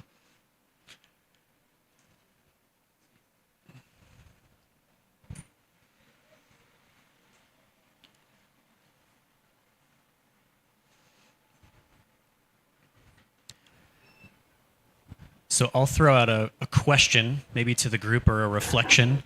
Something that we've noticed is that it's very timely, as all of these MBSAPs are due to be published now, and these targets are being submitted. Something that we have noticed is that in many of these MBSAPs, there's actually not specific targets, or specific actions for species. That tends to get missed in many of the national biodiversity strategies. There's kind of expectation that if we can achieve things like the landscape protection and if we can do some of our other efforts, the assumption is that all species will recover. And so I'm curious if anybody, you're nodding your head if you have any thoughts to add, but we've noticed it. I don't know why it's happening, but would love to hear anybody's thoughts on why that might be that species don't get integrated into BSAPs as much as we like. But would you like to? What I can say is in Brazil, of course, protected areas are an important conservation tool, but we have seen that about 30% of our threatened species are still not protected by protected areas. So continuing that talk, you need information where the species are so that you can make good choices in location of your protected areas. And that's just for today, but we need to also think where the species are going to be in the future due to climate change. So that's another challenge. Yeah, absolutely. Any other thoughts on that? We can riff off of it.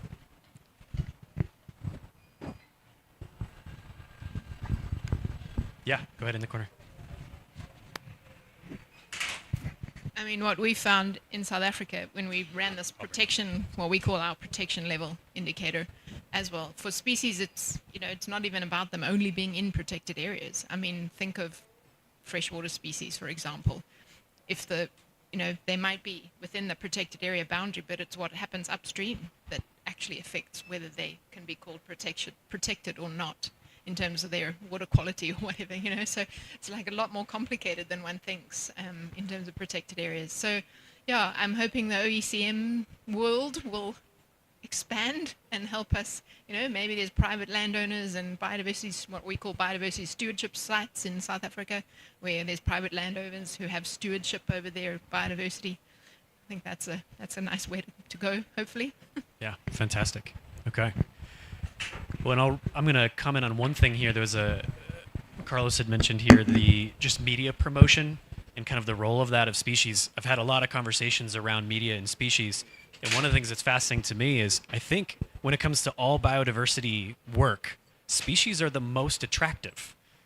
They're actually the easiest to sell. I'll use that term for lack of a better one. But they are really attractive, and it's not just the mega charismatics. What we've seen recently is species success is even more attractive than big charismatic animals. When you can show that you've actually changed the status of a species, I was talking to an environmental minister from a country, and she talked about a grasshopper for 30 minutes. It was one of the most surreal conversations I've ever had, listening to an environmental minister tell me about a grasshopper. But what she was excited about was that it worked, that they actually set out a plan and they've seen a positive change for the species. So for all of us, when we think about communications, I think that's one of those things to keep in mind is I think we've bought into our own story that the mega charismatics are the only charismatics, and it's not true. Success is actually the most charismatic piece, and we have many, many stories to be able to represent that across fungi, plants, and animals. But okay, I'd like to invite just a few more people up for the last part of this here. So Matt, if you want to come up, Carly, Amy, Wendy, where else am I looking? Jennifer somewhere over there. Am I forgetting anybody for this part? No. So a lot of conversation earlier was mentioned. You may have to share chairs. Sorry. I don't know. No, however you want to do it, it's fine. There's another chair here. But there was a lot of conversation about, oh, it worked. We planned that. We didn't. But there was a lot of conversation about the role of civil society partnerships in achieving this. So everyone here represents one of the partners that's a part of the Reverse the Red Coalition. We have, where'd my clicker go? Just a few things to kind of share.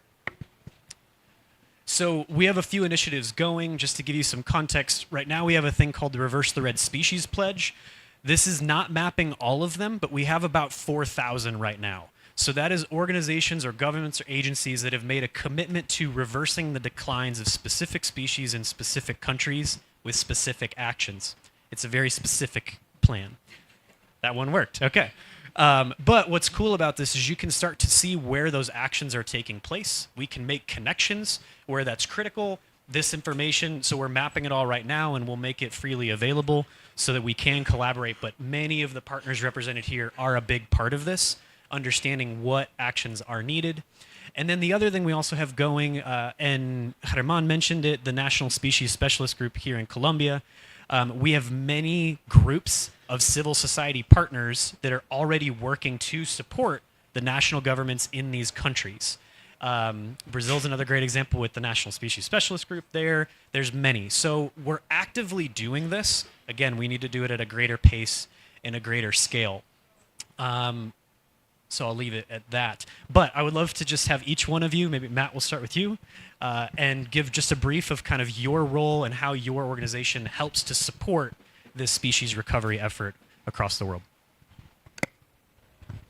Yeah, thank you, Mike. I'm Matt Collis from the International Fund for Animal Welfare. And yeah, one of the particular points I wanted to talk about, and it's something that my team at I4 spends a lot of time working on, is the work that we do across different conventions, biodiversity conventions, but also the Rio conventions, particularly with a focus on climate as well as the biodiversity piece. And one of the things that's been mentioned by many of our panelists already is the fact that we don't need to reinvent the wheel. And that's evident even within the different conventions, I think. So particularly when we talk about species actions, you can look at some of the species-specific biodiversity conventions. So under CMS, for example, there's frameworks related to specific species. There's recovery plans that they build into species listings there. Under the International Whaling Commission, there's conservation management plans for a number of different species. And so some of these, in some respects, even at that high level, offer an almost off-the-shelf model that you can take and apply to a species in your individual country, for example. And so we don't need to be reinventing the wheel. And one of the really good things, I think, about the GBF is that it's much better designed this time round for those inputs to feed in from other conventions to help achieve a whole range of different targets, whether it's species-specific targets like Target 4 or 5, or whether it's how it connects with protected areas and other pieces like that. So I think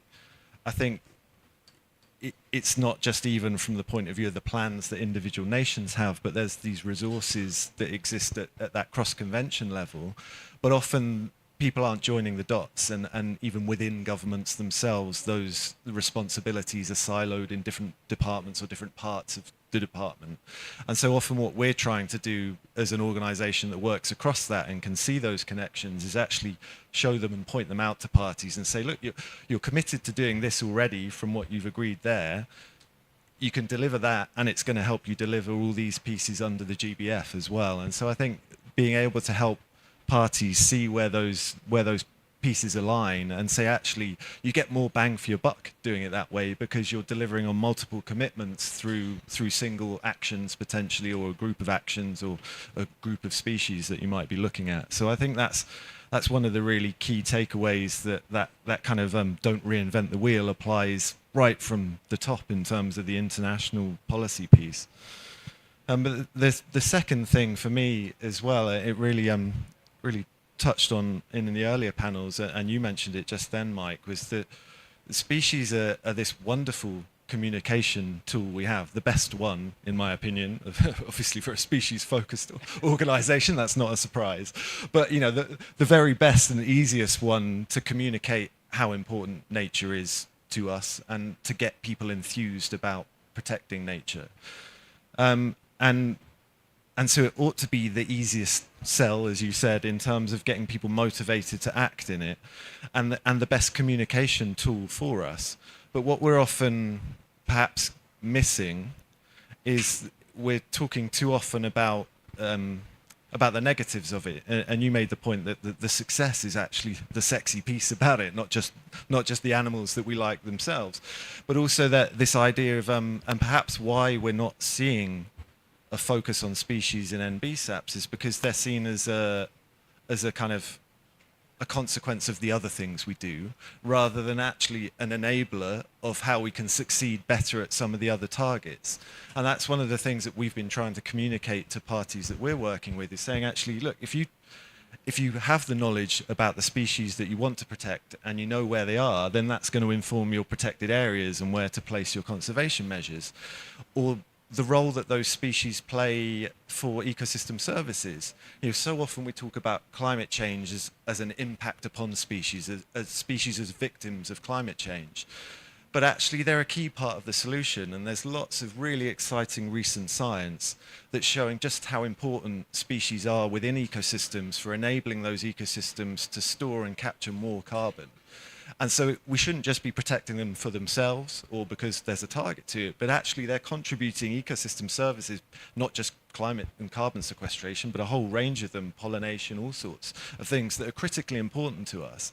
So if we get the species conservation piece right, we're delivering a whole host of ecosystem services that we rely on, from climate to clean air to pollination, you know, you name it, they're there. And so we need to sell them in that way, I think, a bit more than relying on our natural affinity to species as victims to motivate us to do something, but actually to point out just how much we need them and how much they're helping us in deliver that work. And so one of the things we're really focused on as an organization, and a quick plug at our side event on Thursday, you can come and hear more, is that climate role that wildlife play and how critical it is and how we need to elevate that, not just in a CBD context, but in UNFCCC as well. It's fantastic. Thank you. It seems like you're a little passionate about this. That's good. Okay. Wendy.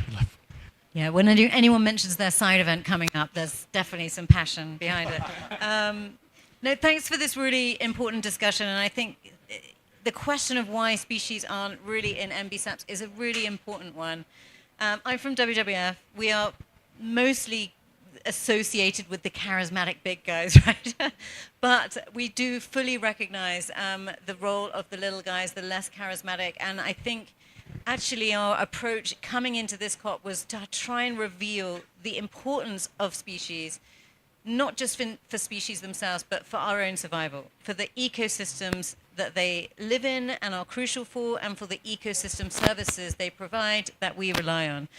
Last week we released a report called Nature's Technicians, which basically goes through all the different species guilds and outlines why they are all essential, not just in their own right, but for us. So seed dispersers, pollinators, soil engineers, disease preventers, looking at all of those functions and really highlighting how species are not just a nice to have, they're an essential for us all. And I think if we can all carry that message forward, we can hopefully avoid the dynamic of save the trees, we save everything in them, which I do think is definitely out there. I really like the idea of species as an enabler. I think one of the big discussions here is mainstreaming, right? And it's a bit stuck. Like, governments know that biodiversity needs to be mainstreamed across sectors, but how do we do it? And I think the best examples of mainstreaming I've seen are the examples like from Sandby, where they've taken species data across a country, they've combined it, and then they've made that species data implementable in decision-making for all sectors. This is something that is, to me, the fundamental heart of mainstreaming. And I think the more we can push these approaches as part of that agenda and not as something standalone, then the more success we'll have. Back to the charismatic big guys. I think they do have a role in that mobilization factor, right? I mean, we have from the Global Snow Leopard Ecosystem Protection Program to the Tiger Forum, there are ways that they can mobilize finance and political momentum, and we need to capitalize on those, but also to recognize that there are challenges that come with a lot of those charismatic big guys. And this is where Target 4 is so important in terms of human-wildlife coexistence. And it's one of the big focal areas we've had as a network to really provide the tools and the approaches that are going to help countries get from conflict to coexistence. And that's another thing that we're launching here at the COP. I was going to mention, I mean, we have a myriad of tools, right, in this community. We're very good at producing tools and resources and approaches and guidelines. I think actually part of the challenge is not the lack of them, it's navigating through to what you most need. And just to pitch another side event, the one, I think, resource that we have that helps us do that is the Global Species Action Plan. So it goes through each of the GBF targets. It highlights each of the actions that we need to deliver for all species, not for one species, for all species. And then it provides the resources that are going to help you to do that. And tomorrow morning at 9 o'clock, join us in this room because we will be talking more about that action plan and a knowledge platform that goes with it. I think I'll pass it over to Amy. Thanks very much, Wendy, and it's really interesting to hear both of your reflections on what we need and why species are missing from the MBSAPs. And I'm very much here with my BirdLife hat on, and there are many of our BirdLife partners in the room, so welcome and thank you for supporting the event. But I'm also here with my Friends of Species hat on. And the Friends of Species are a group of organisations, an informal network of organisations that advocate within the CBD to raise the profile of species and species conservation. So you may or may not have noticed, because you may or may not be tracking the negotiation, that there isn't a specific programme of work on species within the convention. There's no specific fora for discussion, and so we're here as a collective to try to raise that profile and to make sure that species are part of that conversation. It's going to be a stepwise approach. There are many barriers to really building into the CBD process itself species-related discussions. We know there's a discussion on programme of work. That is one space where we could have that conversation, but that's maybe a COP or two off. In the meantime, we're looking and speaking to parties about what it is they need in order to support their work in implementation of Target 4 and the broader species-related actions. So is it a partnership in which we come together and share technical advice as well as resources to support species-related action on the ground, but at the international level so that we can have that conversation? Is it an accelerator? Is it a new sort of fund? What is it? What is it that parties need in order for us to be able to support them? There is a massive community, as Mike has already said, that sit behind wanting to deliver species-related action and to support those governments. But without the governments wanting us to do that, it's very, very difficult in this forum to make those things happen. And as Matt has already reflected, there are conventions that are working in this space already, such as CMS, such as CITES. But the CBD is a biodiversity-related convention, and yes, we have a lot of conversation about ecosystems and 30 by 30, and there is no disrespect to 30 by 30, which the momentum behind is amazing. But we want to see the same momentum put behind the species conservation action that we urgently need to take. So that's what we'll be doing across the course of the week. We'll be advocating with parties to try and get those hooks within the negotiation itself so that we can start to build that kind of momentum which already sits behind Reverse the Red, and to see that translated up into that international level and within the CBD itself. So I shall now pass to Jennifer. I have a mic. Oh, you already have a mic. Thanks, Okay, Amy. I'll hold on to this. Yes, great. And thanks to my fellow panelists for your comments so far. I guess to try to complement what's been said already, I work for Rewild, and Rewild is one of the partners of Reverse the Red, as Mike mentioned. And the reason why we are a partner is because we really believe in what it's trying to achieve and its model. Some of you were here maybe from the start. You remember the triangle that Mike had up with the local level species conservation work, the national level initiatives and efforts, as well as this global level work that we're trying to achieve here today and this week. And that alignment is such an opportunity. An alignment between those three levels we see as so crucial to link everyone up. But also because Reverse the Red is about implementation. And that's what we've been hearing about all week. And that's really the challenge, is how we take the words and the plans and the numbers and the targets and how we kind of have them implemented year in, year out, and follow that through, but also close some gaps. There are a lot of tools, as Wendy just mentioned, but I think helping, kind of acting as not quite a clearinghouse, but really helping folks discern which tool they need and if they need a bit of training and who to connect them to. And so really Rewild's trying to play that gap, which makes us a natural partner of Reverse the Red. And the fact that it's based on it's using the Global Species Action Plan as a framework by which to provide that support and that information, and I think is fantastic. And one of the reasons why we're having this event here on the IUCN Pavilion is IUCN's critical role in providing guidance and leadership in this space as well.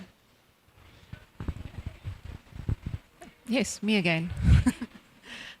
So Botanic Gardens Conservation International, we've got about 900 Botanic Garden and Botanic Organization members, and that gives us access to about 60,000 experts in plant conservation, be it seed banking, collection, identification.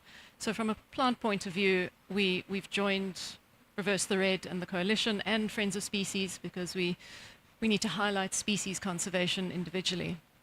And we support our network of botanic gardens to actually plan. So we go through the whole cycle, and I'll plug the event tomorrow as well. So we follow the whole cycle with our partners in country. So we'll listen to the botanic gardens and what their needs are. Do they need to red list? And we can do red list training with them, or we can do red listing with them. If they've already got their red lists and they've got some plans, then we can go ahead. We do planning workshops at subnational, national level, so that we can actually see which tree species or cactus species or orchids that need to be acted upon, which are their priority species. And then we bring together the network of collaborators to look at propagation, seed banking, and actually getting those species conserved, the implementation actually happening. So to be part of this and to shout for the very non-charismatic plants sometimes, you know, ooh, there we go, you see, woohoo, there we go. Yeah, we're coming up. We're growing. We're like vines. We're going to just cover everything. But you know, I think we've got mechanisms that are working, and we're learning from everyone on this panel between us, and then sharing it with parties. Because I said earlier, the action needs to start now. While we're sitting here and talking about things, the plants, the animals, the birds, the insects, everything out there, we're losing species, sadly. But we're also making big changes to some species and successes. And as Mike said, we need to sell those stories. And another thing that we do with our Botanic Garden partners is we find out those stories from their local communities, the stories of the people interacting with the plants, traditional knowledge, cultural practices, spiritual practices, scientific work. And we sell those stories because we can't sell the plant conservation as well as you can with the big charismatics. We've learnt this, we're not going to try, but the stories, and I think we can all benefit from that, the success stories of people, because we are the problem animals in the world, I'm afraid. We need to realize that. We're also making the difference. So if we sell those stories, others can look at it and go, yes, I can resonate with that, and I can make a difference. And then we bring in the whole of society. Thanks. Perfect. Thank you, Carly. So just to wrap us up here, to echo that, I started off by saying it. I think all of us here believe it. We wouldn't be here if we didn't. We do actually have the capacity to achieve this. We can. We have the tools, we have the knowledge, the insights, expertise, all of it. It exists there, and as we align, we can really accelerate this work and create these synergies for species. So I would last just kind of throw out to all of you, whether if you're a party, you're representing a government, you know, this team and many other organizations that are all a part of this Reverse the Red coalition want to help. And as Amy was saying, we kind of just need to know you want help and what kind of help you need. As simple as that sounds, but every conversation I get into, once we start talking, it's actually not difficult to find the next steps, but it's a matter of talking. So if you're at that level, please come talk to us. If you are one of the, the actors who's implementing this work, you're actively doing it, you want to be a part of some of this, come and talk to us. It's really about networking and plugging people into those different spaces. So there's some documents out on the chairs. They both have QR codes that'll get your information directly to Jennifer or I, so we can meet with you while you're still here at COP if you would like. But other than that, we are here to support, to serve, to learn, to listen. And yeah, there is more things to celebrate and be thankful for genuinely than there is stuff to be sad and frustrated. But shifting our perspective to pay attention to those success stories is really essential. So with that, thank you all so much for being here. Thank you all. You're fantastic and amazing. I appreciate each one of you. And we'll see you around. Thanks, y'all.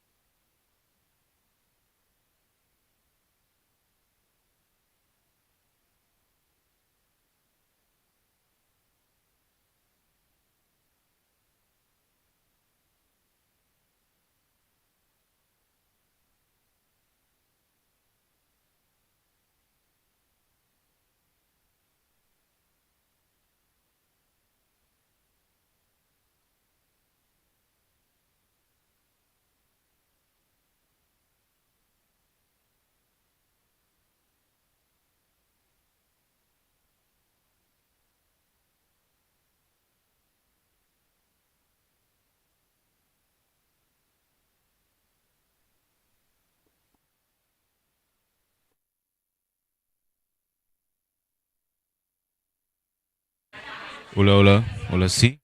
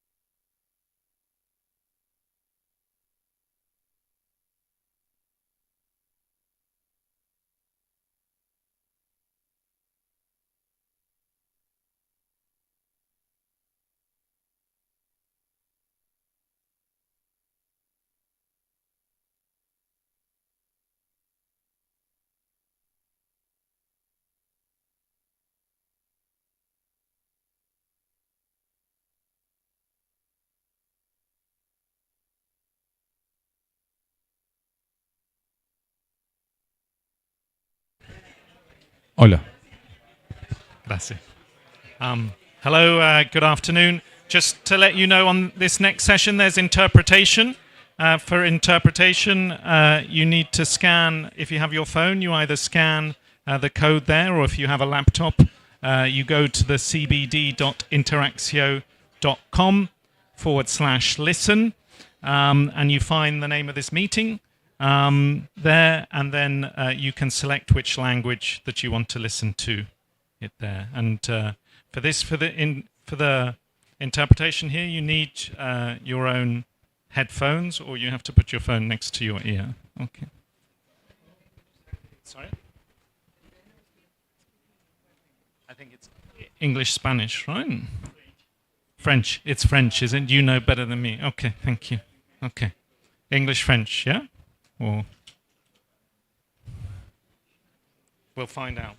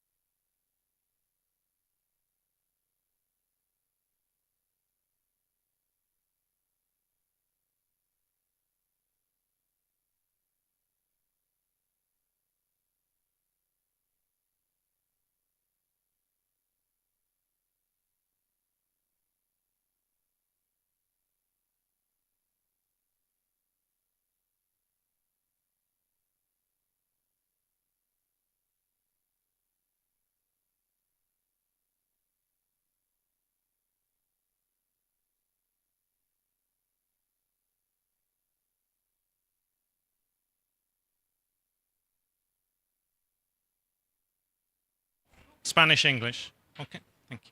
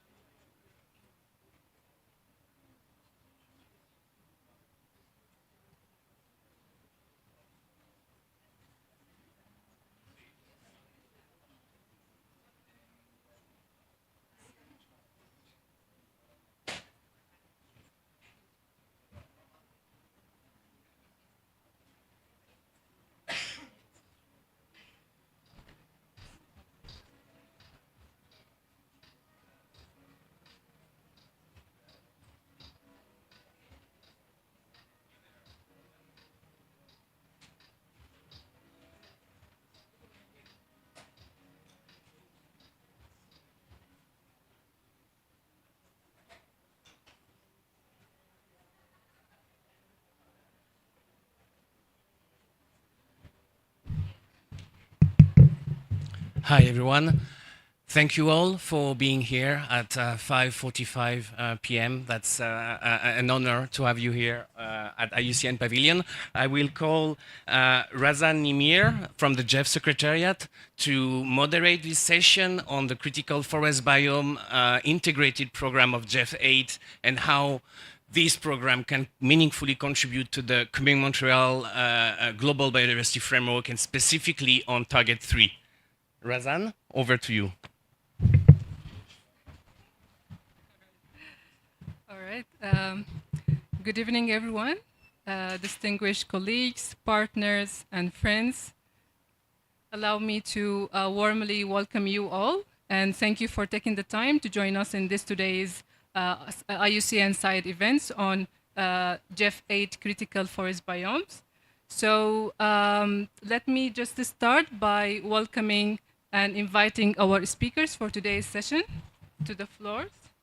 So Ms. Kay Cull, Director of Sustainable Environment Programs Wing, Conservation and Environment Protection Authority in Papua New Guinea, Ministry of Environment, Conservation and Climate Change. Please.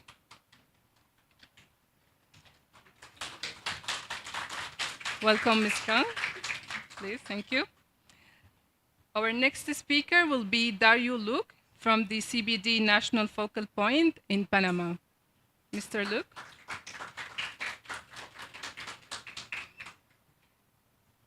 Thank you. Our next speaker will be Angela Andrade from the chair of the IUCN Commission on Forest Ecosystem, on Ecosystem Management. Welcome, Ms. Angela, thank you. Allow me to welcome Mr. Chopao and Shutu Pon. I'm sorry if the pronunciation is wrong. The technical coordinator of the Central African Forest Commission. Welcome, Mr. Chopao. Mr. Ramiro Patson, executive director of SOTZIL and IUCN vice president. Welcome. Mr. Yuri Paron Peka from the Wildlife Management Specialist of the Directorate of Ecosystem and Species Conservation in Peru. Welcome. Last but not least, please welcome Fernanda Marquez from the Brazil Biodiversity Fund Bureau. Welcome. Thank you.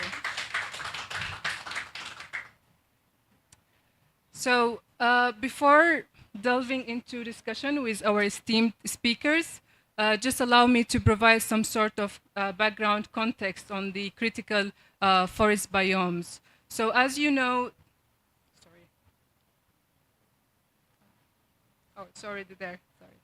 So as you know, forest ecosystems of global importance play a critical role in sustaining the biodiversity and also in stabilizing climate, Earth's climate. So in fact, it's estimated that about a third of the anthropogenic greenhouse gas emissions can be soaked up by forest ecosystems. And 84% of that percentage is coming from forest, primary forest and all forest.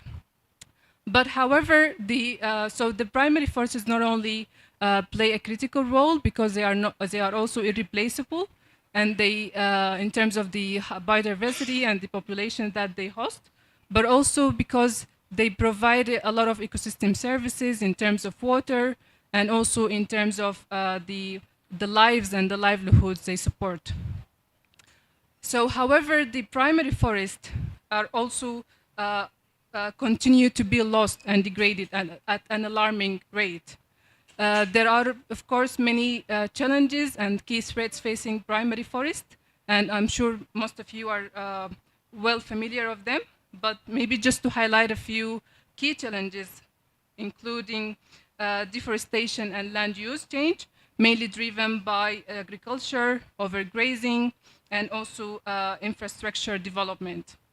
Another key issue that has been facing primary forests all over the world is weak governance and inconsistency of regulations and lack of enforcement.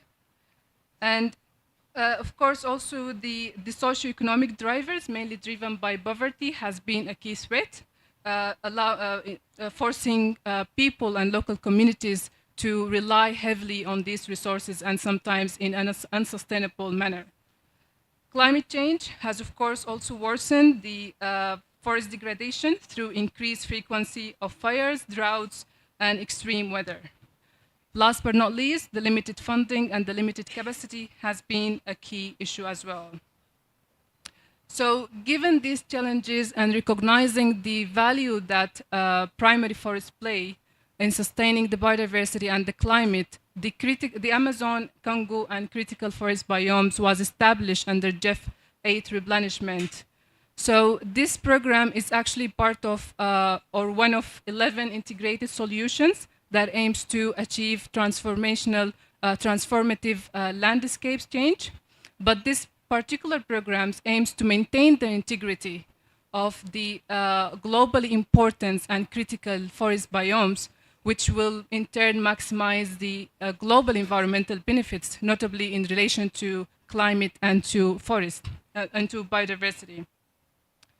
So, yeah, this, sorry, maybe I should go to the next slide.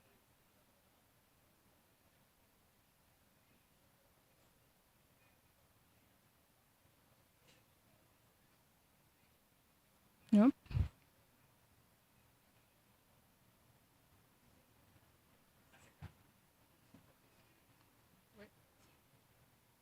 Ah. No.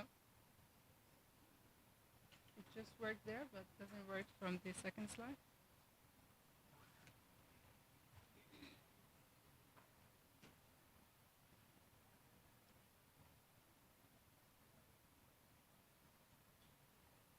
Next. I can continue if, oh. No. No, this is, there are next, no?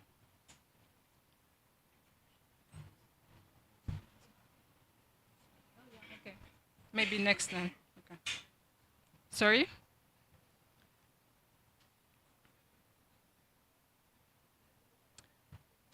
So next slide, please.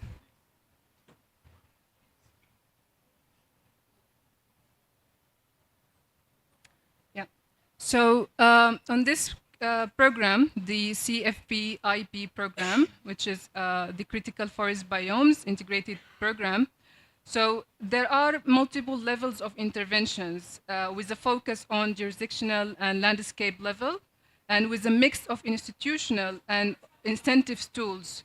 So these are, for example, to expand and to strengthen the management of protected areas, other conservation, effective conservation measures that are out of protected areas as well, and to develop integrated land use planning plus information system to facilitate knowledge exchange across the regions, and also to develop financial and other incentives for forest conservation.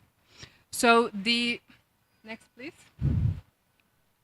So the CFP-IP program is designed as 5 separate programs covering 5 tropical regions, and these are the Amazon, Congo, into Malay, Guinean forests of West Africa, and the Mesoamerica.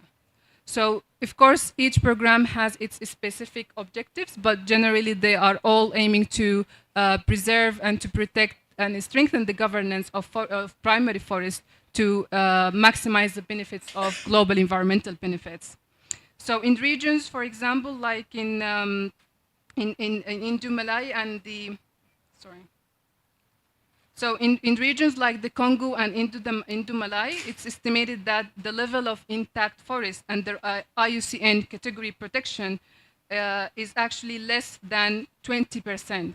So in this case, the protected areas creation is still a priority. However, if we go, for example, in Mesoamerica, where 75% of intact forests are under IUCN category, then the priority here is more about connectivity and restoration of corridors. So the CFB-IB represent the single largest investment ever by the GEF, targeting tropical forests around the world. So far, we have 28 countries involved in this program, and 5 platforms were established for Amazon, Mesoamerica, West Africa, Congo, and Indo-Malay, with a funding over $306 million.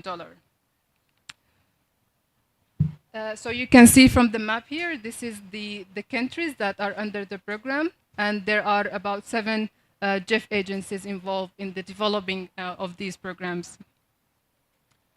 So this program, the critical forest biome, is of course responding and also contributing to Target 3 of the coming Montreal Global Biodiversity Framework. And just as a reminder, the Target 3 is about to conserve 30% of land, water, and seas. So I will not go through the text, but this target is considered to be critically important because well managed and well protected, well managed and protected, effectively managed and representative protected areas and other effective areas-based conservation measures are a proven method for safeguarding the habitats and the populations of a species, and for also delivering important ecosystem services and multiple benefits to the people. So with that background, I would like to say that the side event will bring together various stakeholders involved in the effective conservation and management of forests, with support from the GEF 8 Critical Forest Biome Program.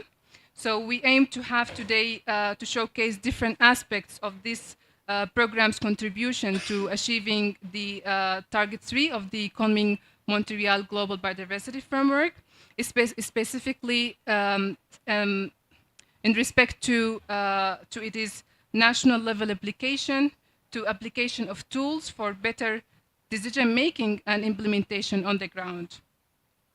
So I will start now by our first speaker, Ms. Kay Kalm.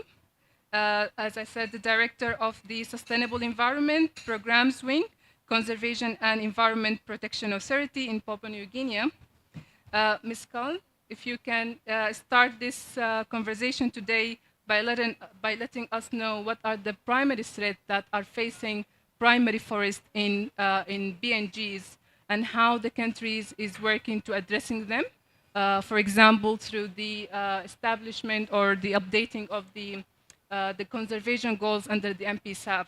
And if you can also share any successful examples of community-based conservation and restoration efforts in BNGs. Please welcome.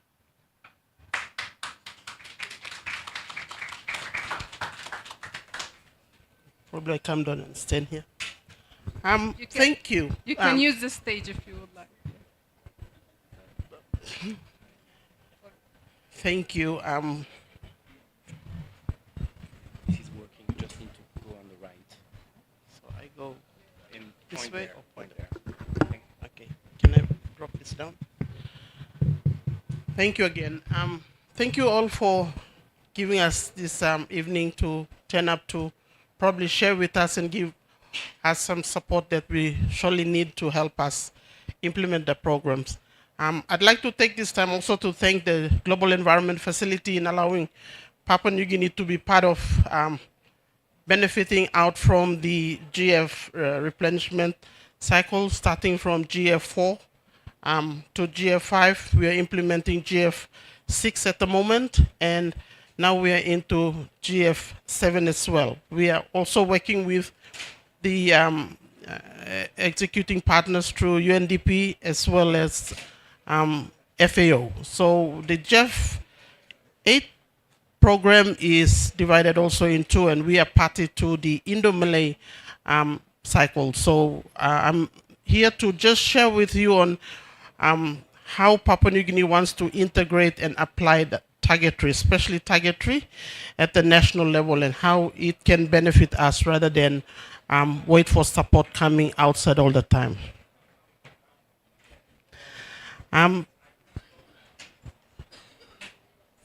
Our first effort, since Kunming Montreal Global Biodiversity targets were revealed under COP15, we were also tasked to work on the NBCEP. So our first task was really trying to ensure that we align our targets under the Kunming Montreal global targets, and especially coming up with our national targets. So we've gone through doing all that alignment, and as of last week, we did launch or submit our revised aligned targets, national targets with the 23 targets. So just give you a snapshot on the alignment that was really targeting target 3. We looked at all the targets and their goals, and we sort of identified some of those based on my slide. Looking at target A9, which is more to do with agricultural biodiversity, especially strengthening and promoting protected areas network for in situ conservation of biodiversity resources. We also looked at target A12, which is a growing nationwide network of terrestrial and marine protected areas established and effectively managed. We looked at target A16, enhancing biodiversity values and ecosystem services through restoration and rehabilitation. Target 19, we're looking at by 2030, hopefully PNG will have effectively implemented protected area network and locally managed marine areas through the protected area policy. And also looking at our Protected Area Act. Fortunately, beginning of this year, our government did pass our Protected Areas Bill. So we have a Protected Areas Act 2024. It has not come into force yet, but we are hoping that come early 2025, we should be able to bring it to force. And that will really allow us to do a lot of the work under this arrangement. Still on the alignment summary, we also looked at target A21, sharing information and knowledge relating to biodiversity, its values, function, status, and trends, and the consequences of its loss and improved and widely shared. So Papua New Guinea will continue to support local and international NGOs to leverage and establish protected areas network, enhancing capacity on the utilization of terrestrial and marine resources within sustainable limits. We also have challenges going through that because of our communities who are so dependent on the natural resources. We need to also consider what type of benefits that goes back to our people when we talk protected areas. So we have a challenge of also providing for the people as well as complying with these global requirements. Looking at target B6, B6.3 basically, talking about conserve designated fragile areas in terrestrial and marine ecosystem, consistent with national protected area policy. We have a policy which is quite young. It's been put together in 2014. So we are also going through the process in learning on whether what is in the policy can be implemented. Then we looked at target B7. We are hoping by next year we should empower local communities to have greater participation in conservation actions by conserving at least 10% of coastal and marine as protected areas. That's a big call. We're hoping that we could achieve that come 2025, but it is a challenge and we believe we can make that happen. And then target B11, looking at network of protected areas established and managed. That is something that is coming out from one of our pillars in a protected area policy. Our pillar 4 talks about networking of the relevant protected areas. We've got about 62 of them. They're quite small, but we are working on coming up with that network so we can be able to use these resources to implement that further. Through the process, especially looking at the NBSEP as well, we looked at the gaps, and the most complicated target to assess with 11 elements to cover is basically target number 3. So that is a challenge in itself. And knowing that we have a manpower that is quite small with limited resources, both financially and technically, it was also a challenge on the officers who were involved. But I'm very thankful that we've got very good, reliable NGO partners and also donor partners through forest climate change and biodiversity from the expertise friends, the UNDP, the FAO. They all have come together to help us achieve some of this.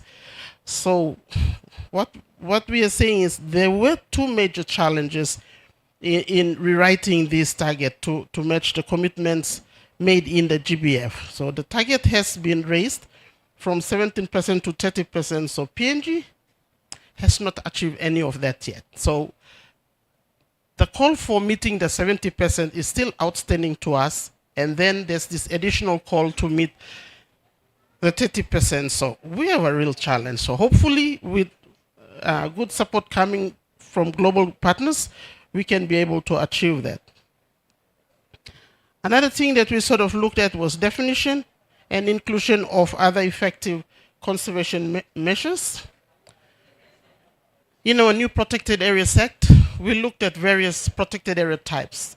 We did bring along the IUCN protected area requirements. We tried to use that as a guide to start customizing the protected areas in country, because we believe that our protected areas are quite unique from what is done outside of Papua New Guinea, because the sizes of our protected areas is quite small and it's not necessarily science focused and it's livelihood focused. So that is really a challenge for us. So going through target 3, we do have a lot of challenge, both social and economical as well. Okay, includes a commitment to recognize any area that is recognized as a protected area under other legislation or agreement, including with subnational government. That is something that we would want to work towards. We would want to have the protected area types to be recognized by our subnational government, to be also registered as part of our protected area network in the country. One thing that we sort of looked at, what will be the important is the total area and the contribution that is actually made for conservation. So talking about 17% and then now 30%, I think the most crucial thing to look towards now is how much can we protect to meet the 70% or even the 30%, and that is really now our mission. And because our system is so unique that the people own the land and it's not a state-owned land, everything to do with protection, we must go back to the people. And the people are the ones that really determine that we should go and meet the 17% or the 30% come 2030. So we've got additional challenges to meet locally and also globally as well.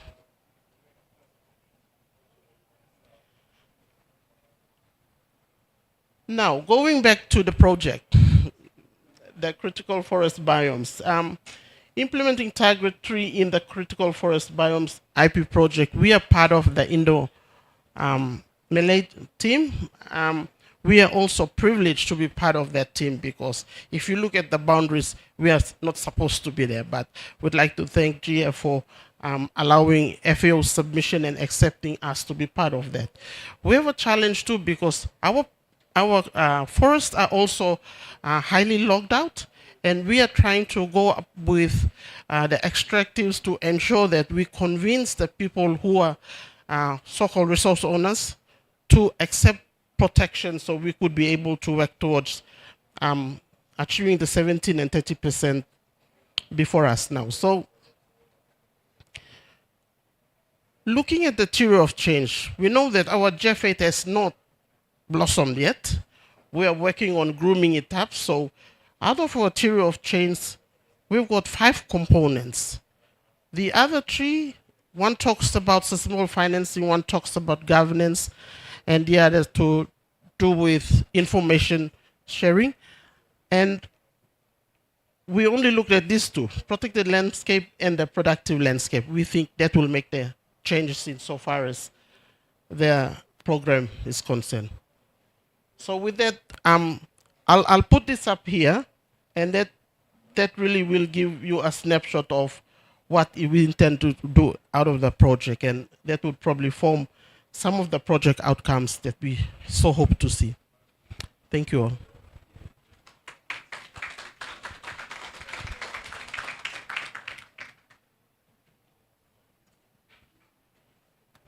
Thank you very much, Ms. Kay, for these reflections from PNG, and we hope that you will be able to address these challenges along the way and before 2030. Thank you very much. That was very insightful. I will now turn to the second speaker, Mr. Darius Locos from the Ministry of Environment in Panama. So it would be also great to understand what are the threats to primary forests from the perspective of Panama, and what are the challenges that is facing the government and the country when it comes to the implementation of conservation strategies like protected areas or other conservation effective measures. Please, you can come to the stage. Thank you.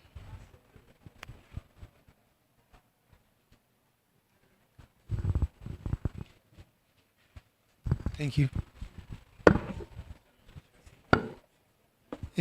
Voy a hablar en español.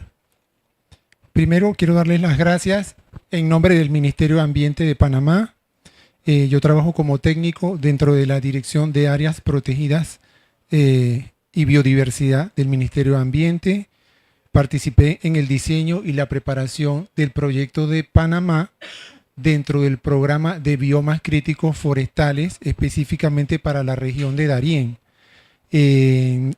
El enfoque que vamos a dar la presentación es acerca de cómo abordamos el tema de otras medidas efectivas de conservación basadas en áreas y cómo esto está conectado con uno de los elementos de la Meta 3 del Marco Mundial de Biodiversidad. En el caso de Panamá, ya Panamá alcanzó cerca del 33 o 34% de su territorio nacional en áreas protegidas terrestres y cerca del 54% en la parte marina cubierta por el Sistema Nacional de Áreas Protegidas. Pero más allá del tema del territorio o del porcentaje de territorio que se encuentra bajo áreas protegidas, nosotros conocemos nosotros sabemos que en la región de Darién hay una debilidad. Si bien están las áreas protegidas, hay ciertas falencias, debilidades en las capacidades institucionales, de recursos, para que estas áreas protegidas funcionen de manera eficaz. Y el proyecto va a intentar abordar, mejorar su gestión, su manejo, apoyando los planes de manejo y los planes de uso dentro de estas áreas protegidas. Además, tenemos el proyecto, como tiene que ver con el tema forestal, en su diseño fue preparado o liderado en conjunto con la Dirección Forestal y la Dirección de Áreas Protegidas, porque en la región de Darién hay ciertas áreas de territorios indígenas que manejan un esquema de uso del recurso forestal como planes de manejo forestal comunitario que está cubierto bajo la regulación nacional forestal. Pero la Dirección Forestal va a apoyar en hacer ese manejo mejorado y se está apostando a que ese manejo mejorado pudiera caer bajo la definición en esas comunidades indígenas dentro de los elementos de lo que es otras medidas efectivas de conservación basadas en áreas. Entonces, el proyecto está intentando hacer una sinergia o una complementariedad con otro proyecto que también se lleva a cabo con la OECM, que se llama Enlazando el Paisaje Mesoamericano, a través de una consultoría que va a apoyar, a complementar el desarrollo de un instrumento legal, de una resolución para la identificación y el registro de OMEX, otras medidas eficaces de conservación basadas en áreas, y que estamos apostando a que esa normativa nacional va a incluir dentro de la regulación panameña, ya quede incluida la metodología que utiliza los criterios para la identificación de las OMEX, y esa metodología fue lanzada para Mesoamérica el año pasado en un evento de la UICN, fue apoyada en su elaboración con la UICN y está publicada. Nosotros no podemos, antes de la experiencia, a priori, igual como mencionó Papúa Nueva Guinea, es lo que vamos a hacer, no se está haciendo todavía, pero estamos apostando positivamente a aplicar esos criterios en otras áreas, en este caso en la de Darién, con unas comunidades indígenas que van a participar en el proyecto, que son de la región Cuna de Huargandí. Hay 3 comunidades que tienen planes de manejo forestal comunitario. También se va a apoyar con otras áreas que son reservas naturales privadas, que son terrenos privados o fincas privadas, pero que los dueños privados voluntariamente las han dedicado a la conservación, y que dentro de la regulación panameña también son reconocidas como áreas que son complementarias al Sistema Nacional de Áreas Protegidas, y que también se espera aplicarle la metodología utilizando los criterios para definir si califican o no como otras medidas efectivas de conservación basadas en áreas como OMEX, y esperamos que el país avance en ese tema. Y la visión que tenemos es que estarían las áreas protegidas y estarían las OMEX, y esto puede contribuir a una conectividad en el paisaje que ayude a la conservación de la biodiversidad a largo plazo. Gracias.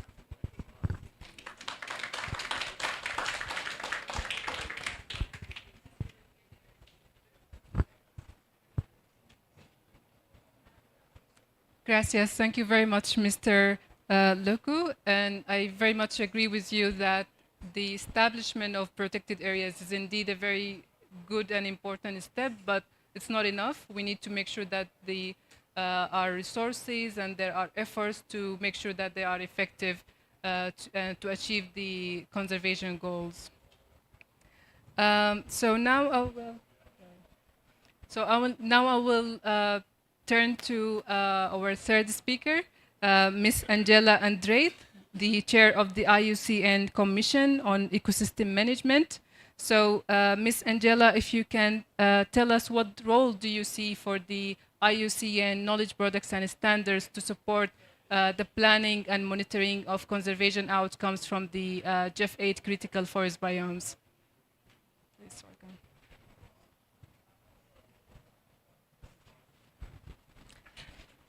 Thank you very much. Being from Colombia, I would shift to Spanish. I will speak slowly, and if there are any questions, I will be happy to respond them later on.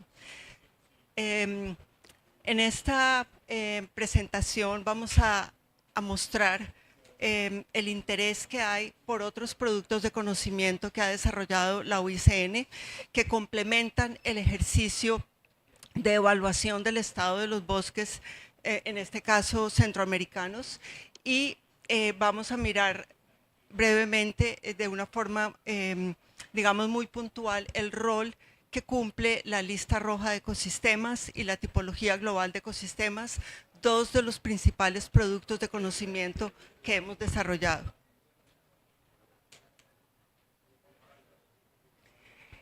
Este enfoque se basa en una evaluación general que llevó a cabo la Oficina Regional de la UICN en Mesoamérica, en donde se hizo un análisis del estado de conservación de los biomas en Mesoamérica. Y aquí encontramos 5 casos principales en donde se muestra el estado de amenaza de los bosques de Centroamérica, especialmente los bosques mayas en la zona de Guatemala y en la zona de México. Esta pérdida de la integridad de los bosques debe ser resaltada porque, sin lugar a duda, sin lugar a alguna duda, esto puede tener un impacto importante en la integridad ecológica de los ecosistemas en los cuales estos bosques se encuentran. Y esta pérdida de funcionalidad es un asunto que aborda este producto de conocimiento que ya vamos a ver. Entonces, estos biomas en términos generales presentan una amenaza muy grande debido a procesos de transformación que encontramos en toda la región y ya se mencionaron en otros casos, como es el tema de la ganadería, de las prácticas ilegales de agricultura, de la extracción selectiva de maderas, del desarrollo de infraestructura, etcétera. Entonces, para poder entender con mayor precisión y mayor detalle el estado de los ecosistemas de esta región, hemos considerado fundamental avanzar y tener en cuenta el rol de la integridad ecológica de estas zonas. Esto nos va a dar una información adicional y complementaria a lo que se presenta en los casos anteriores para poder tener mejores criterios de poder identificar áreas que pueden ser objeto de conservación, utilizando, como les decía, el estándar que desarrolló la OECN en el año 2014 y que viene siendo implementado en muchas partes del mundo, y que cobra una importancia vital en el marco global de Kunming-Montreal, porque fue seleccionado como el indicador de la meta A del marco global de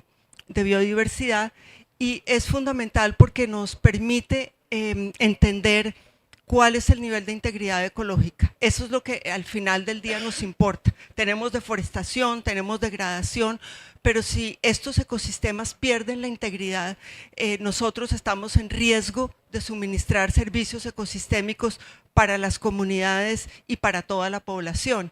Entonces nos estamos refiriendo no solamente a la pérdida de la cobertura del bosque como tal, sino por ejemplo a la posibilidad de suministrar agua, de almacenar carbono y de proveer alimentos, en general de otros servicios ecosistémicos. La lista roja de ecosistemas en este momento también nos permite abordar de una forma integral la meta 1, 2 y 3 que son complementarias. La primera, que nos permite identificar el estado de conservación, pero también definir y priorizar qué zonas deben conservarse de forma adicional. Por ejemplo, en el caso de Colombia, nosotros cuando hicimos este análisis, si nosotros no tenemos una claridad de cuáles son los ecosistemas que hay y cuál es el estado de integridad que ellos tienen, de pronto la priorización de las áreas que requerimos para cumplir la meta 30-30 no son exactamente las que deben ser, porque realmente debemos asegurar esta proporcionalidad para todos los tipos de ecosistemas. También esta herramienta nos permite identificar áreas prioritarias para la restauración y bajo qué criterios los debemos desarrollar. Y todo el tema de planeación espacial es fundamental, y para esto la lista roja de ecosistemas nos permite avanzar en un nivel, digamos, más detallado que lo que fue la clasificación de biomas, porque en este caso, por ejemplo, la clasificación a este nivel nos permite solamente identificar los bosques. Sin embargo, si nosotros llegamos a un nivel que lo hemos llamado el nivel 3, que es el que está propuesto en el marco global de biodiversidad, nos permite clasificar, ir más allá, identificar si se trata de bosques secos, si se trata de bosques montanos o qué tipo de bosques, solo para tener una claridad hasta dónde vamos. Entonces, la OECN ya tiene experiencia con la implementación de este estándar. Hemos tenido cobertura para tipos de ecosistemas en más de 100 países y tenemos a la fecha más de 5.000 ecosistemas a nivel global evaluados.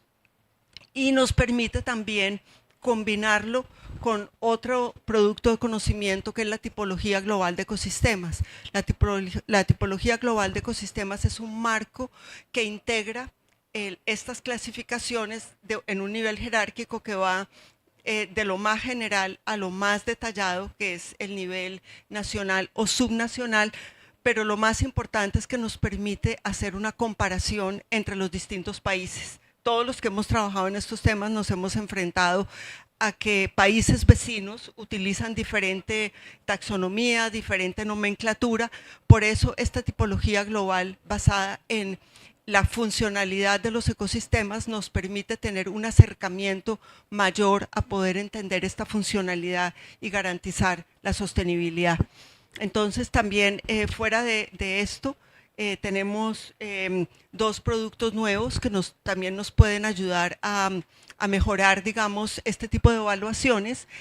La guía que se acaba de presentar, que es una guía actualizada, nos da detalles de cómo poder articular los temas de cambio climático, por ejemplo, que es uno de los principales criterios que se evalúan en este caso, que son los criterios abióticos, y igual a la fragmentación ecológica. Entonces, estos 2 elementos son fundamentales y nos ayuda a entender, por ejemplo, en este caso de los biomas centroamericanos, la medida en que se viene incrementando su fragmentación y deforestación, cuál es el límite que nos permite asegurar una integridad de estos ecosistemas.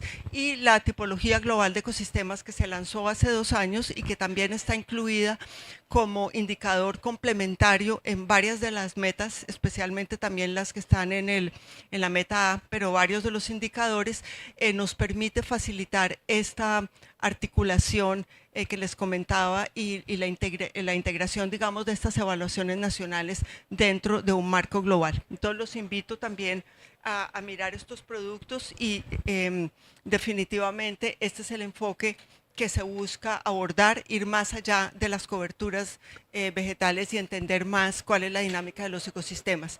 Algunas oportunidades fundamentales entonces para esta iniciativa es poder diseñar unas estrategias claras, comprensivas de conservación y de restauración, considerando todos los indicadores que nos llevan realmente a entender pues, la integridad ecológica o para nosotros en muchos casos la salud de los ecosistemas, mirando la extensión, las amenazas relacionadas con la composición de los ecosistemas en un esquema de planeación espacial que lo manda la meta 1, que nos permite integrar en los diferentes sectores bajo una visión integral donde podemos nosotros hacer este assessment de forma articulada y asegurar que todos los usos de la tierra están articulados y que no estamos generando problemas adicionales de degradación en el largo plazo.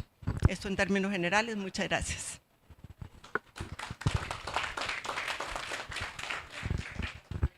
Gracias, Ms. Andrade, and thank you very much for sharing these reflections on the role that such tools and knowledge products can play in informing decision-making for Target 3. Thank you very much. So my next question is to Mr. Chupao Enshutupan, Technical Coordinator of Central African Forest Commission. So Mr. Chupao, as a representative of Central African Forest Commission, how do you see the role that integrated land use management is evolving in the Congo Basin, particularly in the context of integrating natural capital and climate change assessment?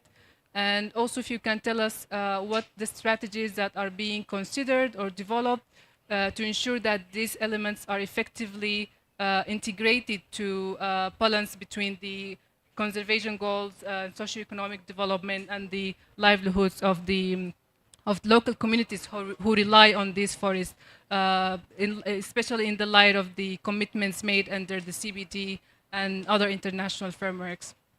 Please, welcome. Thank you so much. First of all, I would like to thank IUCN for inviting us to attend this relevant site event. I can say maybe after English, Spanish, I will speak in French.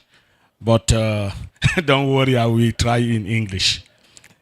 So I'm Chouaibou Nchoutpouen. I'm the Deputy Executive Secretary and Technical Coordinator of the Central African Forest Commission, which is the sub-regional intergovernmental organization with 11 countries in Central Africa.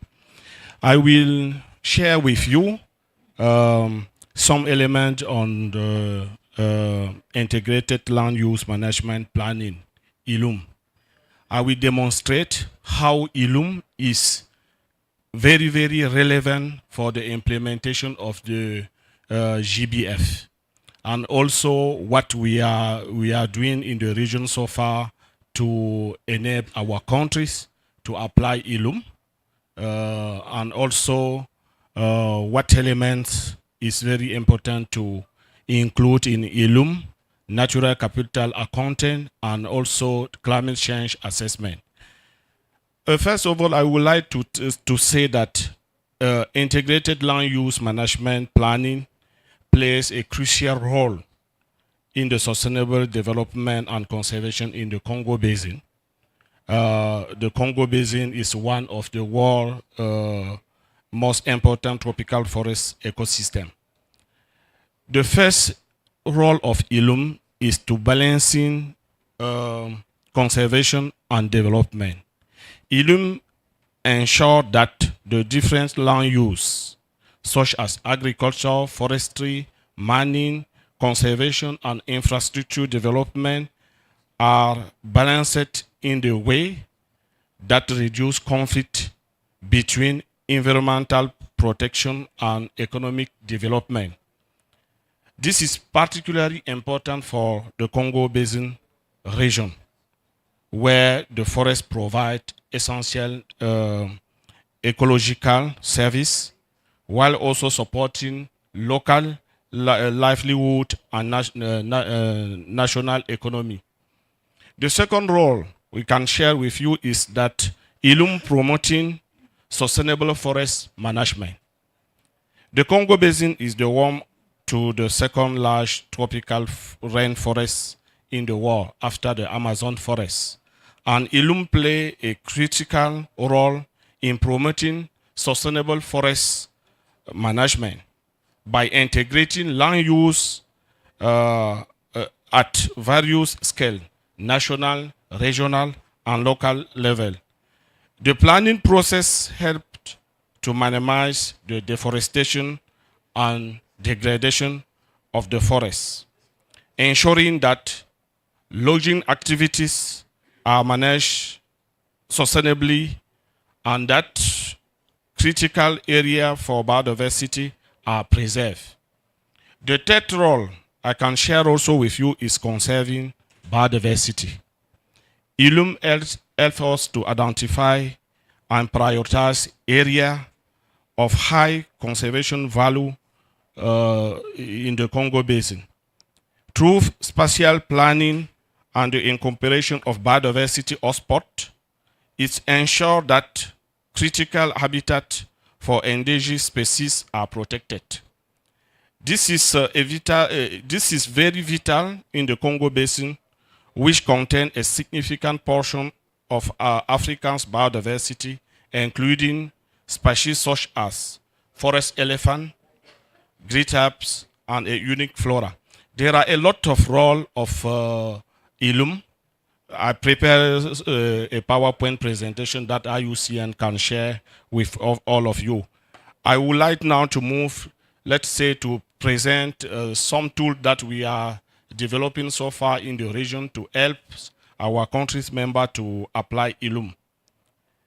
According to the role or the importance of the ILUM, COMIFAC, with the support of its partner, like U.S. Forest Service, GIZ, UNEP, with the funding from Jeff, we develop tools for integrated land use planning in the Congo Basin.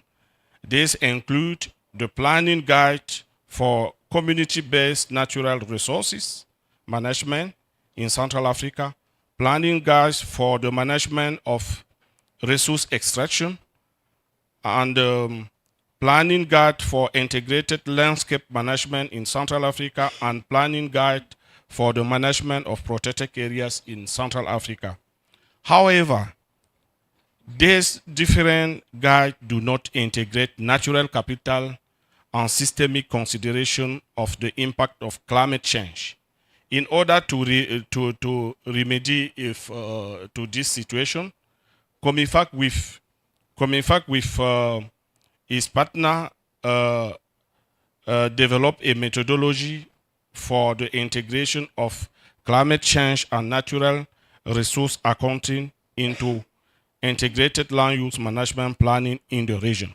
This methodology is currently maturing, will ensure that the integrated land use management process take into account the integration of ecosystem, service, and the assessments of the natural capital, and also the consideration of climate change.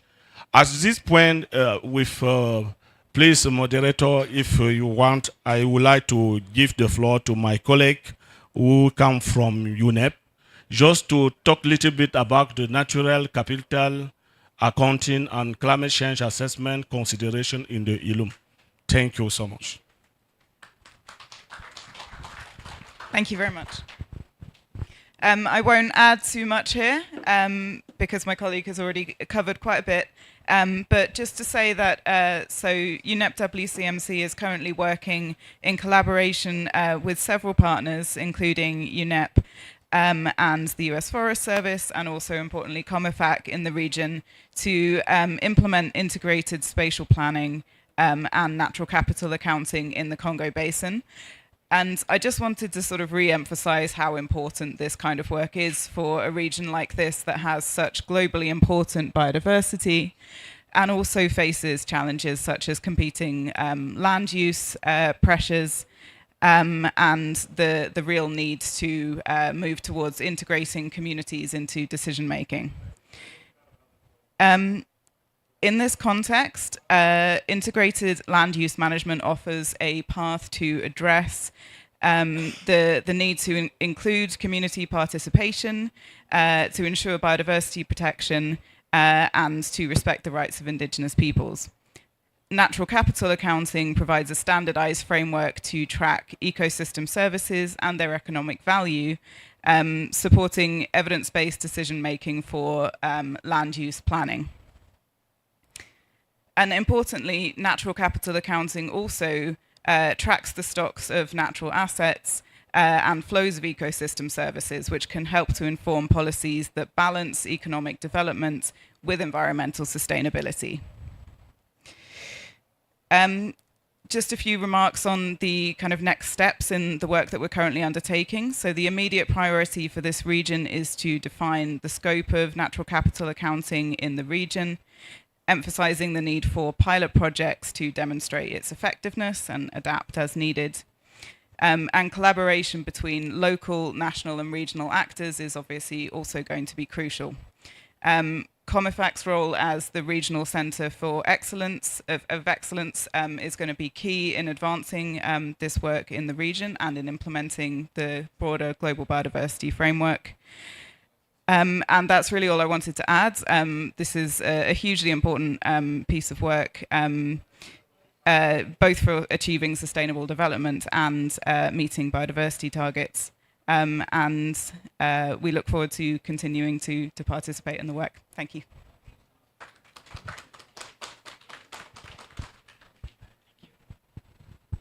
Thank you very much for sharing these inspiring reflections from the Congo Basin and Central Africa. My next question will be addressed to Mr. Ramiro Patzen, Director of SOTZEL and Vice President of IUCN. So Mr. Ramiro, as a representative of indigenous people, could you share with us how traditional knowledge and practices contribute to the conservation of forests and the biodiversity in general, particularly in the face of the growing environmental challenges? And also if you can share from your perspective, how do you see the CBD framework can better support and integrate indigenous-led conservation efforts to ensure both the conservation of biodiversity, but also the protection of the rights of the indigenous people?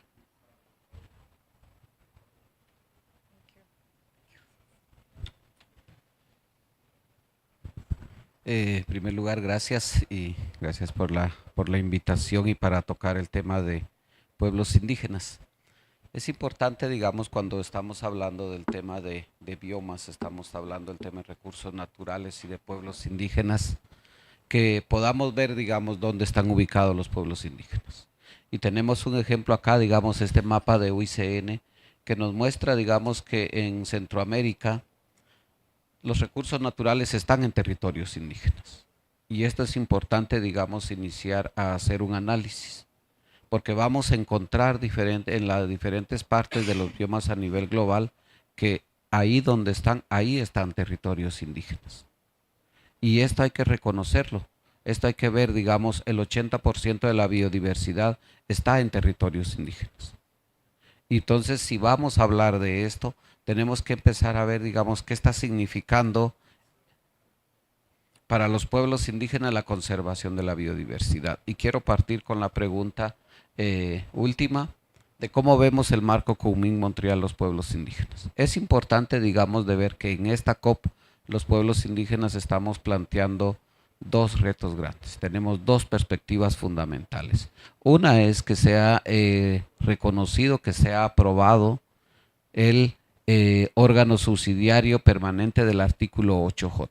¿Sí? Es importante, digamos, ver este órgano que debe estar ligado al nuevo programa de trabajo.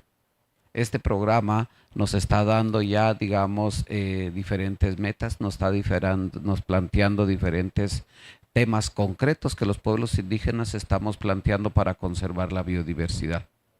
Hoy por hoy el marco pues se está discutiendo, justo en estos momentos se está dando las negociaciones del artículo 8J y es importante, digamos, que cada uno de nosotros que estamos aquí apoyemos esa aprobación de estos instrumentos que van a permitir la implementación del marco Kunming-Montreal. Y aquí es importante ver, digamos, el marco Kunming-Montreal como estas 8 metas que tienen que ver con pueblos indígenas y cómo están interrelacionadas, digamos, con los biomas. Uno, la meta 1, por ejemplo, todo el tema de planeación, que ya lo planteaba Ángel muy bien, digamos, cómo vamos a hacer todo este proceso. La meta 3, por ejemplo, estamos hablando de áreas protegidas, estamos hablando de OMEC, pero estamos hablando de territorios indígenas. Es importante, digamos, ahorita seguir fortaleciendo esta tercer vía. Esta tercer vía que nos va a permitir conservar esos recursos. La meta 5 con la meta 9, digamos, que nos va a traer todo el tema de especies, ¿sí? La meta 13 de conocimientos tradicionales, la 19 sobre el tema de financiamiento. Este es uno de los retos que tenemos en estos momentos, y no solo los pueblos indígenas, sino todos los que estamos haciendo un proceso de conservación en el territorio, estamos teniendo dificultades con acceso a recursos. Los recursos no están llegando directamente a los que están conservando la biodiversidad. Y este es uno de los retos que tenemos para la implementación del marco. Los recursos se están quedando en lugares intermedios y tenemos que verlo cómo va a llegar. Para eso tenemos que hacer toda una reingeniería de los sistemas financieros, ¿ya? Hoy por hoy, estos sistemas financieros, estos mecanismos no están permitiendo que tengamos esos recursos. El tema de la meta 21, por ejemplo, todo el tema de conocimientos tradicionales, que es lo que voy a hablar en estos momentos, y la meta 22 sobre el tema de defensores de derechos, ¿ya? Tenemos que ver, digamos, qué está pasando con los defensores ambientales, qué está pasando con estos defensores, con esos pueblos indígenas que defienden sus territorios. Tenemos que ver, para que realmente exista una implementación, los pueblos indígenas estamos planteando que debe haber todo un trabajo integral, digamos, primero en estas 8 metas y luego ligadas a las 23 metas. Cómo los conocimientos tradicionales contribuyen, digamos, a todo este proceso de conservación. En primer lugar, tenemos que hablar, les decía, la meta. Luego el 80% de esa biodiversidad. Tenemos que ver esos impactos también que el cambio climático está dando en los territorios. Porque por un lado estamos conservando, pero por otro lado nos está impactando fuertemente. Y aquí tenemos que ver todo lo que estamos trabajando con mitigación y adaptación. Hoy por hoy estamos centrándonos fuertemente en el tema de mitigación. Pero tenemos que ver que los pueblos indígenas y los territorios están muy vulnerables. Y tenemos que atender esa vulnerabilidad. ¿Qué estamos trabajando los pueblos indígenas? Digamos, uno, desde los conocimientos tradicionales tenemos todo un uso cultural de los territorios. Existe todo un sistema de mapeo tradicional que se viene dando y que está haciendo hoy por hoy que se conserven esos recursos naturales. Y eso no significa, digamos, que los pueblos indígenas no estemos hablando de tecnología de punta, de tecnología moderna. Nosotros planteamos que debemos de ver nuestros conocimientos tradicionales y utilizar esa tecnología moderna. Si usamos esos dos sistemas, vamos a tener un sistema que realmente sea funcional. Y tenemos que ver una tecnología que sea accesible para las comunidades. Porque hoy estamos hablando de tecnología que no es accesible o que no es sostenible, digamos, ambientalmente y económicamente. Entonces no podemos introducir tecnología que de una otra manera no vamos a poder atenderla el día de mañana o que va a quedar obsoleta y no la vamos a poder ver. Entonces es importante, digamos, ver estos mapeos. Estos, digamos, todo el tema de especies nativas, todo el tema de recurso genético. Justo aquí estamos viendo una fotografía que la tomé hace como 3 meses, digamos, en una comunidad maya, quiché, donde están haciendo todo un tema de recurso genético, de semillas de plantas, ¿ya? Hay todo un trabajo ahí fuerte, digamos, y nos comentaban ellos cómo hacen todo el proceso de selección genética de las semillas, ¿sí? Cómo están viendo ellos cuándo quieren que un árbol sí crezca fuerte, cuántos pies quieren que crezca. En fin, hay todo un conocimiento científico detrás del cultivo, ¿sí? Cómo hacen esa selección de las semillas para que el árbol sea fuerte, para que el árbol crezca rápido, para que el árbol tenga frutos. En fin, hay todo, digamos, un sistema codificado del tema del recurso genético. Y eso se está perdiendo porque también tenemos que pararnos en la realidad, ¿sí? Los sistemas educativos no están trasladando todos estos temas. Tenemos, digamos, todo el tema de la gobernanza, todo el trabajo de las mujeres, digamos, en el tema de la conservación. Tenemos todo el tema de la situación de los digamos, toda la parte megadiversos, el tema de lo ambiental y lo cultural. Ahí hay todo un conocimiento del tema sagrado. Y ahí entra el tema de la cosmovisión. La cosmovisión es fundamental para los pueblos indígenas para mantener esos conocimientos y para mantener, digamos, la conservación de esos recursos naturales. Y gracias, Matías Chive.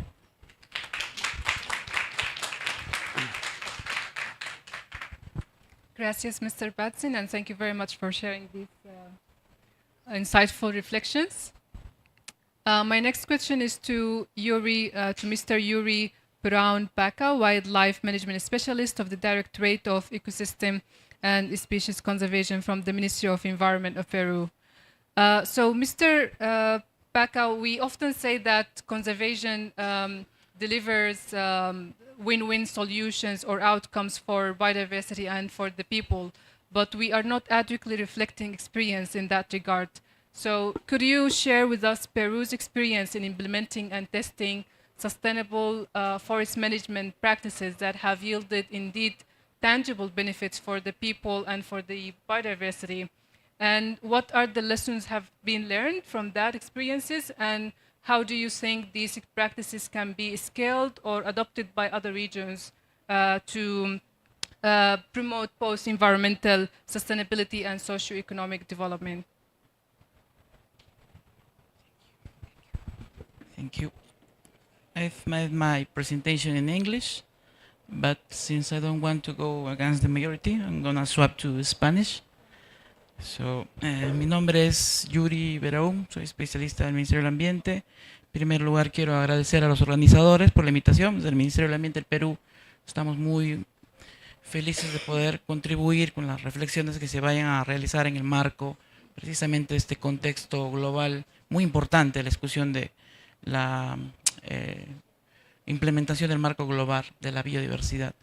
Nosotros vamos a presentar en el marco de la reflexión de la pregunta que nos han indicado un contexto general.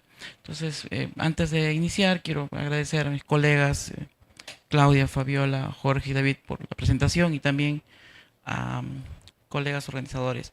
Empezamos con bosques amazónicos. Bosques amazónicos es una de las proyectos que precisamente apuntan a que el Perú pueda contribuir con la meta del 30x30. Bosques amazónicos es un proyecto en el marco del Amazon Sustainable Landscape, el ACL2, y lo que quiere es un poco contribuir precisamente con otros de los biomas relevantes para la humanidad. Estamos hablando de una escala global sin descuidar, cómo no, las experiencias que han mencionado mis colegas que me precedieron respecto a la importancia de los conocimientos, la importancia del esquema nacional también, ¿no? Sin perder de vista lo que es ahora la meta 3 y otras metas también que están vinculadas con los usos, ¿no? Entonces, bosques amazónicos, que está vinculado con el ACL o ACL2, está bastante relacionado con una área que es considerada probablemente la segunda o tercera reserva de carbono más grande del mundo, después de la del Congo, ¿no?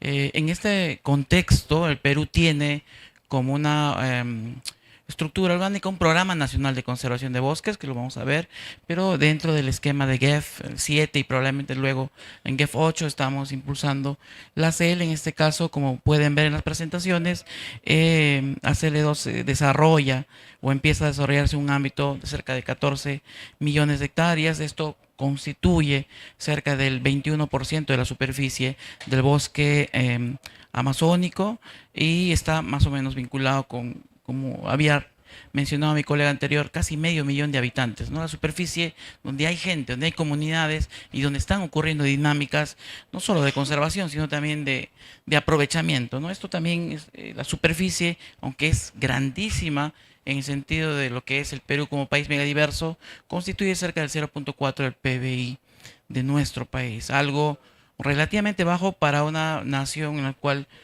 la parte amazónica constituye un activo crítico.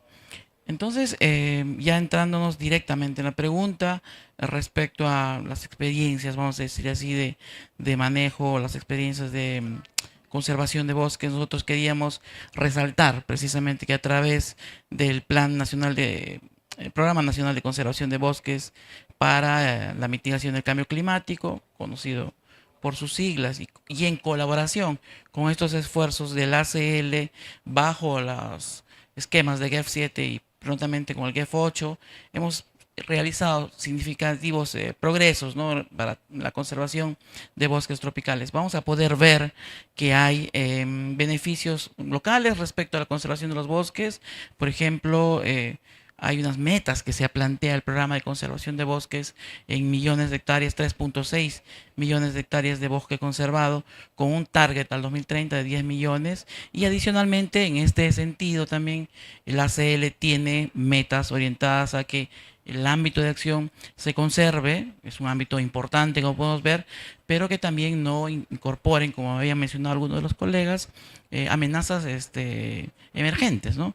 Entonces, se trata de una conservación que no solamente involucra la conservación de área, de superficie, como había mencionado, sino también brindar a las personas que están viviendo dentro de este bioma oportunidades para poder usar sus recursos, no ser sancionados y contribuir así con la meta 30 por 30. El Perú tiene actualmente conservado cerca del 19% de su territorio, y la primera meta de la estrategia que se ha planteado a desarrollar es precisamente llegar a la meta 1 de nuestra nueva estrategia de diversidad biológica, es precisamente llegar a la meta del 30% de territorio conservado, ¿no? Entonces, en este esquema, el ACL y el programa de conservación de bosques juegan un rol clave. Respecto a las lecciones aprendidas, que es un poco lo que también nosotros queríamos enfatizar, tanto el programa de conservación de bosques como el proyecto ACL también enfatizan, como podemos ver, la importancia de la gobernanza. Varios de los colegas han mencionado los distintos ámbitos de varios continentes, los esquemas de gobernanza. Los esquemas de gobernanza son claves y esto también ocurre en nuestro país. Luego también es importante también mencionar algo que ya parecía un poco lejano hace unos años, pero que ya funciona ahora, que es la gestión por paisaje, ¿no? La gestión por paisaje, la articulación de las áreas protegidas, la gente que está en las áreas protegidas y la gente que está fuera de áreas protegidas tiene que mejorarse a través de mecanismos clave. Entonces creemos nosotros que esos son un aspecto también que se tenga que resaltar. Finalmente, en la parte de adaptar prácticas o cómo escalar, nosotros tenemos, como pueden ver en la presentación, unos objetivos ambiciosos de poder llegar a la meta 30 por 30 con la superficie que se está planificando, pero más que los mecanismos financieros que hay transferencias directamente condicionadas u otras cuestiones que están vinculadas en brindarle beneficios económicos al usuario del bosque, nosotros queremos resaltar dos cosas. La primera es que la meta 3, que está vinculada con el territorio, como ya mencionaba el colega, todas las metas del marco global están bien vinculadas. Entonces, si yo tengo una meta de conservar un territorio, también tengo una meta 5 de aprovechar sosteniblemente los recursos, tengo una meta 9 de aprovechar los recursos. Entonces, queremos resaltar nosotros como Perú que las experiencias más exitosas de recuperación de especies se han logrado precisamente en los biomas que se quieren conservar. La mayor experiencia, por ejemplo, de recuperación de una especie de fauna en la Amazonía, que es la taricaya, el Yellow Spotted River Turtle, ha sido precisamente en la Amazonía a través del uso. Entonces, el uso, la meta 5, la meta 9, tienen que contribuir con la meta 1. Eso es lo que nosotros queremos dejar como reflexión y queremos agradecer a Nadia y a Tony por todas las facilidades. Gracias.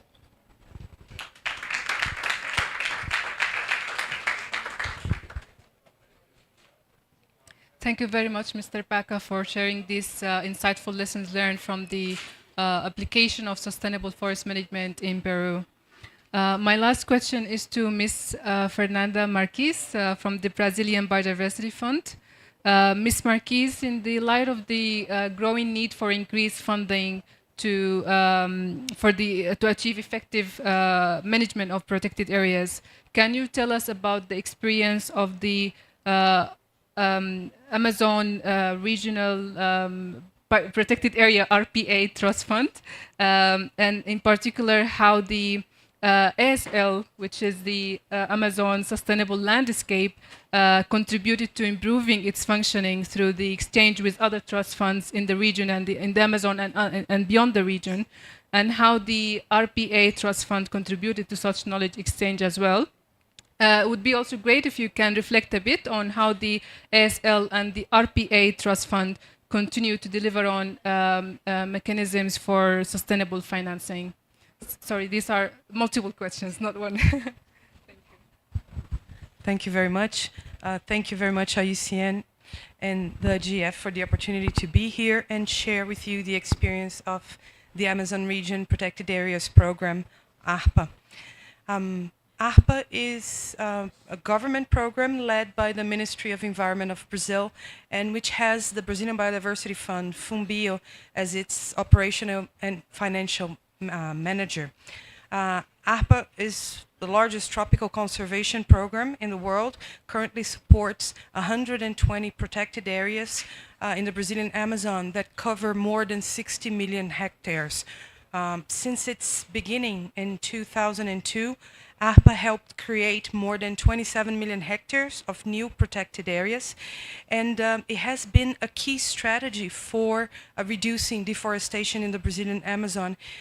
Over its period of implementation, it has avoided more than 260,000 hectares of deforestation, which is equivalent to approximately 1 year emissions from the American domestic aviation sector in terms of emissions avoided.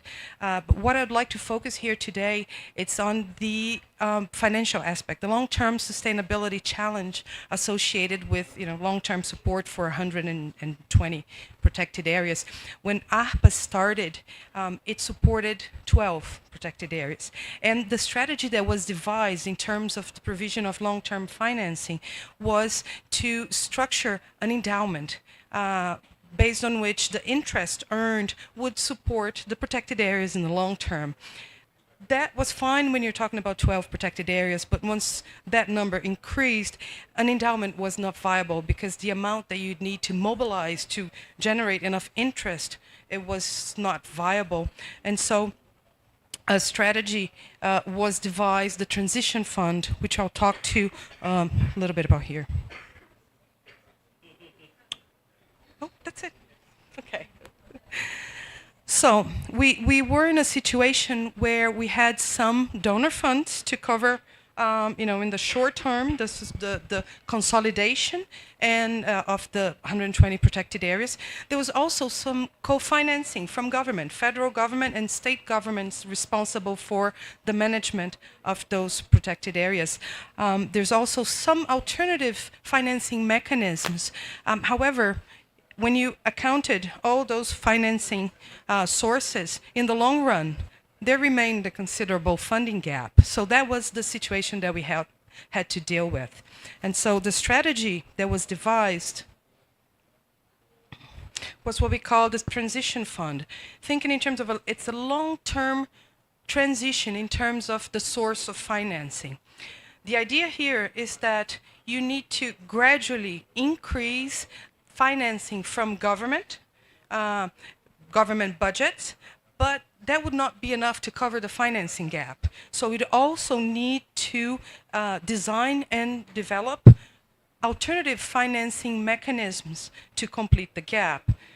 For that period of slow increase in alternative funding, donor funding would come in to fill the gap and allow that transition period so that governments and alternative financing mechanisms would not have to be implemented overnight, which was something that was not feasible. So that's the main strategy. Once the commitment from donors was mobilized, the transition fund did what we call the single closing. Basically, we had all the commitment for the estimated funds, donor funds required for that transition period in the order of $200 million. And then the transition fund period started once we had that commitment.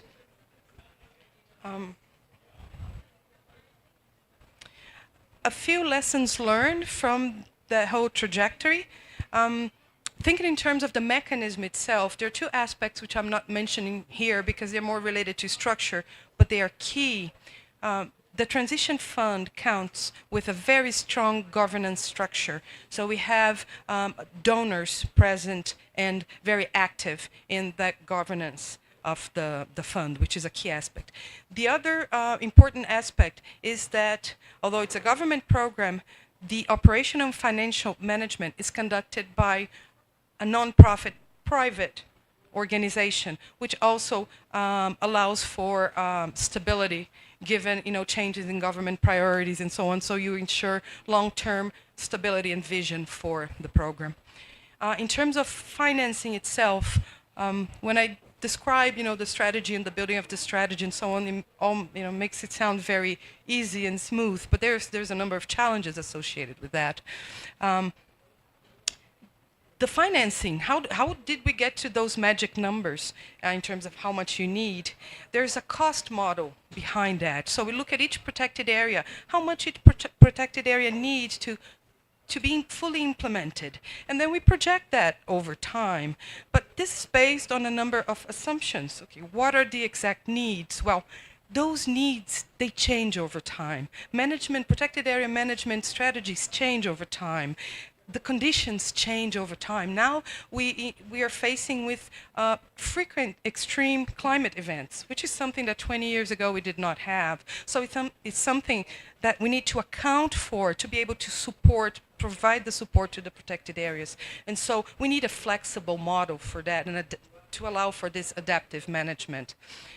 The second lesson learned is that despite having this financial strategy, optimizing protected area management is still very important to maintain protected area management costs at a reasonable level. So we have, for instance, in Brazil, the Federal Protected Area Management Agency, CBD, in many areas, they are doing sort of integrated management of large protected areas that are nearby. So that facilitates and optimizes, for instance, protection activities or demarcation or day-to-day operational. So this optimization is also key. And the third lesson is that there's no one solution that solves everything. So when we talk about alternative financing mechanisms, in Brazil, for instance, we have some opportunities with legal obligations. So legal requirements that channel resources to protected areas. But that varies, and it's not one mechanism that will solve the financial gap. So this is an ongoing challenge that we need to face. The transition fund, what it brings in terms of advantage is that we have the time to design and develop and implement those mechanisms. So we don't need to solve everything at one time. We can slowly solve and fill this financial gap. One point that I'd like to highlight here is that the GEF has been a supporter of the Amazon Region Protected Areas Program from the start. So, and now the Amazon Sustainable Landscape Program brings an opportunity for the exchange of lessons learned. So, you know, at the same time that we're bringing the model, this transition fund model and experience to the other Amazon region ASL participants, we are also learning from them the potential mechanisms that we can explore to add to the sustainable finance suite of opportunities that we might be able to pursue. So that was it. Thank you very much again. Thank you very much, Ms. Fernanda, for sharing this experience from the ARPA. That was very insightful. Thank you very much. So we have some time for Q&A, so maybe we can take some questions from the audience. Any questions, comments, feedback?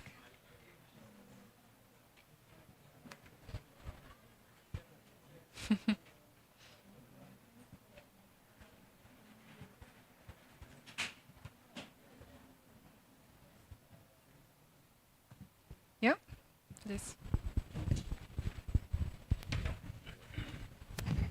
Yeah, thank you. My intervention is going to the last speaker.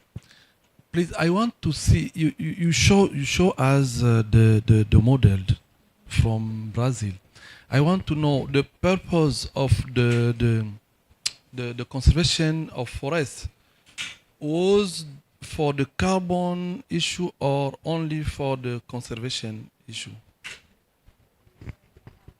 Secondly, I want to know if, because in my region, in the Congo Basin, it was not easy to have money on the rainforest, on the natural forest, because donor said, but we didn't do effort to manage. We can't give you money because it is natural. I want to know the lesson learned from Brazil, please.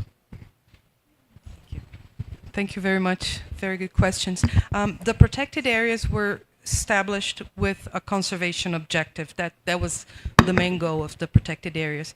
But as in many places in the world, protected areas are also a very effective strategy to combat deforestation, and therefore they contribute to reduction of emissions, and that's what happened in Brazil. So protected areas, how they are created, where they are created, the choices, they're often associated with the conservation objectives.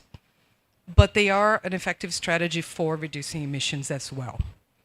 So, and in terms of the management, the Federal Protected Area Management Agency in Brazil, it's very, very strong and has evolved and adapted management strategy. So, and there's also the State Protected Area Management Agency. So we have federal and state protected areas, and there's a lot of lessons learned that go, between and back and forth.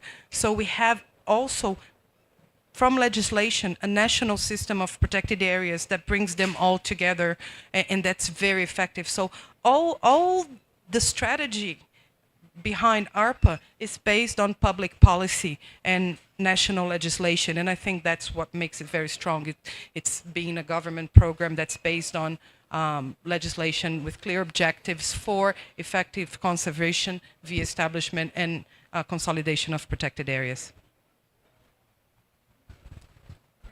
Thank you. Yes? Please. Okay, so we have two here, and then so we can start here, and then we can come back to you. Sorry. Please go. Thank you for the floor. I am Josephine from Cameroon, the national CBD focal point of CBD in Cameroon. My question is going to the last speaker also. You are facing a lot of problem in terms of management of protected areas. So just want to know, because the problem, if you want to tackle target 3, Cameroon have decided to base action in the efficiency of the protected areas. And now we are talking about a fund, and you know that the problem, the great challenge is the sustainable finance of protected areas. And I want to know what is the mechanism you use to mobilize, to leverage funds on this issue. I understood that there are national funds, but I don't know if it's instead just the government, and if not, how do you proceed for the fund? Thank you. Thank you. Maybe we can take the second question and then provide the chance for the answers. Okay. Thanks. My name is Jeffrey from Papua New Guinea, and my question is also directed to the speaker from Brazil.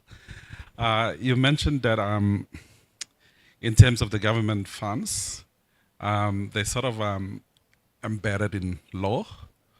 You know, it's legislated that the government must fund. Has there been any case where government has deviated from what's been legislated? And if that happens, what strategies you have in terms of enforcement and making sure the government is actually committed? Because I think in Papua New Guinea we have, like governments, sometimes we lack the commitment even though it's legislated. So I would be interested to know how you do it in Brazil. Thank you very much. I'll start with you and make the link to your question. The funding strategy, it's a mixed strategy. So you have government funds. We also have the donor funds. And I think one very powerful tool that we use to mobilize resources is that I mentioned the cost model. We know very well what each protected area needs to be fully implemented. So we can estimate the cost very well, and we track that. For each protected area, we track annually whether they advanced on be it protection, be it demarcation or council formation. There are many different themes, so we track that. So you can monitor very clearly and plan very focused in terms of what you're going to spend. And I think that tool is very powerful for helping mobilize private resources from donors to complement government funding for the protected areas. The legal obligations, they provide complementary funding to the government budget. So we have the government budget, which it's not something that is guaranteed. I mean, the government budget depends on government decisions of how much is going to be allocated to protected areas. So that's why we don't have a single answer that covers everything. It has to be a little bit of everything. And the transition fund has a very interesting mechanism, which is called disbursement conditions.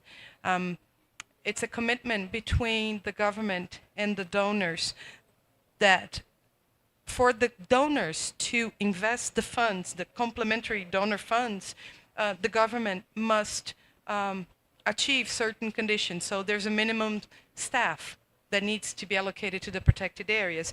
There cannot be loss of forest cover. So there's a number of those conditions. So that's how you have some leverage to ensure that the co-financing happens. I think I'm very sorry, we are running out of time. Apologies for that. Thank you very much to all our esteemed panelists for the insightful reflections. And of course, thank you all for joining us in this critical discussion. I think what we have here today clearly highlights the urgency of the situation we are facing. Primary forests are not only the cornerstone of global biodiversity, but they are also integral to the health of the well-being and to the local communities. So from Peru to Papua New Guinea to across Africa, the challenges which are deforestation, logging, climate change, weak governance are complex. They are interrelated, interconnected, and urgent.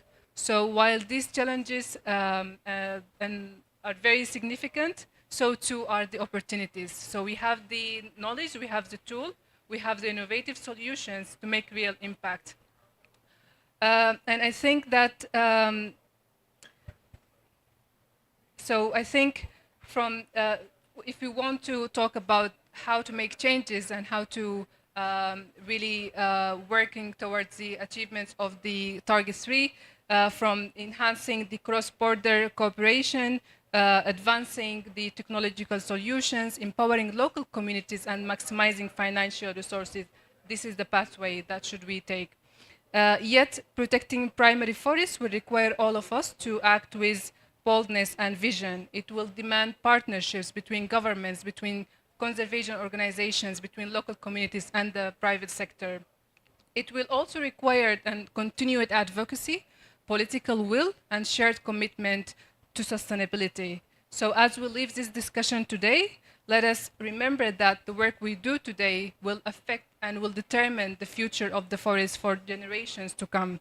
So let's harness the energy and ideas that we have heard from today's dialogue and turn them into tangible actions, an action that will ensure our primary forests continue to thrive for the best of the biodiversity, and for the climate and for the communities who rely on them.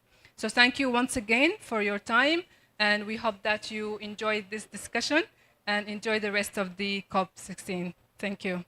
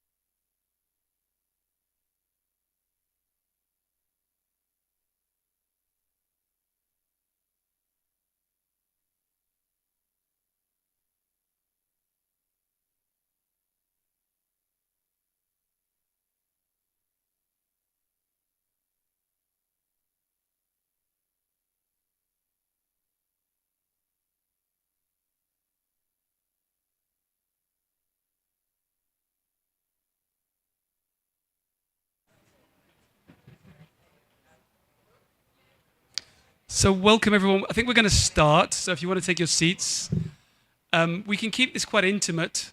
So there's food and drink to the side. Feel free to grab food and drink as you go along. There is simultaneous translation. We're going to be working in English and Spanish. So 2 of our speakers will be speaking in Spanish. If you like translation, it's available via this QR code. So you zap that with your phone. It does require you to have headphones, okay? And you can then listen to the translation from Spanish to English. I'm assuming everybody is okay with English, but alternatively, we have English to Spanish translation as well, if anybody needs it, okay? I'm James Allen. I'm part of the Oil Crops Task Force of IUCN. I also work for a Brazilian consultancy called OLAB.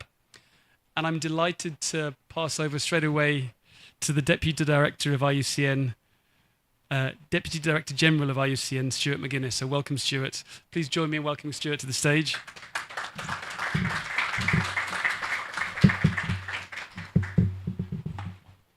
Thanks very much. Thanks very much, James. So first of all, I'd like to say it's a real. Thanks. Okay. It's a real honour to welcome all of you to the launch of the Spanish version of the report exploring the future of vegetable oils by the IUCN Oil Crop Intercommission Task Force and the Sustainable Nutrition Scientific Board.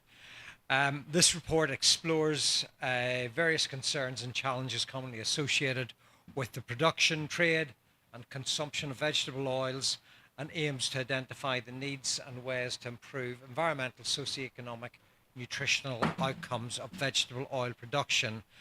It's a timely release in Spanish because it will allow a wider audience access to the really valuable insights in Latin America and to engage in this real crucial conversation.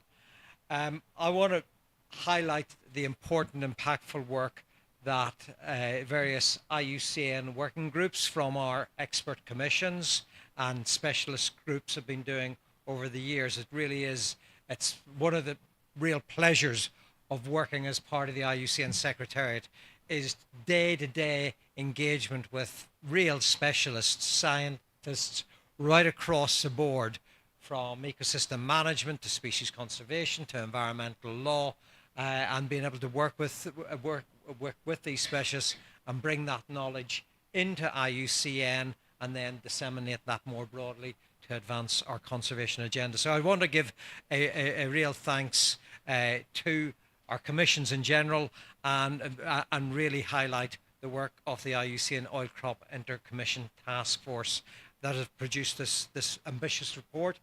I think, James, I'm right in saying that this built off the oil palm work, which was actually a really, I think it was a courageous piece of work because it explored in a very dispassionate way some of the nuances that around the issues of oil palm production that didn't naturally gel with common narrative.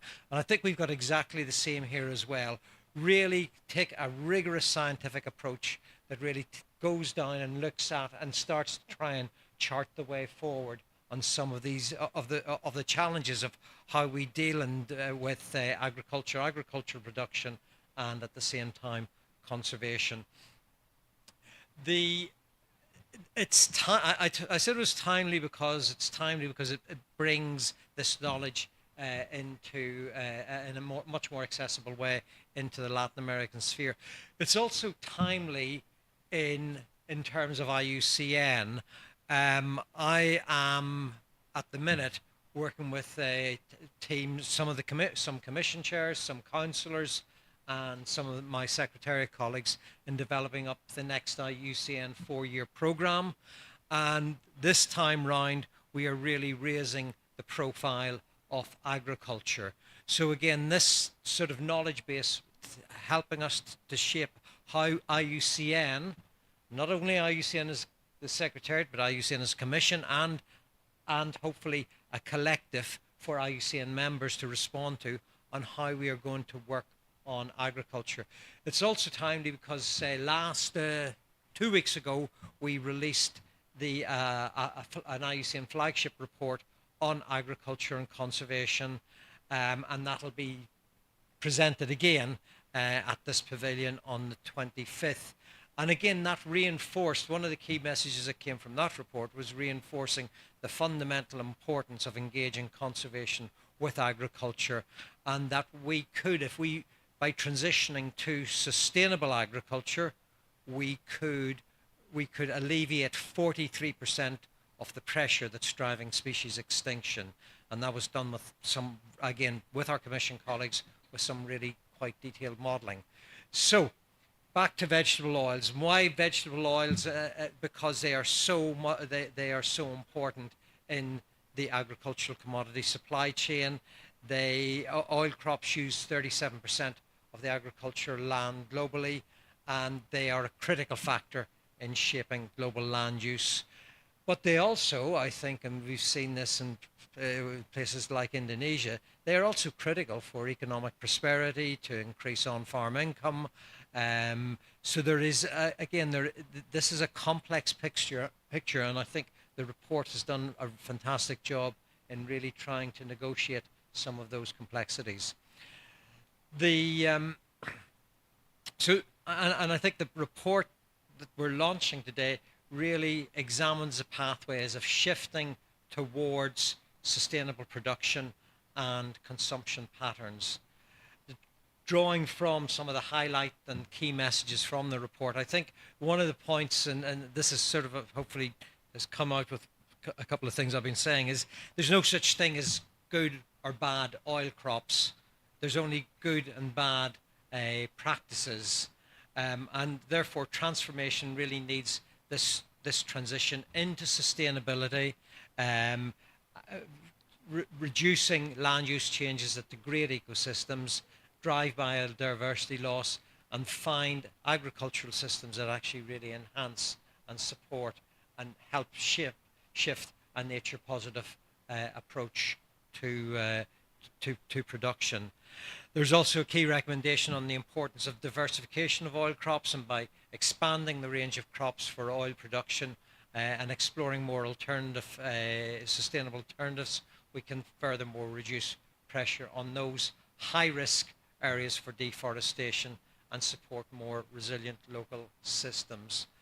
I won't go through all the key messages because James and the colleagues are going to touch on that at the minute, but I maybe just to conclude that I think the report really underscores that the future of vegetable oils must be integrated into our biodiversity strategies, and that is the Kunming-Montreal Global Biodiversity Framework, a whole of society approach working across different sectors, being able to mainstream this into different sectoral policies.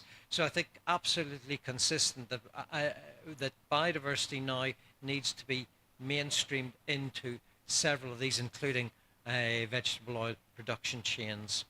And I finally would just like to conclude by really expressing my gratitude to the experts of the Oil Crop Task Force. I think their work is excellent. Again, I'll repeat myself one more time.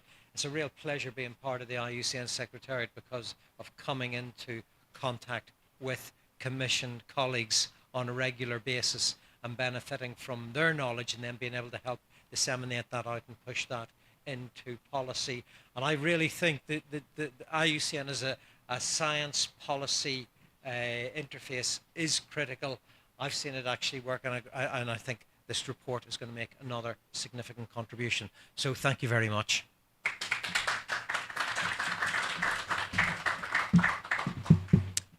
Thanks so much, Stuart. We're going to crack on with a very short video from the report lead author, Eric Mayad. He's currently in Indonesia, but he wanted just to send a 2-minute message to us here. So if we can have that, and then we'll crack on with some of the key findings. Hello, everyone. My name is Eric Mayad, and I am the co-chair of the IUCN Oil Crops Task Force. It is with great pleasure that we're presenting to you today the Spanish translation of this wonderfully produced report on the future of vegetable oils.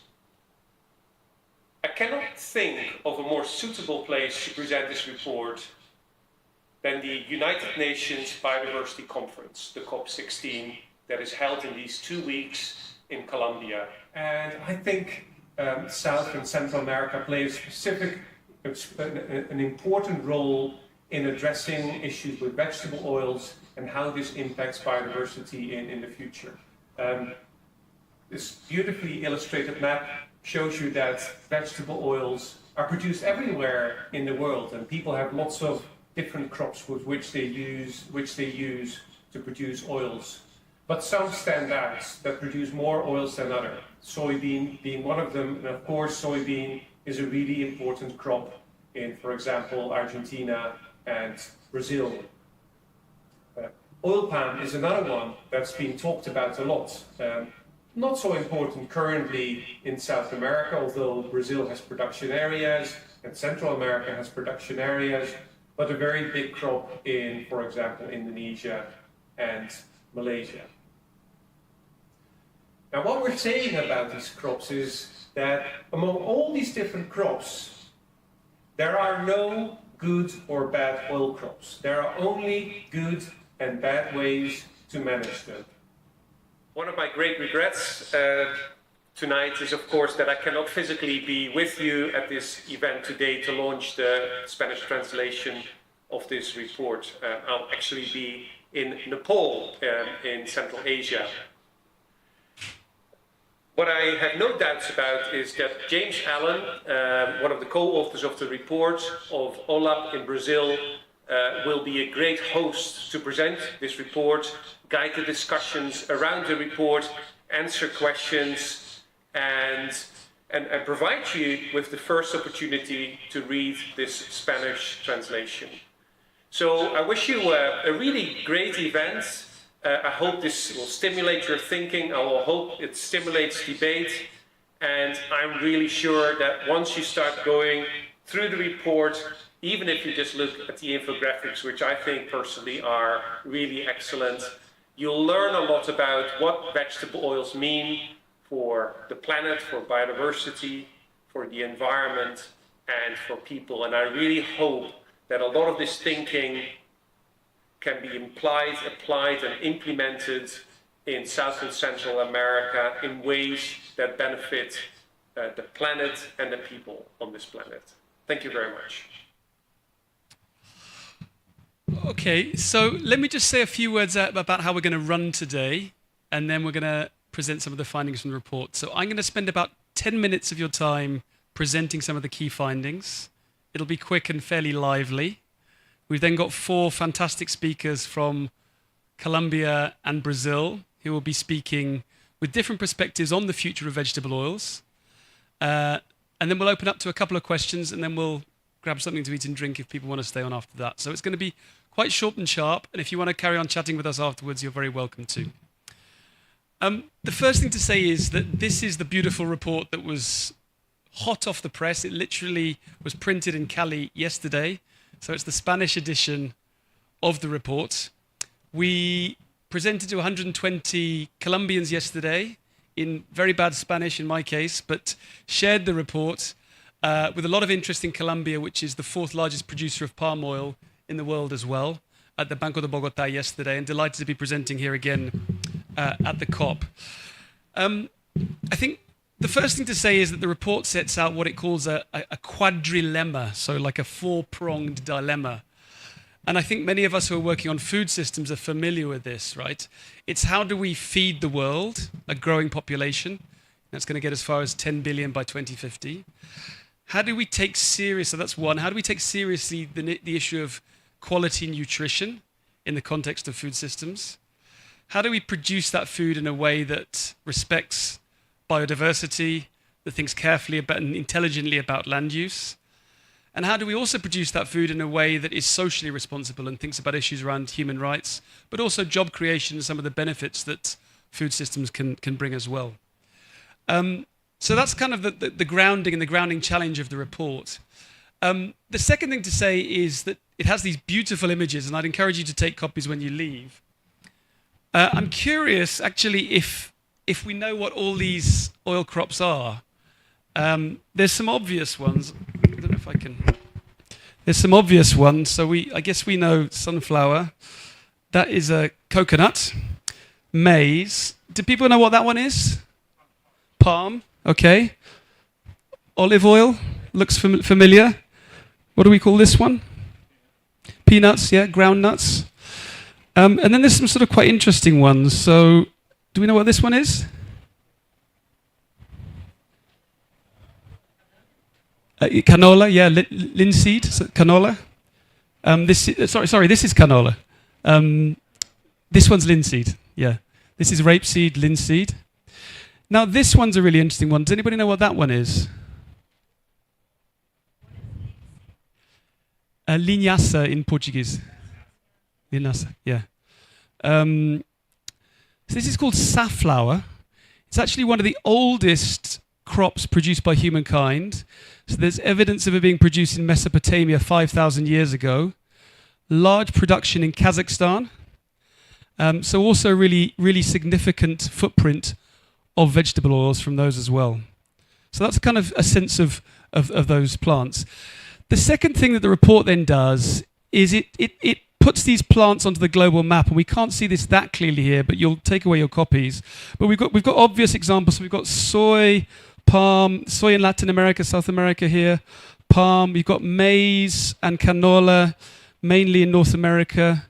You've got groundnut oil here. You've got no, I can't see. Palm in Indonesia. And so the first thing that the report says is, well, to what degree is there interchangeability between these oils? Could we consume more soy oil in Brazil and consume less palm oil in Indonesia? Would that have a more positive social and environmental outcome or a more negative one? Right? And so these are some of the questions that we can start asking when we put together global data on oils. Why are oils important? So the obvious reason is that they're an important source of nutrition, right? They're essential for healthy diets. Not all are nutritionally good, but many of the oils I've presented here are nutritionally good, right? They're also cheap. So this I'm not going to go into this in too much detail, but these are our kind of core dietary requirements: protein, lactose, and what have you. On average, these are the different continents, and then the last one's the global. On average, oil. The costs that people spend an average income on oil is much less than any other of their nutrition sources, protein, lactose, and what have you. And they're obviously also a really important source of livelihoods in different parts of the world, and those livelihoods mean different things in different contexts. Can you see that reasonably clearly? Yeah. So this says around half of the habitable part of the world is taken up with agriculture. Of that, around a third is on crops, 2/3 on animal protein, and about a third of those on crops goes to oil crops. Okay, so quite a significant part of the surface of the land of the world is taken up with oil crop production. Secondly, what this one shows us is the historical source of vegetable oils and of oils more broadly. So the pink one here is palm. So we've got palm. So this is this decade, 2010, 2020. The world is mainly consuming palm, soy, canola, and sunflower. Okay, about 80%. That hasn't always been the case, right? So you look at palm 100 years ago, very little. We were actually 100 years ago consuming our oils from whales, baleas, so the animal whales, from cows, and from butter and other sources as well as of lactose. Why do we put that out there? Because the future is also going to change. So our sources of oil in the future is also going to be different. And if we think more carefully about what kind of oils we want to consume in the future, what kind of social and environmental impacts those can have, we can be more careful about some of those production practices across the world. Okay, so the main story behind soy and palm is around deforestation. It's not the only story, but it's an important story that we're all familiar with. We know that in the 15 years between 2001 and 2015, we lost 72 million hectares to cattle pasture and crop production. And of that area, about 2/3 of it was caused by cattle farming, and about 1/4 by oil palm and soy. Okay, soy isn't just soy oil. So soy is mainly produced for animal feed, right? But those two crops accounted for about 25% of all the deforestation attributed to commodities.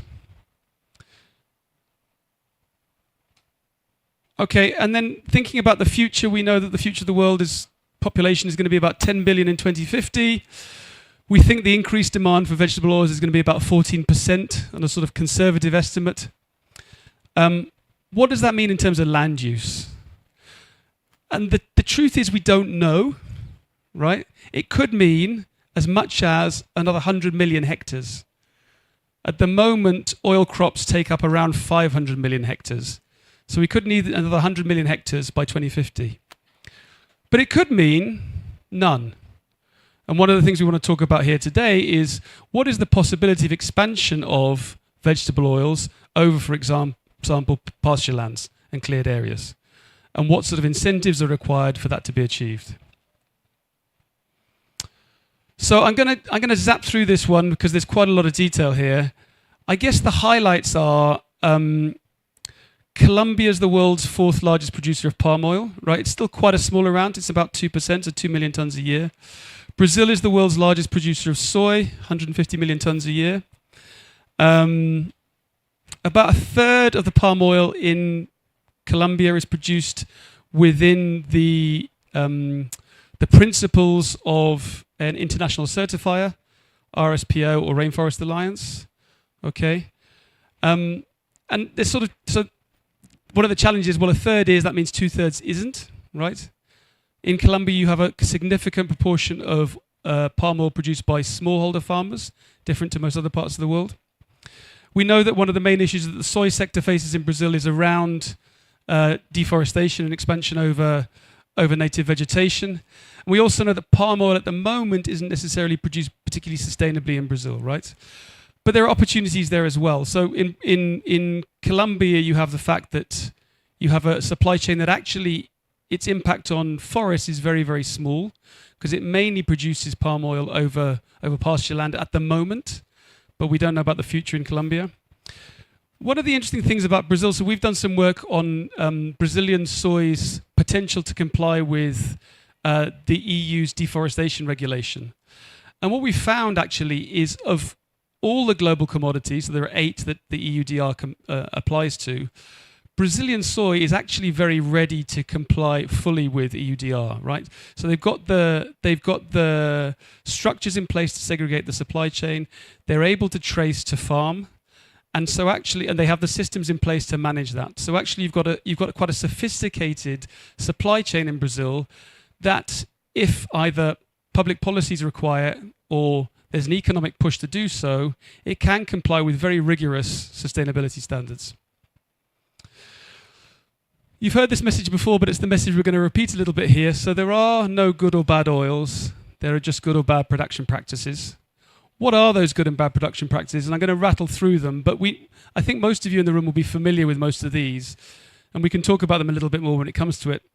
So there's practices that improve soil quality, that are around efficient water management, that provide favorable conditions for ecosystem restoration, that promote human rights and welfare, that foment regenerative and agroecological methods, and that's something where I think there's a particular area for growth in South America, and that instill responsible and respectful social relations. So we need to think about those in an integrated and integral way. So finally, and this is my last slide, 4 recommendations really that come out of the report that I wanted to highlight here. If we're serious about the expansion of agriculture over previously cleared areas and pasture land, that requires incentives. We need to get those incentives right. There are some really exciting and really good examples that are happening in Brazil at the moment around developing state level and federal level plans to incentivize agricultural expansion over pasture land, or PNCPD for the Brazilians in the room. and that's supported by the federal government. It has some investment from foreign governments as well. We need to take farmers with us if we're going to be serious about changing production practices, so farmer engagement and outreach.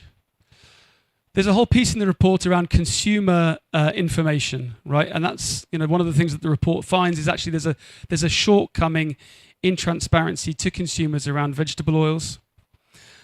And last, but I think perhaps our most important message is that at present, there isn't really an international governance mechanism that looks at some of these issues around vegetable oils. And I think one of the things I'd love to chat to people around, you know, maybe when we grab a glass of wine afterwards, is to what degree does it make sense to start thinking about, you know, more global governance mechanisms on vegetable oils, if we're thinking about their interrelation, their interchangeability, and their substitutability as well. So I'll leave it with that. There's my contact details if anybody wants to know more about the report. This is a QR code at which you can download the Spanish copy of the report. We'd love you to take a printed copy as well if you speak Spanish or know someone who does, you think would use the report. The report was launched in English earlier this year as well, so a copy is available in English as well online. It's fairly searchable. It's on the IUCN website as well. Thank you very much for your time and your patience, and we're going to go straight on to our panel, so thank you.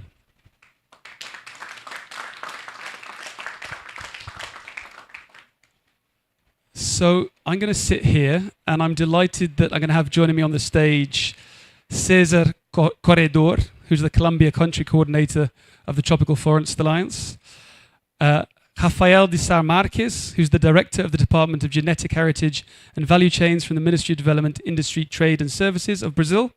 Welcome, Rafael. Virginia Antonioli, Sustainable Food Systems Manager from the World Resources Institute, WRI, and Michelle Santos, Senior Director of Global Sustainability at Bunge.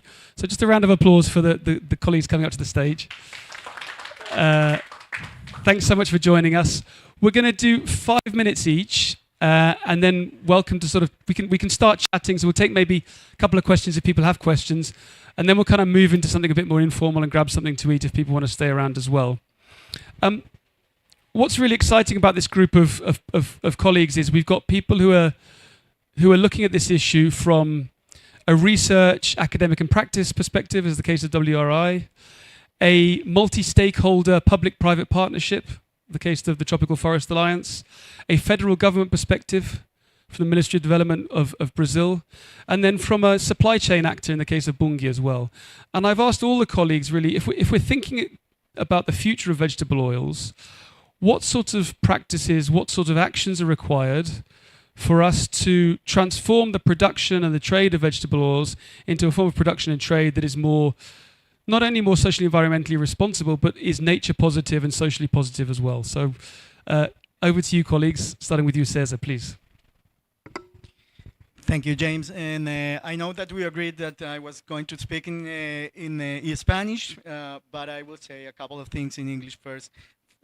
Well, the first one is to express my gratitude for the invitation of IUCN to the Tropical Forest Alliance, in particular, for having me here.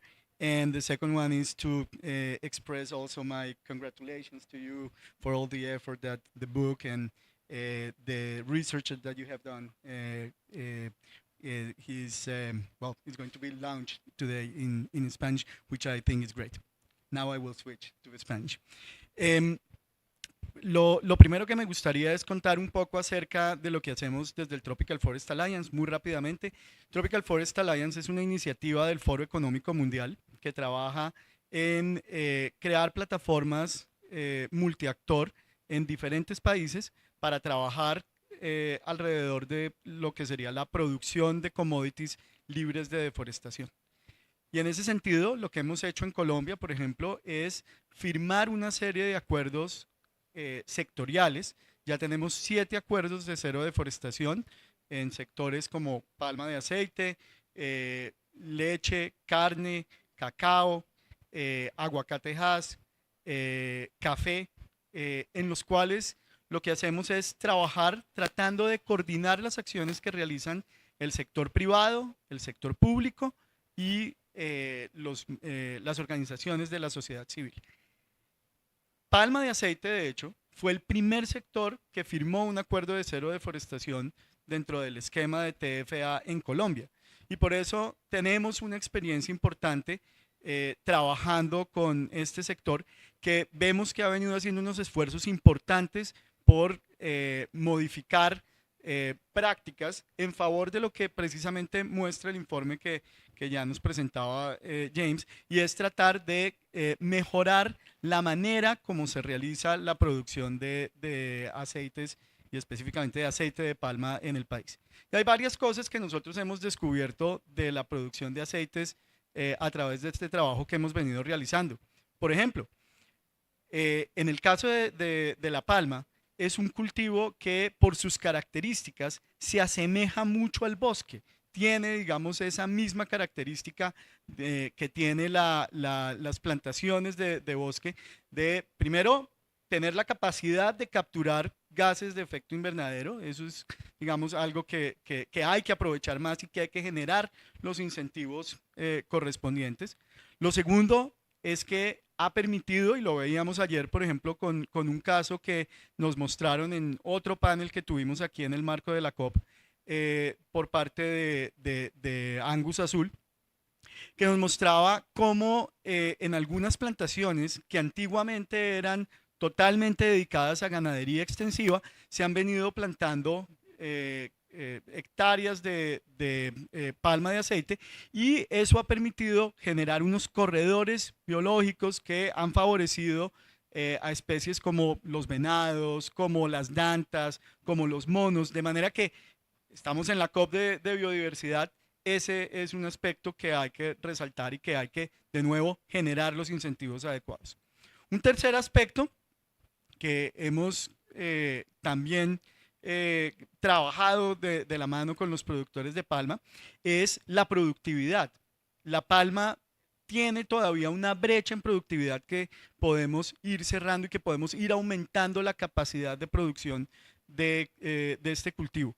En Colombia hay un ejemplo que de hecho hace parte de los acuerdos de cero deforestación, que es un productor en la zona de Urabá que es capaz de producir hasta 50 toneladas por hectárea año, lo cual es una cosa impresionante. El promedio en Colombia puede estar por el orden de las 15 toneladas por hectárea, de manera que esto es triplicar prácticamente la productividad.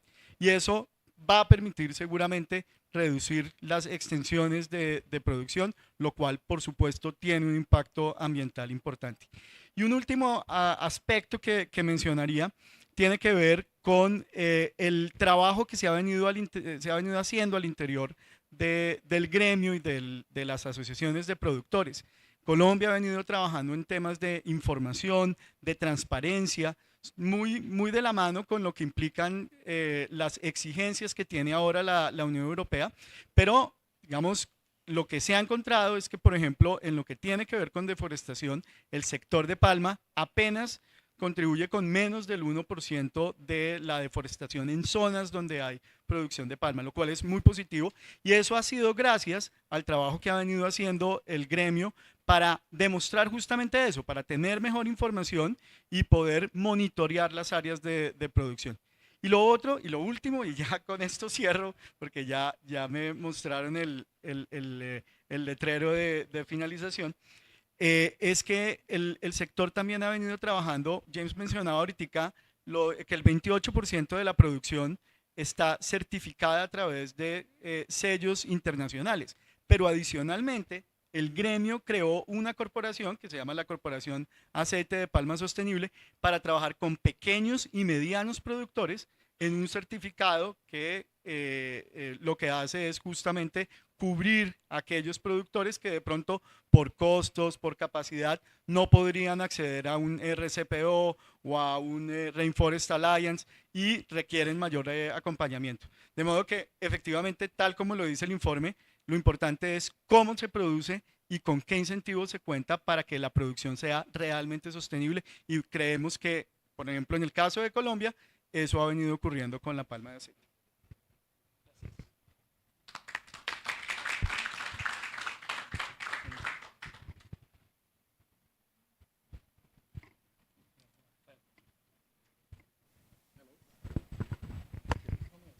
Hola. Ah, muy bien. Era porque estaba hablando en inglés, por eso no marchó bien. Well, I'd like to thank you, James, and the IUCN for this invitation. And I'll speak in Spanish as agreed, para homenajear a nuestros amigos colombianos que nos reciben también aquí en Cali. Bien, por la perspectiva de Brasil, yo puedo decir que es necesario tener más informaciones sobre, así como el estudio apunta, sobre la cuestión de cómo producir estos óleos y dónde producirlos, porque, por ejemplo, tenemos en Brasil muchas tierras degradadas. La FAO, la Food and Agriculture Organization, nos dijo en un relatorio de 2021 que un 30% de las tierras del mundo de las tierras para agricultura están degradadas y un 25% altamente degradadas. Y estas son tierras que son opciones para producción de todos los tipos, para todo. En Brasil tenemos 100 millones de hectáreas de tierras degradadas. Y la producción de óleos para combustibles en Brasil, que es una otra demanda muy grande, de la que no hablamos aquí, pero que es muy importante y demanda mucha tierra, ocupa como 5 millones de hectáreas para producir los óleos combustibles en Brasil de todos los tipos. Biodiesel, el etanol, todo. Si logramos recuperar un 5% de las tierras degradadas, podemos duplicar la producción de óleos para combustibles. Estamos hablando de 43 mil millones de litros de combustibles, de óleos combustibles. Es mucha cosa. Y además de esto tenemos en Brasil un narco del deforestamiento, donde ya se destruyó mucha floresta y que se puede recuperar. Es un sitio donde se puede generar la floresta con varios tipos de usos, y uno de ellos puede ser una producción, por ejemplo, que no necesita ser una monocultura, puede ser agroflorestal. Todo esto depende del tipo de producción que vamos a implementar. Entonces tenemos hoy una decisión del gobierno brasileño de cambiar y hacer un cambio para una transición ecológica de la producción de manera general en la industria y en la agricultura. Tenemos varios proyectos que fueron enviados al Congreso para aprobar, por ejemplo, las formas de se producir óleos para combustibles, bioinsumos agrícolas para la recuperación del suelo para producción agrícola, incluso que permite una captura de carbono en el suelo. Cuando se introduce microorganismos, se recupera la calidad del suelo, por ejemplo. Y tenemos otros ligados a otras áreas como el mercado de carbono y otras importantes para la transición energética y productiva. Pero en relación a la producción de óleos, tal vez lo más importante que tenemos es una dirección dada por la nueva política industrial brasileña, que es llamada Nueva Industria Brasil y tiene una misión 5 de 6 misiones. La quinta misión es la misión de decarbonización, bioindustria y transición energética para las generaciones futuras. En esta misión ya tenemos inversiones significativas, tanto del sector privado incentivado por descuentos de tributos y tajas, por ejemplo en el sector automotivo, incentivos para recuperación de suelos. También el plano Safra es muy importante en Brasil. Brasil es un gran productor rural en todas las áreas y tenemos un plan gubernamental de financiación de la producción agrícola que se llama Plano Safra y que ahora incluye un incentivo muy fuerte a formas más responsables de producción. Estamos empezando en esto. Hay mucho que mejorar, pero yo creo que la forma de producir los óleos vegetales puede incluso, en algunos casos, tenemos proyectos que están empezando ahora con un desarrollo de opciones tecnológicas de producción de biorefinerías en donde se puede producir óleos a partir de las sobras de biomasa de cadenas productivas que ya existen. O sea, no necesitamos nuevas áreas plantadas. Por ejemplo, el cacao en Brasil tenemos como 300 millones de toneladas, 300 millones de toneladas, o 300 mil, não, 300 millones de toneladas, yo sé, es un número gigantesco, pero de producción de almendras, de cacao. Pero un 90% de toda la producción agrícola no son almendras. 90% acaba siendo basura. Mi tiempo se ha acabado. Lo que quiero decir es que, para finalizar, toda esta producción de biomasa que hoy va a la naturaleza puede ser un insumo para producción de óleos vegetales. Y tenemos un programa para desarrollar diferentes tecnologías que serán ofrecidas como opciones. Entonces es un proyecto aún en desarrollo, pero que son opciones de producción de medio y pequeño porte para producir insumos, bioinsumos para aplicación industrial, incluso en la industria de alimentos. Muchas gracias.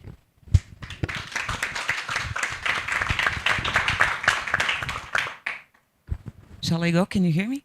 So good evening. Thank you, James, for the invitation. Thank you all, and congratulations on the launch of such a relevant, thorough, and important report. So sustainable food systems and land use are a relatively new area of work for WRI Brazil. So we're very excited to be joining this movement right now.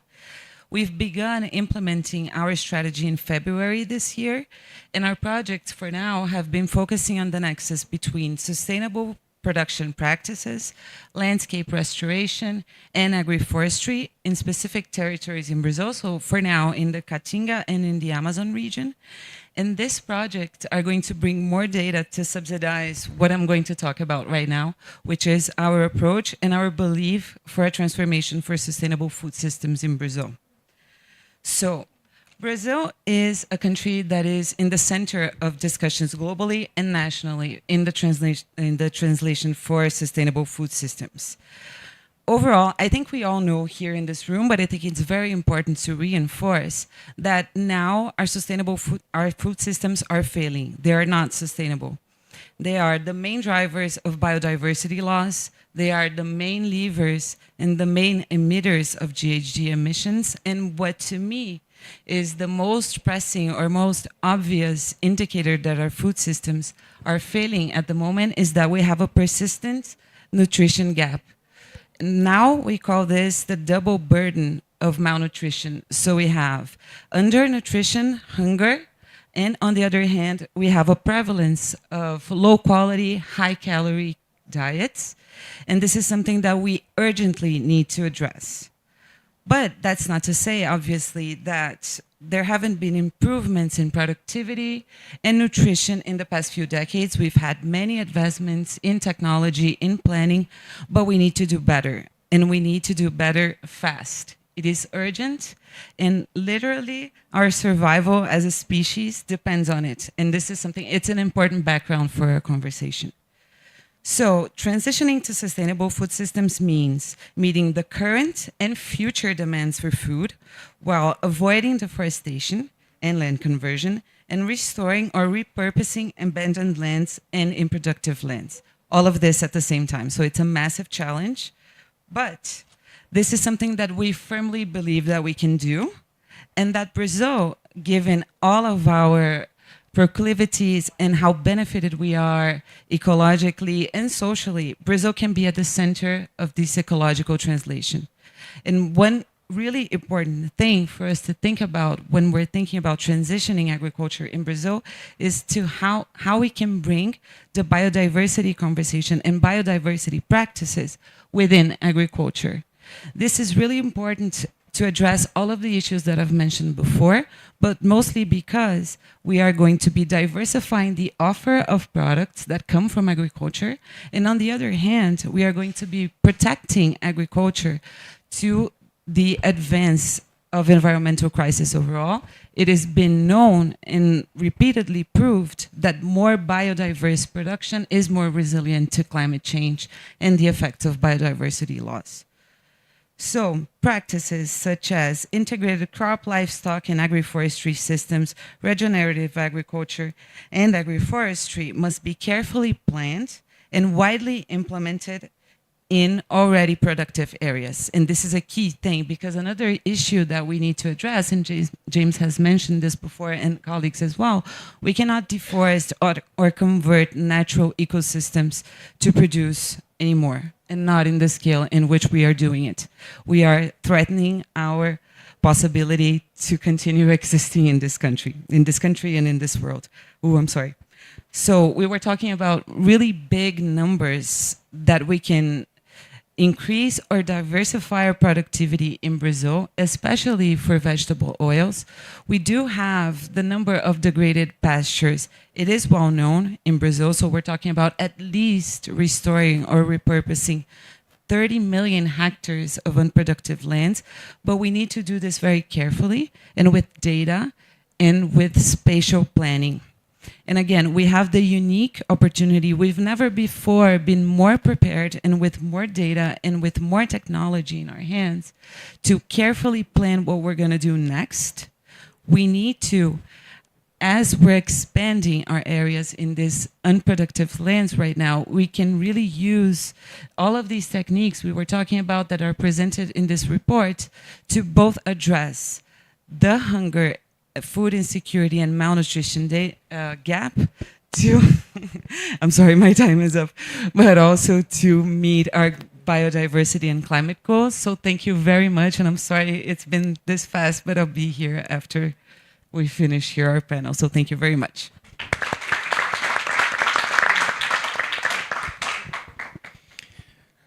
Buenas noches. Sí, gracias por la invitación. Mucho gusto estar aquí hoy. Me voy a intentar hablar en inglés porque yo creo que en español lo va a ser mejor. Entonces, my name is Micho Santos. I work for Bunge, which is a major company. I live in New York area, and the company is based out of St. Louis. So Bunge is operating currently in over 40 different countries, and I am a sustainability director for the company dedicated to oilseeds. So what I do like about this report is that it shows that there are practices that we can improve, and we can understand where we are to do things differently, right? So how can we in the market do something differently? The company that I work for, we are not farmers. We buy from farmers, and then we trade this around the world. So we have this winning footprint, right? But that also means that we have to understand where we are and assess what is happening to produce the right way the edible oils in terms of vegetable oils that we are talking about, right? Not only edible oils, but also for biofuel. So one of the things that we have done this year especially was using new platforms for disclosure. So we are using the LEAP approach from TNFD, right? It was our first attempt to understand where we are, what is the real impact of our operations and dependencies. So that's the thing about understanding the footprint and getting the proper traceability. Today, we can understand that we do have dependency on biodiversity assets, things that maybe in the past, when the company started 200 years ago, it was not something that was on the radar, right? We have globally 26% of our operations located in biomes that are somehow sensitive for biodiversity around the world. So my intention here is to briefly talk about how these dependencies and how these interactions are happening around the world. We could identify the key biomes that we have connection with, what are the main causes of concern, right? And how we are addressing these things around the world. Today, we also can see that although 25% is located in biomes connected with biodiversity concerns or loss, we do have capacity of operations. We are dependent on farmers in these areas. So we do have a role to play to help these farmers to do things differently. When you move around the world and understand how this footprint is like, let's briefly talk about Africa. So we do have operations with shea butter in Africa. So what is the biodiversity thing in there? They are collectors. So we are helping them to collect better, to modernize, have a better standard of living, helping these folks also to reforest the land, right? Because they are completely dependent on this native species, which is shea, for the butter. So we have to identify what is happening and try to address the best way as possible. We are also working in Brazil and in the Americas overall. So in Brazil and North America and in Europe, we are already addressing, you know, the soil resilience for best practices. So working with regenerative agriculture in these 3 different continents, understanding the needs that we may have in Europe that are different than Brazil, and how we can really enhance the soil capacity, right? We are just creating different kind of seeds, the novel seeds for North America, to make certain that the biofuel production would expand over areas in North America with no dependency on food versus fuel discussion, right? Same thing for South America, right? When you go to South America, there are other things that are of concern when you talk about biodiversity, which is the loss of biodiversity due to agricultural expansion that James was showing there. So we are working together with the sector to have better information in terms of definitions, but also understanding that we can support these farmers to stop deforestation.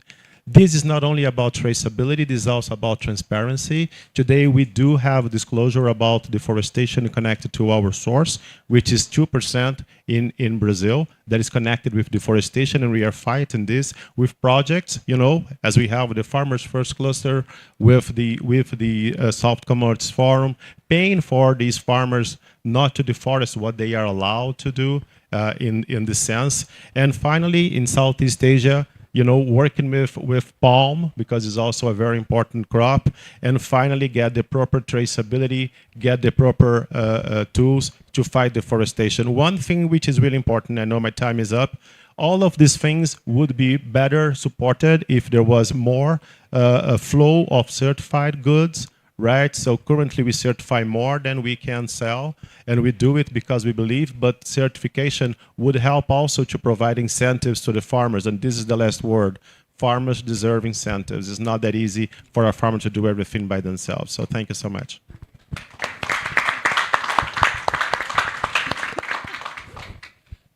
Thank you so much to our 4 speakers. We've rattled through that, and I know we've tried to cover a lot. What I'd like us to do is maybe just take 2 or 3 questions or comments, or even suggestions from the audience, if people have anything they want to bring to the discussion.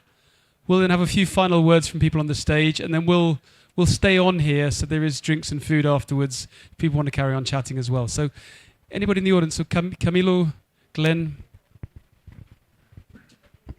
Thank you, and let me introduce myself. My name is Camilo Santos. I'm the Deputy Director for the RSPO here in Latin America. Been on the ecosystem of the palm oil for more than 20 years, and this is amazing, the job that you have made on this report. We work closely with IUCN on all the reports, and I think we have some quite challenges here in Latin America. You were talking about the importance of the independent smallholders. That's challenging. 40% of the palm oil productions depend on independent smallholders, and like new regulations like the EUDR is a challenging effort that we have to do to keep independent smallholders on the business. That is really, really important. Message from Colombia. Recently, the government announced the new agricultural frontier, so it's more than 40 million hectares, and just for palm oil, it seeks about 5 million hectares with high aptitude for palm oil crops here. So that's a sign for outsiders, so we have to be careful. RSPO has a new plantations procedure that it's implemented as a standard, so that's something that we have to seek forest. Another important part, James, you know, local consumptions in Latin America, and when I said local, it's not just inside the countries, that oil that moves inside the countries in Latin America. 75% of the oil produced in LATAM stays in LATAM. So internal regulation is relevant, because then there is no regulation for that. People that comes to the RSPO, the other certifications, they seek because they export. Regulation is a challenge. You talk about technology. I think technology is another tool that we are going to improve. The RSPO is launching a new platform of trace and traceability. It's called Prisma, trying to include a lot of information to connect growers with consumers, with buyers, and try to understand what is happening among all of that connections that we do on the supply chain. Only 2 countries in LATAM have biofuel programs, Brazil and Colombia. That's why Colombia, 50% of the palm production goes to the biofuel program. Another is local consumption, and just a few part, it's exported to outside or move, you know, inside the LATAM program. So also in Colombia, and I want to highlight that, and you were talking about productivity, there is a new variety of palm, it's hybrid. So basically we are losing the kernel palm oil because it just removed the seed from that, and that is one increment that we are having in productivity. More than 100,000 hectares are now grown on this variety. And this was an effort because we have a phytosanitary problem affecting parts of South America, Ecuador, Colombia. It's called bush rot. So thousands and thousands of hectares have to be like basically replanted on palm oil. So there is a lot of challenges. We understand from the RSPO a lot. We have been looking at this report very closely and all the recommendations that we have to adopt. So we are continually reviewing, and we continue doing a global partnership to make palm oil sustainable. Thank you, James. Sorry. Yeah, sure. Hi, I'm Glenn Horowitz. I'm the founder and CEO of Mighty Earth. Congratulations on the report. And I think one of the fundamental realities underlying vegetable oil production and agricultural production in general is the fact that deforestation, destruction of other native ecosystems is so unnecessary. That's particularly true here in Latin America, where there are 1.6 billion acres of previously deforested, degraded land. Forgive me, but my question for the panel is, how do you deal with bad actors? Because there is no need, as President Lula said in his inaugural address, there's not a need for a single hectare to be cleared. And in fact, the majority of producers are expanding without deforestation, the vast majority.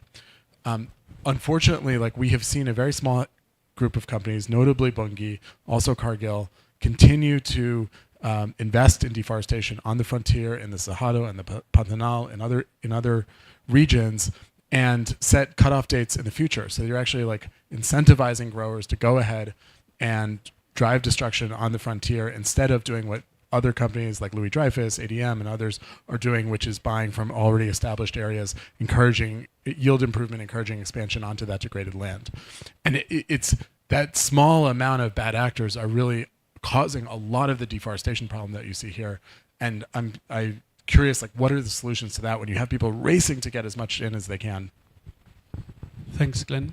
Maybe one more question or comment. It'd be lovely to hear from a lady in the room, if anybody willing to make a comment or a question. Super.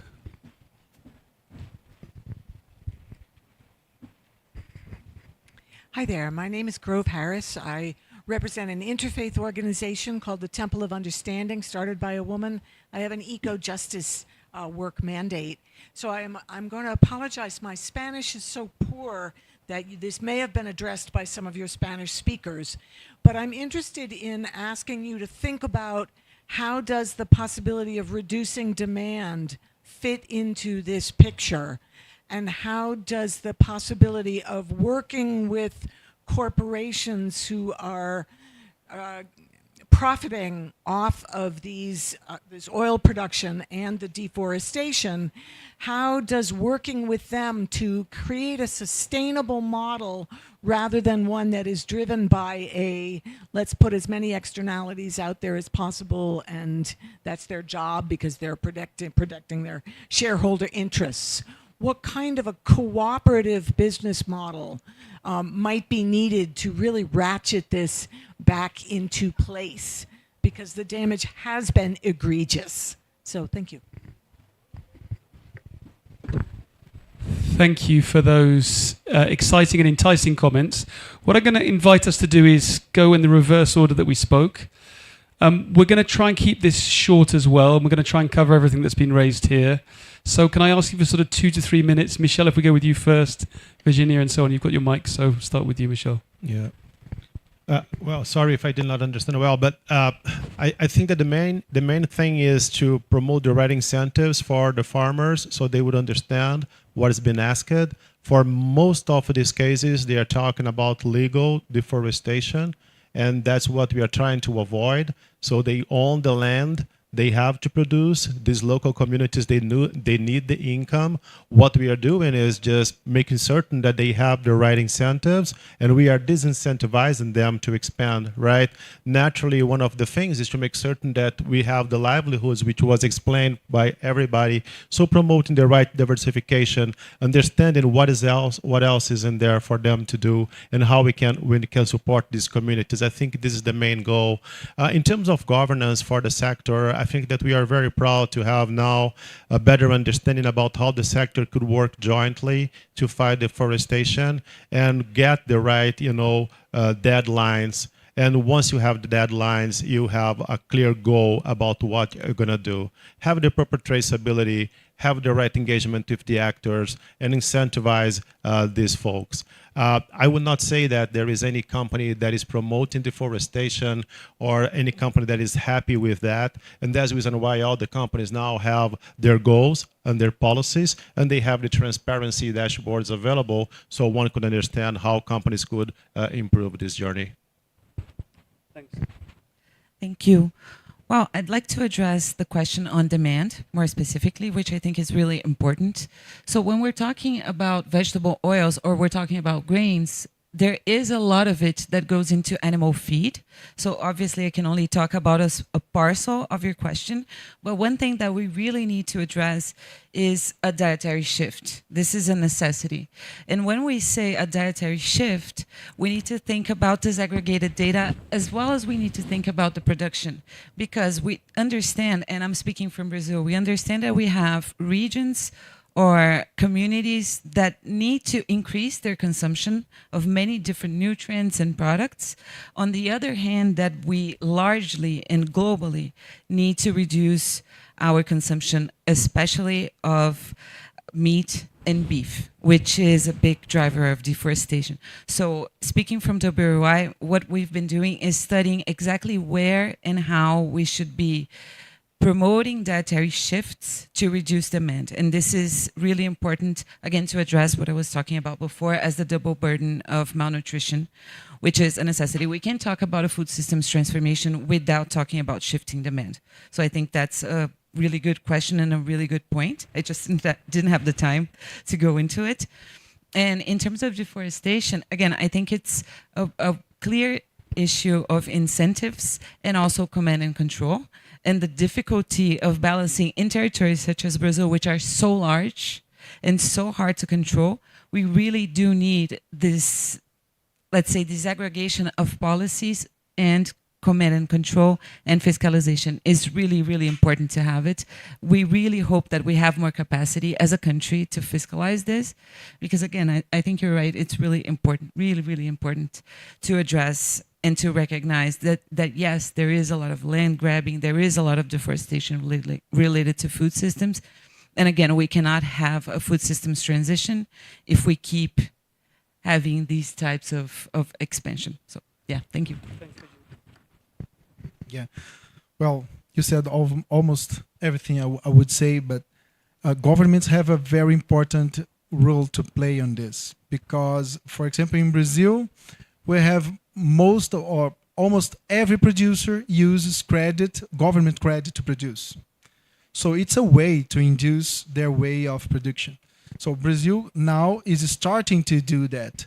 But I think we should understand that it's difficult, even though the government wants to do it. We have to need a political will from the Congress too. Many of the things we do in government are regulated in Congress. So we are trying to do that with these new bills we are sending to Congress. But I think that the discussions here should be mainstreamed in government policies. That's the only way to solve it. So that's it. In my case, I will concentrate on the question about deforestation, and I think the answer for that is to mix all the efforts at the same time. And what I mean by that is that, for example, in Colombia, we have been working with the producers in market incentives, and in my speech I talked about increasing productivity, using the capacity of a product like palm oil in converting areas that were used in other products like cattle ranching, which is more extensive, and it needs more land to be produced, at least in the model that we have in Colombia, in the production of oil, which is good in terms of sustainability. But also, we need to make efforts in terms of government. I was mentioning that palm oil has done some studies that prove that the impact of the sector on deforestation is no more than 1%. But there are still some risks, and there are some regions where we have big risks, like Catatumbo, which is close to the border with Venezuela, and other regions, the Amazon, for example, where we have big efforts to make in terms not of market incentives, but government efforts. Because in those regions, the problem has been that deforestation is mixed with other types of illegality, illegal groups, guerrillas, paramilitaries, etc., that we have had in those parts of the country. So I think we have to mix market incentives where the market can act and has impact, but also government efforts. And in the middle of that, we have done efforts also, I give us an example, the zero deforestation agreements that I mentioned. We have made efforts in terms of collective action, of putting together all the actors, government, civil society, producers, and not only the small producers, but medium and large producers, and all the production chain all together working with the same objective. So that's what we have done, at least in the case of Colombia. So I'm just going to pop up here to close. I wanted to close with 3 things that feels like we could speak more about, and then 3 what I'm going to call positive takeaways. So the first thing it feels like we could have spoken more about tonight is the biofuels piece. We know that Brazil and Colombia are kind of leading that in Latin America. One of the interesting things that the report sets out is it sets out some future scenarios. So one of the things it says is, what if all vehicle fuel, thank you, was produced by vegetable oils? And we need 12 times more land area to be able to do that at present. So there's some kind of interesting questions to be asked around that. Biofuels is asked about. It's in the report. What are the trade-offs there? The second one's nutrition. So thanks, Virginia, for kind of beating on that drum, because I think when we talk about food systems, I'm going to speak for myself rather than us, but I often, that bit of the sort of the end of the food system I forget about, malnourishment, and then, over-calorie consumption as well. So we're often very focused on land use, on the environmental piece, but that's also part of the discussion. So bringing that in is really important as well. And then the third thing I think would be nice to speak more about is this point around the internal market that Camilo talked about within Latin America, the idea of maybe even an internal regulation, the role of government and governance. Does that maybe start at the regional level rather than the global level? Question for us. 3 positive takeaways. I think, Michelle, you mentioned biodiversity metrics. We're hearing a lot about that here in the COP. It's consolidating. We're not there yet, but it's something that's being consolidated in the discussions we're having. So I'm quite optimistic about what that can mean for the kind of discussions we're having on food systems and vegetable oils here. The second one's just around incentives, and thank you, Cesar, for talking about both market and government incentives. We need to think about both. We know that incentives do exist. We heard about the Plano Safra from Rafael as well. They're not working as well as they could do, but I think making those incentives work in different forms can be the really kind of critical part of encouraging expansion over over previously cleared areas. And finally, and sort of one of the key messages of the report is around these production methods. There aren't good or bad oils, there are good or bad production methods. And I think, some of the experiences of Brazil around the integrated prop and production methods are really kind of exciting. They've been going for about 10 years now, and the challenge really is now how you scale that and get really sort of scaled levels of farming that uses integrated crop and production methods as well. So just before we close, and I wanted to say thank you to IUCN colleagues, Ian and your team at the back for hosting us today. It's been fantastic. It's all run really smoothly. The report is hot off the press and out the back there. Do take 1 or 2 copies. We've got about 50 to hand over today. So if you've got Spanish speakers or Spanish colleagues, please do take some.